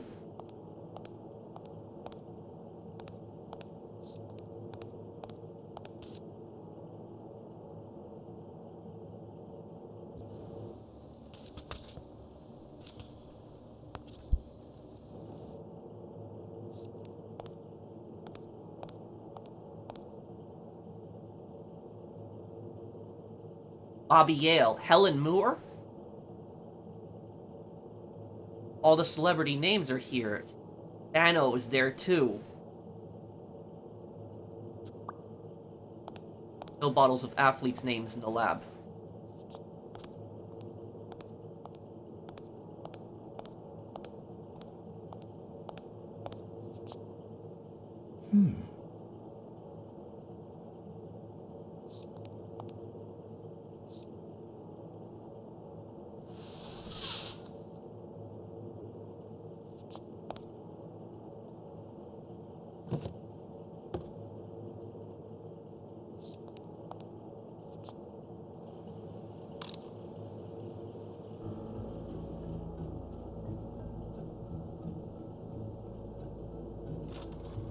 Subject, Brunhilde Gruner.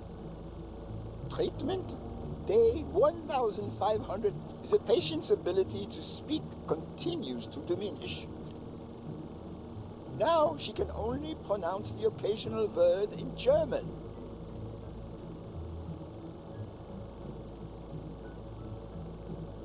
Tissue degeneration persists.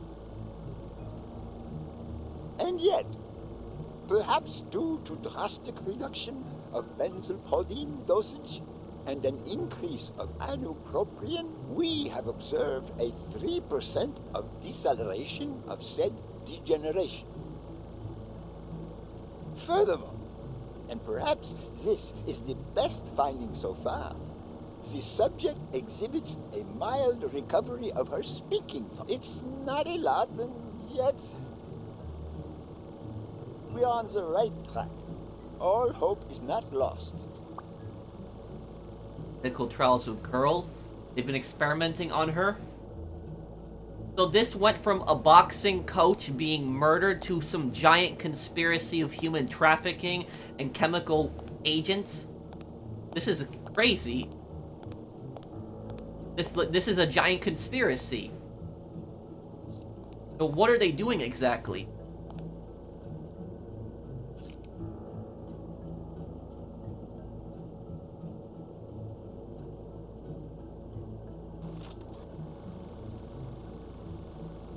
Subject, Craig Spano. Treatment, day 0. The subject is a veteran baseball player who has lost speed, strength, and agility due to the regular aging process. The patient refers intense pain on the right scapula, most likely caused by an old injury. The goals of our medical approach are twofold. To relieve pain caused by the prior injury so that the subject can play without symptoms, and to help the patient regain the physical condition lost in the aging process, thus allowing him to perform at elite levels. Treatment. Day 120, the patient no longer feels pain when using his right arm, circumstance that allows him to pitch without fear. So far, the only side effect seems to be a slight euphoria experienced 3 hours after dosage, which subsides 4 hours later, taking the patient on an emotional roller coaster of sorts with bouts of mild trembling. Treatment. Day 341. Moments of euphoria and boosted physical performance have become increasingly short, while the ensuing periods of depression and weakness have become longer, including severe tremor. Although we have met all therapeutic goals, we will proceed to terminate the treatment in order to avoid causing irreparable physical and mental damage to the patient. Ano's drug treatment. Ano enhances performance by using drugs. Ano health took a toll after using the drugs. Induction. What have they been doing here exactly? Now I'm gonna figure this out here.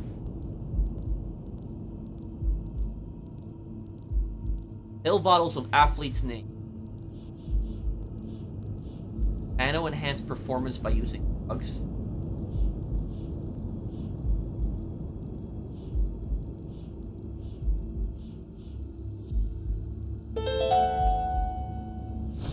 Mitchell is cashing in by selling drugs to enhance athletes' performances. Mitchell sells drugs to athletes.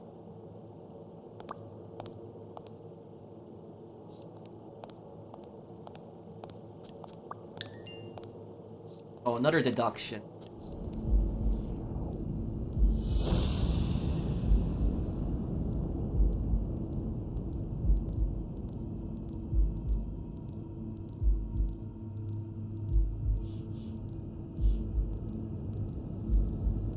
Mitchell sells athletes drugs to enhance their training. Mitchell, one of the Olympic 5, tried to pass off as a doctor. Sells athletes drugs to enhance performance. Ano's health took a toll after using the drugs. The worst part of Mitchell's scheme isn't that it's illegal or unethical. It's that he didn't even care about compromising the athlete's health. That's...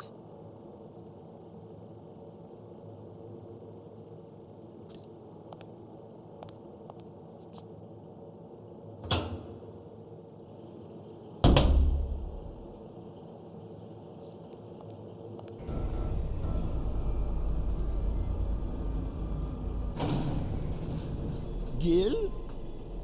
You know you're not allowed down here. You know you're not allowed. He's got a Luger. It's a German handgun. Right here, right now. I don't know. You don't know? Testing drugs on that girl. I know you're testing drugs on that girl. Brunhilde? No, she's my daughter.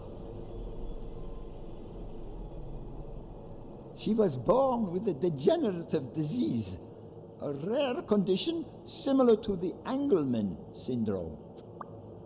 There are only 4 known cases like hers, and none of the patients reached the age of 5. But I couldn't give up. I continued to research and found something. It didn't make her better, but anyway, that same treatment used on healthy subjects seems to improve their stamina and their reflexes. It also seems to improve their pain threshold. Somehow, the Reich heard about my experiments. That's the Nazi and government. tried to recruit me to create super soldiers. Yes, that Reich. We're talking late 30s, Berlin. I escaped with Brunhilde and came to your country. But the American military also heard about me. I spent the entire war experimenting with drugs on soldiers. Some were highly effective, I must say. When the war was over, my experiments were discarded. I was forbidden all access to the drugs, and Brunhilde got worse. But then God sent me Angus Mitchell. We had met during the war, and he came to offer me a deal. I would make drugs for athletes, and he would sell them. With my earnings, I could pay for Brunhilde's treatment.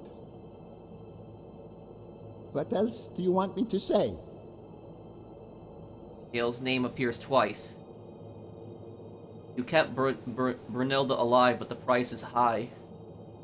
What are the long-term effects of these drugs? What are the long-term effects of those drugs? It depends on the patient, but they all develop an addiction, even Brunhilde. They also suffer other symptoms. Some become delirious. She's losing muscle mass by the day. Others lose their ability to focus. And some, slowly but surely, lose it all. About those pills.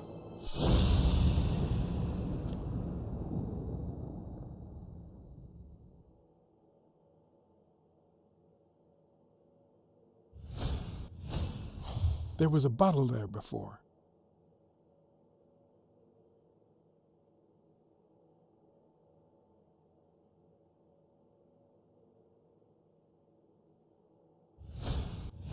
What is he looking at?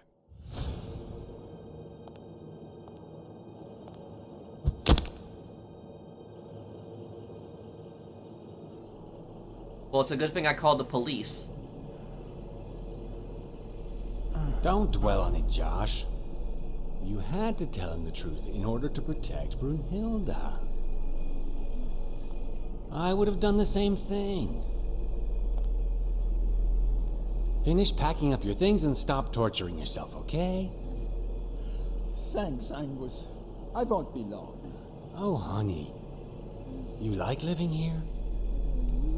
Yeah, me too. But we have to go somewhere else, and it's all that bad cat's fault. Yes, sweetie. We're going to a new home now. A prettier one, and you'll be happier there. Now go with Papa, honey. Give him a kiss. Go on. Give him a kiss. Go on.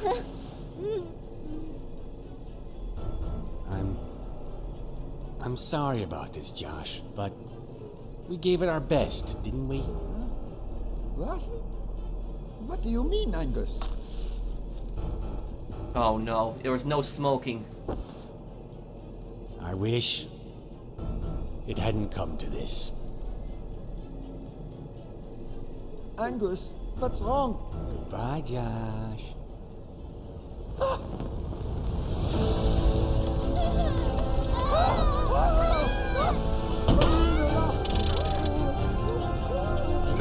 My God.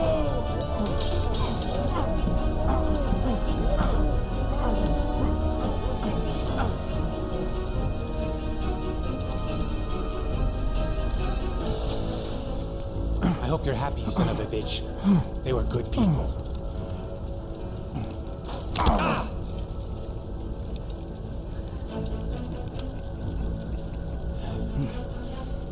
I hope that made you feel better. I like it when you smile. You're so far from the truth. What the?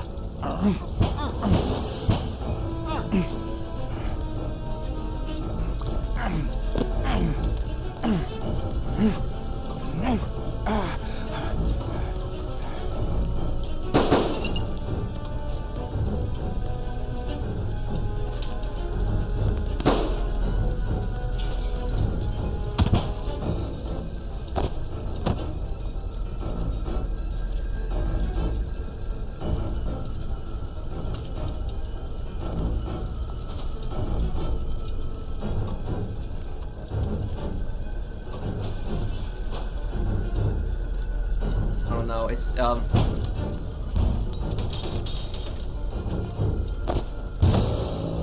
it was the other door, right?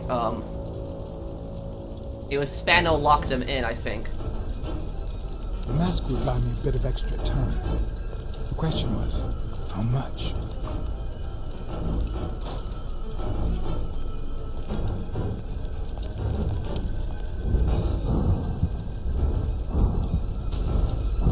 I can't believe he literally killed a child. I very rarely seen games where a child is murdered.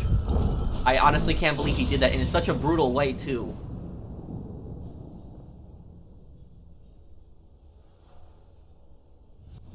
Spano just ran out that way.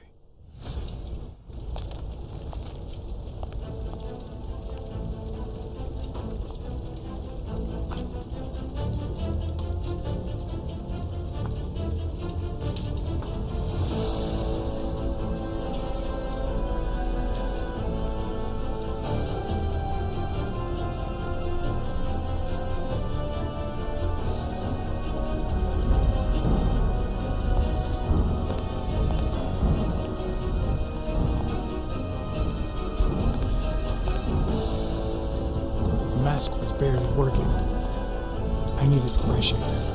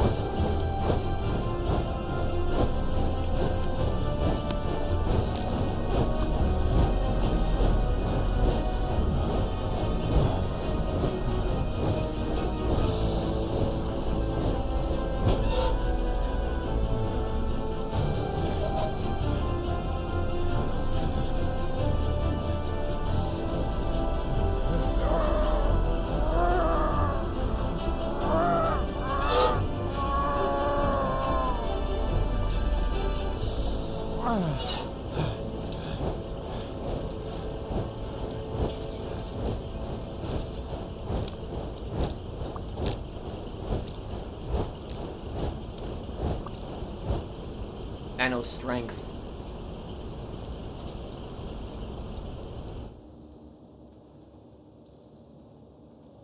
Well, was Mitchell really the mastermind?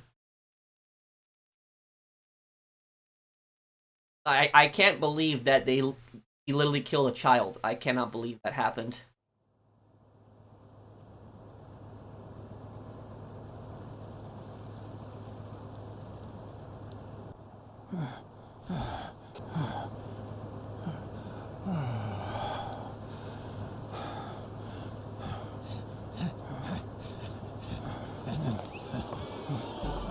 Greg Spano is back! Did you miss me? Who wants to see a home run?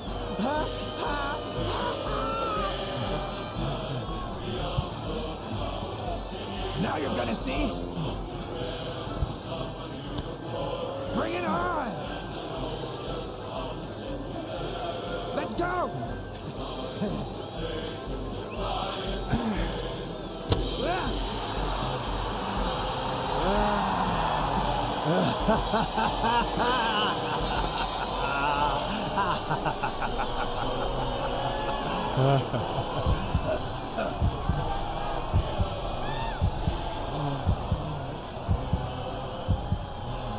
What's wrong with him? Is he having a heart attack now too?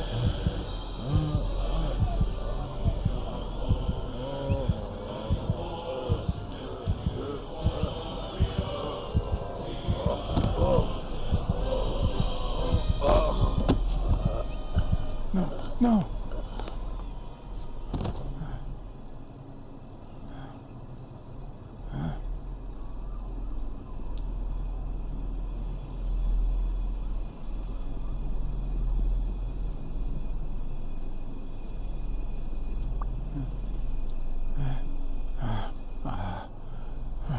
Dead.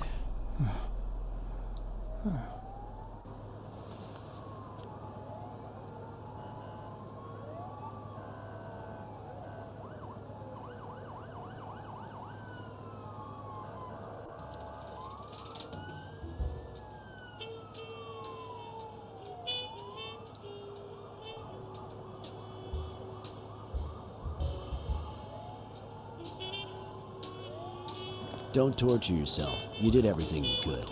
Would he make it? The doctors think so. They found him unconscious by the basement door. What?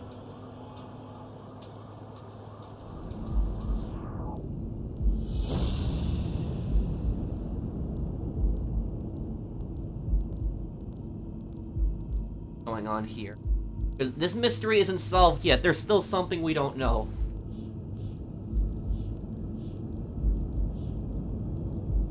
Cops found Gil close to the basement door.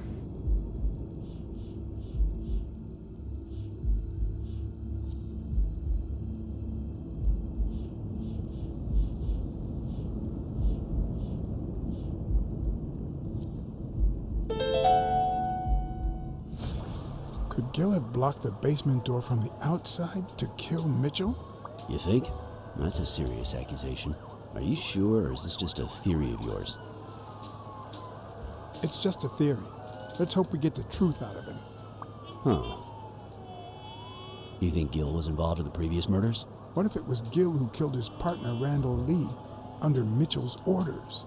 Another serious accusation. Are you sure?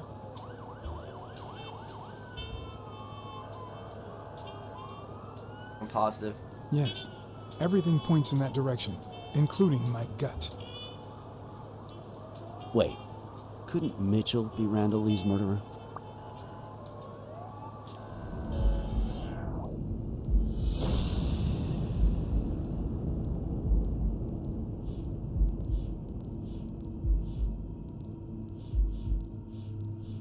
Sniper killed Randall.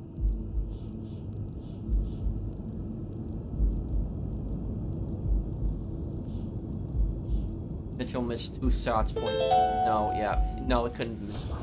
So he misses with 2 shots at point-blank range, and then he hits a guy smack in the forehead from across the street? No. Mitchell is not the sniper who wiped out Randall Lee. Yeah, I guess you're right. But we still don't know what caused Craig Spano's death. Drugs.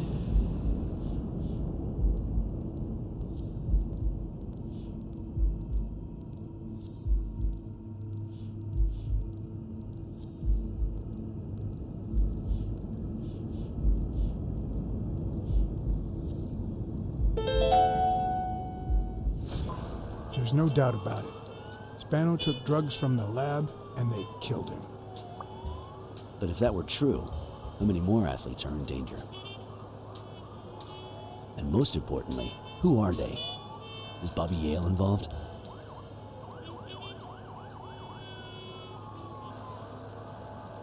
Write down these names. I didn't see them all, but write down these names.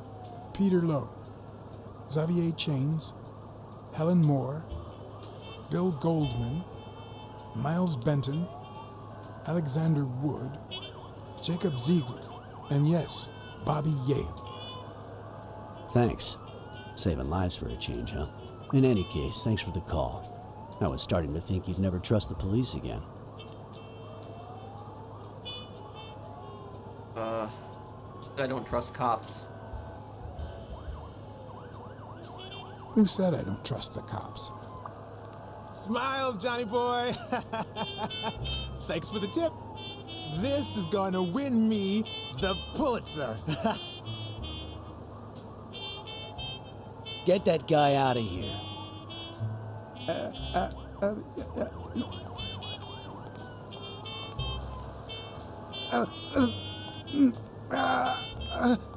All right.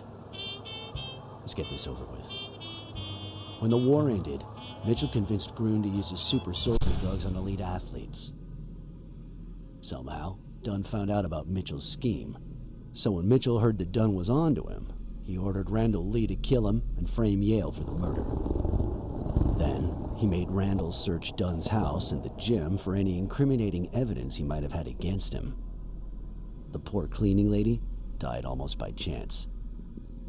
When you stuck your nose in the case, he tried to scare you by sending his thugs to give you a beating. And when that didn't work, he asked Randall Lee to finish you off on the gym rooftop. But Randall not only failed, he got captured. So Mitchell ordered Gil to put a bullet through his head, which only made Gil upset. You kept getting closer and closer to the point of discovering his headquarters. When Mitchell realized he was cornered, he burned his bridges by setting the lab on fire, along with Dr. Groon and his daughter. Gil saw the opportunity to get back at Mitchell, so he blocked the only exit so that he would also die in the fire. Did I leave any loose ends? Just a few. But don't worry about it. I'll take care of them now. So I guess thanks for everything.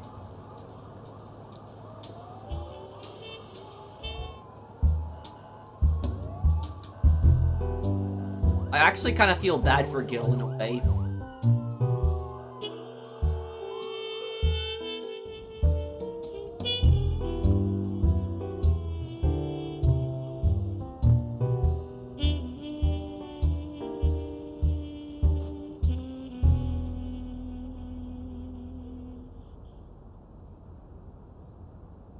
In your classic noir films and novels, solving a case never amounts to a happy ending.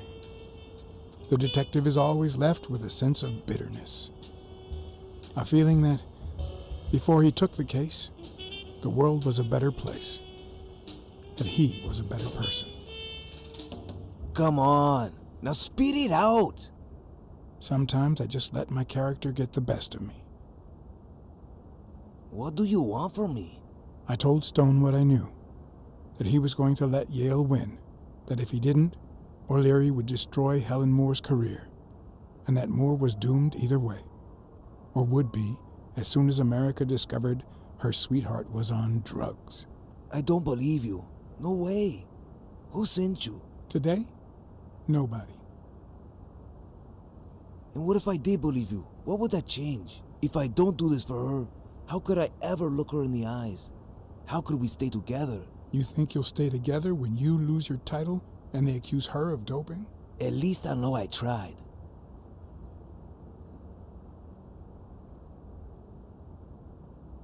Integrity. I know your record.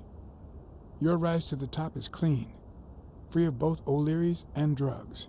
God, you might just be one of the only honest athletes I've met recently. Please don't let them change that. Is it all about being professional to you?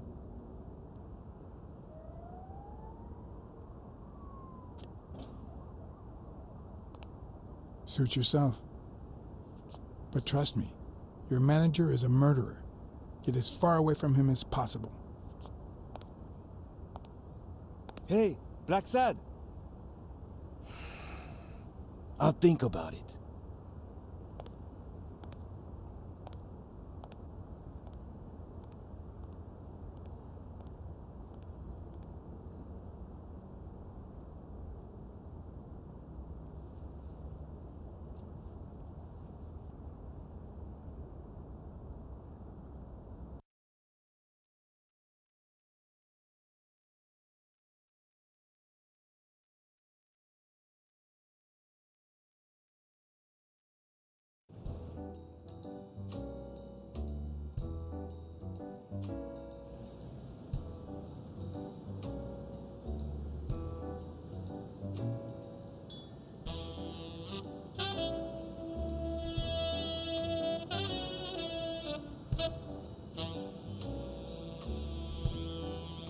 Yale confirmed to me that Dunn found out that Mitchell was giving him meds.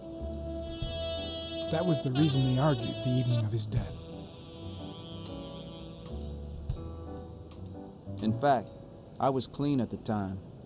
Hadn't used for days. I didn't want to go down that road. I wanted to follow Joe. But he discovered everything. He didn't believe me when I said I had nothing to do with it. But you used again. Only after his death. I needed to cope. But the drugs gave you a panic attack. Yeah. But I've been clean ever since. Mitchell gave you the pills when he stopped by the hospital. Hence, your miraculous recovery. Are you planning on taking them before the fight? Don't do it. Don't do it, Bobby.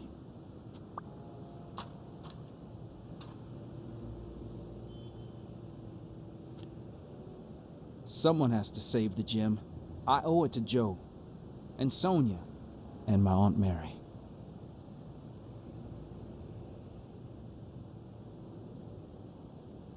You owe them integrity. The only thing you owe them is integrity. What would Dunn think of you now?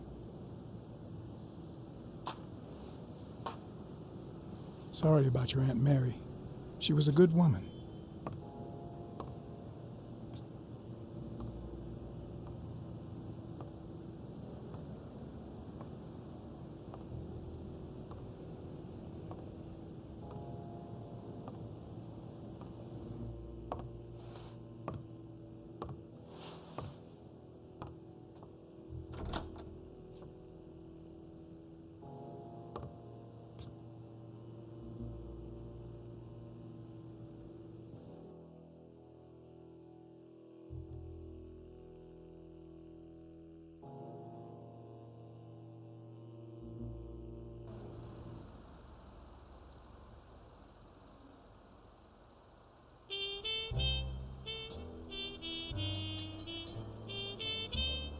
Stone and Yale hadn't taken away the bitterness I felt. I needed a friend. In appreciation for the tip I'd given him, he insisted on buying me a milkshake that he drank. After the perfect storm of corruption and murder, only friendship could reconcile me with the world. Only that could make me believe in mankind again. Only that could cleanse my soul. Only that. And money.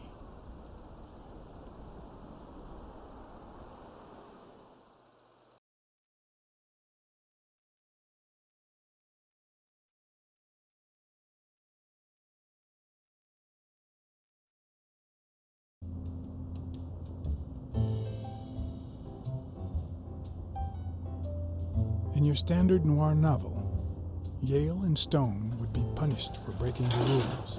There would be justice for Sonia, the victim. But this was the real world. As the detective who had cracked the case, I just had to get my paycheck and be on my way.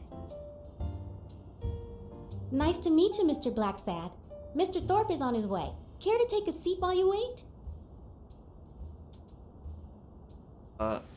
All right, I'll wait. I guess I'll just have to wait. He'll be here in a minute. Please, take a seat.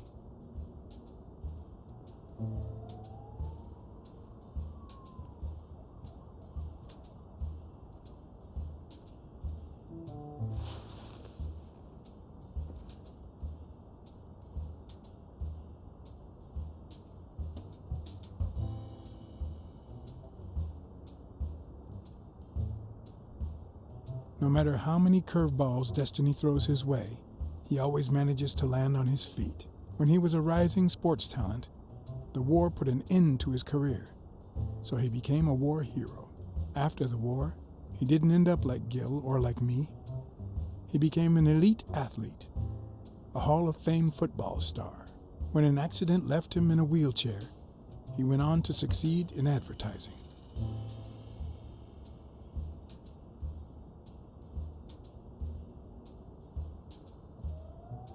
Boardroom.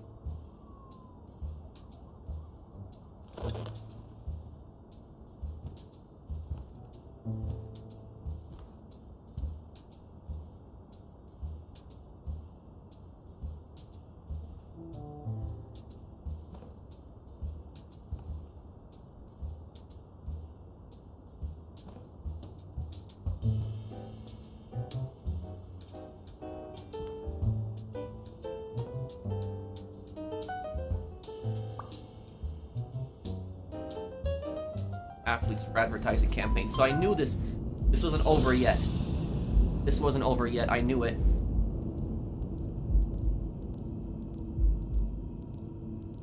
Something we still don't know here.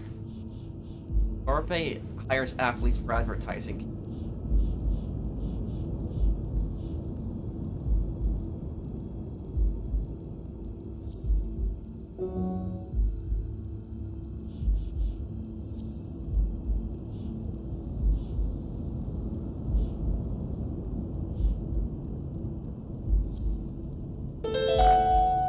No, that's not possible.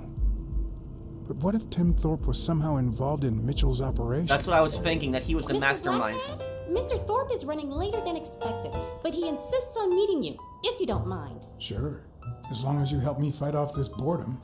That's not in my job description, but...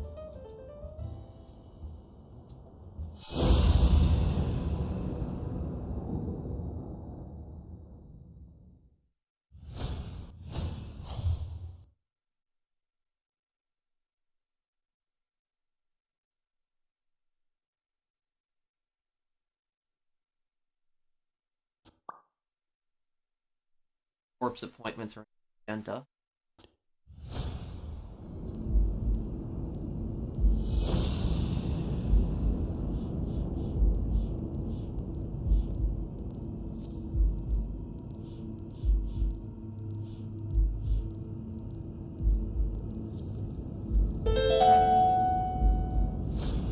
If my hunch is right, there should be a meeting with Mitchell noted somewhere in Thorp's agenda.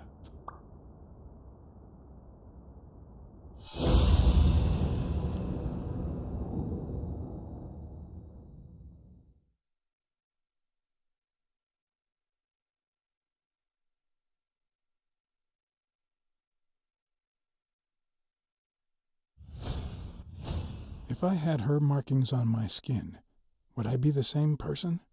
Would my name be different?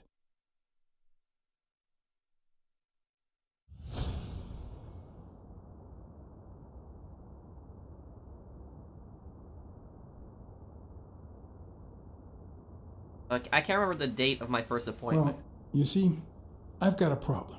In order to figure out how much Mr. Thorp owes me, I need to know what day I started working on the case. But I can't remember. You wouldn't have that written down, would you? It sure wasn't on my shift. I'd remember. Let me see. That's a very good part here. Let's see if Thorp is involved.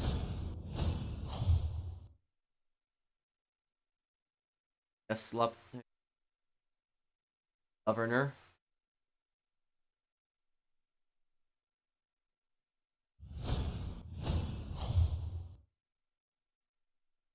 Miles Benton. Congressman Wallace.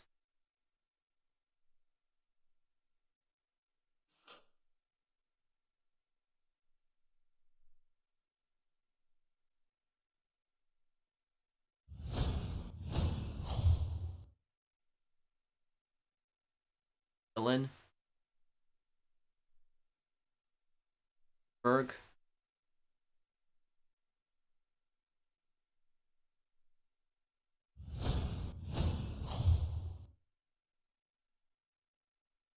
White. Hospital. Seems important. Hospital.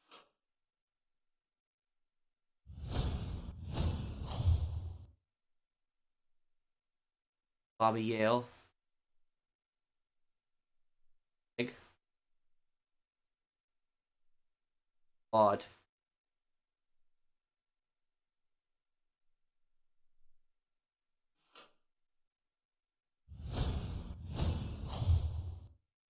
Joe Dunn. Appointment. What? Dunn was here 2 days before he died? Why didn't Thorp ever mention that? I'm sorry, but your name's not on here.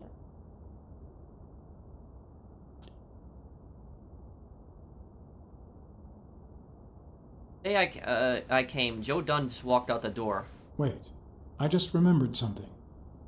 The day I came, Joe Dunn had just walked out the door. Well, no. You don't have any appointments. Although, I guess I could have forgotten to write you in. Mr. Dunn, who's usually very kind, left in a flurry. He even slammed Mr. Thorp's door. Okay. Now I know I have to get into Thorp's office. And he didn't even say goodbye. Yes, that was the day. You don't recall me because the minute I saw Dunn stomp out, I followed him. I never actually came in. Of course. That explains it. No doubt. So, since it looks like Mr. Thorp won't be here soon, I think I'll go take a walk down the hall. Gotta stay in shape.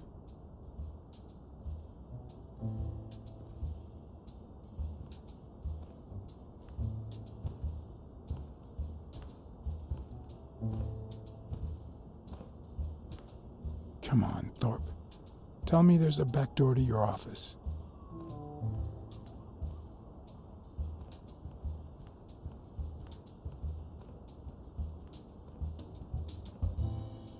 If Weekly were here, I'd have to tie his hands behind his back.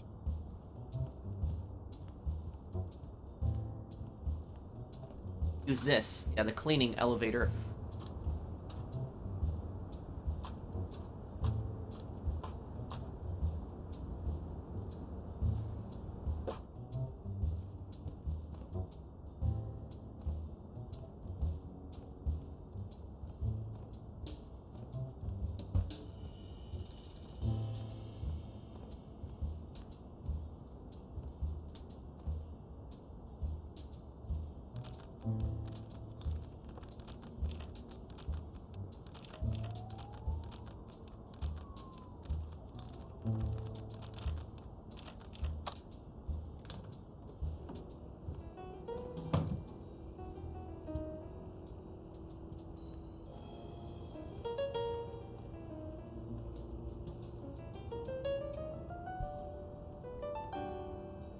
On one of the strings, the accuracy of his throw.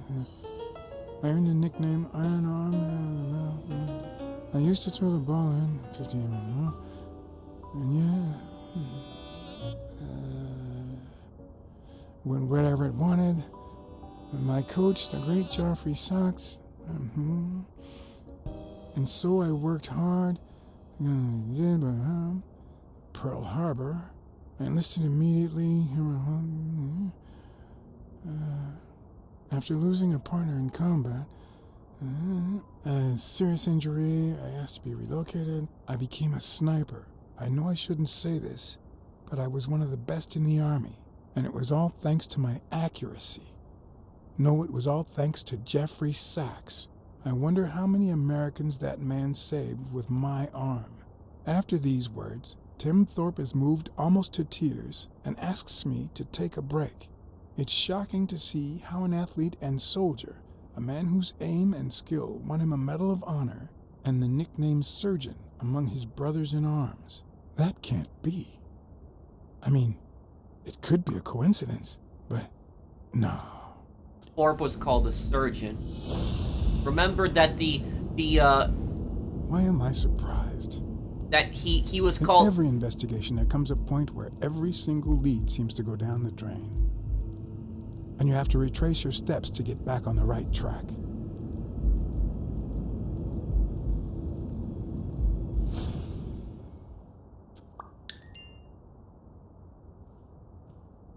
It's a bit strange to see no office chair behind a desk, until you remember the desk's owner is in a wheelchair.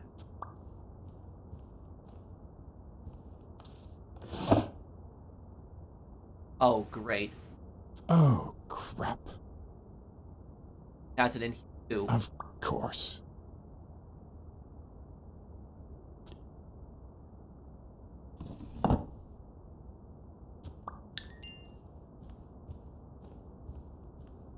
I better not use it. It might be connected to the switchboard at the front desk. I remember I called it. I called it early on that he was the killer. In club, 300 yards, first prize, Timothy Thorp. And M1 Garant.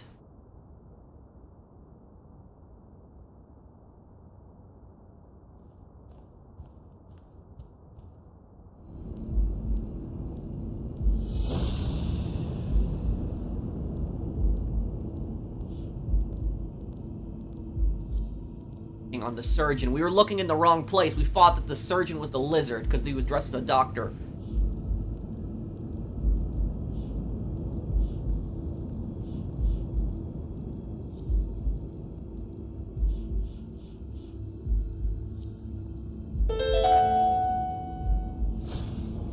That's it.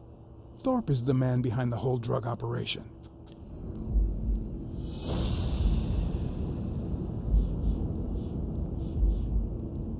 Sniper killed Randall Lee.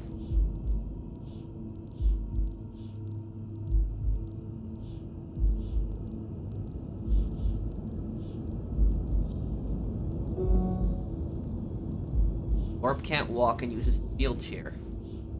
Bottle of pills in Thorp's desk.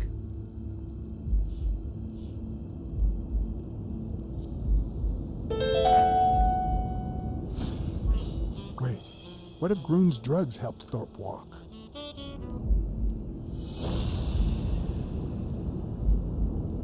How big that is.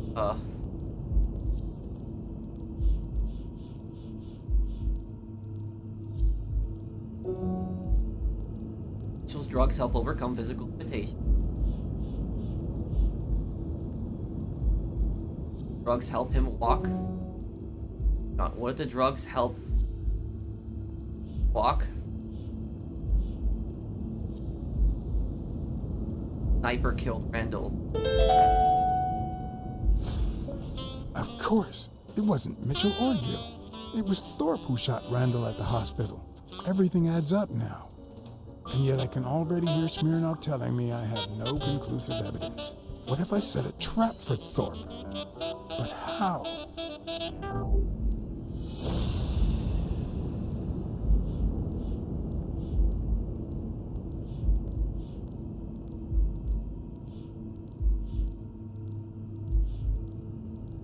I have to lure Thorp into a trap.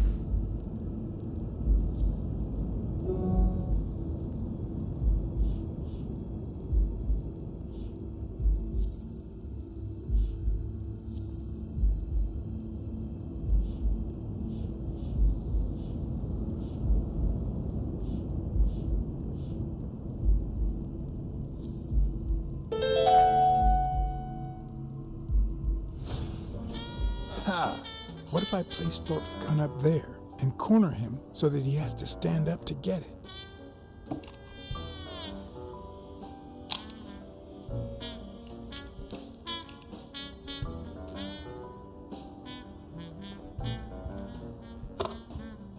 The show was about to begin. All I needed was an audience and some patience.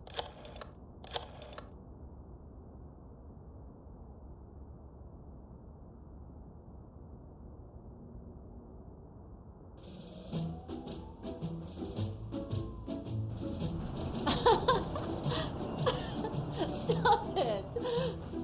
Arr!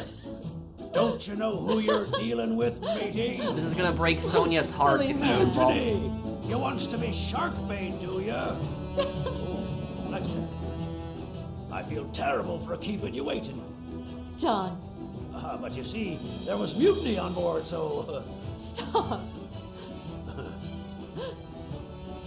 You see what I have to put up with. All right, helmswoman, to the cabin with you! Onward! Aye, aye, Captain. Come along, Blacksad. Julie, don't let anyone bother us.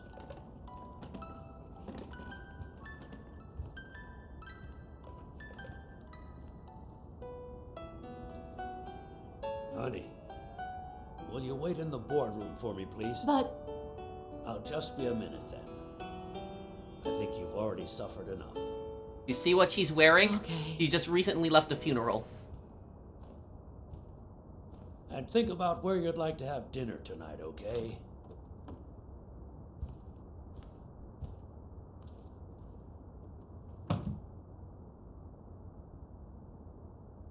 You see, I'm not gonna pay you for solving the case. Thought you were a man of your word. Wow. I thought you were the kind of man who is true to his word. No, it's not that. You'll get every penny we agreed on, and more. But not because you solved the case, but for her. 2 days ago, she wanted to end it all. Drop out of college, sell the gym. Too many wounds to heal. But through your incredible work, you managed to heal them. Well, perhaps not completely. It takes time to get over something like this. But at least, thanks to you, Sonia wants to be happy. She has hope. I'm going to help her make Dunn's gym the best in the city. Who would have ever guessed it, huh? I'm happy for Sonia. I'm happy for her. She's been through a lot, and honestly, I wasn't sure she'd make it. Well, she hasn't just yet. But she will in time. Anyway, back to the case. All those people you confronted. Gill, the German doctor, even Mitchell. Huh. I would have never suspected him. Did they say anything? Why did they do it? Did they mention any accomplices? I know mention a certain surgeon. They did mention a certain surgeon. Surgeon? You have any idea who that could be? I'm sure this comes as no surprise, but it was Angus Mitchell himself. In fact, you gave me the lead by telling me he was a doctor. Sure. Yeah, sure. I'm glad I could help. Although, you see, besides my esteem for Joe and Sonia, this ordeal really hits close to home.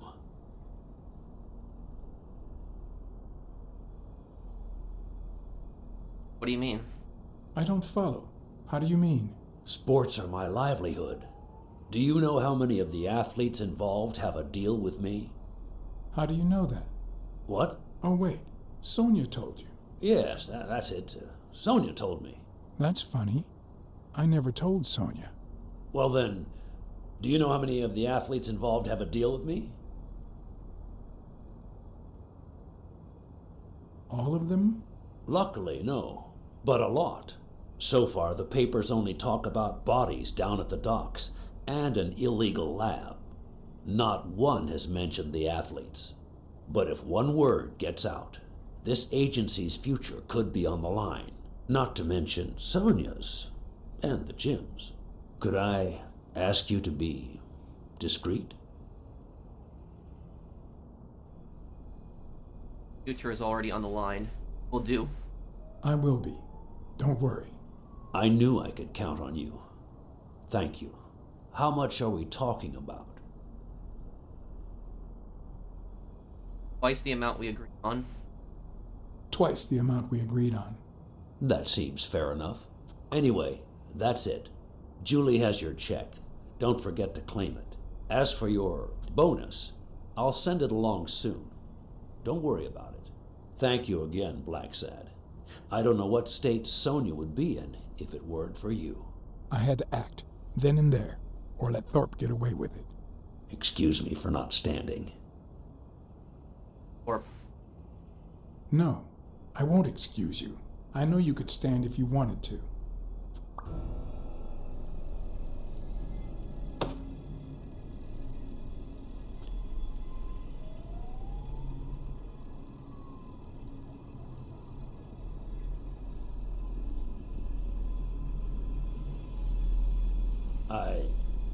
I'm sure you've got good intentions, but you're wrong.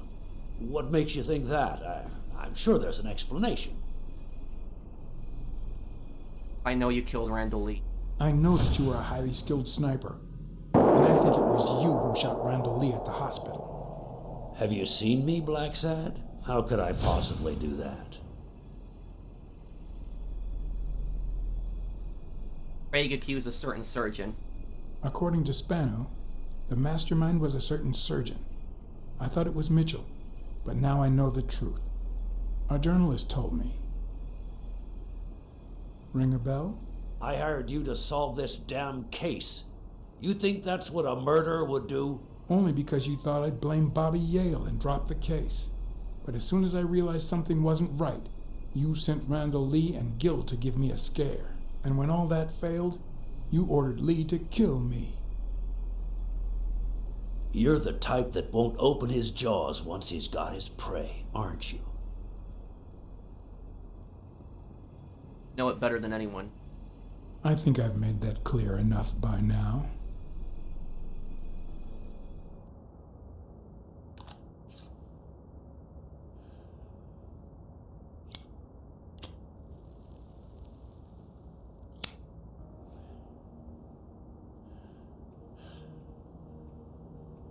Put yourself in my place for a minute. You're a promising football player who just got back from the war, but you're still a nobody.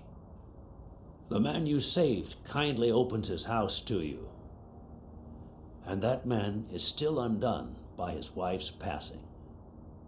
He works all day at his gym, and he drinks himself to sleep at night. So you practically end up raising his daughter. You give her her very first abacus.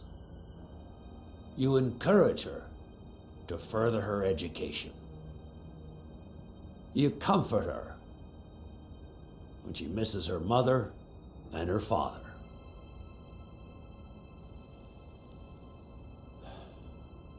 Meanwhile, your sporting career takes off. Life is good.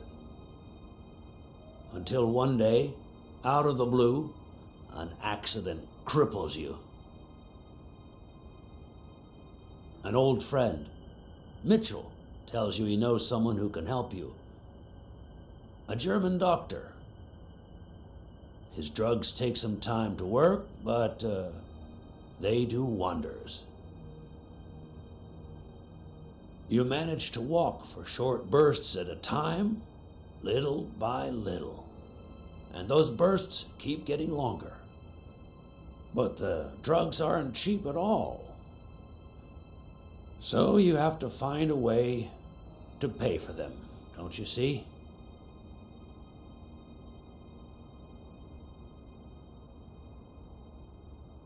Started selling drugs to athletes. Started the ad agency.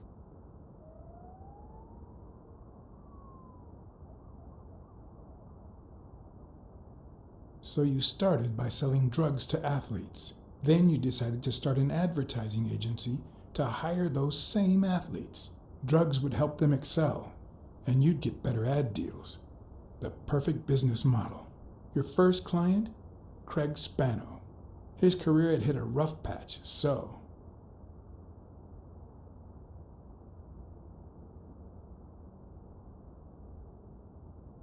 Decided to help him. As you're getting...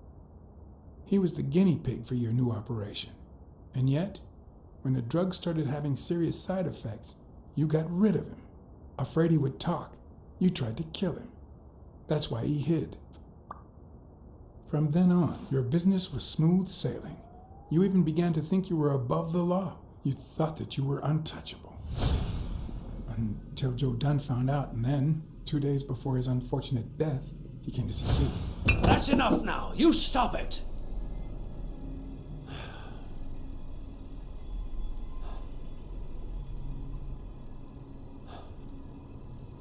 Now, I don't know if I'm above the law, but I am sure as hell not beneath it. Do you know how much power I have? The kind of people I eat with every day? I could shoot you right now, and nothing would happen to me. With that gun you keep in your drawer? I'm afraid not.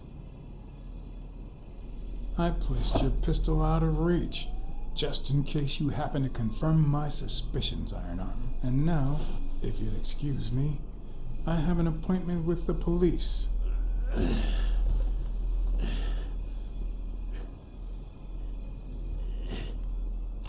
I won't let anyone wreck my life again.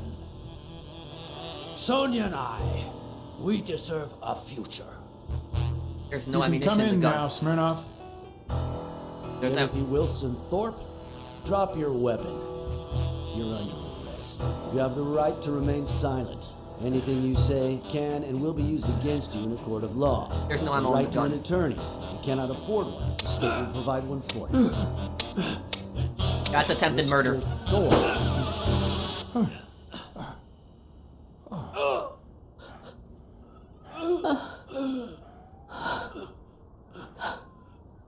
Sonia shot him.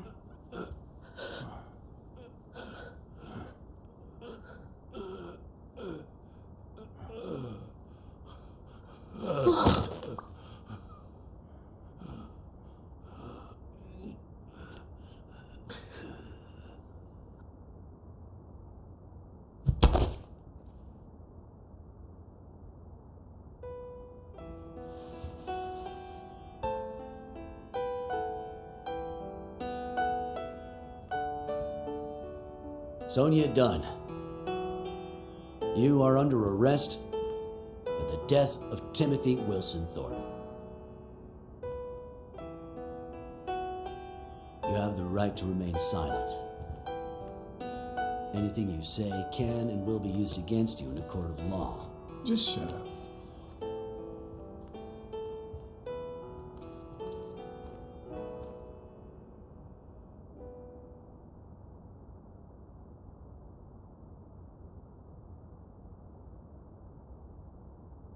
Sonia doesn't deserve this. Sonia should never set foot in jail. Blacksad, don't.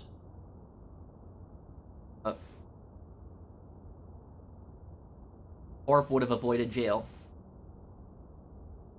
You know damn well that Thorp never would have gone to jail. He would have pulled his strings and the case would have been dismissed for lack of evidence. Or worse, they would have blamed someone else. No, there's no way this could work. How do we hide this? John?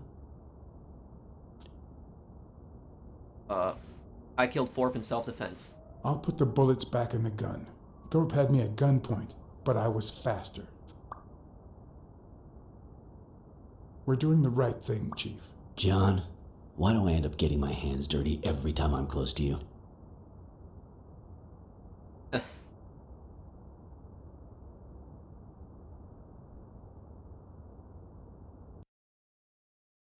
So I guess that's the multiple endings where you let her go to jail.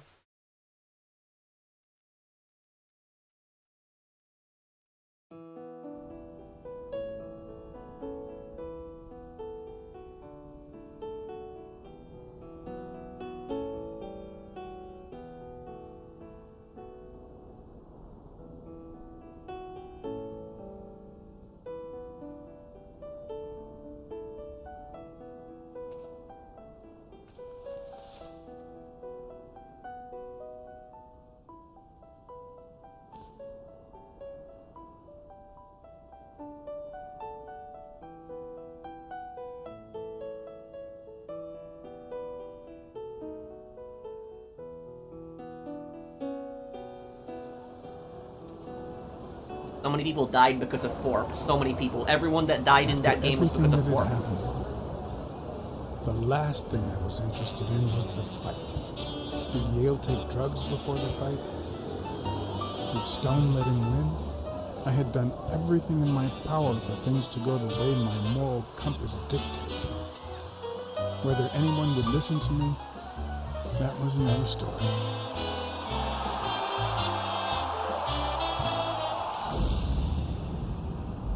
Because no matter what they tell us, our actions don't always determine our future. My moral compass. As if I even knew what that means.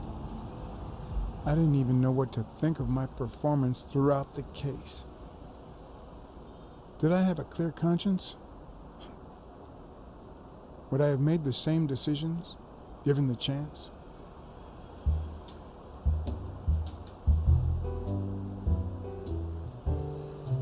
Yes.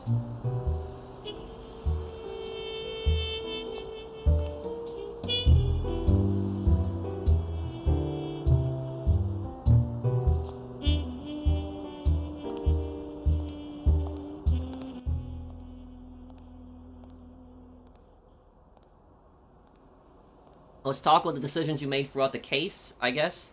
I was just a bit confused at the end with, and yes or no.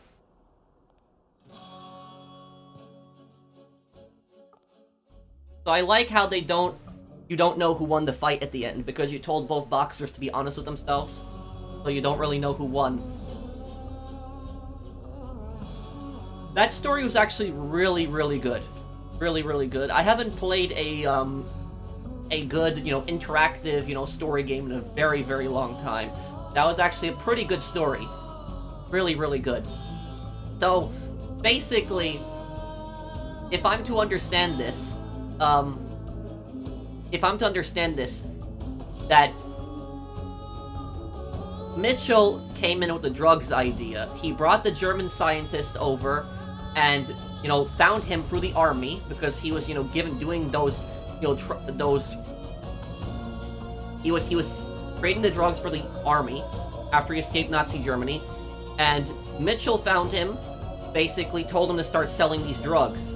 Mitchell contacted Thorp, who was his old war buddy, and told him about these drugs. They started helping him walk, and then he basically started an advertiser agency and got all of those athletes basically hooked on drugs and was making tons of money from their winnings. And what ended up happening was that Joe Dunn found out about that, and he got really pissed off, went to him, threatened him, and he was threatened that his whole drug operation was basically gonna be exposed. And he got Mitchell and the bikers that Mitchell hired to kill Joe Dunn. So Randall Lee killed Joe Dunn, and then they tried to kill off Blacksad. And then Thorp also sniped Lee in the hospital too.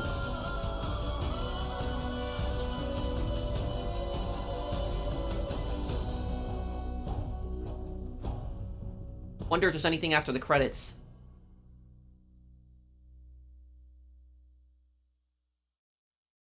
There was one deduction that we never made, which, can you guys tell me in the comments if I missed anything with my deductions? But the one deduction that we never made is we never found out what happened to Avarius, Yale's father. I think that O'Leary killed him. That's what I think. I think O'Leary killed him, and I think he felt guilty about that. Because when I would put those pieces of evidence together with O'Leary, and Avarius, they would work, but I didn't have that final clue. I never had that final clue, so I might have missed something earlier in the story. But let me know if I'm right on the whole Avarius thing, guys. But that was a lot of fun. I really enjoyed it. I want to thank the developer for sending me a copy of this game to play. Thank you guys, and I appreciate you guys checking out my Alien War videos. That's how you guys found me, and I really did enjoy playing this game. So I always like playing detective games, investigation games where you figure things out. So I had a lot of fun with this game. But I wonder if there's still anything else left here at the end. I'm really curious on this.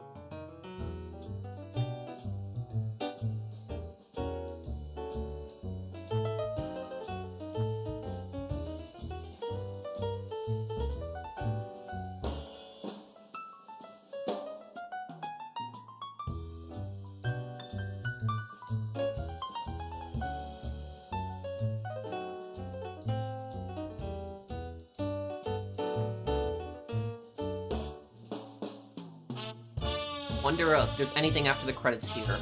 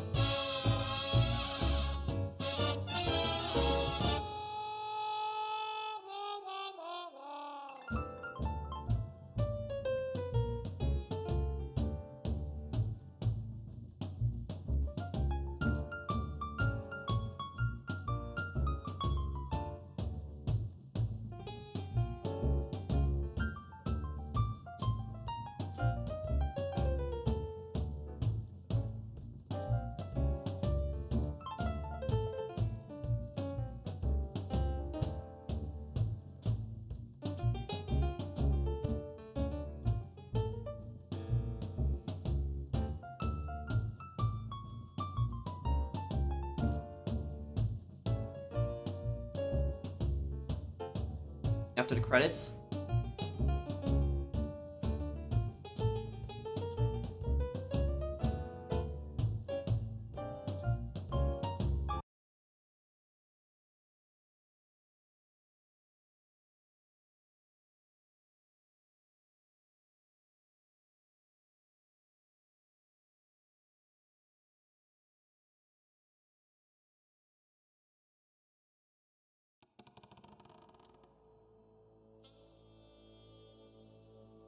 So that is pretty much the end of the game there, guys. Thank you guys for watching, and one thing that I do appreciate about this game is that you can actually go back to specific scenes, and you can choose the scene that you want to play. So you can basically try to get different outcomes, different choices, and get different endings as well. So I do appreciate that you can load up a specific scene and go to that part. But I did have a lot of fun with this game. Again, I want to thank my friends at Microids for sending me a copy of this game. I do really appreciate it. It was a lot of fun in this story. Decently sized game. And this story, it started out as a suspicious death at the gym. That was possibly suicide, then it turned into murder.